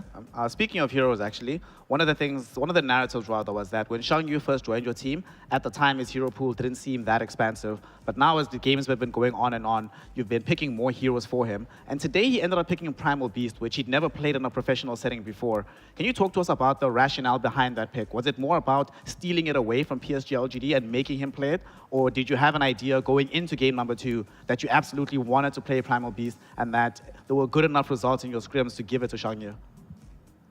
那这样想问一下项羽的这个英雄选择问题，因为之前的话就是在老干爹，然后刚加入 IG 的时候，可能选的英雄都不是很多，但是最近的话看到项羽的英雄池拓得很宽，尤其是今天的话最近也选出了很多之前大家都没见过的英雄，包括最后一把给他拿到了3号位的兽。这个英雄的话，当时是怎么讨论的呢？是觉得训练赛项羽有过比较好的发挥，还是说想要从老干爹的手里把这个兽抢过来，英雄的优先级会高一些？两方面都有一点吧。It's from the 2 points you mentioned. First, we don't want a PSG play as a hero. Second, we did scrim with Xiang Yu and he did perform well with Beast. Okay. One more question I have quickly.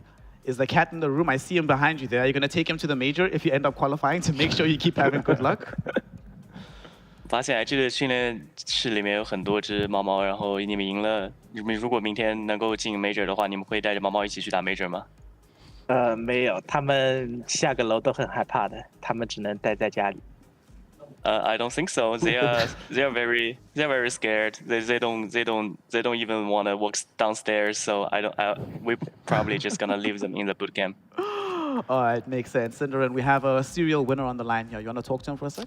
Yeah, I was curious. After game 1, when your team gets so destroyed in one game, how did you refocus and come back to game 2? Was it a speech? Is it some sort of confidence from scrims? How did you make it work after such a rough first game? 想问一下，就是第一场比赛输的比较彻底的情况下，第二场当时是怎么调整过来的？有谁做了一些就是比较鼓舞士气的演讲，还是说队伍是怎么来进行调整的？我们整体其实都是比较清楚问题是出现在哪一环的，然后就尽量去解决问题，而不是说让问题放大。我们解决了问题，就会变得好打。So actually, I think everyone from in the team knows what went wrong in game 1. So what we did is we try to solve the problem instead of focus on the problem. I think doing that make sure we gonna have a better game in the later of the series. Sure. So how much does it feel like you've been from Division 2 last year back to Division 1, struggling to get to the major, and now you're one series away if you beat outsiders from China to go to the major? Like, how does it feel having to go on such a long journey, but the major is within touching distance once again for you and IG? 那想问一下，就是之前从这个 Major 冠军，然后回到然后调到2级联赛，然后重新现在打回了1级联赛，然后差点去到 Major， 然后现在的话，只要再赢下明天 OFC 的比赛，就能够打进 Major 了。想问一下，现在心情是如何的？比较开心吧。I'm quite happy. Of course. Okay, sure. I was hoping for some more, stories. It's fine. All right, dumb question then. Emo, why do you click so much in Dota? Every game, your hand is just moving around across the keyboard so much. Are you opening the scoreboard and closing it? Are you looking at heroes? Like, what on earth are you clicking? You're playing like Wraith King or something, and you're like going blah, blah, blah, blah, blah, blah, blah, the entire time. Thank you. Good luck with that one. 再问一个比较就是好玩的问题吧，就是我看你第一人称的时候，我就想问一下，为什么你老是在就是点来点去，就是不知道有的时候你鼠标飘在哪里了，然后镜头又切到哪里了，就拉得非常夸张。就想问一下，尤其是有的时候，包括你在玩像大地这种不怎么需要操作的英雄的时候，我看到你鼠标也是满屏幕在乱晃，你到底在做什么？这个就是为了保证自己手感和那个集中注意力的一种方式。I think this is my way to keep my focus and keep my hands hot. Okay, I have one more question if that's okay. I like asking people this when we have them on interviews. What do you think is your biggest strength as a player compared to other people that play the same role? 那我想问一下，就是 emo 自己觉得自己跟同位置的选手相比，自己最出众的地方是什么？啊，我没有很出众吧，就是你觉得整个团队对运行起来就那你觉得你的特色？我比较喜欢钻牛角尖，可能吧。I think I'm not really that special compared with other players. I think the one thing I think I always want to focus on making the whole team work together. And if I have to pick one thing, is that I really like to focus on one thing until I figure out how to solve the problem. That's the thing I think I'm special. Thank you. I have one last question. Did Zhong Yu have any special messages or words before the series started? Of course, going against PSG, his old team. Did he have any, motivational speech like "I need to beat them" or anything, or was it just another day in the office for IG? 我想问一下，就是3号位项羽在打今天这场比赛之前，有没有跟你们说过一些，就是比较打气之类的发言，就是一定要拿下老干爹之类的话，或者你们赛前有没有讨论过这些？不过他说要搞定老干爹，我们就一起帮他搞定老干爹。Of course, he said he wanna take LGD out, and we helped him to reach his goal. Okay, thank you. You certainly did reach his goal, and you certainly have taken out LGD, and as a result, y'all are one game away from going to the major. So we'll let you go and practice for that all-important series tomorrow. Thank you so much for your time, Emo. Good luck, have fun in the next series, and we hope to speak to you again in the future. 感谢你接受我们的采访，希望你明天好运，然后希望以后能继续采访到你。谢谢。Thank you.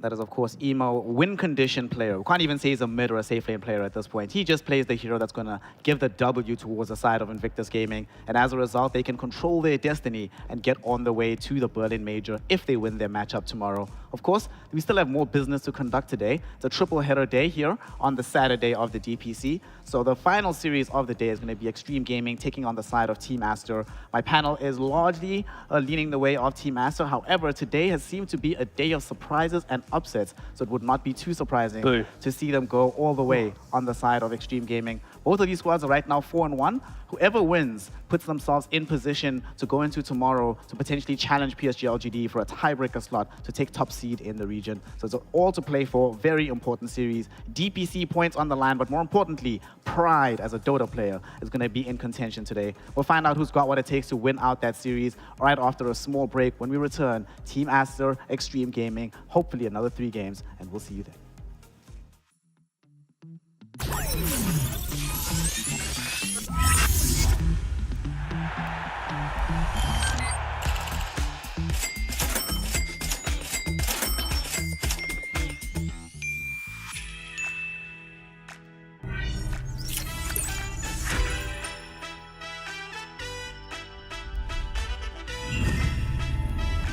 Watch more.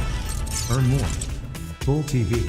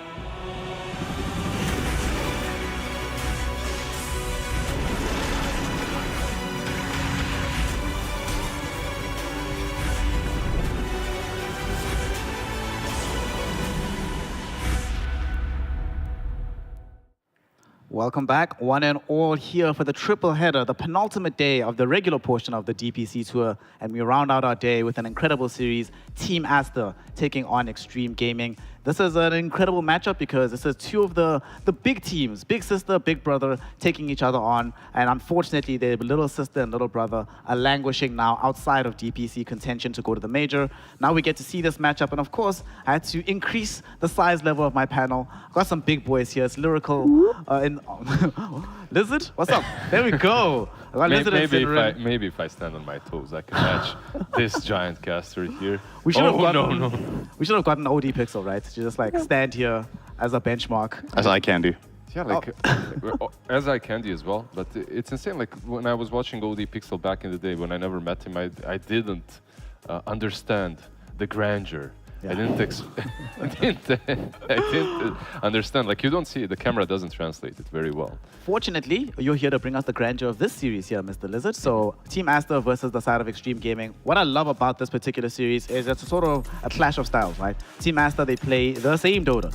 Day in, day out. They're not going to try and do anything different. The one time that they sort of did something different, that's the series they lost up against the side of YBB Gaming. So do you think they're going to change anything up here today, or they're going to go back to what's been winning for them, like these Ench, Tiny, Leshrac, Beastmaster draws that they did? No, with the Ench they lost versus YBB. So game one, yeah, then they left it for game two. They did pick it up the game one, they lost with it, and then they, I believe, lost against it. So we'll see what they do. In this series, I expect one team will pick Ench, and some other might pick a Mirana or something like that. Oh, just guessing, here. Just looking into the future. The squad here for the side of Extreme Gaming, it's a very variable lineup here, Syndran. When they look good, they look really, really good. But there's some drafts that make them look quite lackluster. We complained a lot about DY and Kaka sometimes doing too much on the map. It seems like they're sort of solidifying a little bit. But what do you think of their draft or their roster as players overall? Like, do they just look like a team that should have been in a major already, don't they? Yeah, I mean, it's a star-starred roster, right? I think for many Western fans, Kaka is considered one of the all-time greats of this region, and that's the guy they've slotted in, so you can't really complain on that position. As far as sure they've been on a major already, I mean, this is the first, isn't this the first season they play with Kaka? Did they play? Yeah. So I mean, they haven't had the chance before with this five-man team, but I'm not surprised to see them doing well overall. I think this was kind of, it was written in the stars that this was going to be a strong team. But I don't know what their level of ambition within China is, if it's a disappointment to them if they don't get first. Because it's like sometimes you just hit this growth spurt as a team and everything is just clicking and you're doing super well. And they've hit a little bit of a roadblock once, but I still think this is always going to be the kind of team that can take a game off of anyone, also internationally. So. Yep. We'll see what they've got here in our first draft of the day between Extreme Gaming and Team Aster, game number one. Team Aster, as usual, playing on the dire side, and they have themselves the first pick. They haven't played a single game on Radiant so far this tour, and we have Extreme Gaming with the Mirana Tiny to respond to the opening Enchantress. Oh, what a profit, Lizard. How did you see this coming? Sometimes I just feel it, you know. It's I saw these two names of teams, and just heroes came to me. That's just how it works for me. What can I say? Tiny as well, but I didn't want to push it, you know. Oh, okay, yes. You don't want to go too far. But not the Doom. Not the Doom. The Doom I left for you. Oh, yeah. Yeah, I saw that one, though. So talk to me about this Doom here in this particular game. What do you like about it? Firstly, what do you like about it paired with the Enchantress, and how do you feel about it in response to the Mirana Tiny? I'm a little bit puzzled, to be honest, by this pick. I don't think it's inherently obvious why this is a good Doom game. I don't think the hero is particularly great against Mirana or Tiny. I don't think it's bad either. It's just all right. This is probably an adjustment Aster has recognized that they need to make. Maybe against Extreme Gaming, they're like, this will be a bit of a slower game. We can play greedier heroes. We want to secure our safe lane with Ench, then we're going to pick a greedy offlaner. And if Extreme Gaming don't play high tempo, we're going to just beat them late game. I think it's just a tailored strategy against the opposition. Snare, you mentioned YBB. Extreme Gaming lost to them 0-2, right? Meanwhile, no, Extreme won. Oh, Extreme won that one. Extreme won 2-0, Aster lost 2-0. Yeah. And they did have Doom in that game. So maybe it's full comfort zone. Enchantress as well, just a hero that yeah, we're seeing Anch getting more favor now in other regions as well, but Chinese region did start it. Yeah, that is true. If it's not banned, it's getting picked in the first phase. It was pretty much Asta and LGD that started doing this at the beginning, right? And LGD were willing to do other stuff. Asta was like, nah, this is just pretty good, stick to this. I think one thing that might be contributing to them pairing this with the Doom, Extreme had to ban Beastmaster. You are playing up against XXX. You got to do something like this. And now that with the new Meme Hammer build, yes, it's still a greedy hero. It's still overall a bit of a slower pick, but there is a small portion of the game you can kind of play quickly on that side of the map if you get the Meme Hammer in time. And if you do that, you take down the tower, you can at least still secure a side of the map. They normally do it with the Beast or the Enigma. Enigma has kind of been a risky, volatile pick, so maybe Doom is a little bit safer in that regard for them. Well, the thing that's interesting is that they're prioritizing it over Nietzsche's profit, right? Like that's been a go-to pick for this team for XXS and for Monet. So it's just been like a super awesome flex first phase. I don't know what the logic is. I think a lot of other teams in this position would have just picked the profit there, and it's not even getting banned. So I don't know if there's something between these two teams that they have some sort of shared understanding of how to beat the hero or whatever, but Aster going away from that is, I will say, surprising to me that they don't rate that the absolute highest when they get the phase closer as well, and they could get into bans. So they're going to be the ones on the side of Extreme picking first out of phase here. Yep. Lizard, what do you think? Is this Tiny going middle or is it going elsewhere? Because if it's middle, they could be trying to like deny pick against some of the spirits that we've seen being played in China. And usually the spirits don't do that well into the Tiny. At the same time, XWI's best hero has been the Tiny, but from the mid lane. So they probably stole it away from that purpose. But where do you think it's going? Is it for Kaka or are they going to be putting it mid for Paparazzi? I'm not sure. Like I think it's pretty fairly open right now. You have a hero that's able to burst down the Enter together with the Mirana. I think 4 and 5 right now. If you have revealed that, that's also fine. But that's the fact. They haven't revealed anything, so they can move this draft in any direction. I think, like you said, it's solid as a shutdown for some of these heroes that are played mid. Like perhaps you don't want to pick Puck right now into the Tiny that's already shown, right? But at the same time, they can decide where to go with this. Ooh. So they're really trying to shut down XWI because these are two of his best heroes, I think, by quite some distance, stolen away, and the ones he's played the most from the mid lane here. And they banned Anti-Mage. While, I mean, it's understandable when you want Lesh, but at the same time, you even have the phase closer. So they're really respecting the potential of this.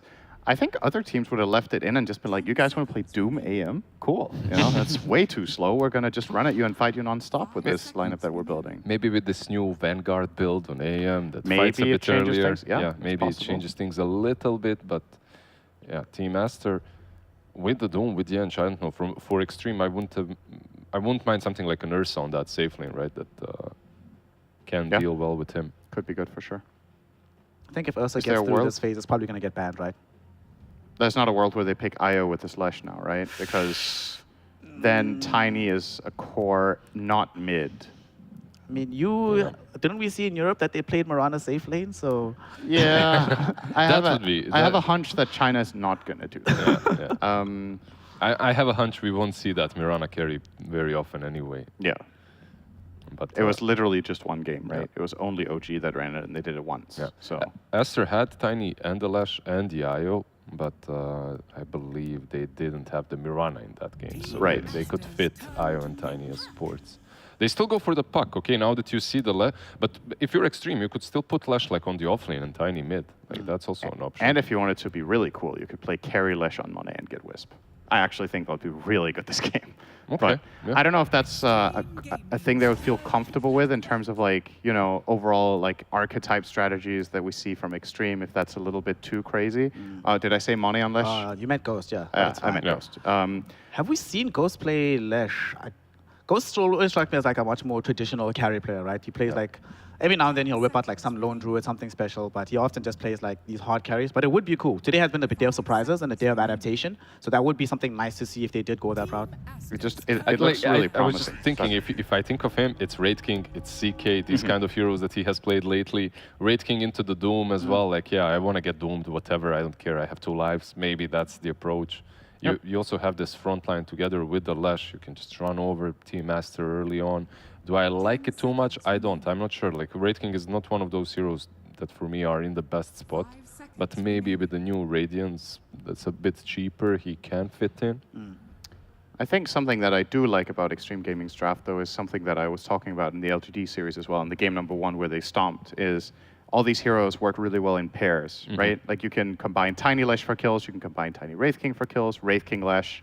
Any of these stuns sets up an arrow from Mirana. So when the pieces are moving around the map, it's way easier to find plays when you have so many connection points, basically. It alleviates the players from having to make tough decisions about being in the perfect place at the right time because there's just more right places. So I like this personally. The Wraith King against the Doom is obviously a gimme here, but the puck matchup for Wraith King, in my experience, is pretty rough. Like, you never hit the stun on this hero. It kites you forever. Coil is annoying. It's annoying to get silenced. Surprisingly, as Wraith King, even though you're like, this hero has no spells, but he actually really relies on the few ones he has. So I guess that's why you have Tiny. Instant disabled into the puck, right? Like I still think it's good overall. Something that you can follow up with. And I really wouldn't mind to see Extreme Gaming putting Lash now on the offlane and Tiny mid. Like the matchup is really good. You will shut down the puck fairly well in the laning stage as well. What do you pick last then? Do you want a different? Then you would play Mirana Wraith King safe lane and get a melee 4, you think? Maybe? Because like if you do put with the Lash, melee 4 would I work think the Lash best. Lash offlane is a little bit limited in scope in what he can work with. So I think they have to get a specific type of hero. Maybe it's a little bit too much out there. Like the last Against time Ench, maybe. The last time I saw, when was it? Lash played by Rezo, perhaps on the offlane, right? And that was, that didn't really get them anywhere in any nice places. Yeah, it did. But not all of them. Yeah. They still have to decide on the side of Team Aster first what they want to play in the safe lane for Monet. So they are going back to their traditional pattern of having Monet be the win condition at the end of the draft. The TB is gone. I imagine they'll follow this up with maybe a Nature's Prophet Drawband. It's going to be NP that they take out. So what does he play here? His Ursa's still in the pool. Doesn't feel phenomenal, but it still feels playable once he gets BKB online. Get some good Naga with Mage Slayer here in the Fusel. Why do you hate me, bro? I was thinking Mage Slayer too, but I don't think Naga will be a hero here. Just the Lash matchup is too rough for Naga. Even with the Mage Slayer, you think? Yeah, I still feel like you're drafting yourself into a weak matchup when it's avoidable. I think there are other options that would be better, and it's going to be a Shadow Fiend. So very interesting. Not a hero I was expecting Aster to grab today. He has some decent setup. You know, we have Clockwork with him. Makes it easy to land combos of Shadow Rays. This opens up for Ench playing 4, which is what Aster prefer to do. Putting it on Baboka and then play a 5 clock is what I think they'll do in this lane. Yeah, it's pretty decent. It is risky. I find Shadow Fiend to be a very polarizing pick. I think the team that we see have most success with this hero on average in the world is probably Shopify Rebellion when they pick it for Arteezy. His win rate on the hero is incredible playing it as carry. Yeah, you get more But I feel like most of the conditions that they would run it with are present here when they win. So I could definitely see it. No, your lanes are strong. You have Puck as well to kind of hold the ground in team fights with the Dream Coil. Like you have Doom to run in first together with the Clock. Like it shouldn't be too difficult for SF. At the same time, they did pick up the Darks here. And now everything changes a little bit. Like they can surge on top of you. They can dominate the lane as well. Clock and SF should be strong, and I say should because it really depends on how the lane is played. Like I've seen some SFs really struggle in a lane in which 2 heroes are just getting on top of you constantly. The other thing about the Darkseid and Shadow Fiend matchup is the Wall of Replica is actually really good. The SF Illusion is extremely powerful. It carries the presence of the Dark Lord aura. It hits pretty hard because he's an agi carry. So I think that played a part in this choice. But yeah, the lane itself, I think, should be very good for Shadow Fiend. If he's playing SF Clock against Darkseer and Tiny, I'm assuming. I think if Clockwork plays this lane well, and we've seen Pichu do this very well, then I think Monet will be off to a good start. And to be fair, if you're playing Shadow Fiend and you're off to a bad start, in my opinion, the hero just... I don't consider Shadow Fiend a comeback hero, even though he can farm stacks. He needs to be ahead of the curve. So for Aster to win this game, they need to do well in the safe lane to begin with. So what do you think? Big Brother Aster or Big Sister XG? Who's got the SF again? Aster, right? Aster, yeah. Aster. I'll go with XG for the first game. All right, so Big Sister, Syndran? I don't know. I feel like it's very close, which is a good thing. I picked Aster to win the series, so if I don't feel like they're outpicked, I feel like I have to choose them, right? Okay. So I'll do it. All right, so we have a Big Sister and a Big Brother sort of split here on the panel. We're going to be finding out what actually happens in the game itself. And to bring you that game, we have the twins of Dota 2 Legendary Chaos. It's OD, Pixel, and Fox. Take it away for some amazing action here in the DPC. Thank you very much, Snare. Yes, Aster versus XG ready to go. Fogs, what do you make of the draft? I mean, quite a lot of fun stuff. Tons of team fight from both sides. I mean, we have potential for these like vacuum Lesh stuns with tiny stuns and stuff like that. But big thing I'm really looking at, I would say, is BKB timings for Master. XG really has pretty much nothing that goes through BKBs until way later stages. So I think if Aster is able to get this timing of these BKBs pretty early on the SF and the Doom and stuff, looks like a pretty solid draft for them. But we'll see how much the volatility goes down, because I've seen sometimes with like these, the Darkseer lanes versus something like SF, if they can get on top of him and get a couple kills, slow down the momentum, they get these auras, and then there's just maybe a lack of damage for something like Aster. But yeah, I think it's going to be, should be Aster's game to lead, and Extreme is going to have to pull some pretty crazy stuff in some instances to make sure that they can actually set tempo. We'll see. I mean, definitely kind of got the mid lane hero right that's going to be able to lead that charge. Now, Paparazzi, yes, he'll be ready to start running at heroes pretty early, especially with the buff up of JT when it comes to him joining JT's lane, looking to get in for some dives, some early aggression. Oh, Kaka, does he actually? Is it actually? Oh, it does get it. He gets it on his side. Nicely done. So we'll get the quick D ward there. Nicely done. Yeah, we'll see how these lanes end up going down. And yeah, let's see how much Paparazzi is able to get done, because he has been, honestly, this is not the Paparazzi of old times. I know a lot of us keep saying that over and over again, but it really is true. He's been struggling a lot. He's playing a lot riskier with the way that he does some of these aggressive plays. We'll see how he does in this mid matchup.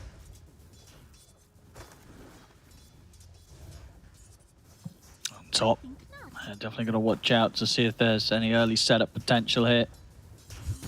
I mean, Monet should, in theory, he should free farm. I mean, it's a couple of melee heroes. You've got excellent support here from the clock. Yeah. Kind of separating them from you, and after a couple of levels, we'll be able to hold them in position for those raises to really hit hard, able to grab them in the cogs.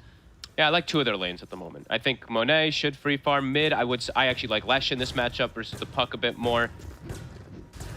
And I think the Doom should be able to free farm, but I don't know how much. I mean, they should actually be able to pressure Ghost pretty decently, because he's got a Mirana behind him. So, but Boca is very good at trading versus this Mirana, as we've seen lately. That's why we see this Ench just picked first pick in China. This is like one of the best lane secures. And excuse me, looking at Boca's starting items, he started with 9 tangos.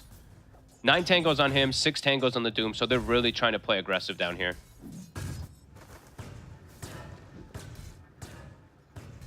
Again, top, just making sure that they're never really quite able to get on top of the SF on this first level.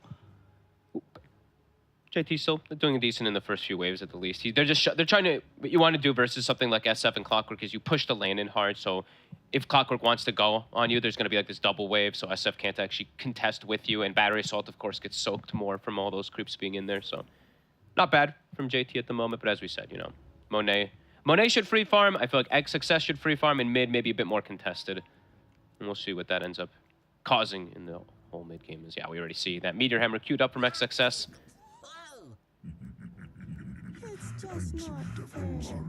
Yeah, what was the build-up you kind of expect from Wraith King in this game?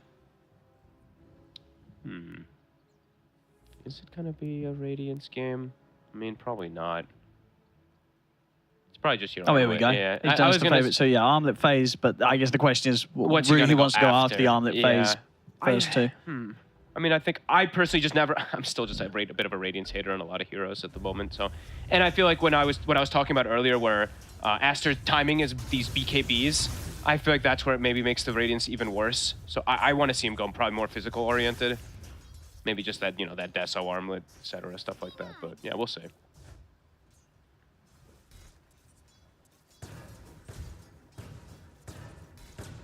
Kaka gonna take a ton of harassment this time around. He has to toss him away.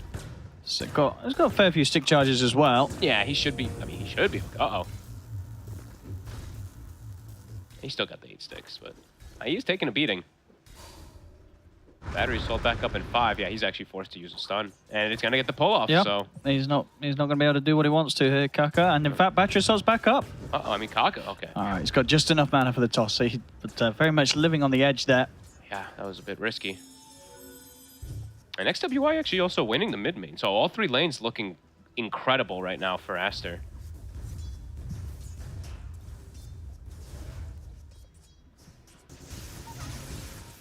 They have very fun combos as well too that we'll see more than likely occur in the mid game. Monet on the Shadow Fiend with a puck. One of my favorite combos. I love when you have heroes that can force the coil break with like Requiem or something like that. So definitely potential for that. Maybe they can get XXS here. Looks like it. Good body block. I mean, he's... Oh? No way. No way. He's going to be able to regen up under the tower. Oh my god. And with that Ring of Health, he's got enough going that they just can't quite do it. I actually thought they had him. Wow. I really thought that they would have been able to bring him down. But yeah, it's pretty insane how much regen he does have. It's gonna feel a bit bad missing out on that. Not having quite enough to take him out. And top, yeah, they just continue applying this pressure. JT has hit 3 now, though, so level 2 Ion Shell. They could turn on to Pichu here. They just walk him down. There's another stun that's coming up from Kaka. Good cogs. He was about to get vacuumed and likely die, actually, there. Securing that lane for Monet, though, I mean, yeah, as you said, absolute free farm, 22 and 13, making sure he prioritizes denies as well, too, versus this Darkseer.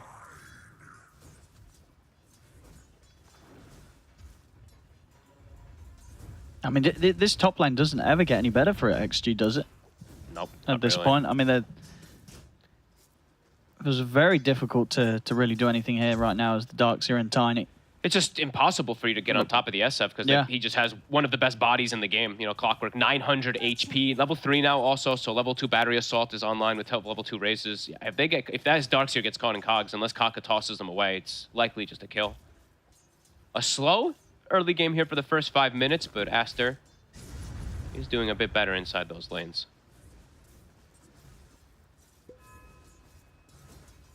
Yeah, they just have no business on this top lane. No. Monet, just complete control of the waves. 27-18. And Baboka starting to do Baboka things. You know, Doom kind of not totally left alone, but he's getting his own pretty damn good farm, and Baboka's jungling. He's using the Tornado to kill a Wildwing camp. It's a typical Baboka move. He loves to farm. I mean, top, so they tried to poke them a bit, but you see how much damage JT and Kaka end up taking. They just cannot trade with these two right now. It's going to be very good timing for Monet for whatever items that he looks to go for. As we said, probably a BKB relatively early this game since it's pretty much all magic damage. Kind of the dream for this SF. And now Kaka, he's actually alone up top. He's stepped up quite a bit here. We might see that Pichu's able to get the angle to shut him off. These tosses. Is it enough? Will be. It will be. But fully zoned off the wave again and again and again. Just look at, yeah. You don't normally see safe laners have this sort of level of last hits and denies. The denies in particular. 33-24, 5 minutes in. They're just getting so much taken away from them in this top lane, XG. 6-minute rune. It will spawn top as well. XWY is not going to be able to go for it. And Pichu, he actually decided not to go for it. He might go down here. So they can get the clock. He's going to have Monet coming over to back him up. And Monet's ready to turn it around. It turns. Triple raise. And Pichu's the one to get the 2 kills as well. So he's happy. Monet's probably not as much. He's like, dude, I'm trying to help you out here. And DY also trying to trade with Baboka, but he's getting crushed from these impetus. And bottom Ghost, it's not quite able to completely commit onto XXS there with the hammer already done. A scary start, really. It's a 3K gold leader ready. Baboka even finds the ward. That's going to accelerate that timing on, you know, maybe a first greedy item and then quickly going into the BKBs on the Doom and the SF after they get their, you know, that farming item first. Sure. So, I mean, yeah, how does JT recover? It's going to take him some time, right? He just barely got any XP out that top lane. Well, he's level 3 and then Monet is level 6. The difference in what both cores were able to get up on that top side of the map. He's going to have to do what I call the 33 recovery, where you just start getting ready for your stacks and stuff like that. But it's going to be watched. I mean, look at that ward that they placed. We've been seeing this one a bit more. That's it's a very nice one. I love this ward. Well, sees the stacking sort of situation and it's not getting dewarded. No, definitely You get that up for the full duration. And they absolutely have heroes that can contest those stacks, with an SF having a good early start with a Puck that can just jump in easy. Oh, JT and Kaka are stepping up again, but Pichu is coming in from behind. And this Clockwork is a menace. It's just a hero that perfectly complements what the SF wants to do. And we're seeing that, really kind of to textbook level here. He's level 6. He's almost level 7 on Monet already. It's nice that he's able to do this where you skip Requiem as well, too. It's like that's the dream when you're playing these type of lanes that you don't have to skill it. Yeah, you just go for full farm build. And yeah, Mask of Madness will be his choice of first farm item. Probably Mask of Madness into BKB or Dragonlance in between. And now, Paparazzi. They're going to set up with a Dream Coil. See if there's anything DY could do to try and fight them back. There isn't. All he can do is grab the Invis Rune and walk away. Aster came to play. This is a phenomenal start, really, from Aster. Just no mistakes. No mistakes, playing everything perfectly. And XG very much struggling. Even starting to, as we said, the Meteor Hammer, he's able to apply pressure on this tower. I mean, this tower is already below 130 HP.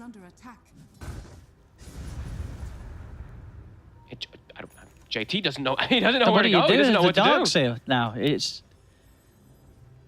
And now they can absolutely. Now they can just move Baboka completely out of the bottom lane. XXS is free farming anyway. It's not even tougher lane up top. Yeah. I mean, Baboka's seeing sort of the fun that Pichu's been having just messing around with the, both Kaka and JT, and he wants to also be an extra bit of a nuisance. I mean, this is devastating. I'm seeing XG, they're getting like some stacks and stuff prepared, but these stacks could just get stolen. I feel like they need to have a bit more lane pressure to try to slow down what Aster's getting. It's a 5,000 gold lead. I mean, with the two supports here on Aster, they can definitely start to push forward into this area. And at JT. The cogs. They're going to catch JT. Won't be able to break his way out of them, but there's a follow-up stun here from the micro of Baboka. It's a three-man vacuum, but another raise from Monet takes down JT. And XWY is actually connecting over, and they're going to check out that stack. It's not they the could biggest do, right? one, though. He's got his Mask of Madness, so kind of comboed with the raises. He could take it down safely, but looks like they're not opting to. He wants to head back to the lane. Monet. Dream Coil. XWY. Going to get the setup. There is a Fairy Fire, and Kaka able to keep DY covered with the Avalanche. So DY won't go down. The Dream Coil put to waste. Okay, a bit over-aggressive this time around, but they will be able to get the tower. Yeah, they want to take this first before they head into the triangle by the looks of it. And immediately the puck TP's mid, waiting for that power rune. Let's see if XG finds any type of luck on their side. Is it going to spawn bottom? It spawns top. Kaka, can he at least prevent? He can't even prevent him. Oh boy, this is a devastating start. This is a crazy start here. And we'll find out soon what the option is for Ghost, if he wants to go down the super greedy route or if he wants to go more fighting. I feel like if he goes greedy, it's going to be pretty much impossible to recover this game. He can't go Radiance this game. I really don't think so. No. And I don't know. What will it be like? It's either the sort of the Blink, the BKB, or the Deso, right? Yeah. Even that, it still just feels, it's going to feel very slow. He needs kind of two of those. And that's going to take time. And we're seeing so far with each passing minute, Aster easily able to take more from the map right now with this lead they have. His farm is still pretty good, though, right? He still is, number 2 net worth, almost tied with the Doom at the least. But you can see the greed of Aster is massively paying off. Baboka, he's 400 gold ahead of the Darkseer. As we've seen so many times, Baboka always becomes that 4th core. Arrow. No, he should have tanked it. Oh, well. They have the rally. I really feel like he should just tank that arrow for the catapult there. Get those extra siege hits. Yeah. Because he even has like illusion rune, so he maybe could have even popped the illusion to tank it. That's true. Oh well. Doom. Bottom. We'll get the stun on the two of them. See Siamese Cat heading in as well to make sure that they won't be able to turn on tech success. Rocket Flare hits. Kaka, is he going to tick down to this? I think he's fine. Should be okay, but it's going to be close. It's going to be fine. Deny him. Deny him anyway. Meanwhile, in the mid, this time the Dream Coil will guarantee them that successful kill onto DY. Not able to escape this time round. The tower goes down. Yeah, they don't even need the catapult because he has the Dark Troll Summoner and Baboka. So yeah, they finish off both towers. Bottom tower, as we mentioned, also is about 1 hit away from dying. Aster playing the map pretty much perfect and right Baboka, now. And he's like, well, I'll try and farm some of this. That's optimistic. He won't manage to do so on his own. But yeah, still definitely some Ancients there for the taking if Mono wants to head over. Blue Boy's got his Dragonlance finished. He is huge. This is one of the better starts we've seen on an SF, right? We've obviously had plenty of SF games, but this is fast. He's just a complete, uninterrupted free farm in this top lane. And they're going to get these BKBs. I mean, it's 7,000 gold each one. They're going to get these BKBs before Extremes in any realm of wanting to go for this type of fight. We do see, as we kind of expected, it's going to be the Deso queued up for Ghost, but they need any type of physical damage they can get. Because, yeah, the BKBs, it's going to be BKB SF. Next item is going to be BKB Doom, and then I'm just looking at the damage from Extreme, and there's just no way that they have it. They have nothing that goes through that BKB. Yeah, they have Edict, okay. So I shouldn't say nothing, but very lackluster in comparison to what they have on the opposing side. Paparazzi was able to clean up the Ancient, so at least that did not get lost to Asta. But they will lose the other stack, XWY, who was able to walk in and take away this hard camp stack. And look at the warding as well. Aster is unbelievably prepared today. What? Even dodging the arrow. Not quite able to get the full setup there. Look at JT. He walks into his triangle and, oh God, both camps are blocked. Oh, sadness for JT. He's like, okay, I'll just surge the hell out of here. This is rough. One of the rougher starts we've seen. This is incredibly one-sided so far. We'll see if XG can get a kill. They should have this might one. do it, yeah. They've got the 3 stuns. And indeed, they'll finally be able to get themselves on the board there. They'll get their first kill, taking down XXS. Pretty worthwhile one, too. Doesn't change that net worth disparity by any means, but gets them at least on the board so it doesn't feel as miserable. 5-0. They definitely feel that game state at the moment, too. I mean, JT just has nowhere to go to recover as this Darkseer because those camps are blocked. He can't steal the farm from his Wraith King and his Lesh, so it's just a very tough recovery system for the side of Extreme.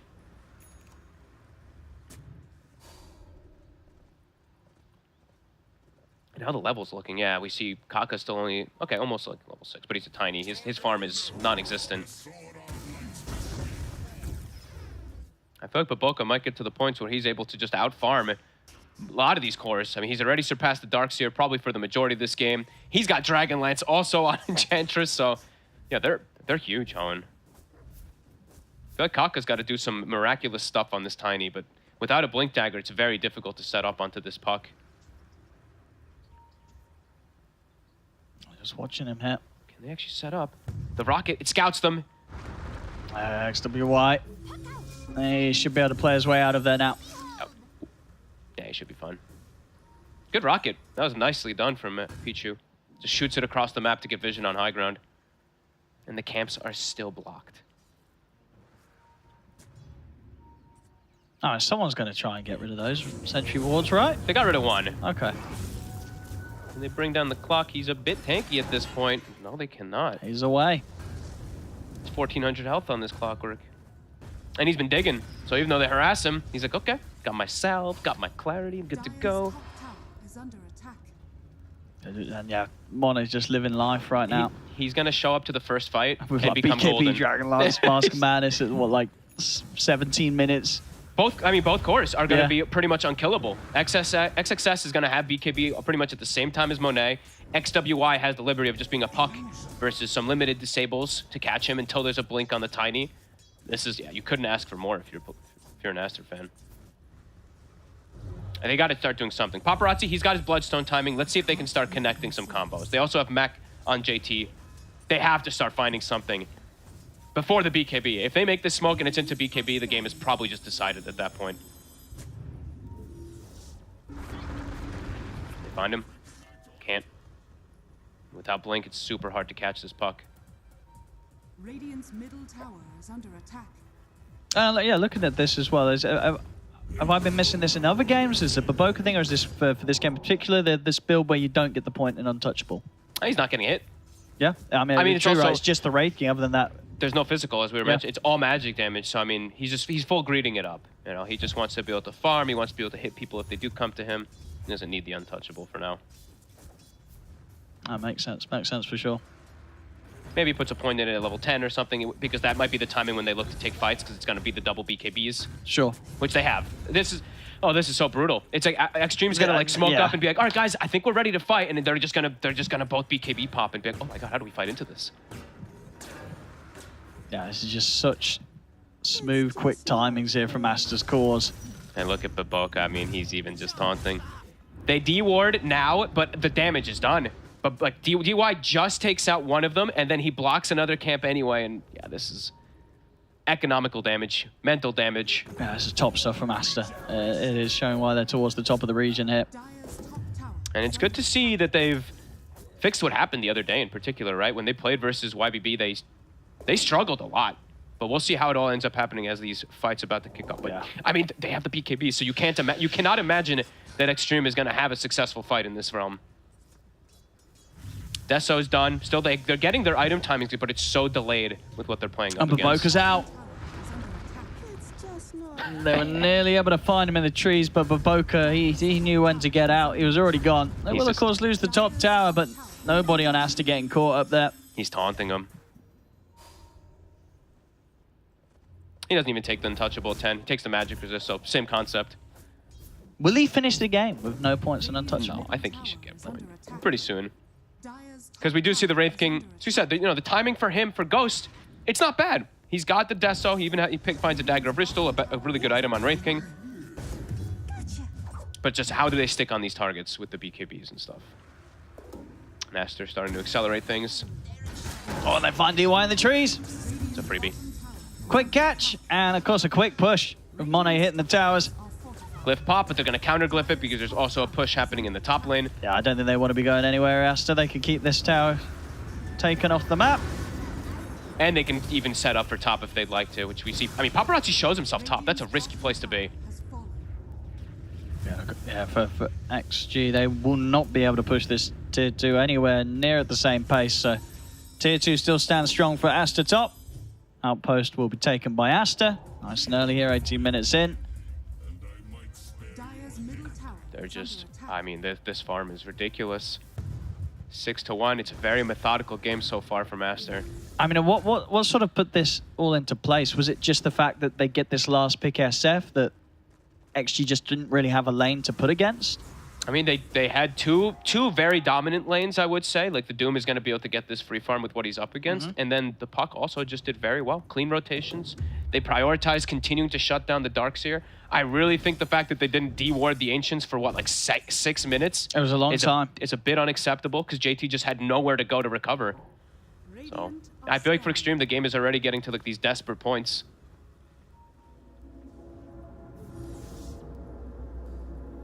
How's Kaka doing? I mean, he's still so far from Blink as well. Still 1,000 gold away, so they don't even have a good form of initiation.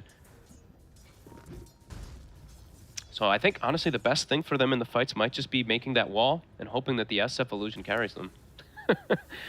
Hopefully Monet is going to be big enough that that wall is going to be super strong. Because we do see the Darkseer, he does take the wall of replica illusion damage. He's got Blink also. Almost a Blink on Ghost. Asta's coming for them though. See who they can find with this smoke. This has to, I mean, this feels so rough. JT shows himself bottom. He's got a Blink dagger, but might get caught XXS. Yeah, he's going to be ready to sweep the tree line, but JT, he's aware. They won't catch him this time. Monet has a full Shadow Blade now on top also. I don't think I've seen such a free Shadow Fiend game in quite a long time. So now solo kill potential is definitely there if he sees people split up. XG they're trying to get out with like Moonlight Shadow and stuff like that, but Aster completely how do they prepared. start the fight though? I mean, the odds of them sort of being able to burst a hero with what they have right now, it's so difficult. Yep, it really is. They're gonna get BKBs off. Like, you got to get an initiation onto XWY when he's not prepared or doesn't have a body in front. But that time is quickly. I mean, it's been dwindling for a long time. He's queuing up the Aeon disc next, so he's knowing that if he just doesn't get burst on the Puck, the fight is gonna go completely in their favor. 14,000. This is ridiculous. It just keeps growing and growing by the minute.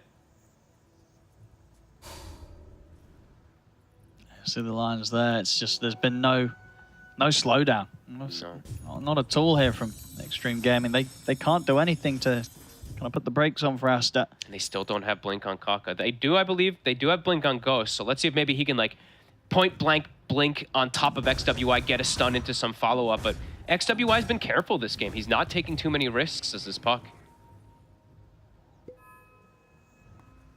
And Baboka's just clearing Ancients. He's got Hurricane Pike now. Yeah, he'll be treating himself to a BKB next. And still yet to, I think he's going for it. He doesn't want to have a point in his ult by the time they win. He don't need it, and he's going to show it. I mean, maybe. Let's see what they find here. It's going to just be another kill onto DY. They'll find JT bottom, and they're going to find DY. This is brutal.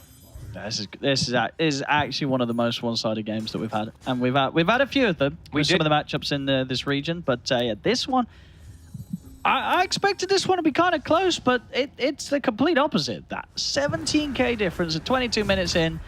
Extreme Gaming only managing to bring together 1 kill so far. I think the one team fight that we're going to have, one team fight that's going to happen, an actual team fight, is going to be the GG team fight. Because Extreme's going to walk in and just get completely wiped from these BKBs. It's just the feeling that it has. And now it's into also an Aegis. Monet, he's level 18. He has not been touched this game.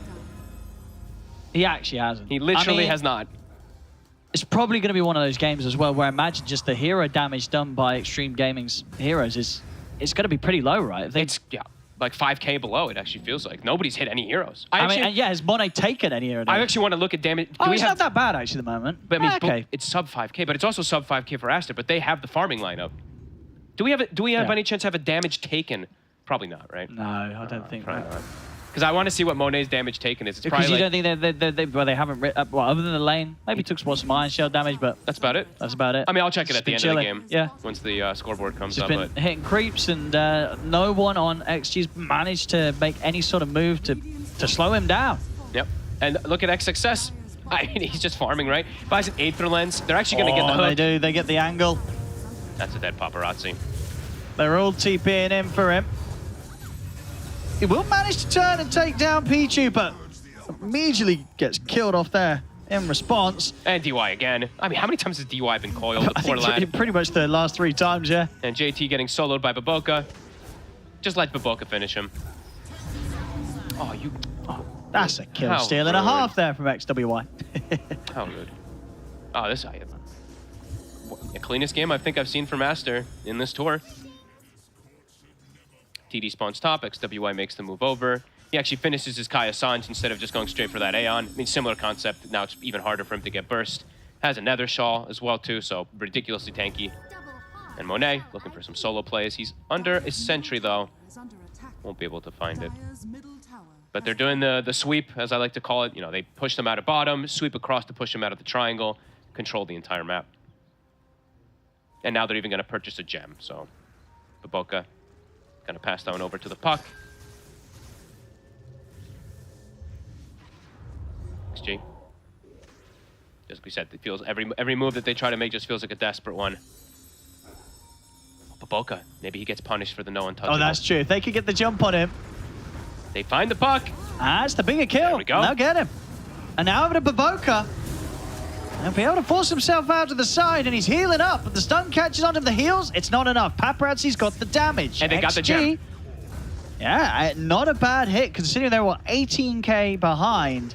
2 kills and taking control of the gem. And they get the Deso stacks as well, too, for Ghost, right? So little things accumulate.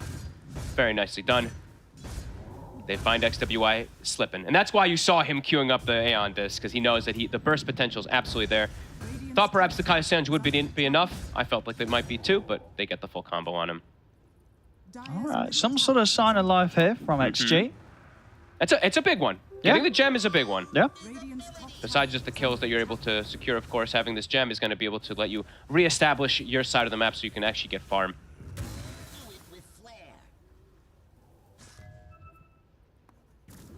Yeah, and XWY is probably like, damn it, I knew I should have gone for the Aeon disc rather than the Kaya Sanj.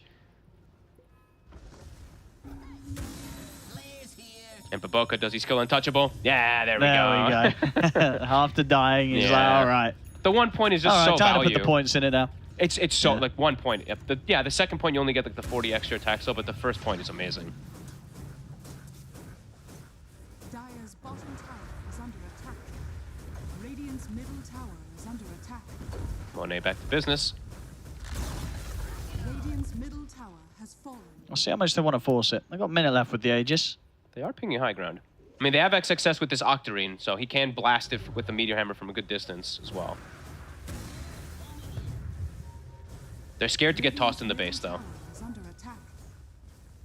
So one thing Aster does have to be careful of. Now, they got the fortification out of them. It's a pretty early one. And yeah, that looks to be all that they were trying to get there for now.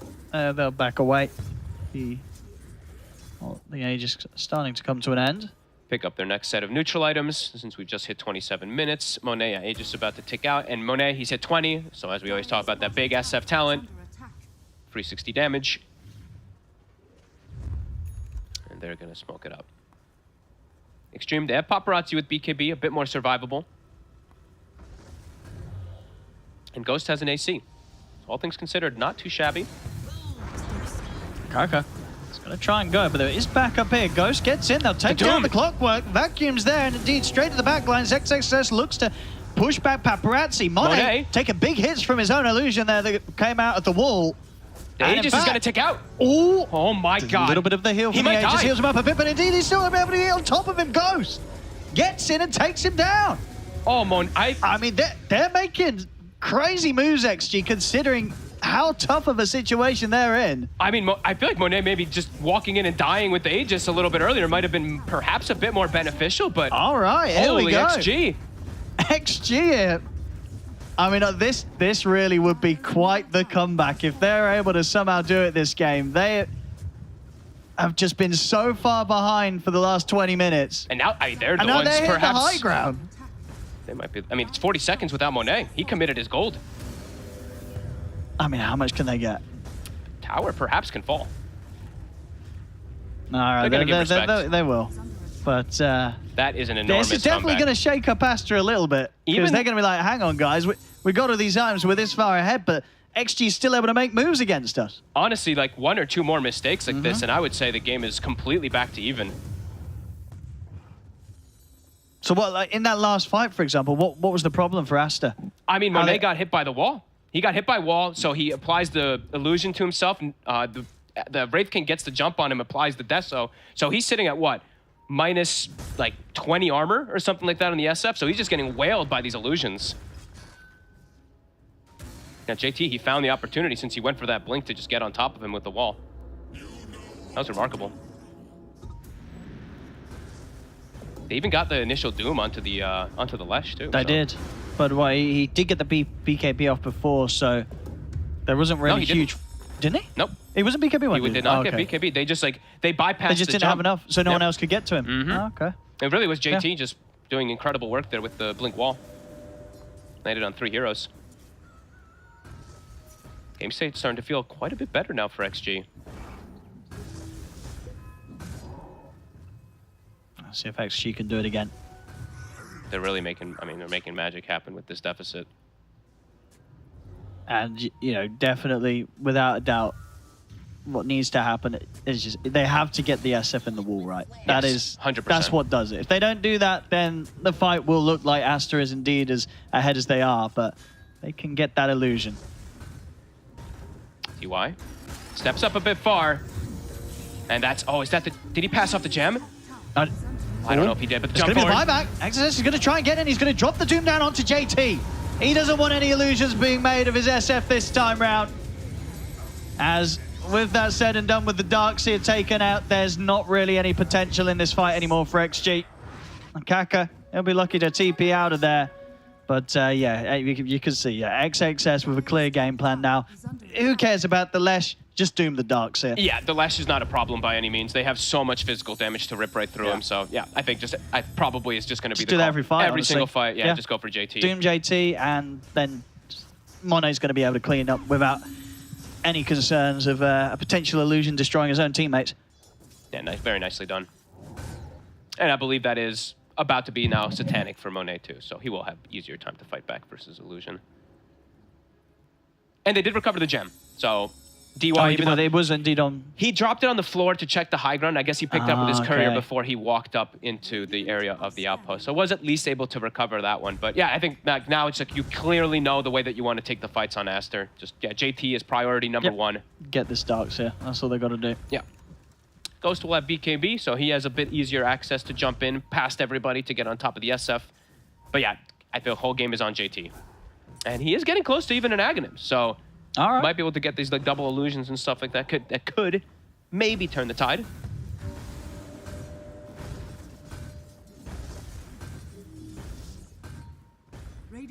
XWY. He's got the Aeon Disc locked, buys Aether Lens, and he's got the point booster, so he's ready to either disassemble for Aeon Disc, or if the game gets like kind of passive and chill, he can go for Octarine and then go back for the Aeon Disc afterwards. See a lot of players doing this lately.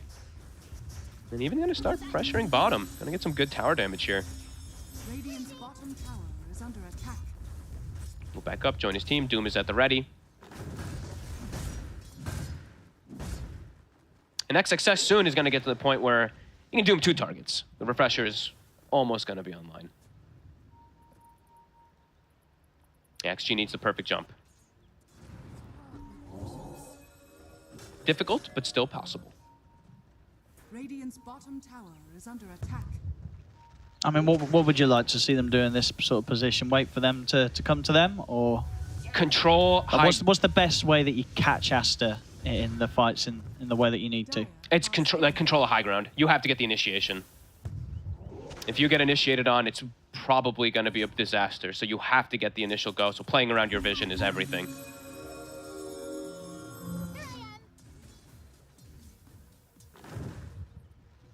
Aster being more careful this time around. XG's trying to set up around the pit. I think that might be something that Aster want to head for next.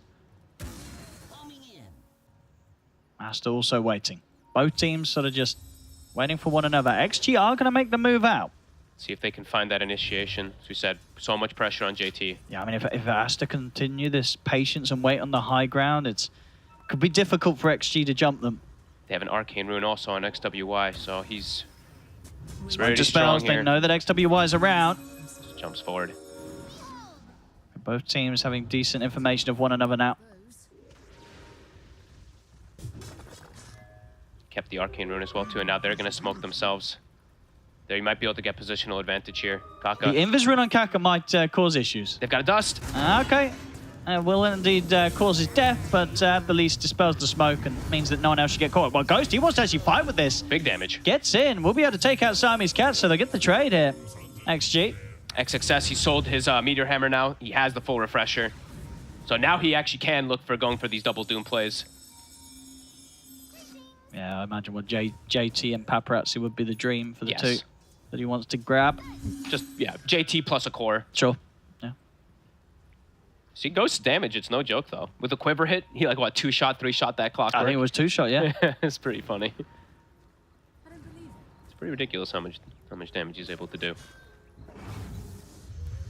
Gem still is... I think they keep sending it back to the base on the courier, right? Yeah, Gem's at courier. Gem's at base. I think Aster... Do they have another one that they can purchase? I think for them, I would like them to just buy another gem, just so they can keep... Oh, they did already. Okay, cool. Baboka has another gem. Good, good, good.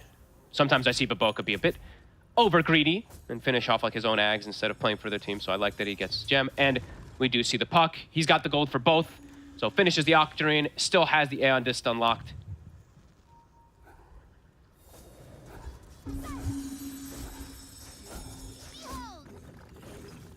Still a difficult game for Extreme, but he goes still farming. He might actually surpass the Shadow Fiend.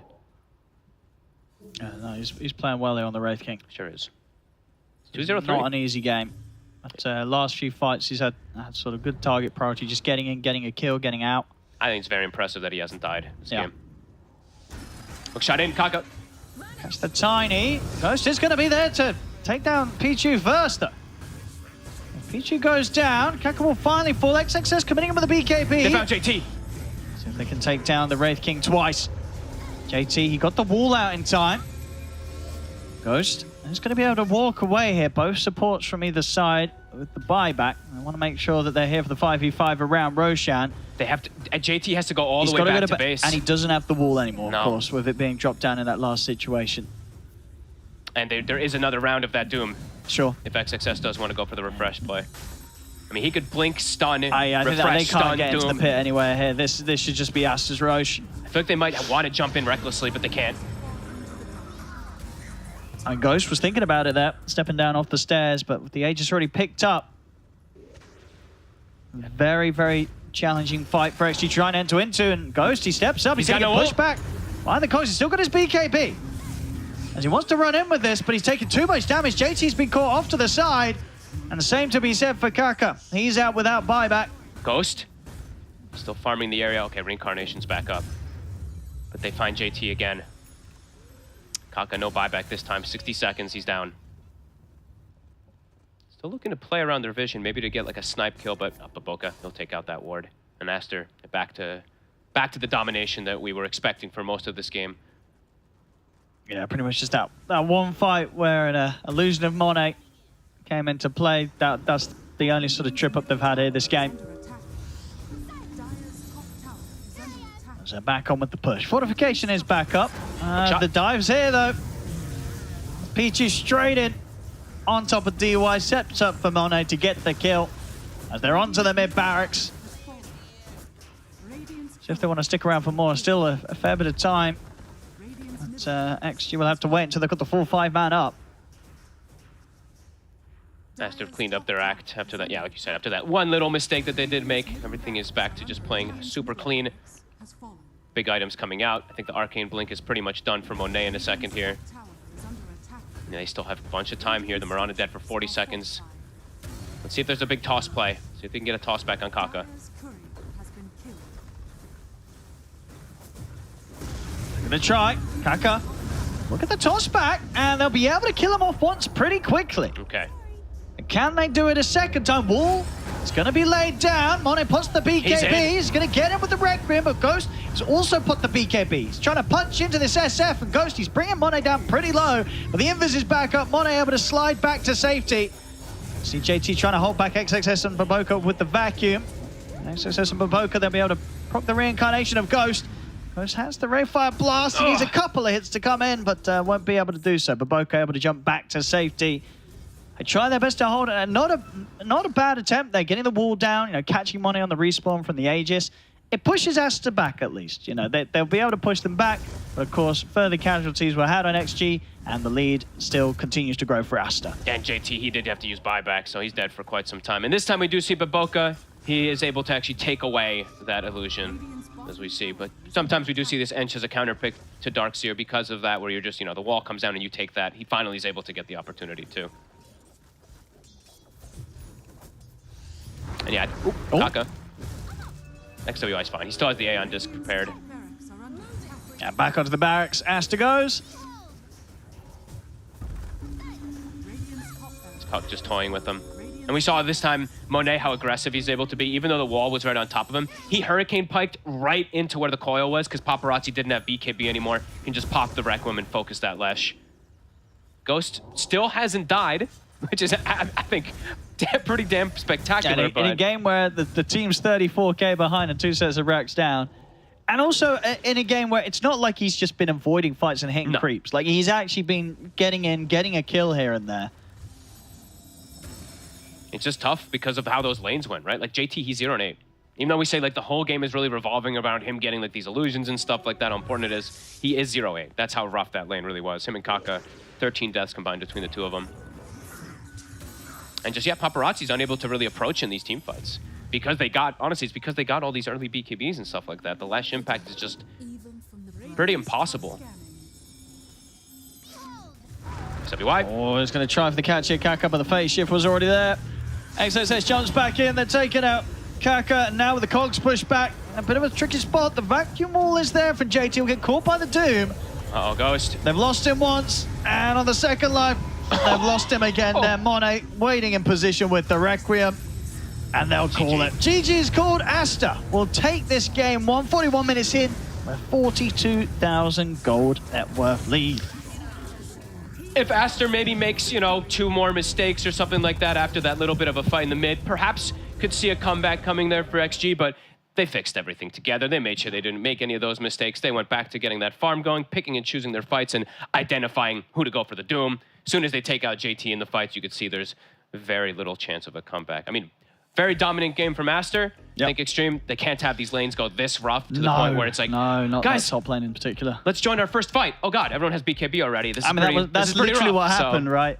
Yeah. Yeah, I mean, that top lane, I guess, sort of just caught a bit by surprise with maybe they just underestimated how good that lane could be against them, but we just saw no potential really from the off-lane duo of XG to do anything about this SF. I mean, Monet, he really had the freest game ever. Yeah, I know. The Shadow Fiend this time. It's for these type of games where I'm like, you see these cores and they have these like spectacular games and you're like, man, I want to give him the MVP because he owned. But the fact that this Clockwork was able to do stuff like that, zone 2 heroes out, set Monet up to be this monster in the game, I have to give Siamese Cat that MVP. He played like a boss. He really did. He set up, he set his SF up for success massively.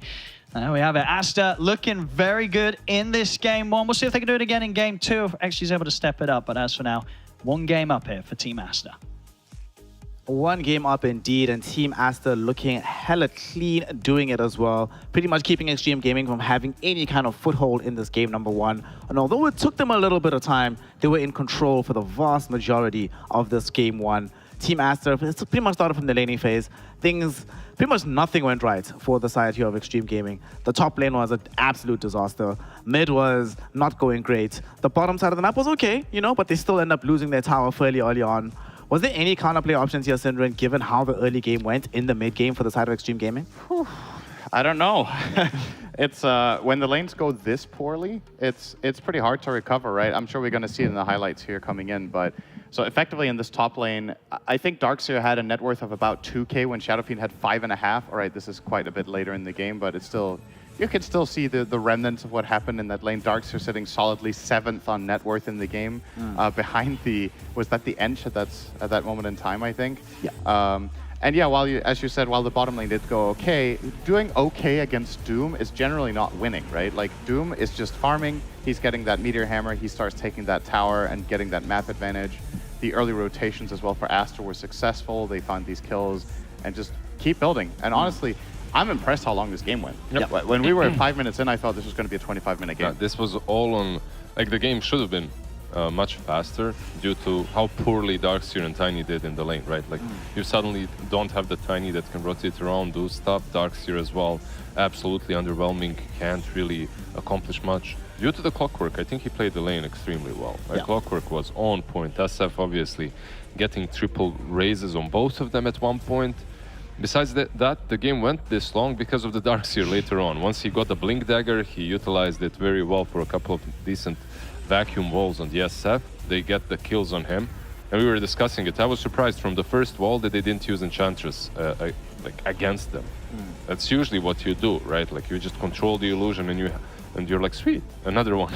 More damage. They did it eventually throughout the game, right? But it's kind of complicated being in the situation if you're JT. Your lane goes super poorly, but you're also the main win condition for the fights. If you don't get a good back wall, then suddenly your team has literally no counterplay options. And that just makes the game way too difficult.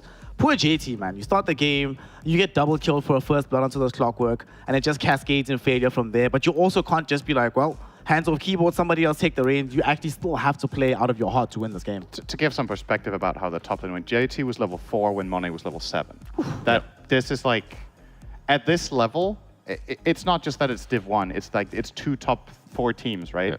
This never happens. Like, this is about as tragic as a lane can possibly be. Like, that was really, really bad for them. One kill that they were about to come back with, like the kill on the Clockwork, turns into a double kill for the Clockwork. Yeah. So he had around 1,500 net worth when the SF had 3.5k. So. And I think you were pointing out, we're watching backstage, Mirana didn't get boots until like 13, 14 minutes. Yeah, she had absolutely nothing. Like, there was just nothing. There was nothing there for Extreme. There was only one hero that was doing truly well this game, which was Ghost, but he's playing Wraith King. And he's totally dependent on being set up for success, and there's just nobody to really bring him into the game. So considering how poorly the lanes went for them, like, it wasn't that terrible from Extreme Gaming. They even had a couple of shots to come back into it, like a couple of decent team fights. It looked like, 1 or 2 more fights like that, and they might even be back. But the lanes. The lanes are too bad. And you could see the potential of why they wanted the Darkseer, right, for what it did later on. Like, imagine this lane goes okay. They don't even need to win it, but like, just, you know, stay afloat. Maybe you're a level behind, you have some items, your Tiny gets to do something in the game, right? But like, when it's this poor, it's just it's a mountain to climb. And it's easy for us to say in hindsight they should pick something else, right? Because if they knew the lane was going to go like this, they wouldn't have picked it. Yeah. I'm positive. Like, this was not the expectation, but they just got absolutely outplayed. I think at the time Darkseer had like 10 CS. I think Monet was like 32 and 20 or something. Just domination. He had more denies, double the amounts of denies that Darkseer had CS. So, yeah, not the best stats. Do we have anything more here? Like, what the amount of items that you had? I mean, we can't focus on the other things as well, right? But it is just the glaring biggest problem. Yeah. But it becomes this cavalcade of problems because then the Doom is having a great game too, and the Puck was doing very well, and the items, they just mount these BKBs and the Aeon Disc coverage for Puck as well, and suddenly, even if you pull off a good fight, are you actually even going to find the kills anymore? I want to shout out actually in this game who I think the MVP was. It has to be the Clockwork, right? Not just because of the shenanigans in the laning phase, but deeper in the game, the few opportunities that they did have to find good fights, you'd see JT go in. He'd get like a decent wall, a vacuum would be down there, and it looks decent. And then Clockwork goes to the back end of the fight and just completely breaks it up. So now Ghost has this very awkward decision to make. Do I jump in, hopefully get this additional damage out on the target with the Monet illusion next to me, but doing so leaves me isolated and stranded from the rest of the team. So it's very rare that we find 5 position players have this degree of impact in some of these fights. And he just did everything for his team here. Pichu, Siamese Cat, whatever. Like, of course, he's going to do that well when he gets a double kill in the lane. Like, Clockwork is truly one of those heroes. If your lane goes well, like if you find some farm in the lane, you can feel like a beast throughout the whole match. We've seen it snowballs. We've seen in EU as well, right? There was we had a standout game from Kuroki on this hero. Then it got banned for the rest of the series. And I think there was another. I'm trying to remember. as well, right? Like Kaori had. There was even one more. Like there were multiple games with Clockwork where it just became. There was Kaori and Omar playing for the same team on 4 and 5 and dominating. Oh yeah, it was Omar actually. Yeah. So just we've had a lot of really high impact Clockwork performances across China and Europe, and it seems like a hero that is worth considering for a second phase ban, which is what a lot of teams are doing actually. But in this game, not extreme. It also made life a lot easier, I think, for the Puck, right? Because Puck, we've seen a lot of these games where Puck has a lot of pressure on himself to be making these massive initiations. Now Puck is in this wonderful situation where you can just follow up.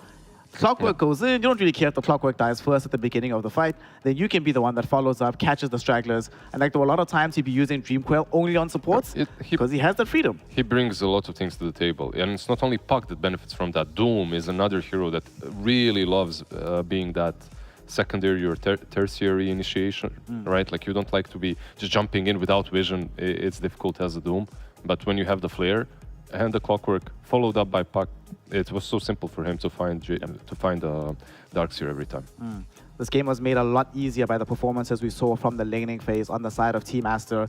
A draft that we've seen more or less all of these heroes from them before. It was nothing that Extreme Gaming wouldn't have been prepared for and ready for, but unfortunately it seems that their preparation didn't allow them to get the W here in game number 1. Going into game 2, we'll see if Extreme Gaming can bring something different to the table. Because if we know Team Aster, they will not feel any need to adapt what they've been doing. Because if it isn't broke, don't even try to fix it. We'll see what happens in game 2 once that kicks off in a couple of minutes. So don't go anywhere. We'll be right back with the conclusion, potentially, of this series.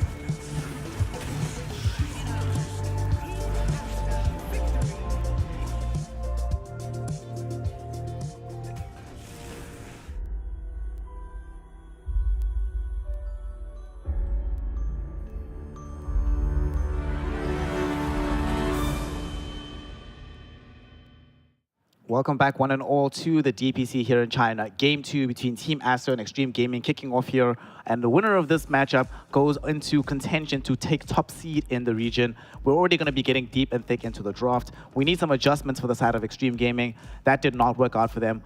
But for Team Aster, as expected, they got Dire again. They have first pick again. And Lizard, prophesy for me. What hero on first pick Dire for Team Aster? What hero do you think they got for themselves? On Team Master? Yeah. I think it's Enchantress. Oh. I think they'll get an Ench. An Ench? That seems to track. But Boca's only played 2 heroes, Ench or Tiny. They stole away Tiny last time. He's just like, well, I'm just going to play Ench every game. What's this, his 12th game now? Right? Something like that. Because they were 4-1, so, and all the other series went 2-0. Yeah, so this is his 12th game, and he's played 2 heroes. Yeah. That's going to be fun, you know? I mean, Enchantress is fun. Like, it's a fun hero. Sure, you can it itemize in different ways. You can always do different stuff on the map. But at the same time, this many times in a row, it's... That's true. You can buy Force Staff into Pike, or you can buy Dragon Lance into Pike. You can get... Which way do I approach it? Do I get the Gloves of Attack or the Gloves of Haste first for my treads, or do I get the stat item first for my treads? There's all this variance. It's crazy what you can... I mean, the hero, in fairness, does have a lot of different items, but I feel like Boca does the same every game, more or less. So. The one change, though... I didn't see the Midas yet, though. Not yet. It will come at some point. One thing that is going to be different about this particular game, though, is that although there is a Morana into it, this time around it's Extreme Gaming who grab up the Doom. I suppose is the rationale here to get the Devour onto the Ench creep so you have multiple ways of dealing with her early on? I think they're just scared of playing against it. I feel like they didn't have the solution, and I personally am not a fan of this opener of Mirana Doom. I think it's exploitable, and I think Aster are already trying to take advantage of it. They're grabbing the first phase Monkey King for Monet, most likely. And setting themselves up for a good laning stage. Yeah, I feel that as well. This lane is exceptionally hard for Doom if he's played as a 3. I think in other patches in the past, you would actually demote Doom because of this. You would play him as a 4 or a 5. I just don't really think it's particularly viable right now. And I don't know if Extreme Gaming are comfortable putting this mid on Paparazzi or putting a carry on Ghost or whatever, but... So you're already in a problem, right? I do not want to play this lane if I'm Doom. I hard agree. It's extremely difficult to play against. Maybe with Mirana, you'll be able to creep, skip, and stuff, right? Cut the waves, get the waves back to you, somehow manage to play. Like, in the end, you are Doom. You will lose the lane. Like, most certainly, if you play this lane, you will lose it, but you'll find farm. You have Devour, whatever. Something will come out of it. But it won't be the Doom from the last game that was able to 1v1 the carry and stay in the lane and chill with Meteor Hammer. Like, that's not going to repeat. Which creates some problems, right? Because there were times it felt like they had freedom of movement. We saw Boca able to leave the Doom against Wraith King, go help middle, go help top. If you're stuck in a situation where the support needs to stay there to assist you, then suddenly it's like 2 lanes that are lost sort of by proxy, right? So you have to make sure that they win the mid lane pretty much here. What are we thinking for Paparazzi up against XWI? What seems good in a game like this where you have a hero like Doom, ideally something that can move to his side of the map? So maybe some Storm Spirit, perhaps? I mean, I think the most important thing is that Paparazzi gets last pick, right? I think that's what you need to do under these circumstances. You can't pick his hero in the second phase unless you specifically see the mid pick from the opponent.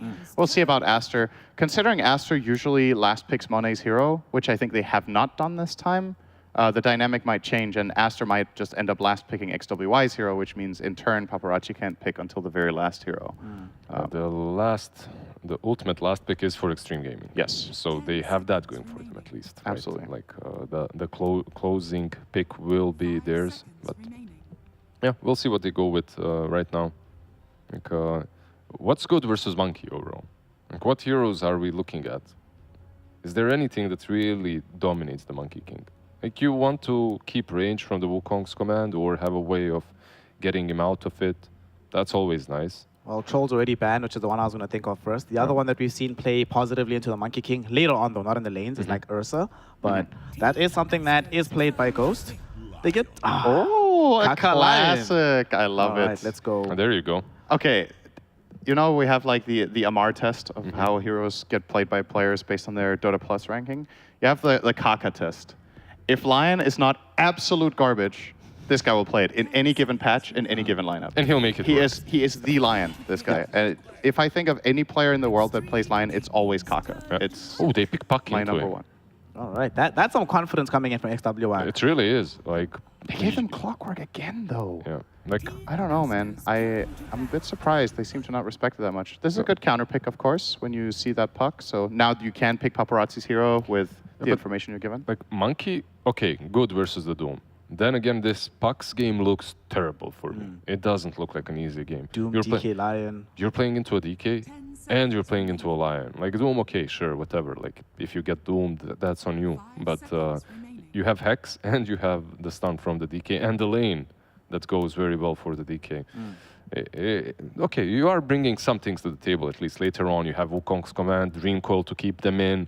There are positives, there are reasons why you picked it, but it's not going to be easy for him. I wonder if part of the reasoning that they picked this Puck was that they felt like Extreme Gaming were not going to pick Dragon Knight because of the Monkey King matchup. Like that is one of DK's harder matchups in the game because Dragon Knight, famously, he goes in and then he's kind of there. Like you're not going to reposition. You get stuck in the Wukong's command and you can get overpowered by Monkey King pretty hard by the nature of how your hero plays. But I don't mind that Extreme pick it anyway. I think it's still worth it. I think you want to cover your bases against the Puck and try to, once again, set Paparazzi up for a good game so that you at least can get some value out of the fact that Doom will most likely in this game be suffering quite hard. And now the question begs itself, who's Doom laning with? Because like when I see this Lion, I'm starting to think this could honestly be Ghost. Because otherwise, what's your reasoning for picking Lion? You're not going to pick Lion, play Lion Doom offlane, right? Then you're just gimping Kaka's game completely as well. Like he doesn't stand a chance down there with Doom against Eng Monkey. So the Lion's going to play with what, in the safe lane with Ghost, so the pseudo 5 Lion? Or they play Mirana in the safe lane with the Doom, and then they get a strong offlaner against Monkey King, and they play Lion with that one to have a kill lane. It's possible. I don't know. I think... Is there a world where Kaka doesn't play Lion? I don't think there is a world where Kaka doesn't play Lion. I think it's actually illegal. The rules of Dota will be broken if Kaka doesn't play Lion. You have Lion with Kaka in your team? You put the Doom safe lane. You pick that Veno that's kind of being picked right now into the Monkey. You crush that lane. Literally, it's one of the worst matchups. I would like to see that. I think it's worth it. Or you play the DK safe lane, Doom mid. Like Doom mid into a Puck isn't that bad as well. Like it's doable, it's possible. Are we gonna see it? I'm not sure. Will Extreme Gaming experiment in this kind of a situation? Maybe, but it won't be a bad response. Like you'd be fixing your lanes quite heavily. I do kind of want to keep DK in the mid lane, just so you have potential of him Dragon Tail into like arrow rotation stun at some point throughout the game. Just so you keep like XWY under pressure the entire time. But I could still see the rationale of putting him in a different part of the map just for this. Yeah, it's mostly about picking something that's good into the Monkey than anything else. Like the other lanes, whatever you do with them, they'll be fine. I'm a little bit concerned about the Veno just because I think Eng can be a thorn in your side. Yeah. It's a little bit tricky because usually the Veno Monkey King lane goes well, but Veno doesn't have an obvious laning partner against Eng that is going to make the lane easy. So I'm looking for if there's anything else that's better, like it can be rough for Wrench as well. Like if you get hit by Gale and there's an arrow flying in, like you can feed on that lane too. If you find they banned it themselves. They banned them. All right. So let's talk about what Team Master might want at the end of their draft here, because they do clearly need an offlaner. I think an aura carrier would be kind of decent for them. XXX heroes, Beastmaster's gone, Brood is gone, Enigma's gone. His Timber, he can't play that. That's gone as well. Batrider's gone. Death Prophet's gone. So what makes sense here in the offlane for you, Lizard, that you want to see for Aster? There's a lot of heroes that are gone that you mentioned. What do you think about Darkseer? Sure, with the clock. Like, it could work. Or just a Lycan. That's true. Okay.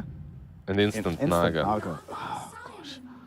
I mean, it is good into the Lycan, right? Into the clock as well. Like, the matchups are fine. The Monkey perhaps plays a little bit faster, comes online faster, can pressure the map faster. At the same time, Extreme Gaming's lineup maybe reminds me of Tundra a little bit. So I do believe that it can work. But you are playing into a Monkey, into a Lycan. These guys want to move fast. Gotta go fast. The Monkey versus Naga matchup is kind of interesting because in theory, the Monkey King fights really well. It's another melee hero that has to walk into the ring. Naga isn't particularly mobile. But she has Song of the Siren, which is actually a really, really good tool against the way Aster's lineup works. They have Coil. You can Song reset that. They have Monkey King Ring, you can Song reset that, and obviously Shapeshift, half the duration is gone if you get a good Song and you keep him in place. So I think Extreme Gaming have some tools here. My biggest question mark is JT going to get off the ground here? He had a very, very rough previous game. We don't like his conditions this time. I'm a little bit worried that Extreme might have made the wrong adjustments, but let's see if they can pull it off with the Kaka line. I just hope for JT's sake he has a better game, because this is going to be like some real emotional damage if something similar happens to the first game. And there's potential for that to happen. You're playing Doom into Monkey.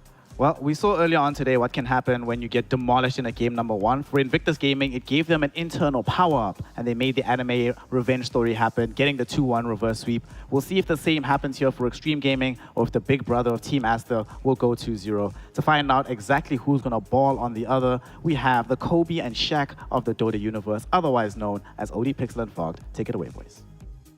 Thank you very much, Snare. Yeah, we'll find out here in this game too, indeed, if XG is able to step it up. And no question about it, they seem very confident, at least with that last pick right immediately. Yeah. Naga Siren, they end the draft with that. Do you like that? Sort of and do you understand why that they would be kind of just so quick with that pick?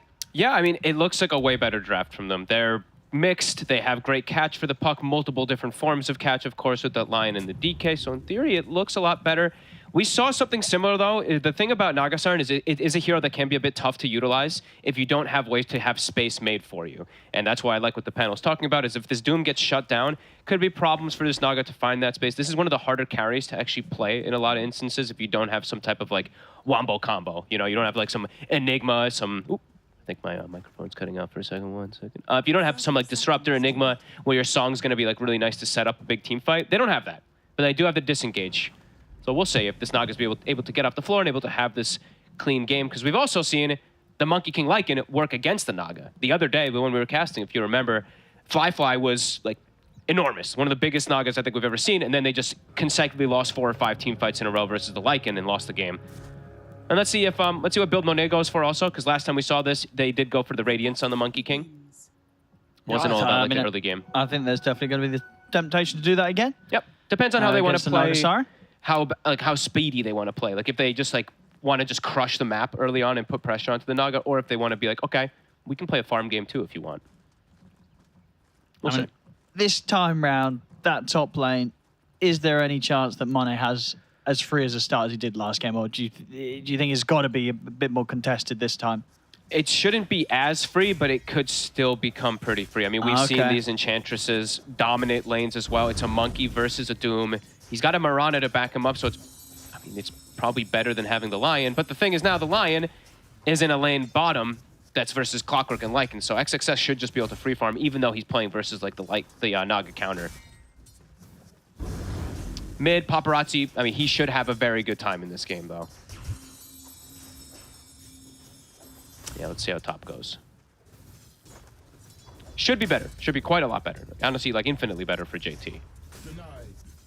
Yeah, last game we pretty much had JT getting pretty much the bare minimum XP with how many denies Monet was getting in that safe lane.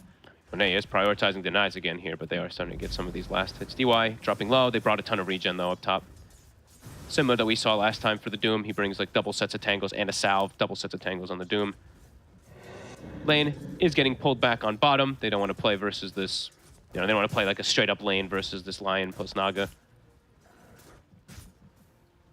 And it's good to, it's good to always see Kaka playing his Lion. I like how it became a little bit better because they picked the puck into it in a way, but... I mean, because that is the thing, this game, it's definitely one of the games where there's a few answers for the puck, right? Definitely. XWY has got to be very careful jumping around these fights. And this Clockwork is going to take a lot of damage here from the stun when the creeps go on him. Kaka's trying to maximize his right clicks. Ghost is coming over. This could be a kill. Let's have a look. Is there any way out of this for Sami's cat? He's Well, okay. he's fast enough. But Yeah. Ghost doesn't want to spend any other time chasing him, of course. If they're able We'll to get still in be able front, to grab it. Yeah. If they're able to get in front of maybe some body blocks or something. And Kaka, he's still running over to connect. Okay, another stun. And that, Fairy Fire. It's going to be close. He needs one more hit. The stout block. Was it enough? He needs one more. Now it's too late. Yeah, he's not getting it now. Under the tower, he's perfectly fine. Very close, though. Kaka nearly able to take that first blood, but won't happen quite yet. And JT, he is, I mean, it's not as bad as last time, but he is starting to get zoned with these levels that come out from Monet and with the backup of the Enchantress. Mid, though, we see S Paparazzi. domination. He's owning. Yeah, DK 16-7. versus the puck. This is what you expect to see when the DK's in good hands. Yeah, you just stun, secure so many last hits. You go for the stats build. XWY requires runes to make sure that he can farm and pressure. Yeah, deny after deny after deny. Yeah, so lane's looking quite a bit better. But the Naga, I mean, Ghost is actually, he's getting slowed down a little bit down here versus this Lycan. He has a Lion behind him, so it makes it a lot harder. Because Kaka, I mean, if Kaka gets caught once the clockwork hits 2 with some wolves and cogs, could just die. Radiant's bottom tower is under attack.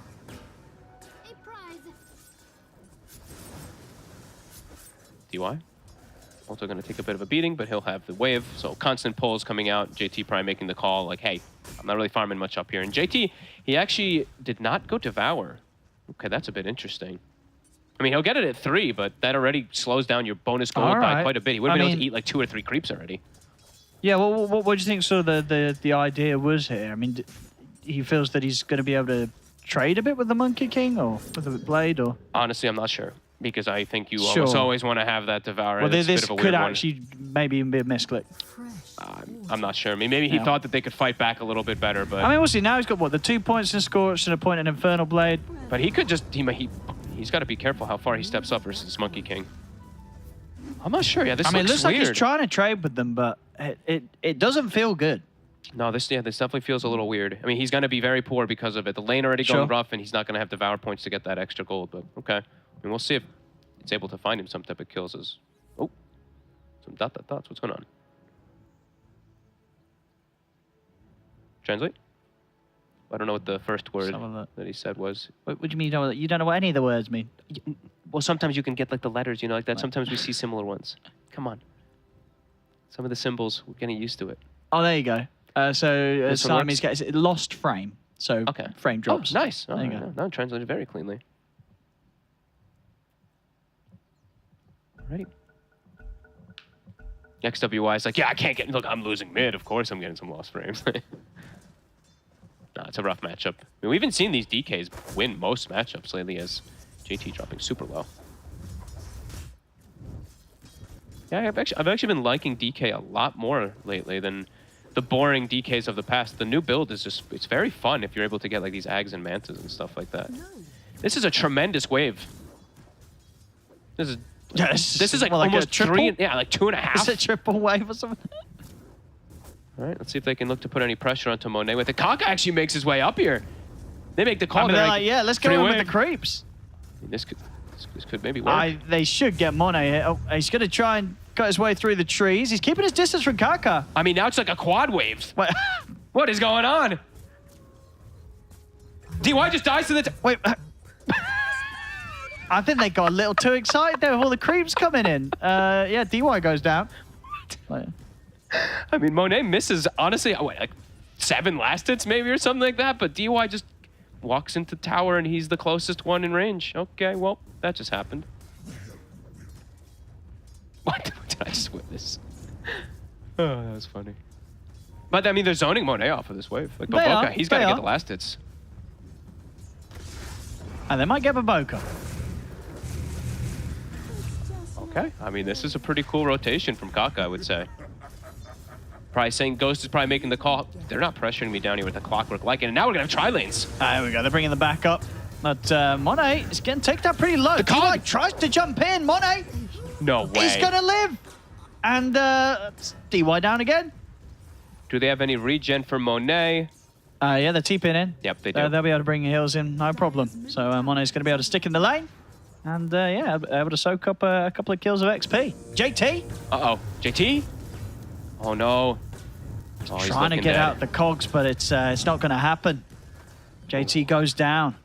I mean, it was a cute little move with the rotation from Kaka, but now they'll pay in mid. They find XWY. Yeah, he's fine. He's fine. He's all good. Now they're going to have to make the rotation to mid, though, since DK has hit 6 before the Puck. Puck does have DD. How close is he to Dream Coil? One more creep. One more creep. There we go. So he has got the ult. They want to play with it. Oh, man. Are they actually just They want to get JT Are they just again? bullying him? I think they really are. Can they... Nah, it's hard to get him here. Oh, he gets the courier, though. So they will be able to force him away from the wave. They did the same ward as last time. This is definitely one that people are going to have to look at replays to take out for Master. Catapult. He blocks it.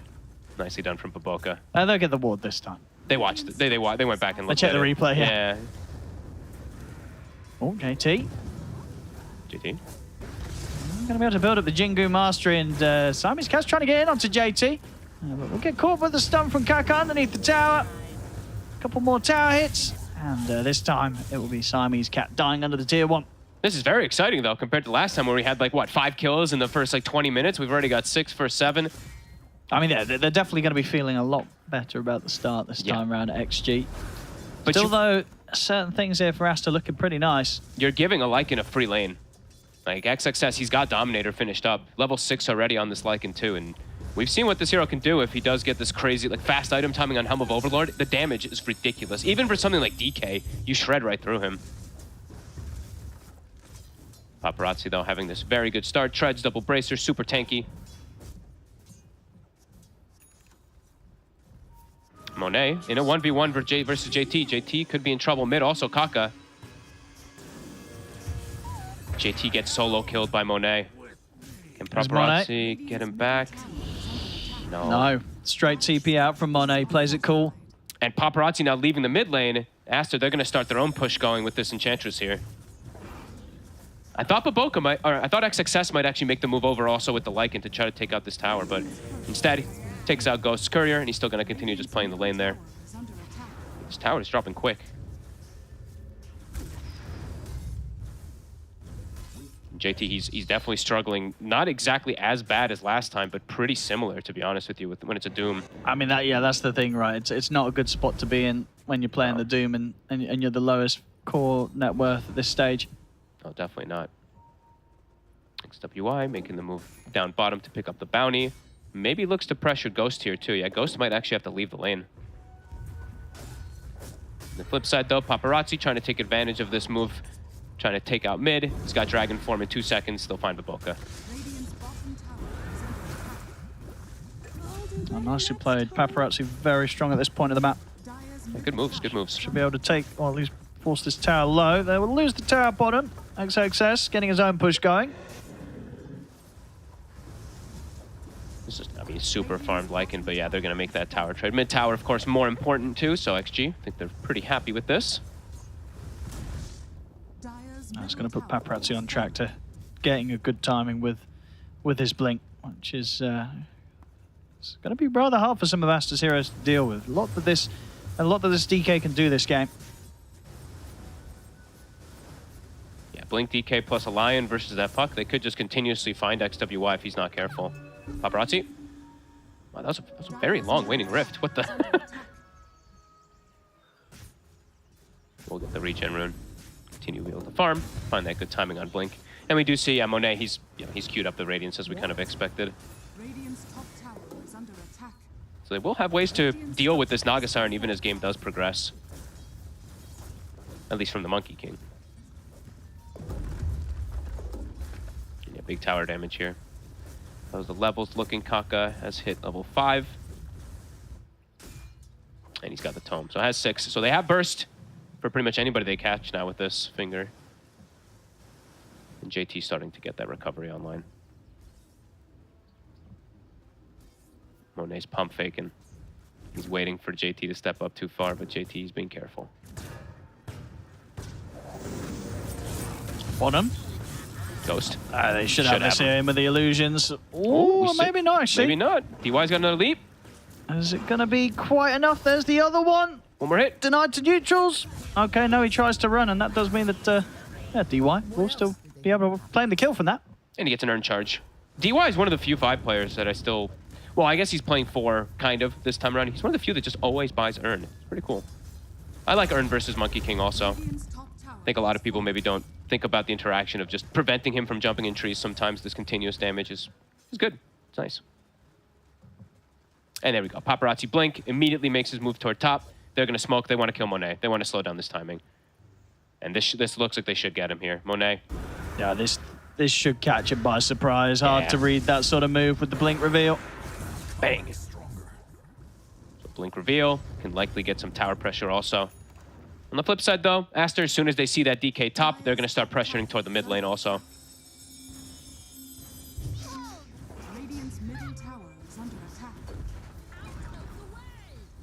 So it should be a tower trade here.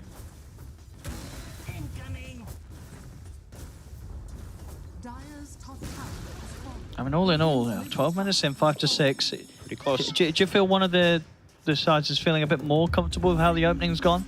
I'm not sure about more comfortable. I think they're both feeling very good. I think the Naga's pretty happy, but I would say that XXS is probably feeling incredibly good as this Lycan. He's just like, yeah, you snap pick Naga Siren to counter pick, right? This Lycan in the lane, and this Lycan is literally going to have one of the most ideal Helm of the Overlord timings. I mean, we're seeing the change from Monet. He switched it up to fighting? He's going for the Maelstrom build-up. Okay. As his farming item. Rather than going for that Radiant Stream. Okay, cool. I mean, it's good versus the Naga as well still, too, and it's good versus the tanky Doom and the DK. Gives him that farm outlet, too. Oh, and Ghost. That's a bit of an interesting one also. He's gone for the early Void Stone just to have mana regen, so that he can just get that farm going. Eventually, of course, you'll be able to upgrade it. So I guess Monet's trying to match a bit of a timing with his allies as they'll get the clock. Because with this Maelstrom, they're going to have like the Helm of Overlord timing, and I guess like the, I mean, the Witchblade's already done for the puck, so maybe looking to fight a bit earlier. JT holding a skill point in case he does need this Doom. XWY has the DD and a Dust at the ready with Witchblade. But they're also hunting. Monet has to be careful. They definitely made the call because they saw the Moonlight Shadow in the wave the Doom was showing. So Monet will be okay. And that's the Helm finished. So Aster can look to strike back now. I mean, do you imagine at this point, like, do Aster look to smoke and make plays with the Monkey King, or do they kind of still leave Monet to just focus on the farming? Let Monet farm. Make moves with the Lycan and the puck. Yeah. I mean, Baboka's going to farm because he's Baboka, so make play as 3. The Clockwork, the puck, and that Lycan can start to shut down almost anyone. But XG, I mean, they're making the quick moves. They're playing very fast with Paparazzi. Fingers back online. Aster's ready to go as well. Kaka. And they'll start things off with the Dragon Tail stun and the burst of the finger. They'll blow up Siamese Cat. Jump forward with the Dream Coil, but it only catches onto the Marauder. See if they're able to save him here. Ghost buying time for DY to be able to safely TP out. And nice. Indeed, he'll make it away. Clean. Delete the Clockwork before he gets a spell off. You see the Lycan Shapeshift come in. You see Coil used. Song reset. Really well played. And JT recovered. He's back. The Midas is finished. He is now likely to claim that top net worth spot very soon. So now I'd say XG, especially after that last move starting to feel pretty good. Yeah, good stack of Ancients as well, ready to clear. Oh yeah, it's a really nice one. It's a good call. I like when teams stack Ancients when you're playing with like a DK that's making so many early moves. Once he hits 12, DK can help farm those really easy. Monet does have Maelstrom finished. Coil back up in 20, Shapeshift back up in 60.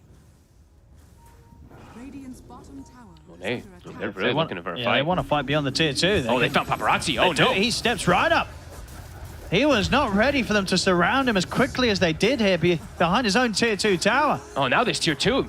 I mean, there's no glyph. This tower is likely to fall.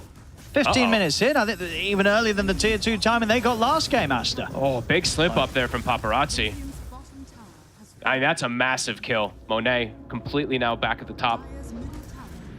Paparazzi was having a pretty flawless game. Yeah, I guess gives up a big one. Didn't really expect Monet to be that aggressive and to be involved in that sort of move, do you reckon? I guess not, right? He probably just expected them to be backing up and farming and stuff like that, but Aster with the heads-up move. That was without Coil, and that was without Shapeshift. They just used Monet to actually go for that kill. That was a really cool play. Yeah, absolutely. I think, completely caught XG by surprise there. An Arcane Rune now spawns top, so XWY likely to get that one. Well, look to go again, Aster. Making some really nice moves, Aster. See if XG expected them to kind of sweep top as quickly as they did here. DY? I feel like DY tanks so many of these ganks. Probably saves JT's life there. And it's a perfect timing because JT honestly's BKB is coming out on the courier, so that would have been a pretty brutal death. And they're looking for the Lycan. Kaka's gonna die to the creeps. He just has to run. No way to live. Oh, playing Lion versus Summons. How I do not miss seeing this. It's like playing versus Necrobook in the past. Just can't do anything in JT. Do they know he's up here? I think they do. They do. do. They do now, for sure. He's got a BKB TP. There's no hook. Good call. Monet taunts him.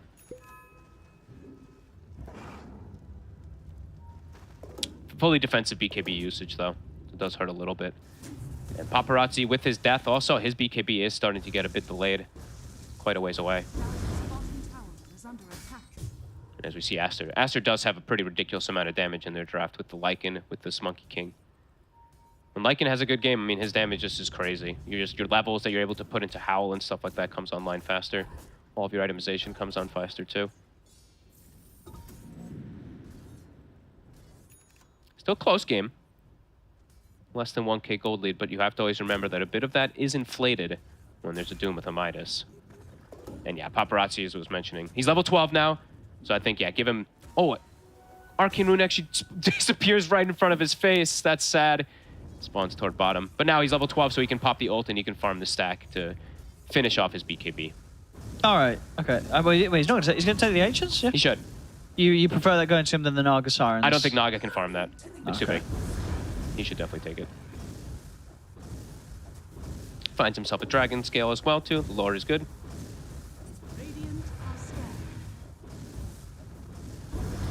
This is going to be a very nice boost of cash and XP. Yeah, a needed one after he dies bottom. So we'll at least have that like safety, and they're gonna have what, double BKB timing. The Manta's done, of course, for Ghost, and he's probably gonna have the Orchid when that fight all kicks off too. So another answer, of course, for XWY. Tons of different forms of catch for this puck. I mean, he might have to do a very similar build as last time. Maybe a Sanj into an Aeon Disc or something like that instead of the full Kaya Sanj. We'll see what the option is from him.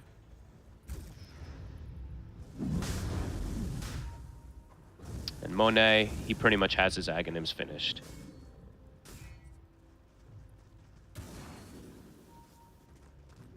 Scouting coming out. They should have seen where that rocket came from, JT. Someone's can't guess the angle. Got BKB, but he's With controlled. the cogs, already a fair bit of damage done before the BKB comes out. Now XXS is ready to get in on top of him. JT trying to run. XXS able to finish the kill off. DY again. Again in Dream Coiled. He just tanks them all. And now it's Roche. Very likely that they can start. I mean, yeah, I swear. Last game, too, I think he got coiled like 6 times. Dude, it was like in the 3 early times game. he got solo. XWY just has it out for him. It's really worth it, right? They get the catch on JT, pops BKB, but you see how much damage Lycan's able to do with this type of gold. And yeah, now they get that rush, and Monet, right as he finishes Axe, he's gonna have an Aegis to protect himself too.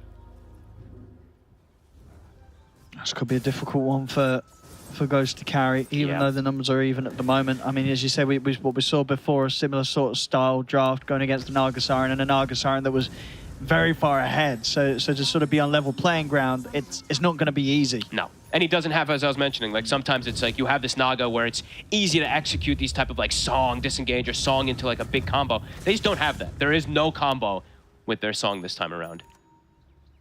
Unless you want to count, like, yeah, sure, the arrow. But a lot of different ways for them to block the arrows and stuff like that in this. So XWY, they'll get him. They'll catch. Oh, yeah, they'll definitely get him. My God, Kaka. I mean, that was pretty unnecessary, but all right. Got to get those stacked. I'm not a fan when I see that, but that's why I hate Lion. You want to use it every time, but you don't want to use it. Because it's such a long cooldown at the start. I feel like it's like if you get the last hit, you should reduce the cooldown or something. They gotta give some love to this hero because it's only played by. If you start coming in with buffs like that, suddenly we're gonna get a bit more core line, you know. If you make the ult too appealing. Don't ever say that. You know. There's literally one person in the world who plays Lion, and it's Kaka for the last 5 years.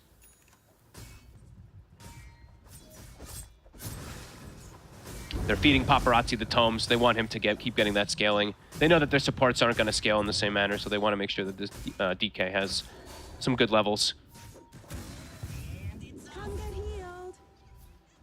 But Boca, though, as we've come to expect, takes the Grove Bulb for himself instead of on the puck. He's going for his scaling. And yeah, XWY, he immediately switches the build, by the way, on the puck. He's just like, all right, screw it. I'm just going to go BKB if they want to play like this. Could be some like BKB They're going for him again. They're on the hunt. They want him again. Off they go to the top, looking for the puck. I love it. Radiant are scanning. And they might just catch him. They want to know he's here. But let's see. Do they get him? He's careful. Radiant structures are fortified. Paparazzi's headed in. He knows he's in the trees here. Arrow. He'll get the vision. Oh, he's able to get the face shift. He dodged the Dragon Tail. He did dodge the Dragon Tail. And Kaka now, haha. He's been turned on. Nice play, XWI. Very good awareness. And oh wow, yeah, that sentry actually catches the obs ward as well as the. Alrighty, little double benefit.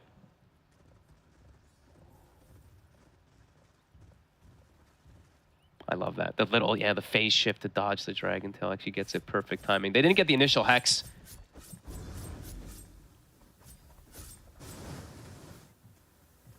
On the plus for Kaka, we'll at least have the finger back up when he's back in place. They can look to make a go. See at the moment with the odds provided to us by partner esportsbet.io. Feeling that XG are to be favoured at the moment, but yeah, the 2K gold lead, 3K gold lead now. That's interesting. It definitely feels like that net worth lead could be a little bit deceiving. Agreed. With, what Asta can do. Yeah, I would definitely agree. I feel like Aster, they're in a very comfortable spot this game right now. Just not the easiest game for this Naga to solo carry, especially as DK starting to fall further and further behind. The Doom, as we've seen, JT, yeah, he's rich, but what impact does he really have with this net worth? If he's not able to find any type of Dooms at all. Aster, they force heroes back, they reset their position, and Ghost still doing very nicely. He's got his heart finished up.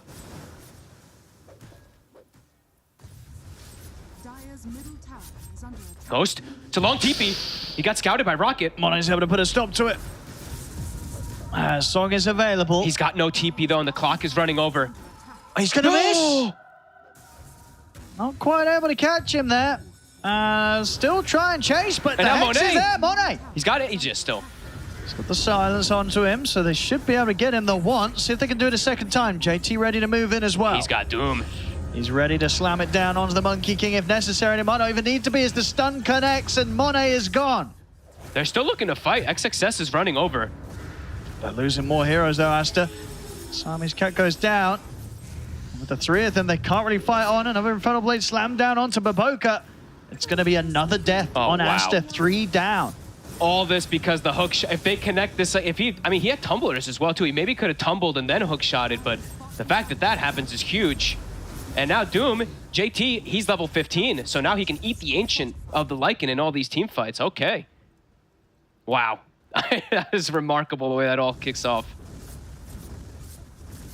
And losing a tier 2 tower as well by the looks of it. We'll see it again.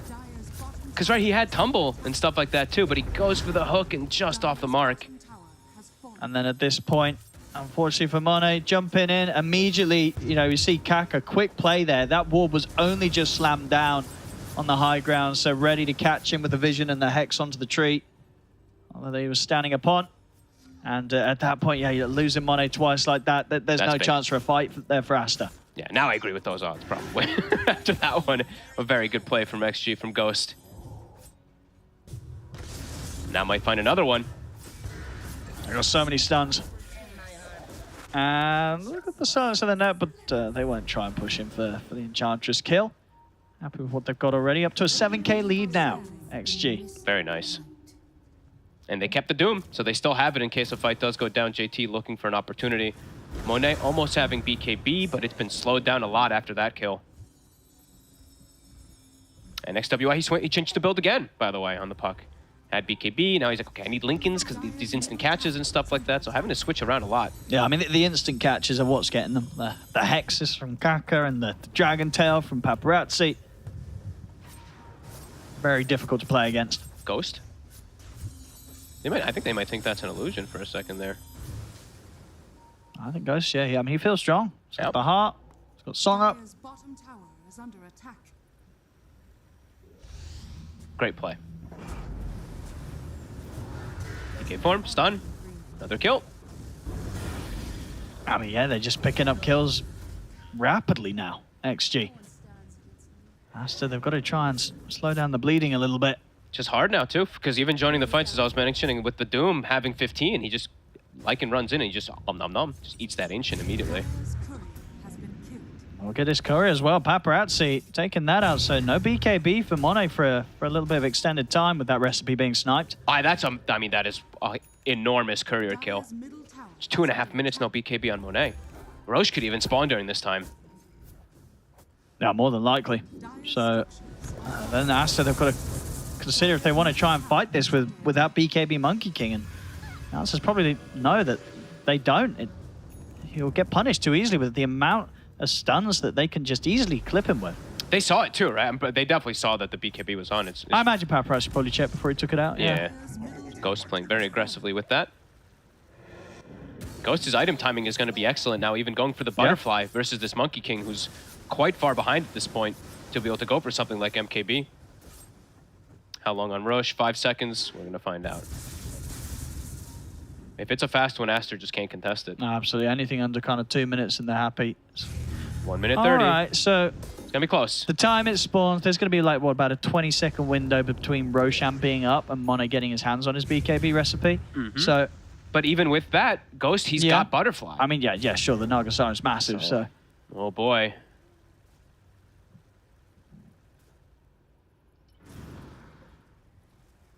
DD scouted, also scouting the Roche. It's not quite up. And JT, he's found XWY bottom. That's a solo kill. Big stuff. Look at that gold now on JT. He has a full Octarine. And he's even looking to set up for top. Okay. Will nearly be able to clear out the whole wave there. Full AC now for Paparazzi. Yeah, starting to big get some items. big items, yeah.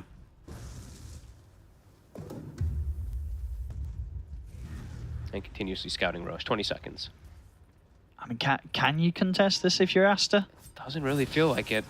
They've just got so much control around this area. You know, XG, they can really determine if they want to take the fight or not around the Song of the Siren. And DY now buys a gem too, so they're going to be able to constrict that vision even more. Continuously scouting the Roche with the rockets, but boom, it's up. Kaka. He scouts it immediately. And let's see if they just run right into that pit. Does feel like they can.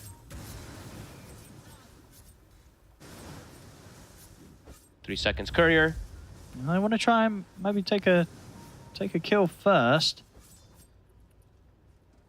Unless this is just a smoke into Roche. Looks like it will be. Rocket Flare comes in and we'll see the arrow connectors. They know this is going on, Aster.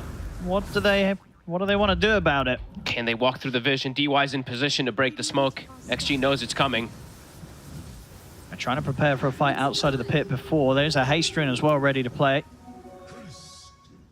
XWY has just finished his Lincolns. They get the stun on XXS. It's going to be the jumper response. They remember the hook shot. It's given a little bit of an opportunity for XXS, but the silence still comes in. Wukong's commands there. The power strike down onto the two of them, but the BKBs are popped by JT. The song. Goes with the song.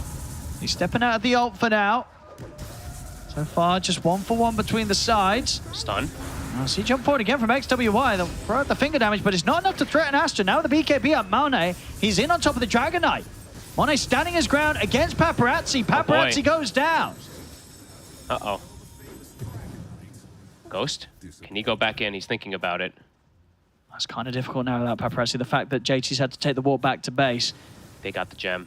They were able to take down away from DY. Yeah, Monet, a solid fight for Aster there. A beautiful Wukong's and patience too. He didn't Wukong's in BKB, so it's not like both were wasted at the same time. So he Wukong's, Song comes out, he waits, then he gets the BKB, and they find Paparazzi. He actually used the BKB perhaps a little bit too early, and then gets stuck inside the coil. And that was with XXS dying 100-0. He got absolutely nothing off. That definitely, something to be said there for Aster if they're able to come out of a fight like that whilst behind. Beautiful damage coming out from the Puck and the Monkey King. Yeah, full Mione now on Monet. Okay. And yeah, we see the Doom now. He picks up the Purge Creep, so has a way to break the Lincolns and then get the Doom perhaps onto XWY afterwards. So if they feel that they have the strength to get back into the pit. Probably feeling a little shaken up, but they are going to commit into it. It's half HP. Constant Rocket Scout. Constant Puck Orbs, though.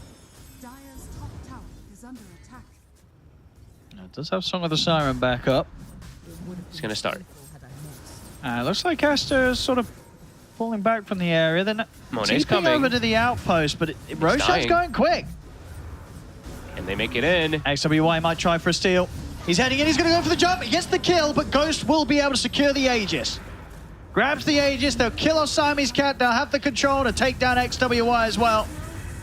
See if Baboka's able to escape. He'll opt for a TP. There's no... Ooh, they tried with the song to catch him, but the TP was quick enough. He's away, and they won't catch anyone else with the song. So, Asta, they try and make the steal. XWS, he gets the kill. Did they get the shard either? Who got the shard? XG got the shard as XG well, got too. the shard, yeah. So, yeah, Ghost was able to grab the shard, grab the Aegis. Asta only able to get the kill from that. XG, they'll now try and move into the high ground push. Felt like a bit of a desperate jump there, trying to just prevent that is now Ghost. Yeah, let's start Monet the gets a big one. The Wukong's command into the Boundless Strike. Immediately takes down Kakra and Paparazzi and Ghost. They've got to step out of it. And Baboka, he'll be saved. He didn't pop BKB. Monet also, again, I mean, he's being very careful with his BKBs with his Wukong. I like it. They didn't get a big kill, though. It's just a Kaka. It looks like it could have been more, but they're able to walk away on XG. Puts a stop to the push. Monet He's heading out the base. still has his BKB, so he feels safe to jump over here. Paparazzi, he still has BKB, so he should be okay. DY attempted to get coiled again. Good hook shot this time. Sami's getting in, closing the gap. Ghost? He was thinking about fighting this. Okay. And of course, he has got the Aegis. He's pretty buff. Hold back up in 10 seconds, so he himself not really having too much to fear, evidently. Poor DY. I mean, they tried to coil him again. Every single time, it feels like. Ghost, though, massive. He's feeling good. Same thing for JT. How's his itemization looking? He is going for the Shivas next. He's also quite massive.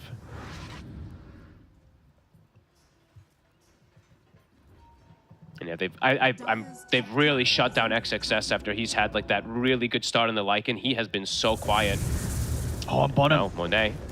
JT got the Doom off. Monet. The Jingu. Trying to stand his ground. He's ticking down low there. And indeed, the damage has been done by JT. Another solo kill by the Doom.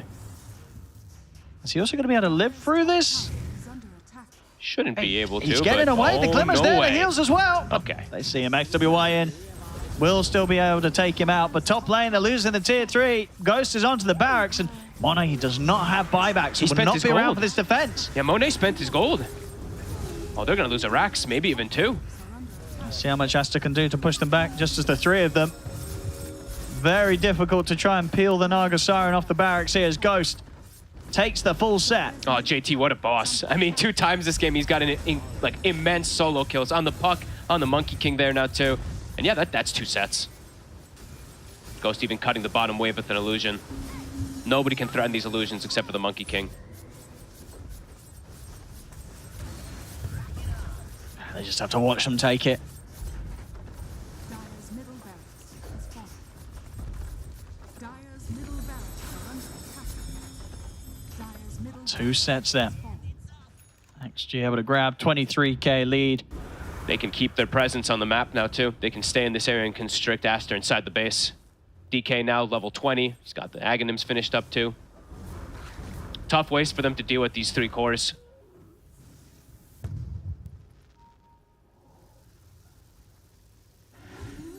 Monet trying to get that Lincoln Sphere done. Just a little bit short of the goal for the recipe.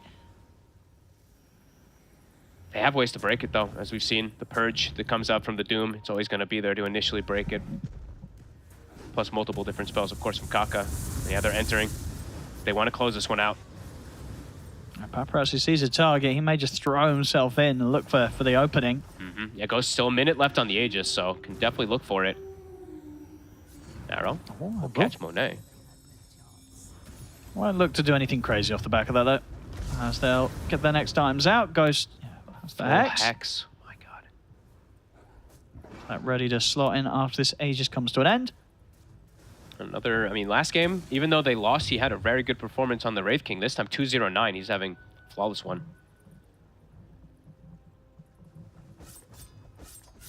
He likes the Dragon Scale. It's good to poke towers on these illusion heroes when you can just tap them, just put that little dot on them. So he's hanging on to that for some time. It's almost 37 minutes too. He'll be able to replace that in a second. Let's have a look on this. This next moment, if you're Asta, you want to take the fight in the base, or you got to get out? Feels very hard for them to get out. The Naga's just going to keep them trapped. Spell Prism. JT's happy.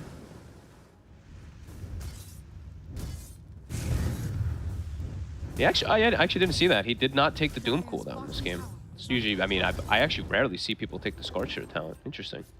It's pretty much 100% uptime. Cool. Timeless Relic. He's probably like asking his team, he's like, all right, do you want Timeless or should I take it? They'll give the Timeless up. Honestly, it feels like he might have been the best one to hold and then you give the Spell Prism to somebody else, but whatever.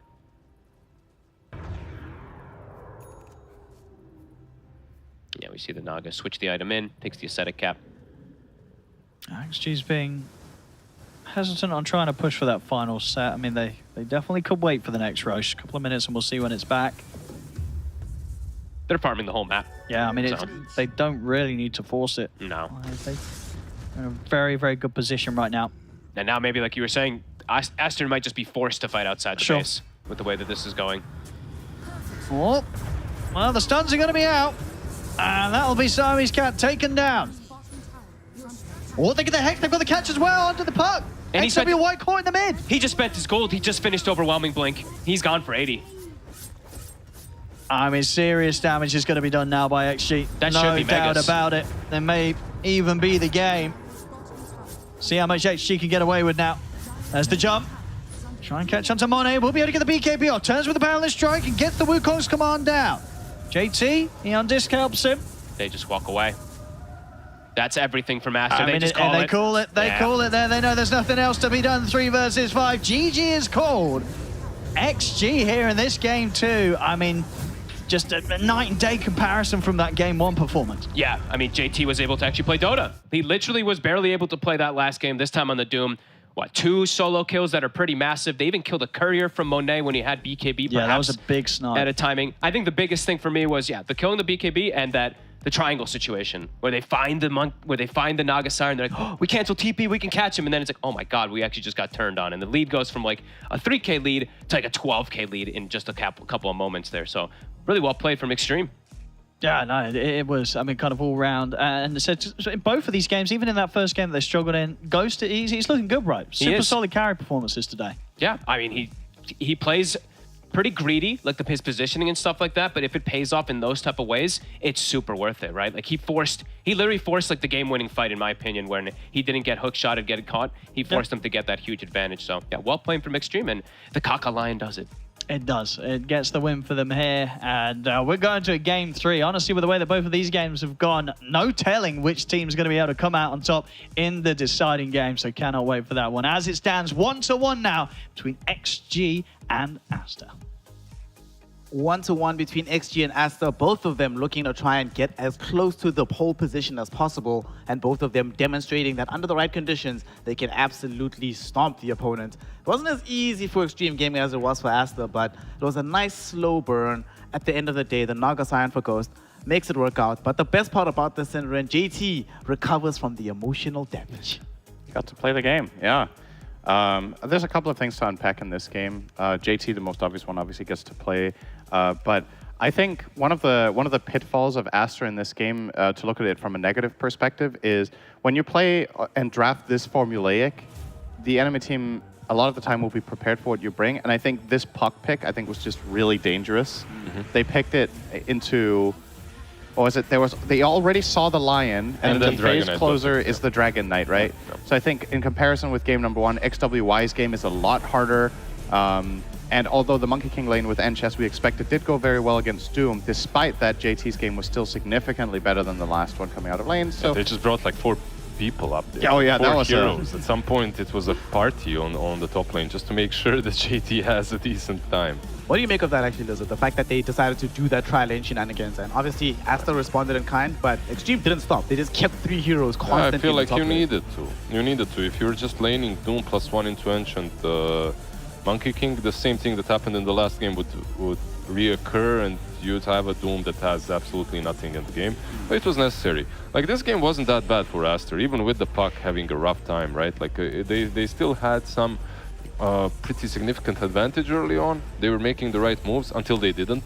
Like they made that one big mistake with the monkey following the Naga a little bit too far out. He gets punished there, then they get punished 1 or 2 more times. The Naga takes over with the Heart and Orchid. Like you can't really allow yourself to do way too many mistakes into a Naga lineup. They did. They got punished for it. I want to highlight a little bit more this tri-lane thing because it's quite a rarity, right? And I honestly think that move from Kaka was kind of genius. Not because, you know, the whole thing we talked about, okay, yeah, you want to, you know, help your Doom against the Monkey King, but it was the time at which he did it that was really important. Monkey King Monet had a triple wave under his tower. Yep. So when you rotate a support to that lane, there's 2 factors that come into play. Number 1, can you actually accomplish anything? Yes, you can obviously accomplish something. You could dive the tower, you have so many creeps covering for you, and you know Monkey King hasn't skilled Primal Spring, so that was good. Secondly, can you leave your safe laner alone? And absolutely, Naga can farm against Lycan. So can Lycan farm against Naga, so they kind of trade off, but the ultimate outcome they got from that was they shut down Monet from getting a wave and a half or 2 full waves. JT gets more of a foothold, and even though DY had a very hilarious death to the tower, I actually think despite that rotation was still instrumental in their ability to bridge the gap and get JT into the game. So big props to whoever made that play call to rotate. I have a feeling it's a play that you have to make, because if you don't make it, there's going to be a rift between the Monkey and Doom. Yes. This way, Monkey didn't get a lot, Doom didn't get a lot either. Like he died as well, right? Like right afterwards, they catch him in the cogs, but Monkey didn't get a lot. So you still get to play the game. You're kind of neck and neck, and you can continue laning. And to that point, I guess if you force the Monkey King to go Primal Spring, then he has 1 less point into the Jingu or Bounder Strike, a little bit less kill threats, and JT can have a better time in the lane. So because of that move from Kaka, and because of how instrumental Kaka was to get a lot of these kills, are we going to give Kaka Lion MVP on this one? The prophecy, the untold or told prophecy, happens again. Like, you give Lion to Kaka, you win the game. It's as simple as it is. Like, give him the MVP. I would nominate him because of that rotation, if that was his own idea and that he made that play call. I think overall the most valuable hero of the game was probably Paparazzi's Dragon Knight. I think that was led the charge. It found a lot of the picks, it set up a lot of the kills, and obviously night and day with game number 1 where he... Yeah, that's because he has the Lion aura around him. He's got the backup of Lion. He knows Kaka is around always, waiting to use that finger, waiting to follow up with Impale. That's it. It was a really good team game, I think, from the side of Extreme Gaming. Something that in game 1, we did see good team plays from them, but because they got demolished in the laning phase, they didn't have an opportunity to use any of their heroes in a good fashion. Here, the heroes start out well enough. You can actually get kills out of it. They find these kills and make the right movements. And Team Aster, I will say one thing I've not been enjoying about Team Aster, and it's only becoming apparent in games where they're losing now, is the fact that they have this predilection towards, you're talking about some of these kill duels we see some teams doing. We saw it earlier today with IG and LGD. Aster likes to play as a full unit, as much as humanly possible. Yeah, every now and then they'll make a kill duel happen in the early phase, but the later the game goes, the more they tend to just group up and corral together. And when you're doing that into a Naga lineup, this uber farmed DK, a Doom who's just like, I'm just going to jump the backline, find the target. Just it doesn't feel as strong going forward. Yeah, go ahead. And they don't necessarily always play that way. I just feel that they had to in this match. Like, they felt like that's the gameplay. Even the itemization, you could see the Maelstrom coming from the Monkey King. Everything that they're doing is pretty much oriented towards having these early game fights, early game domination, take over the map, shut down the Naga, constrict the map movement of the illusions, right? But the problem occurred when they misstepped a little bit. Whenever you play this high tempo early on, if you do get caught out, if you do get punished when you're in front, like it goes into shambles very, very easily. I think it's worth quickly pointing out, when you look at how drafting usually goes, XG's phase closing picks in phase 2 and 3 were almost instant. Like they knew exactly. The Dragon Knight pick took like 3 seconds. Yeah. The Naga pick took like 3 seconds. So it means that if you can draft that quickly against your opponent, you already know what their next move is, right? It's like, we know they're going to pick this and that, therefore we do this, and then the Naga pick in this game is just perfect, right? It's good against Lycan, it's good for what they needed for the game flow overall and for pushing the lanes. Picked before the Lycan? It was, no, right? Naga was the overall last Naga was last overall, pick, yeah, 10th pick. So that definitely shows that, you know, I mean, it's no surprise that Aster put XXS on Lycan in this game, right? Like they have this formulaic approach where he plays the summoner off lane and they play this or that.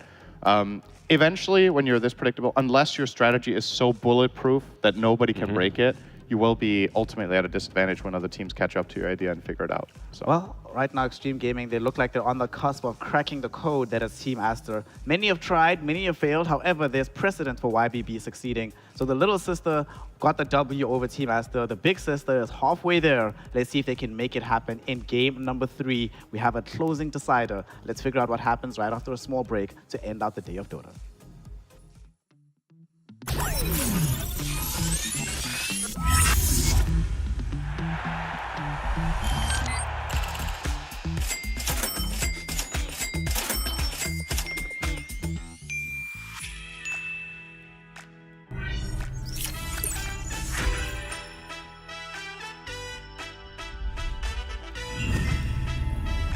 Watch more. Earn more. Full TV.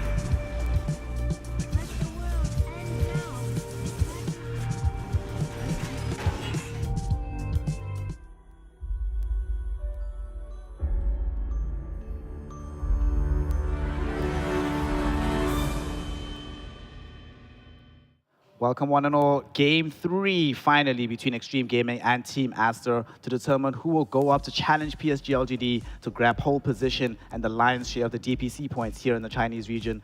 Because we are down to the wire, there's going to be a lot of adjustments. The big adjustment so far that's been made is Team Aster, for the first time this entire tour, gentlemen, are playing on the Radiant side. And because they're playing on Radiant, it's going to change everything, you know? They're not on Dire. They're not going to be padding the Dire stats at this point. And because this is an adjustment, another big adjustment, Lizard, I have a prophecy for you, right? Mm-hmm. I don't think we're going to see Enchantress this game. I think for some reason, this hero is just going to be missing, you know, just gone. What do you think? I think we will see her, but in the banning stage, probably. Like, she will not be picked. Like, the hero is way too strong. We've seen her throughout many series now. I think she deserves a first phase ban. But Clockwork, maybe that goes through. Maybe. So Clockwork is the one that's on the rise, on the come up? It can happen. I'm not going to say for sure that it will be picked up, but that one is actually a prediction. The rest is just, you know. The rest is just hacks. Spoiler alert, you know, Lizard is right now banned in chat. We're going to be seeing, of course, what the draft looks like. And Extreme Gaming, because they did win game number 2, generally speaking, this is the first time throughout the entire tour that we've gone to game 3 in a series that doesn't involve Invictus Gaming. XG have been in that position themselves, and when they were in that position, they ended up winning the series. And Team Aster on the other side, every time they've lost, which is only once, you know, small sample size, but they've gone on to lose this series. So let's see what happens. Extreme Gaming, they banned Ench, they banned the Beastmaster. Brood, of course, removed by Team Aster in tandem with this Doom. So we're going to have a bit of a different game here. XG, they open up with this Mirana. Intriguing here, Syndra, that they open with Mirana, despite the fact that there's no Enchantress in this game. But I guess Mirana's actually looked kind of good in these last 2 games. So it does make some degree of sense that they go for this. Yeah, I personally am leaning more in the direction of Disruptor being a stronger overall first pick with this ban pool. But it might just be comfort. It might be, you know, momentum. seem to be getting a lot of value out of Moonlight Shadow to make their moves as well. It's like, you just can't forget about this with this hero. It's a huge asset to your team. I feel like the higher the level of gameplay gets, the more valuable Moonlight Shadow is as a concept. Aren't you just asking to get Clockwork now? Like, you have Disruptor and Primal Beast. Like, Clock for me would be probably the best answer. Yeah. Maybe they're trying to bait them into opening with their 2 supports, but it doesn't seem to matter that much, right? It can still be pretty good with how good Clockwork is for this game. This also was the exact opener that PSG LGD did earlier today, the Disruptor and the Primal Beast. So it's interesting to see that Team Aster cribbing some strats from Jared and the boys. They did. They did, yeah. Aster's like, well, we can do it too. Let's go. Right, Extreme Gaming, do you have a Morphling player? Let's go, pick it up. Get that boy. Instant Shadow Fiend ban here from XG. Interesting. I think JT is just traumatized after game 1. He wants to play Dota. I think they're trying to cover Paparazzi in mid. Like, they're just going to ban specifically to give him a good time on Ember, so they're banning out all of his worst matchups, which are Shadow Fiend and DP, I would say. In the meta, anyway, these two are probably the 2 absolute worst heroes you can face, one-to-one. There's like some melee counters, right, that can be played into the Ember, but aren't necessarily counters throughout the game unless you get really crushed. Like the Monkey King comes to mind, but we'll see. Probably will not be picked up. I think Monkey mid against Ember is not as one-sided as it used to be either. It's probably still Monkey King favorite, but it's not, like, teams don't really like playing Monkey mid in general either. So it's not likely to come out. We've seen a couple of them so far. The Monkey still crushes the lane, but it's all about what he does afterwards. Yeah. Like, are you going to actually use that advantage, or will you get rotated on the moment Ember hits 6 and you'll fall? Exactly. It feels like Monkey is good against Ember in the lane and nothing else, right? Ember is good against him in the game. He can navigate the fight pretty easily, play around the ring. He can catch you in the trees with Fire Remnants. He can, you know, play relatively safely pushing side lanes, where Monkey King is good at killing other heroes. So they're still going to respect ban it, though. You called it. All right, that's all 3. I feel like the other one was that they could have banned out was Lone Druid. We've seen that crush Ember mid. Oh yeah, that's actually very strong. The only Lone Druid player in this entire lobby right now is on Extreme Gaming. So yeah, it's Ghost. They don't necessarily have to worry about that too much. And there's going to be the Clockwork ban that you were mentioning earlier, Lizard. It gets removed from play, given how good it would be against Team Aster. So they're going to be the ones picking out of phase here. I imagine they're going to go for their pos 5, or they're going to determine if Disruptor's playing 5 or 4. Does anything else stand out to you? But Boca's only played Tiny and Ench, so... Oh, Tiny's in the pool. Tiny's in the pool. Might as well. Something else that stands out to me is the Shadow Demon ban, because we saw this was actually Nigma's solution to Disruptor in Western Europe in their series against, was it Gaming Gladiators? I think so, yeah. And they won the first game with this as a solution, and then afterwards it was banned whenever they got the potential trade set up. They never got to get the SD versus Disruptor. Yeah, there was like a team with SD, Nigma, and there was a team with OD as well, like trying to save against Static Storm. Right. There's also Rubik, right, like with the lift and toss with the shard. That's also an option. But Rubik kind of fell out of favor for most teams, it seems like. I think Tiny is honestly, as much as we're like memeing on Baboka, I think it's a really stable pick here because of the flex. I think Tiny mid against Ember is a good lane, and Tiny is also one of the better heroes at just assassinating Mirana around the map. You keep your options open, but they are going to go a completely different direction here, grabbing Io, probably setting up for a potential mid Lesh for XWI, obviously one of his best favorite heroes. There's Storm as well in the pool. And Lesh is good against Ember. Storm is good against Ember. Yeah, like you can get either one. This is not a bad idea. I can dig this. Also something new for Baboka, he will be playing presumably this Io, but he's not going to be playing his usual Tiny or the Enchantress. Something nice and fresh. And Extreme Gaming are going to be thrown for a loop. They're like, what? We were anticipating Tiny. We were expecting this was going to come out. But they left it in the pool, so they were sure that was getting picked. Yeah, but XXS is going to be playing something different this time around. Like he's going to be covering that role that usually Baboka does. Like the front line, the initiator, something Tiny-esque, like the Primal Beast can accomplish that. I was about to say, could he not just potentially play the Primal similar to what we saw Shangye do earlier? Yeah, that's what I'm thinking. That feels pretty good, especially because we have this IO, so we don't want Primal mid with the IO lineup. Doesn't feel that great. I kind of like I these was thinking that Primal is offlane here. Like it's possible that you switch it up a little bit, but why not? Why not put him on the offlane? At the moment, I don't see the reason.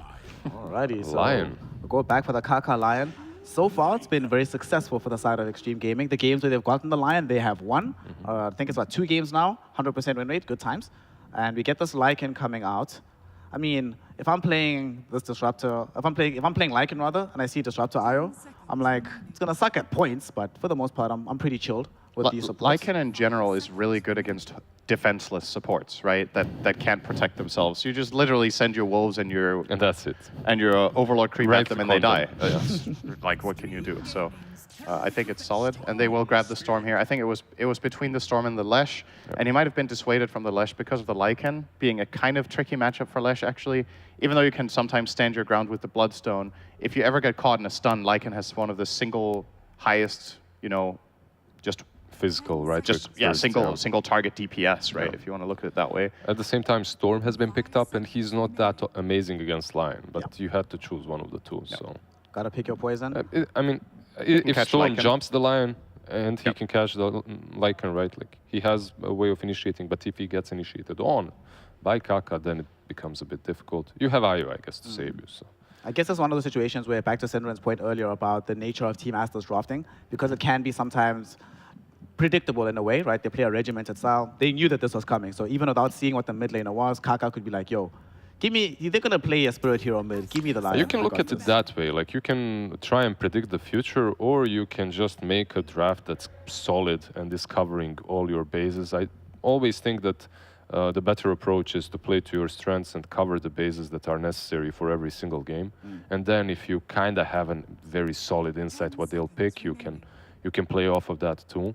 But most important thing is that you have everything. And right now, Extreme Gaming, they have a solid draft.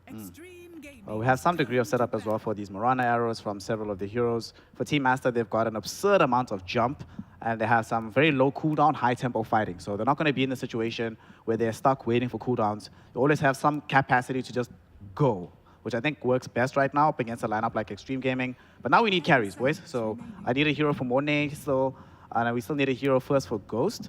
He's going to be picking first. Does anything stand out to you here, Sin, that would complete the lineup of Extreme Gaming? Well, first of all, I really like this Lark ban. I think that would have been a really good pick for Aster here for a couple of reasons. Great carry against Lion. You can just purge everything he has off, and you do well against Lycan in lane for the most part. What Ghost picks into this? So he's assuming he's laning against Primal, right? And he wants to have... I mean, the rest of Extreme Gaming's lineup plays relatively fast, so there's two approaches. Like either he can play... I think Ursa could be interesting. One of the best carries in lane against Primal Beast is actually Faceless Void, but I'm not sure if I'm a big fan of what he has to work with here. Ember can do some damage in the Chrono. Mirana online, it's not too bad, but at the same time, you would be picking Void into Disruptor and Storm Spirit, so maybe not ideal. Maybe CK? How do you feel about that?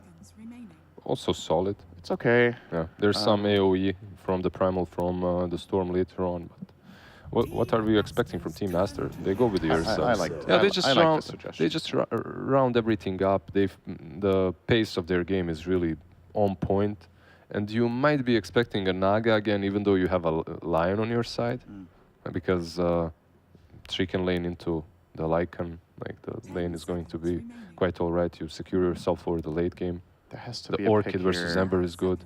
That's why they banned Troll, by the way. There's a pickup as well. Yeah, so your carries that are good against triple melee core. Ember is a little bit of an X factor, right? Because he's not like truly melee, but Troll would have been outstanding in this game, so that's a really good ban. I feel like there's another hero that I'm missing that would be really good against this, but it's a bit hard when you can't see all the heroes in front of you. You can't really go for these glass cannons, right? Like the Drows and stuff. That's probably not a great. Drow would be a weak choice here. I think you definitely want a melee hero, ideally one that can use Tether to its advantage, but there are not many melee heroes that really fare too well against Ursa either, right? So it's actually kind of a pretty good block pick here. And honestly, Aster might have wanted it, right? So the heroes that Monet has played were Ursa, Troll, Slog, Monkey King. You kind go of for the Templar Assassin. you kind of match the tempo. Like these two can play the mid game very fast as well. Perhaps put the trap in the pit, prevent Ursa from taking it. Like you can play that. I've seen games in which this combo, like Storm and TA, does very well.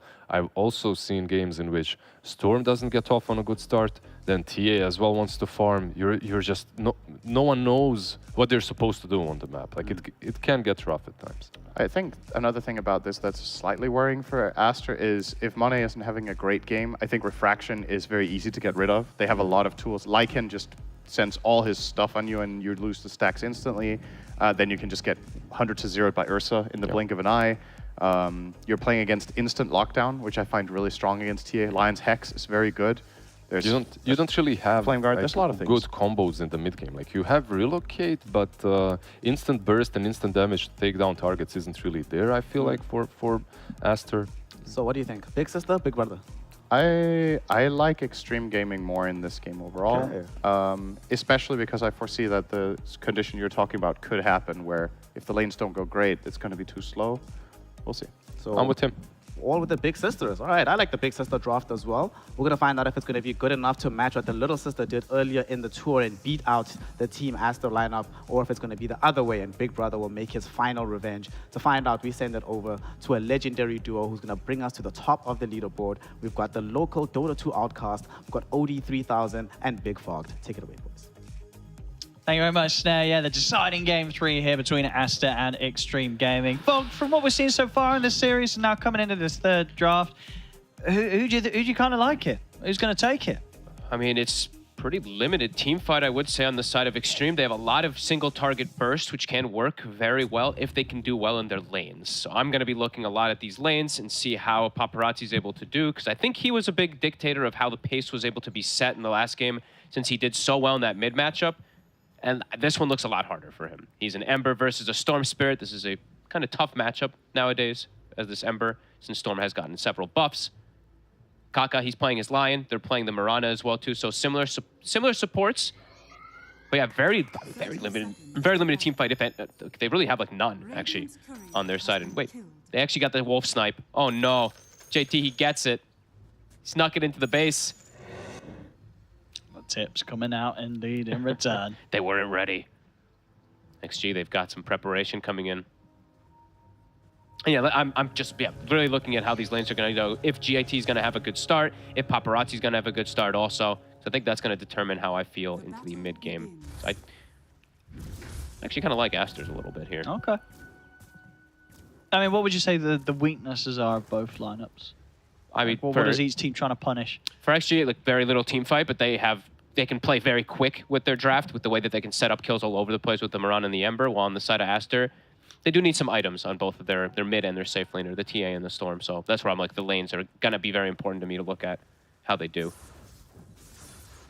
But they have lots of catch. They have this Disruptor that can always bring in tons of different catch from, of course, the Glimpse. They have the IO that can always heal and bring in that extra +1 if they do see a fight where XG doesn't have the numbers.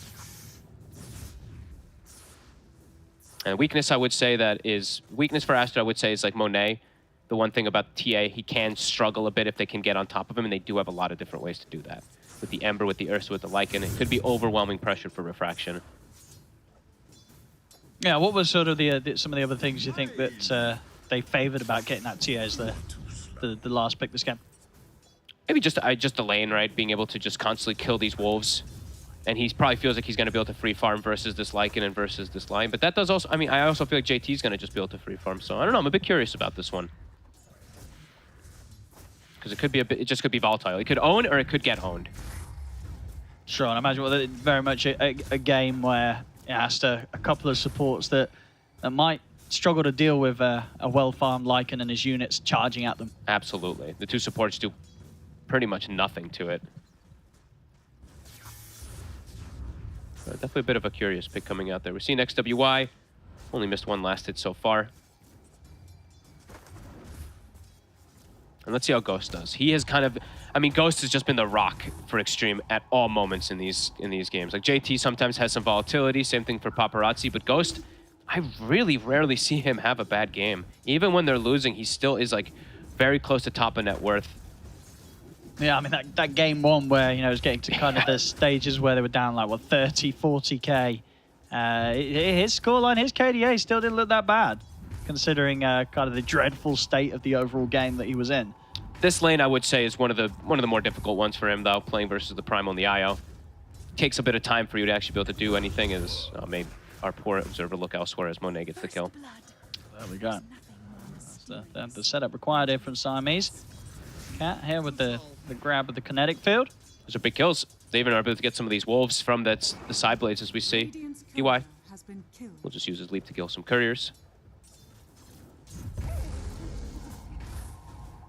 JT has to be a bit cautious of how he steps up when he doesn't have his Lion back up. Now he's fine, but always got to watch for these glimpse plays in the early laning phase. And XXS, he's holding skill point. He's waiting to see if he's just going to go for the 2 points in trample, I'd assume. Because it is a ridiculous amount of damage with something like IO. Amplifying it with the overcharge, also you just get that bonus move speed. So if you connect onto one of these heroes with a full trample, they're likely just dead. Radiant's courier has been killed. The Wolves continuing to claim the lives of couriers. Yeah, I mean, that was very nice micro coming out from JT. I like that he's using the Wolves also elsewhere, so he's not just feeding them to Monet in lane. Yeah, 17-4 to the 15-4. He's not being slowed down, even though they killed Kaka. Going to be able to grab the creep wave with them here as well.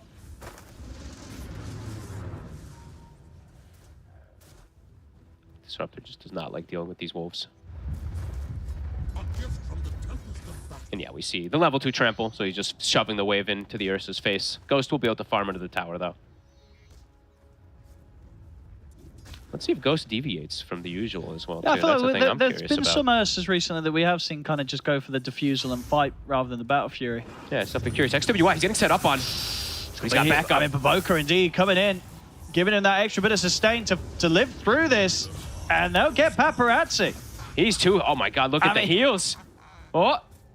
Oh, it's so close. DY's trying. really wants to get him, but it's just not. Okay, it's going to happen. Level 2 Star Storm. Gets him with a Star Storm. Baboka ends up being the one cleaning DY up in return.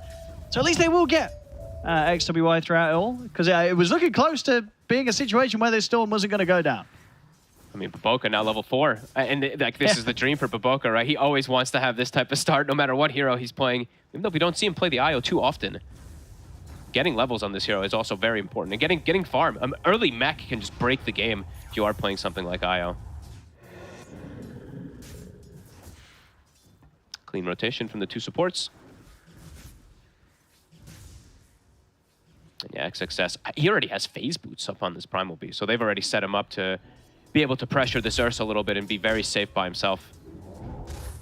Ghost has to be pretty careful how he steps up versus this Primal. He's had to rush the boots, and he is also rushing phase boots so he can keep distance. He steps up a bit.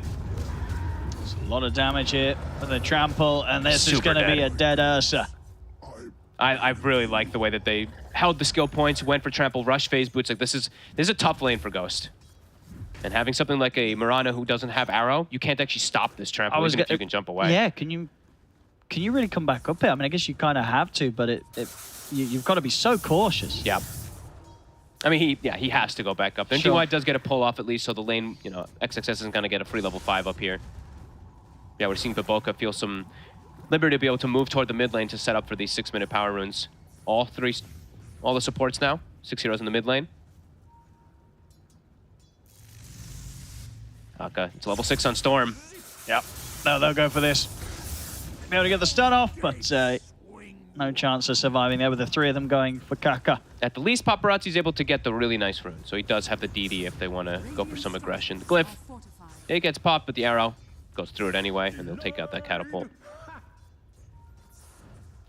XXS is doing the build that I've actually been seeing more pros do on Primal Beast now also. He's going for the drums immediately after phase boots. I really like this build, honestly. I've seen so many people, they do like these vanguards and stuff like that or anything, but I actually, this might be my new favorite offlane build. How much pressure you're able to apply and join your team with this. JT! Asta picking up some fast kills here this time, once again. As they were in game 1, back to 6-1 lead. And the courier, it's off the map. Wolves won't be able to find it. Nice try, JT. Fairly strong lanes. That's what Aster's gone for this time around with the Storm, with the TA, with that Primal Beast. And right now, definitely working. The 2 supports just feel like they have so much liberty to move around, and they're really making those lanes look amazing. So now we're seeing definitely the reasoning of why they went for this TA. Yeah, Ghost hits the 6, so feeling a bit more comfortable now in this top lane. Hard to go on the Ursa now. And Baboka looking to be paired up with his Storm a bit more. Very aggressive wards we see placed down from Extreme, wanting to read the movements perhaps of these supports since they've been very annoying in this early game. XXS now has also hit 6. Rune of double damage. Neutral item, 2 being picked up. Yeah, they're just jungling right now on the side of the Storm and the IO, just maximum efficiency of farm. Paparazzi with the DD. Can't quite get any connection. He had the chains, but Kaka's too far away. Yeah, and even if they go there, it's still, even with the DD, kind of tough to find enough damage to take down the Primal Beast quickly enough. And Baboka, with being paired up with XWY and getting that kill earlier, he's going to have a pretty early level 6, so definitely going to be some relocate plays that are going to come out early as Paparazzi gets lucky again, does get the top rune. Good ways to set up action on the map, whether it be kind of the Beast getting in with a Pulverize, or just a glimpse from Siamese Cat. Lots of things to be able to set up for relocates to come in and get the job done. I like that DY is also just stealing away any bits of these stacks. He puts a sentry down to block the next further stacks, steals away the Centaur with an arrow. And yeah, that deep vision, not only to, of course, spot out the rotations from supports, but also to watch out those stacks, since they're playing versus Templar Assassin. See here with the odds provided to us by our partner, esportsbet.io. Very much feeling that Aster are to be favored. Definitely had the, again, not quite as explosive as a start as they did in game 1, but still definitely a good one. Yeah. I mean, Io's already 6, so yeah. Is JT 6? He is. Okay, I was about to be like, this Lycan can't actually show his face down bottom. Look at the catch here. Good arrow. Storm's here. Backup's going to be in. XWY will go straight in for Kaka. A slight chains combo from Paparazzi will make sure they get the kill onto Siamese Cat. And it looks like Baboka will also be run down. So Paparazzi with the response cleans up the 2 of them. See a quick TP out from the Storm. So XG, they will make sure they come out on top of the trade. They've got creeps pushing in down bottom. Love how active Paparazzi's being. Since he has these power runes, he knows he has the liberty to be able to join very quickly. And it's a big kill, as we said, you know, Baboka, level 6. These type of kills on these supports, they're kind of like these core kills almost in a way. How much experience they're going to be able to give up. Ooh, watch out your micro. We'll be okay. Power rune again. Let's see if Paparazzi's able to get it. He does again. It's another really good one. It's a really nice one. Wow, he's blessed. It's no invis runes. Relocate top. See if they're going to be able to save XXS. He can turn with the Pulverize. Oh. The final hit from Ghost will get the Beast out of the game. And look at this. Paparazzi's matching the rotation. He comes top immediately. Yeah, I mean, XWI, he wanted to sort of wait out the Enrage and then continue to commit onto the Ursa, but yeah, they have to just get themselves back out of there. With a relocate, they won't stick around with Paparazzi showing his face top. I like that he's at least trying to match the move, right? It doesn't pay off this time with the way Paparazzi moves, but at least he's like, okay, I am making the moves to match. And ooh, triple bounty rune for him. Okay. Good influx of gold. Mid tower, though, the immediate relocate back is going to be able to get some damage here. And there's a glyph to defend it. I mean, top. Oh, no way. Ghost. Access says he just gets Ghost on his own. He might get more. And DY. He's going to punch pretty hard, but Paparazzi with the Arcane Rune and the Flame Guard up by his side means that XXS. There's another trample. Backup's coming in for XXS. And he is tanky. Paparazzi not able to take him out. Oh, Pig pulls himself maybe before the trample. Maybe a bit of a misclick, but... I mean, that's pretty huge there for XXS taking down the Ursa solo. And they have mech already on Baboka. He's even using the Verdurous Dale. Probably one of the only good heroes that actually holds this item. Because you can just tether up and you get that big bonus regen. So you see XXS actually healing up a lot from it. That is one of the earlier mechs I've seen in an IO. But it's Baboka, so it's to be expected because he's super greedy. And yeah, Ghost pushed out of lane now. Of course, we did see the build that he, you know, the usual build. He has gone for this Battle Fury, which I think is very, very needed this game. Wants to be able to match that pace of the TA's farm. And JT giving tons of information with these wolves. Oh, quick response with the Static Storm. Gets outside of it. Look for the glimpse back, though. Look to go for Kaka. Kaka's going to be able to turn with the Hex, put a stop to the charge forward from XXS. Still, though, zip forward from XWY. Catch the Lion. They're also reloading. Siamese Cat's kind of dying to the walls with the mechs popped, and he'll be healed up. They still want to try for Paparazzi, but the Remnant's out. It's up to the high ground and nothing to catch him from that sort of distance, so he'll get out. The TP's top. Might be able to find himself that DD rune. It is in the top rune, so probably runs directly toward it. Aster brought the numbers. Wonder if we're going to see Monet after the Deso.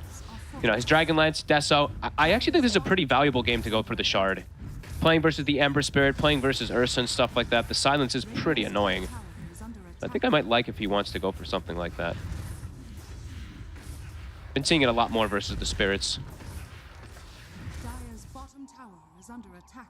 Paparazzi though, yeah, another rune. He keeps getting these power runes. He really does. DDs, Haste, Arcanes, he's getting all the good ones. He is, of course, still getting out-farmed. The efficiency that's coming out from Aster, just keeping this Storm tethered and just farming jungle is, of course, better, but he's still doing pretty decent, all things considered, with that tough matchup. Aster, XXS and Siamese Cat, they want to try and find something. They kill almost anyone with They kill literally anyone with Static Storm if they get it right on top of them. It's back online, Static Storm. Oh, JT would be a huge one. Hard to walk in and grab him when Kaka's by his side, but there they just needed the vision for the glimpse.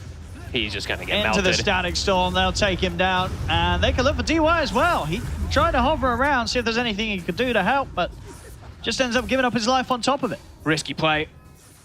Tries to get some type of trade kill, but yeah, all they needed was the vision. Insane amount of damage as we're seeing coming out when it's an overcharged, drummed Primal Beast just running at heroes. And they're not able to take away any of those stacks in particular. They actually stack it again while they're walking away. And XWY, I think we saw the Witchblade now finished up. We've seen this build a couple times now in China. Falcon Blade into that Witchblade. It's really nice to be able to fight with this. And since we did see like the way that XG's draft is, there's magical damage that comes from Ember and Lion and Mirana. It's a lot of physical damage, so this Witchblade, the armor is quite nice. Do have an aggressive ward on Monet. They could get the catch on him here. Kaka's getting the wraparound. Got to be quick about it. They got him. The reload's coming in, though. Relocate, but with a burst of the finger. It's gone immediately. See if they can get anything in return. XWY is going to go in with a jump on towards the Ember Spirit. And XXS charging in. They're able to keep Paparazzi locked down. A turn to DY as well. DY will fall. XXS with the double. Jesus, this damage from the Primal Beast. It's so ridiculous. 2 for 2. Radiant's bottom tower is under attack. Definitely seeing very few ways that they can control the beast. Yeah. Especially when he's got this BKB round the corner. Great ways to keep, I was complimenting Paparazzi also with him being able to like match these rotations and stuff like that, but he is starting to fall quite far behind. And another catch. Oh, what? Wait, what? He jumped into his remnant? Oh no. Oh, they were waiting for him. I mean, that hurts. 2 back-to-back deaths there from Paparazzi. Oh boy, and that's Roche. Absolutely. No Ember Spirit, they just can't straight contest over. it. They've got the TA ready to go. Monet needs someone to aggro the Roche so he can double melt it. There we go. He melted a little bit too far. Arrow. It'll just help him out.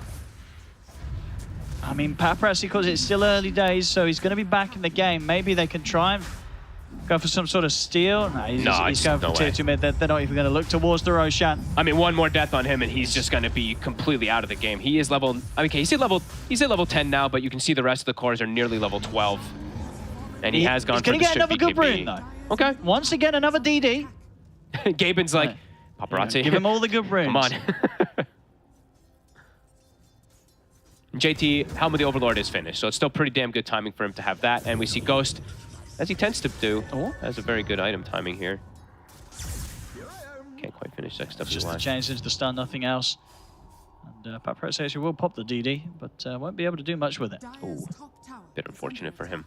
Seeing DY, I would mention that he always goes for the urn. This game, you want to have some type of vessel when you're playing versus Io. That could be very valuable if he just puts it onto Baboka.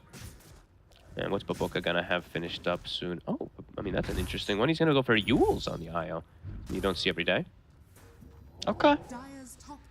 Thought it would just, I mean, he might still change it. I feel like Ghost Scepters might just be too valuable on Io this game versus Ursa and Lycan. Oh, well, yeah, I guess that, well, yours is the item against Ursa, right? Yeah, but I don't know if he, I mean, I think you would tell the Disruptor, maybe, even though it's like a 5 Disruptor, you might tell him to buy it. I mean, we'll see. Maybe, I mean, Baboka's very greedy. He might just still go the Yules, but Ghost Scepter is very good this game versus Ursa. And Ghost, yeah, nearly has BKB. So all things considered, he's still top of net worth, as he tends to do. Can he carry this game?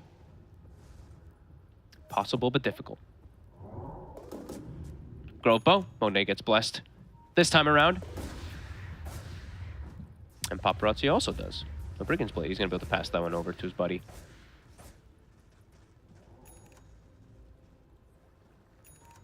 XXS is definitely a big problem for them, though. Having this early BKB phase drums, level 12, he can just pierce and go for pretty much any target that he wants to go for. There's no way for them to stop it unless they just, unless the Ursa somehow focus fires him down. But not easy. Primal, 2200 HP. JT? Nice micro. Peels away that bounty rune.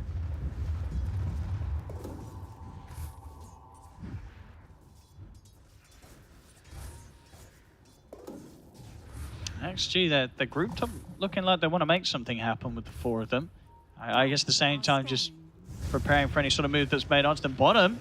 There's a reload coming in. It's the setup here for Siamese Cat. Sets up with a Static Storm, and that's all that's needed to buy time for the relocate play. Oh, that was, I mean, the best kill they can find on the map. I think he did finish the item before he died, though, so BKB is done. And do we see Baboka? I mean, now he maybe does go for Yules. He got a Philosopher's Stone, so now he's like, ooh, gold. And we see, oh, he actually takes the, I mean, he's just going stats. I imagine he maybe skips the Spirits this game, but not taking the talent. I mean, that's a nice talent. The damage is pretty significant with it, with something like a Storm. But Baboka playing for himself a little bit, of course. Nothing new there.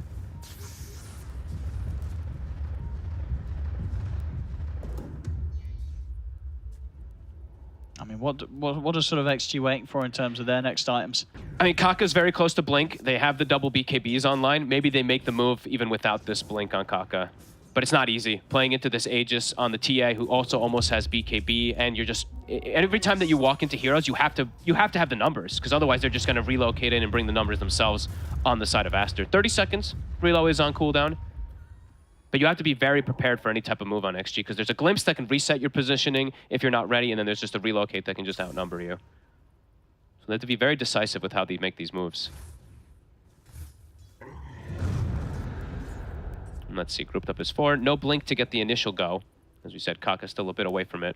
Dire's top tower is under attack. Radiant's bottom tower I think Kaka has to finish the Blink. Feels just very difficult for them to make a move. XXS is getting scouted by the Wolf. They can't do anything with it. Yeah, Kaka just starts farming neutrals. He's like, screw this. Like, we can't make a go. We can't get an initial. I have to get a Hex into a stun for us to get some type of follow-up. For us to get a catch. And yeah, he needs this Blink. Radiant's middle tower is under attack. Dire's top tower is under Monet attack. has BKB, as we mentioned. Level 15 is online, so super far attack range. And Baboka, does he go? He goes stats again. All right, he just doesn't want the attack damage tether. Okay, sure. Dire's top tower is under attack. Dire's top tower has fallen. Now getting away with just a bit more than what XG is able to take. Under attack. Step with the lead. Bottom lane. See if Extreme Gaming want to push for this tier 2. They're going to have Blink online and Blink on Ghost, and it's as the Aegis is about to be timing out. They could look to make a good move here. But JT's been doing some really nice micro. Radiant's bottom tower is under attack. And we do see DY. He's been dropping his gem on Courier, checking for wards and everything. Gem feels... I feel like Gem over the years is just becoming more and more valuable. Oh, they're getting this tower. Sure are. I mean, this Ice Shaman's actually doing it. Yeah, he's gonna have it finished. He's gonna get it. Oh yeah, they got the fortification. They'll kill him off. But now, I mean, XXS pulverizes cooldown for 20 seconds. They've got a wraparound. Paparazzi with Arcane. And they make something happen here. Dire's top tower is under attack. He wants to. They'll force a beacon. Whoa, Whoa. All right, they were terrified. Holy. All right, I mean, that gives them a pretty good window now, perhaps, to get a fight afterwards. The Blink is on the Ursa. The Blink is on the Lion. Whoopsie. I guess they really expected maybe that like Kaka or something was also going to just kind of throw his body in and go for a stun. But it just was a little bit of a poke from Paparazzi. We do see XWY. He also has his BKB finished. I think he's gotten one of his first power runes of the game also on this Storm. But a good move from XG just to force BKBs for free. And now tower is, of course, dead bottom. Radiant's bottom tower Okay. Radiant's bottom Nice little move. has fallen.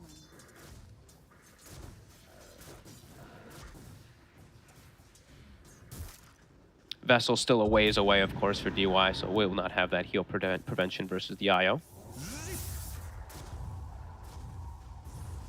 But definitely have ways to just blow targets up with Kaka and with the Ursa having Blink. Aster playing more of just that split up and farm game at the moment. I mean, Paparazzi still definitely struggled. There's not really many places for him to farm, to be quite honest with you. And since he went for BKB looking for fights, he hasn't found any. He doesn't have that farming item to keep himself kind of matched with that Storm Spirit. And of course, Storm has IO behind him, but... XG grouping up again. They want to get the initial jump. BKBs are back up, but JT doing a great job of scouting again. They do have a sentry. XXS. He's in. They're going to try and burst through him, and with the Ursa on top of him, they've done it. They've taken out XXS. They've taken out Siamese Cat. They'll look towards Monet. The BKB and the Hurricane Pike will allow him to get down underneath the tier 2. XWY trying to strike back in, see if we get a catch on to Ghost. Puts the BKB to take off the chains, but he's starting to run a little bit low on mana. It's Vortex, but can't really commit anything more, XWY. Very awkward. I mean, they saw Ghost use BKB, but he still had the Enrage. They can't actually commit from him. They wanted to grab this Ursa, but a great grab. And JT, I mean, we talked about his micro. The Wolf Vision gets him that initial Hex to just completely delete this Primal Beast. And Kaka, I mean, this man's a Lion specialist, right? So if he doesn't instantly finger, then he's going to get Disruptor ulted, and then perhaps they actually have enough to keep this Primal Beast alive. So very quick on his fingers. Good initiation there. That's, very nicely done. Exactly how they could go about breaking down Aster, despite the fact that Aster had that bit of a lead. It's falling back to pretty much even on the gold. Yeah, and Ghost, last few plays. He pretty much has the basher done. So these BKBs now he just gets in less there. Valuable. If he gets on top of one of these targets, which is likely with the catch that Kaka's proven to have for the team, they can deal with Aster's cause. That JT is really being so annoying. Look at this. He has a Wolf trying to block the Ancients out. It'll get found, but he's doing amazing things. Even buys the Shard, I believe, a few moments ago. So bottom is going to start getting shoved in. He's got that Wolf pressure, and he's got his Ancient Ice Shaman.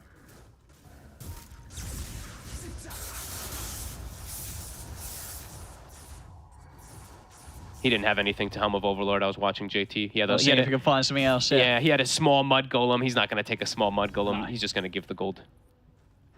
And now Baboka does take the damage talent. Okay. I mean, who's able to get into the Roche pit? Or both sides have to try and get kills first? I think both sides want to get a kill first, yeah. There's tons of different ways to scout, as we've mentioned, but I believe that this DY gem is actually doing some real big work, taking out all these TA traps constantly. So JT, he's being more annoying with his wolf scouting this. But we do see Baboka. He buys a gem himself. I was wondering where his gold went. So XXS is carrying one for the catch, and he jumps. Straight in. BKB pulverized.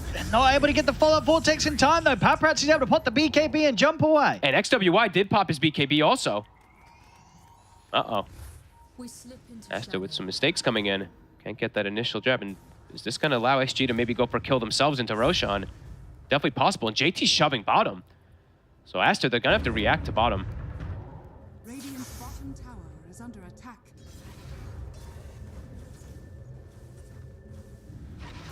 Yeah, these BKB usages, definitely problematic. Two or three times now on the side of Aster. That was a Storm and a Primal Beast that used it. And yeah, they're just going to walk into pit for now. Goes to starting it. Yeah, no BKB Primal, no BKB Storm. This is a tough place for Aster to perhaps commit into.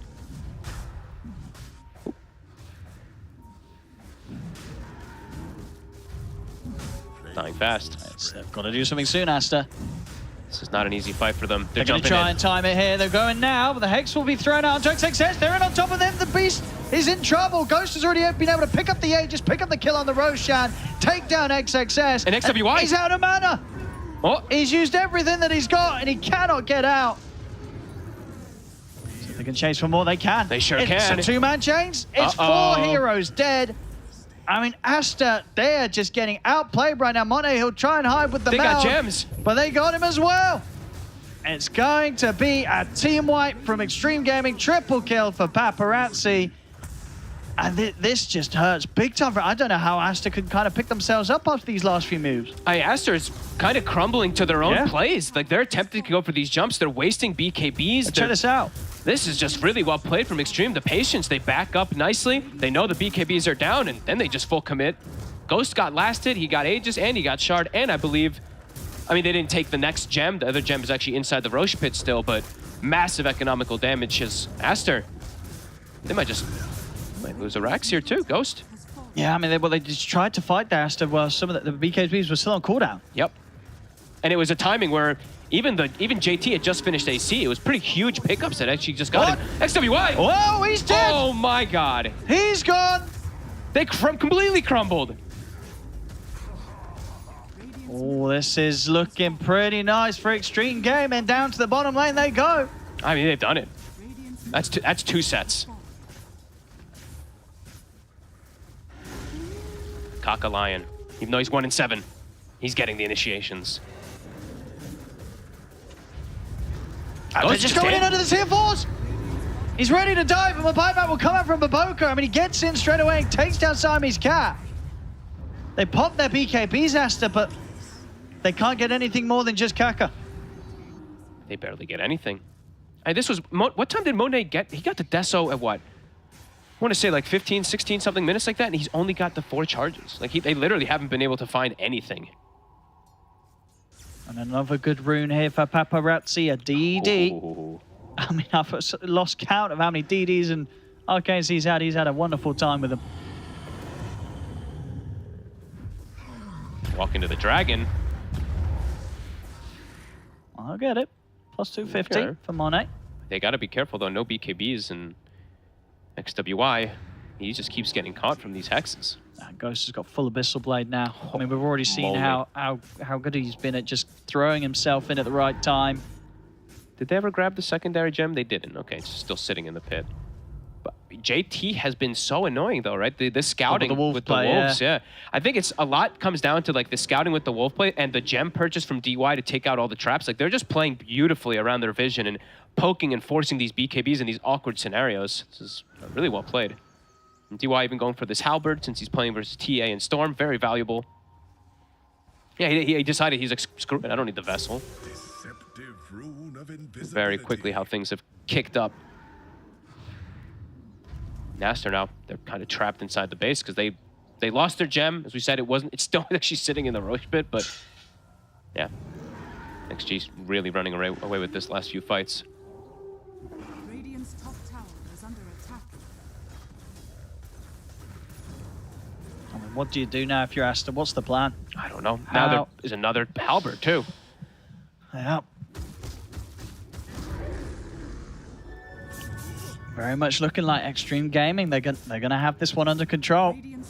Truly looks like it. Which is quite the turnaround if you look back to what that game 1 of this series. Mm-hmm.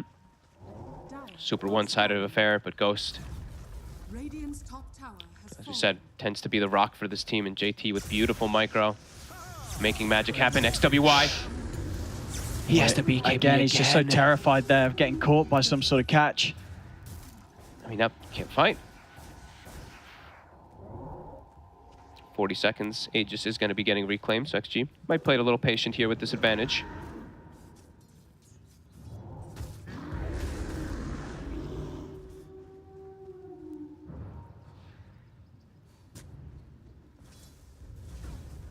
They're happy to sort of just hold this area. They know the Aegis is going down. I mean, I don't think they're feeling in any rush, Extreme Gaming. They know that they've got this lead and how hard it is for Aster to really come back into this game. No, absolutely.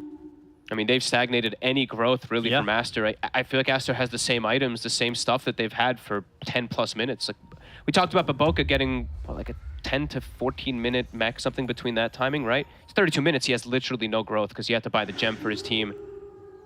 And yeah, look at JT. I mean, he is a menace with these wolves. And Paparazzi gets another DD. I mean, when they've got full map control, he's going to get every rune, but still done a beautiful job of, even though he's been getting picked on a little bit this game, he's still playing really well. Aster feels like a bit of a desperation smoke coming out here. Monet, he does buy the shard now. And they know where they are. They've hit them with the scan. I know they're in the triangle. Okay, let's see what they get, because this does not look like an easy angle. Paparazzi, he jumps in. So dispels the smoke. See him get on top of the Primal Beast, but he'll manage to walk away from the Ursa this time. This is awkward for Aster. And they're trying to chase forward, JT. XXS considers going back in on this. XWY is trying to go with the grab onto the Ursa. Pulls in Ghost.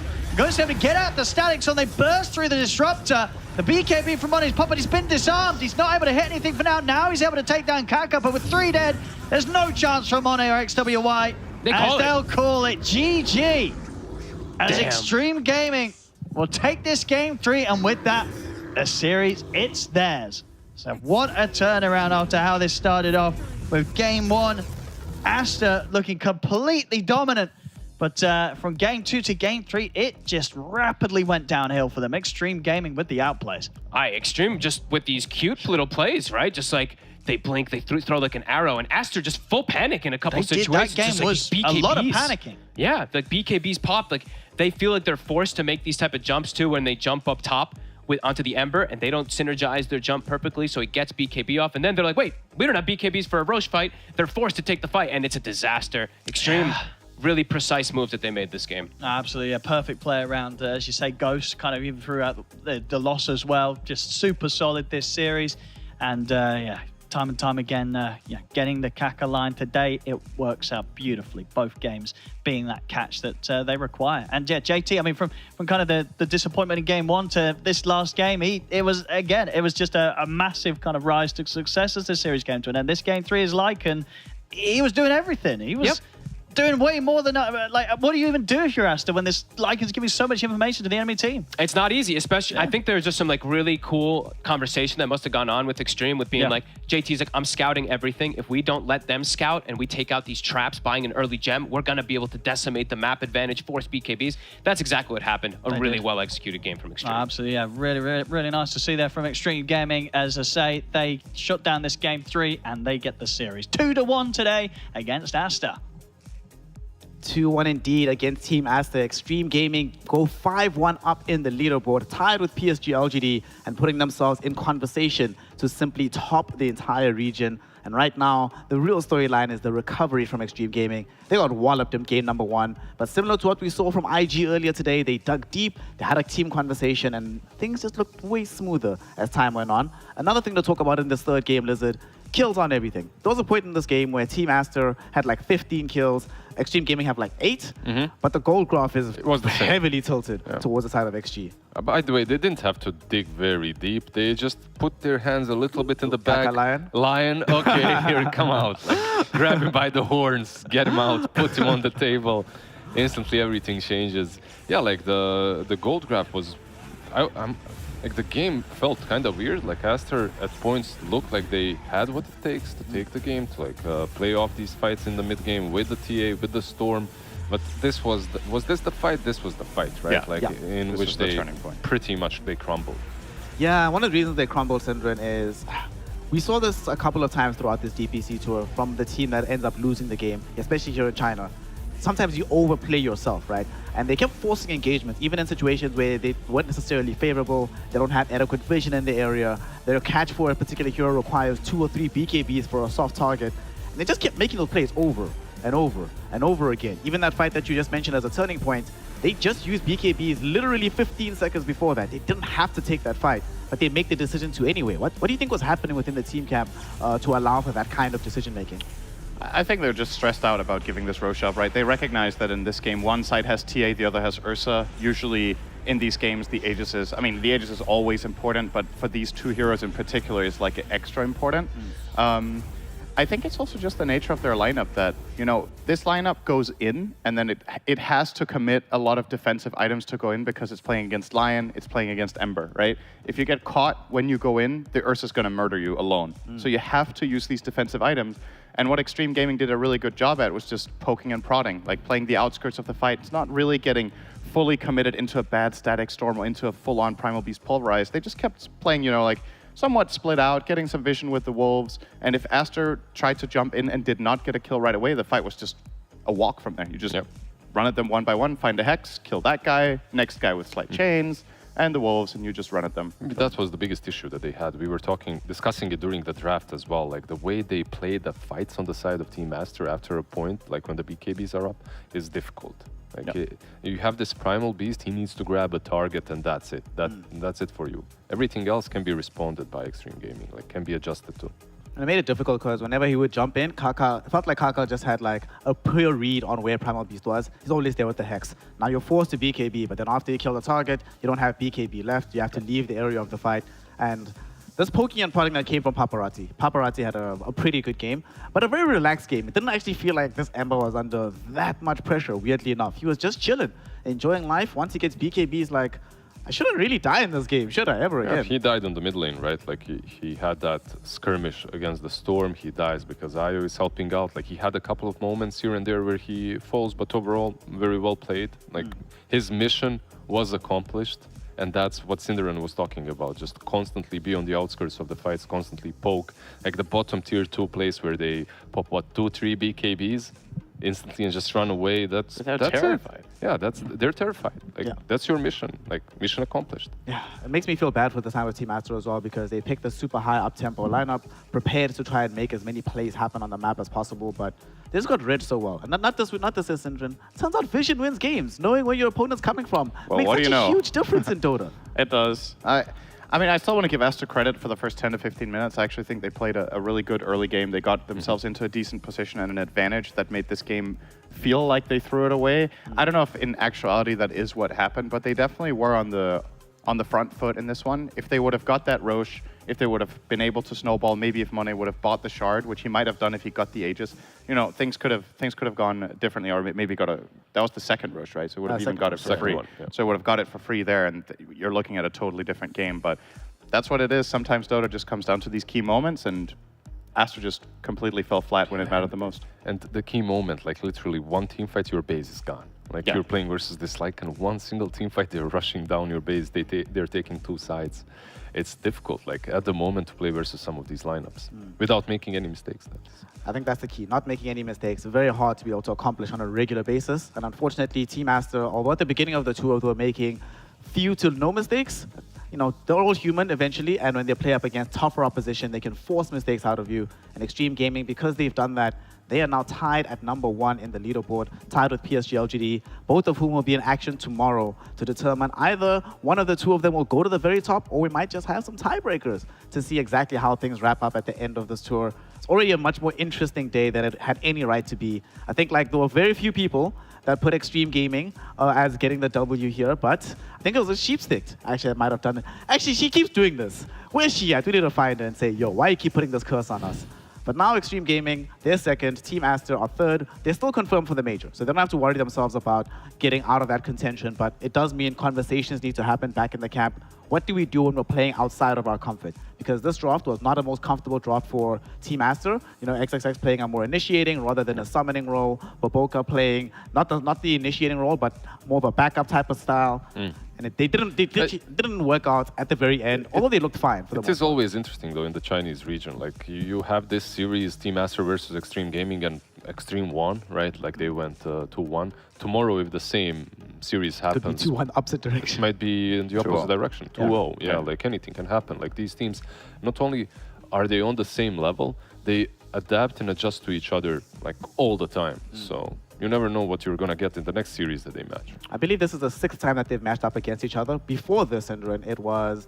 no, it's not the 7th time. I think it was 5-1 in favor of Team Astor, where Extreme Gaming had only beaten them a single time. And it was very different iterations of the team. The only people that are still on that team are Paparazzi and DUI.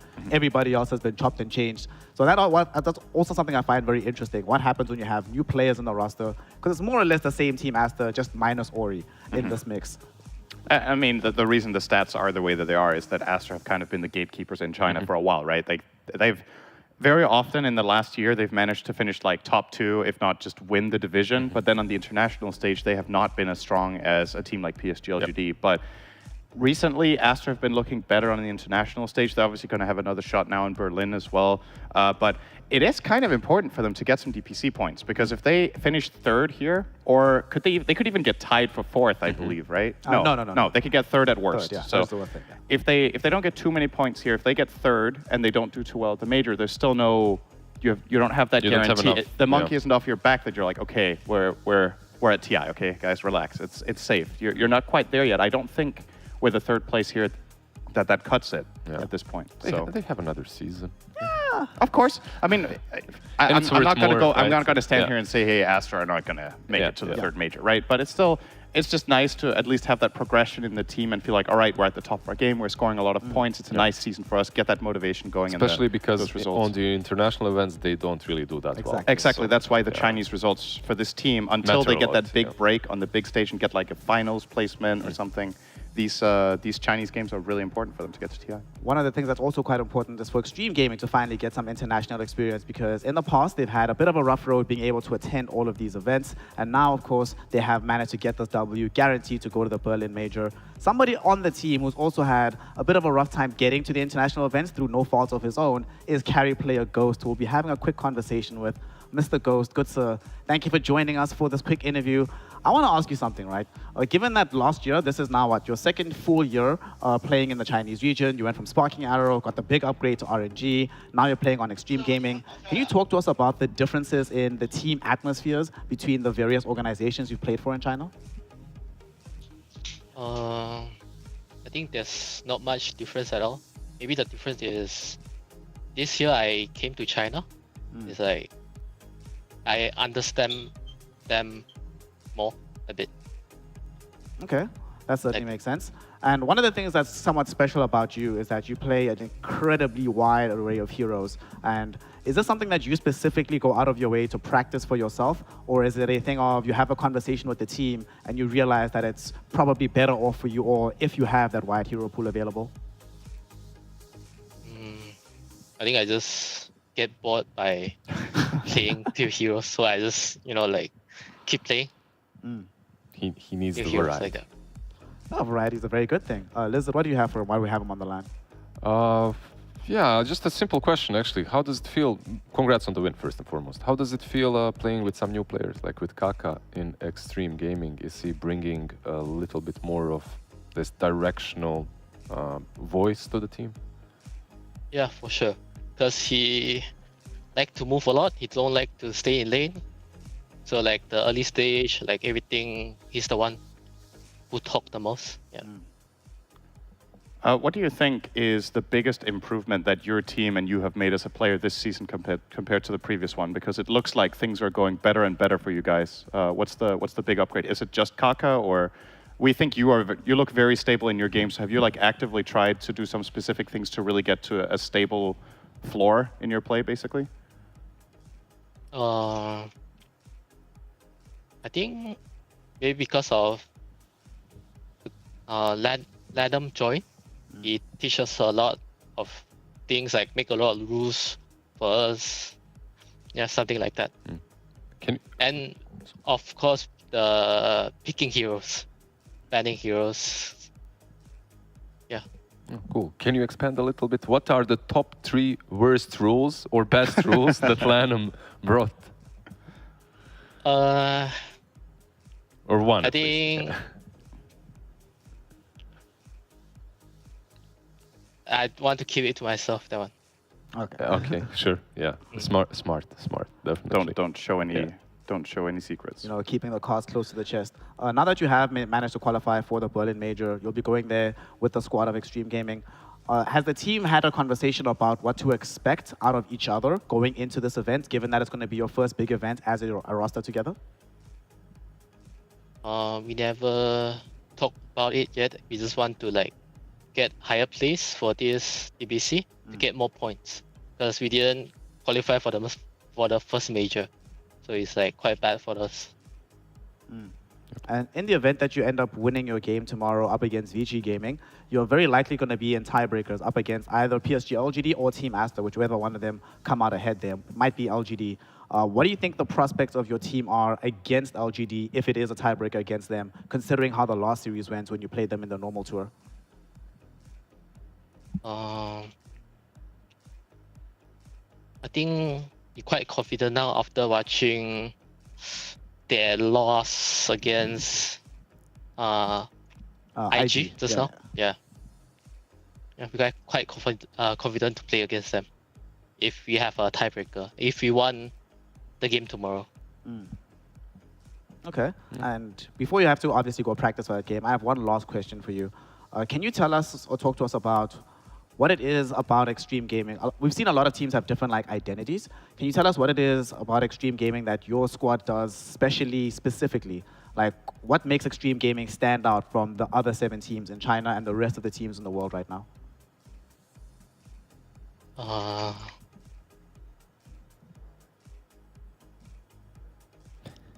Hard questions. I don't know. I mean, to be fair, they're just better. Huh? They're They're just better. That's it. Yeah. Sometimes when you're playing well, you're just playing well, and things just are all clicking together. So I'm very excited to see you all play in a LAN environment. I hope you do eventually have that conversation amongst each other about what to expect, and I hope you have good luck tomorrow up against Vici Gaming. So, Mr. Ghoster, a great play today. It's been honestly really wonderful watching the progression of your career. Thank you so much for your time, and we'll see you again playing tomorrow. Thank you. Good luck. Thank you. Thank you. That is, of course, Ghost, the carry player on the side of Extreme Gaming, who's just gotten a W. They're 5-1 right now, tied up with PSG LGD at the top of the leaderboard. I'll be honest, and I told him this once, right, that when he first entered the scene, because I watched him on Sparking Arrow Gaming, I was not a believer. Because I was like, his anti-mage is pretty cool, his lone druid's eyed, but the rest of his heroes, I was like, He grew as a player. He really did. He grew as a player and as a professional e-gamer because he's not giving away any secrets. Like, he's very careful with his answers. Like, can you give us a rule or two? Nah, no. Keeping it close to the chest, you know. What makes you guys what separates you from the other teams? What makes you so I won't good? tell you. I don't know. Yeah, right. Okay. You know exactly why you guys are good. You know exactly what Y'all you're are having doing. these conversations. They know what's up, right? Playing his cards toe to the chest, which makes sense, right? I imagine once they go to a LAN event, learn a little bit more there. Then down the stretch, you know, a couple of third places, some podium finishes, he might feel more free to be a bit more revelatory about what the mechanics are behind the scenes there. But with them now grabbing this W, you were mentioning it just now, Lizard. They've grown, or he's grown as a player, but this squad has very clearly grown. From day one until now, they look way, way better. Had they started out like this, right, I think they would have really pushed LGD at least to 3 games. Yeah, they just needed to learn when to pick Lion and when to listen to Kaka, and that's it, as simple as it goes. But no, really, like Kaka, I feel like there is a certain type of a player, a certain type of a captain that changes a team fundamentally, and I really believe that he brings that to the table. Once he clicks, the team starts just completely playing different. The combo between him and Lanham is going to be exceptionally valuable to have in a LAN setting. I think that's going to be really important for this team to get a high placement, is that they figure out the right things that are going to work for them, because they've taken this time to kind of crack the code within China, and now you can see that they're starting to win against opponents that we maybe thought weren't going to be the right matchup for them, that they could handle and recover from a bad game 1, for example. When you get on the international stage, the variety of styles and approaches you're going to be playing against is going to be wider. So you need these people that are able to break down, analyze, figure out how you're going to approach it. And it's from day to day. You're not going to have 2 weeks like you did here to adapt to what's going on. So they need to be quick on the fly and hopefully... So much experience coming from those two, right? Yeah. I mean, one of the things we heard from another player on the team when we talked to him about the influence of Kaka, and he was just like, Kaka looks at the big picture. And the big picture right now is kind of where the difference is made between the great teams and the teams that can win tournaments at the very end. Of course, that does bring us to the end of this particular day of Dota. It's not the end of the tour just yet. We still have one more day and another day of potential tiebreakers. Tomorrow, we witness the outsiders from China taking on Invictus Gaming. Obviously, OFC is already relegated, but IG, if they win that series, they are going to the major. Vici Gaming come into action next up against Extreme Gaming, and Extreme already qualified for the major, but if they win, they can be going into pole position in the DPC, racking up all those points. If Vici Gaming fails to win the game, they will also be relegated from the division, so they need to win that one out. And of course, we end the day with the titanic clash between Team Aster and PSG LGD, which coming into today, we all would have thought would have been a matchup between teams that would have been 6-0, 6-0 respectively, but now both of them have suffered losses that they did not expect to suffer. So it's going to be an interesting tie, no matter which direction it goes. That does close it out for now. So from myself, Snare, my panel, I had the pretty boy Lizard, I had Big Cinderin, and we had the great casters, OD Pixel, we had Fogged. Early on in the day, we had Lyrical helping us out, we had B-Cop, we had Lacoste, we had Kezu, and of course we had Marshall helping us out on the translation, PGL helping us out in the studio, Scriff on the observation, and you all at home with the attention and love for the game that we need to make this entire thing possible. Thank you so much, and we'll see you tomorrow, same time, same place, to round out the tour. We love you. Remember to love yourself, hydrate, and we'll see you tomorrow to finish out the tour and see where the tiebreakers take us into the end of the DPC.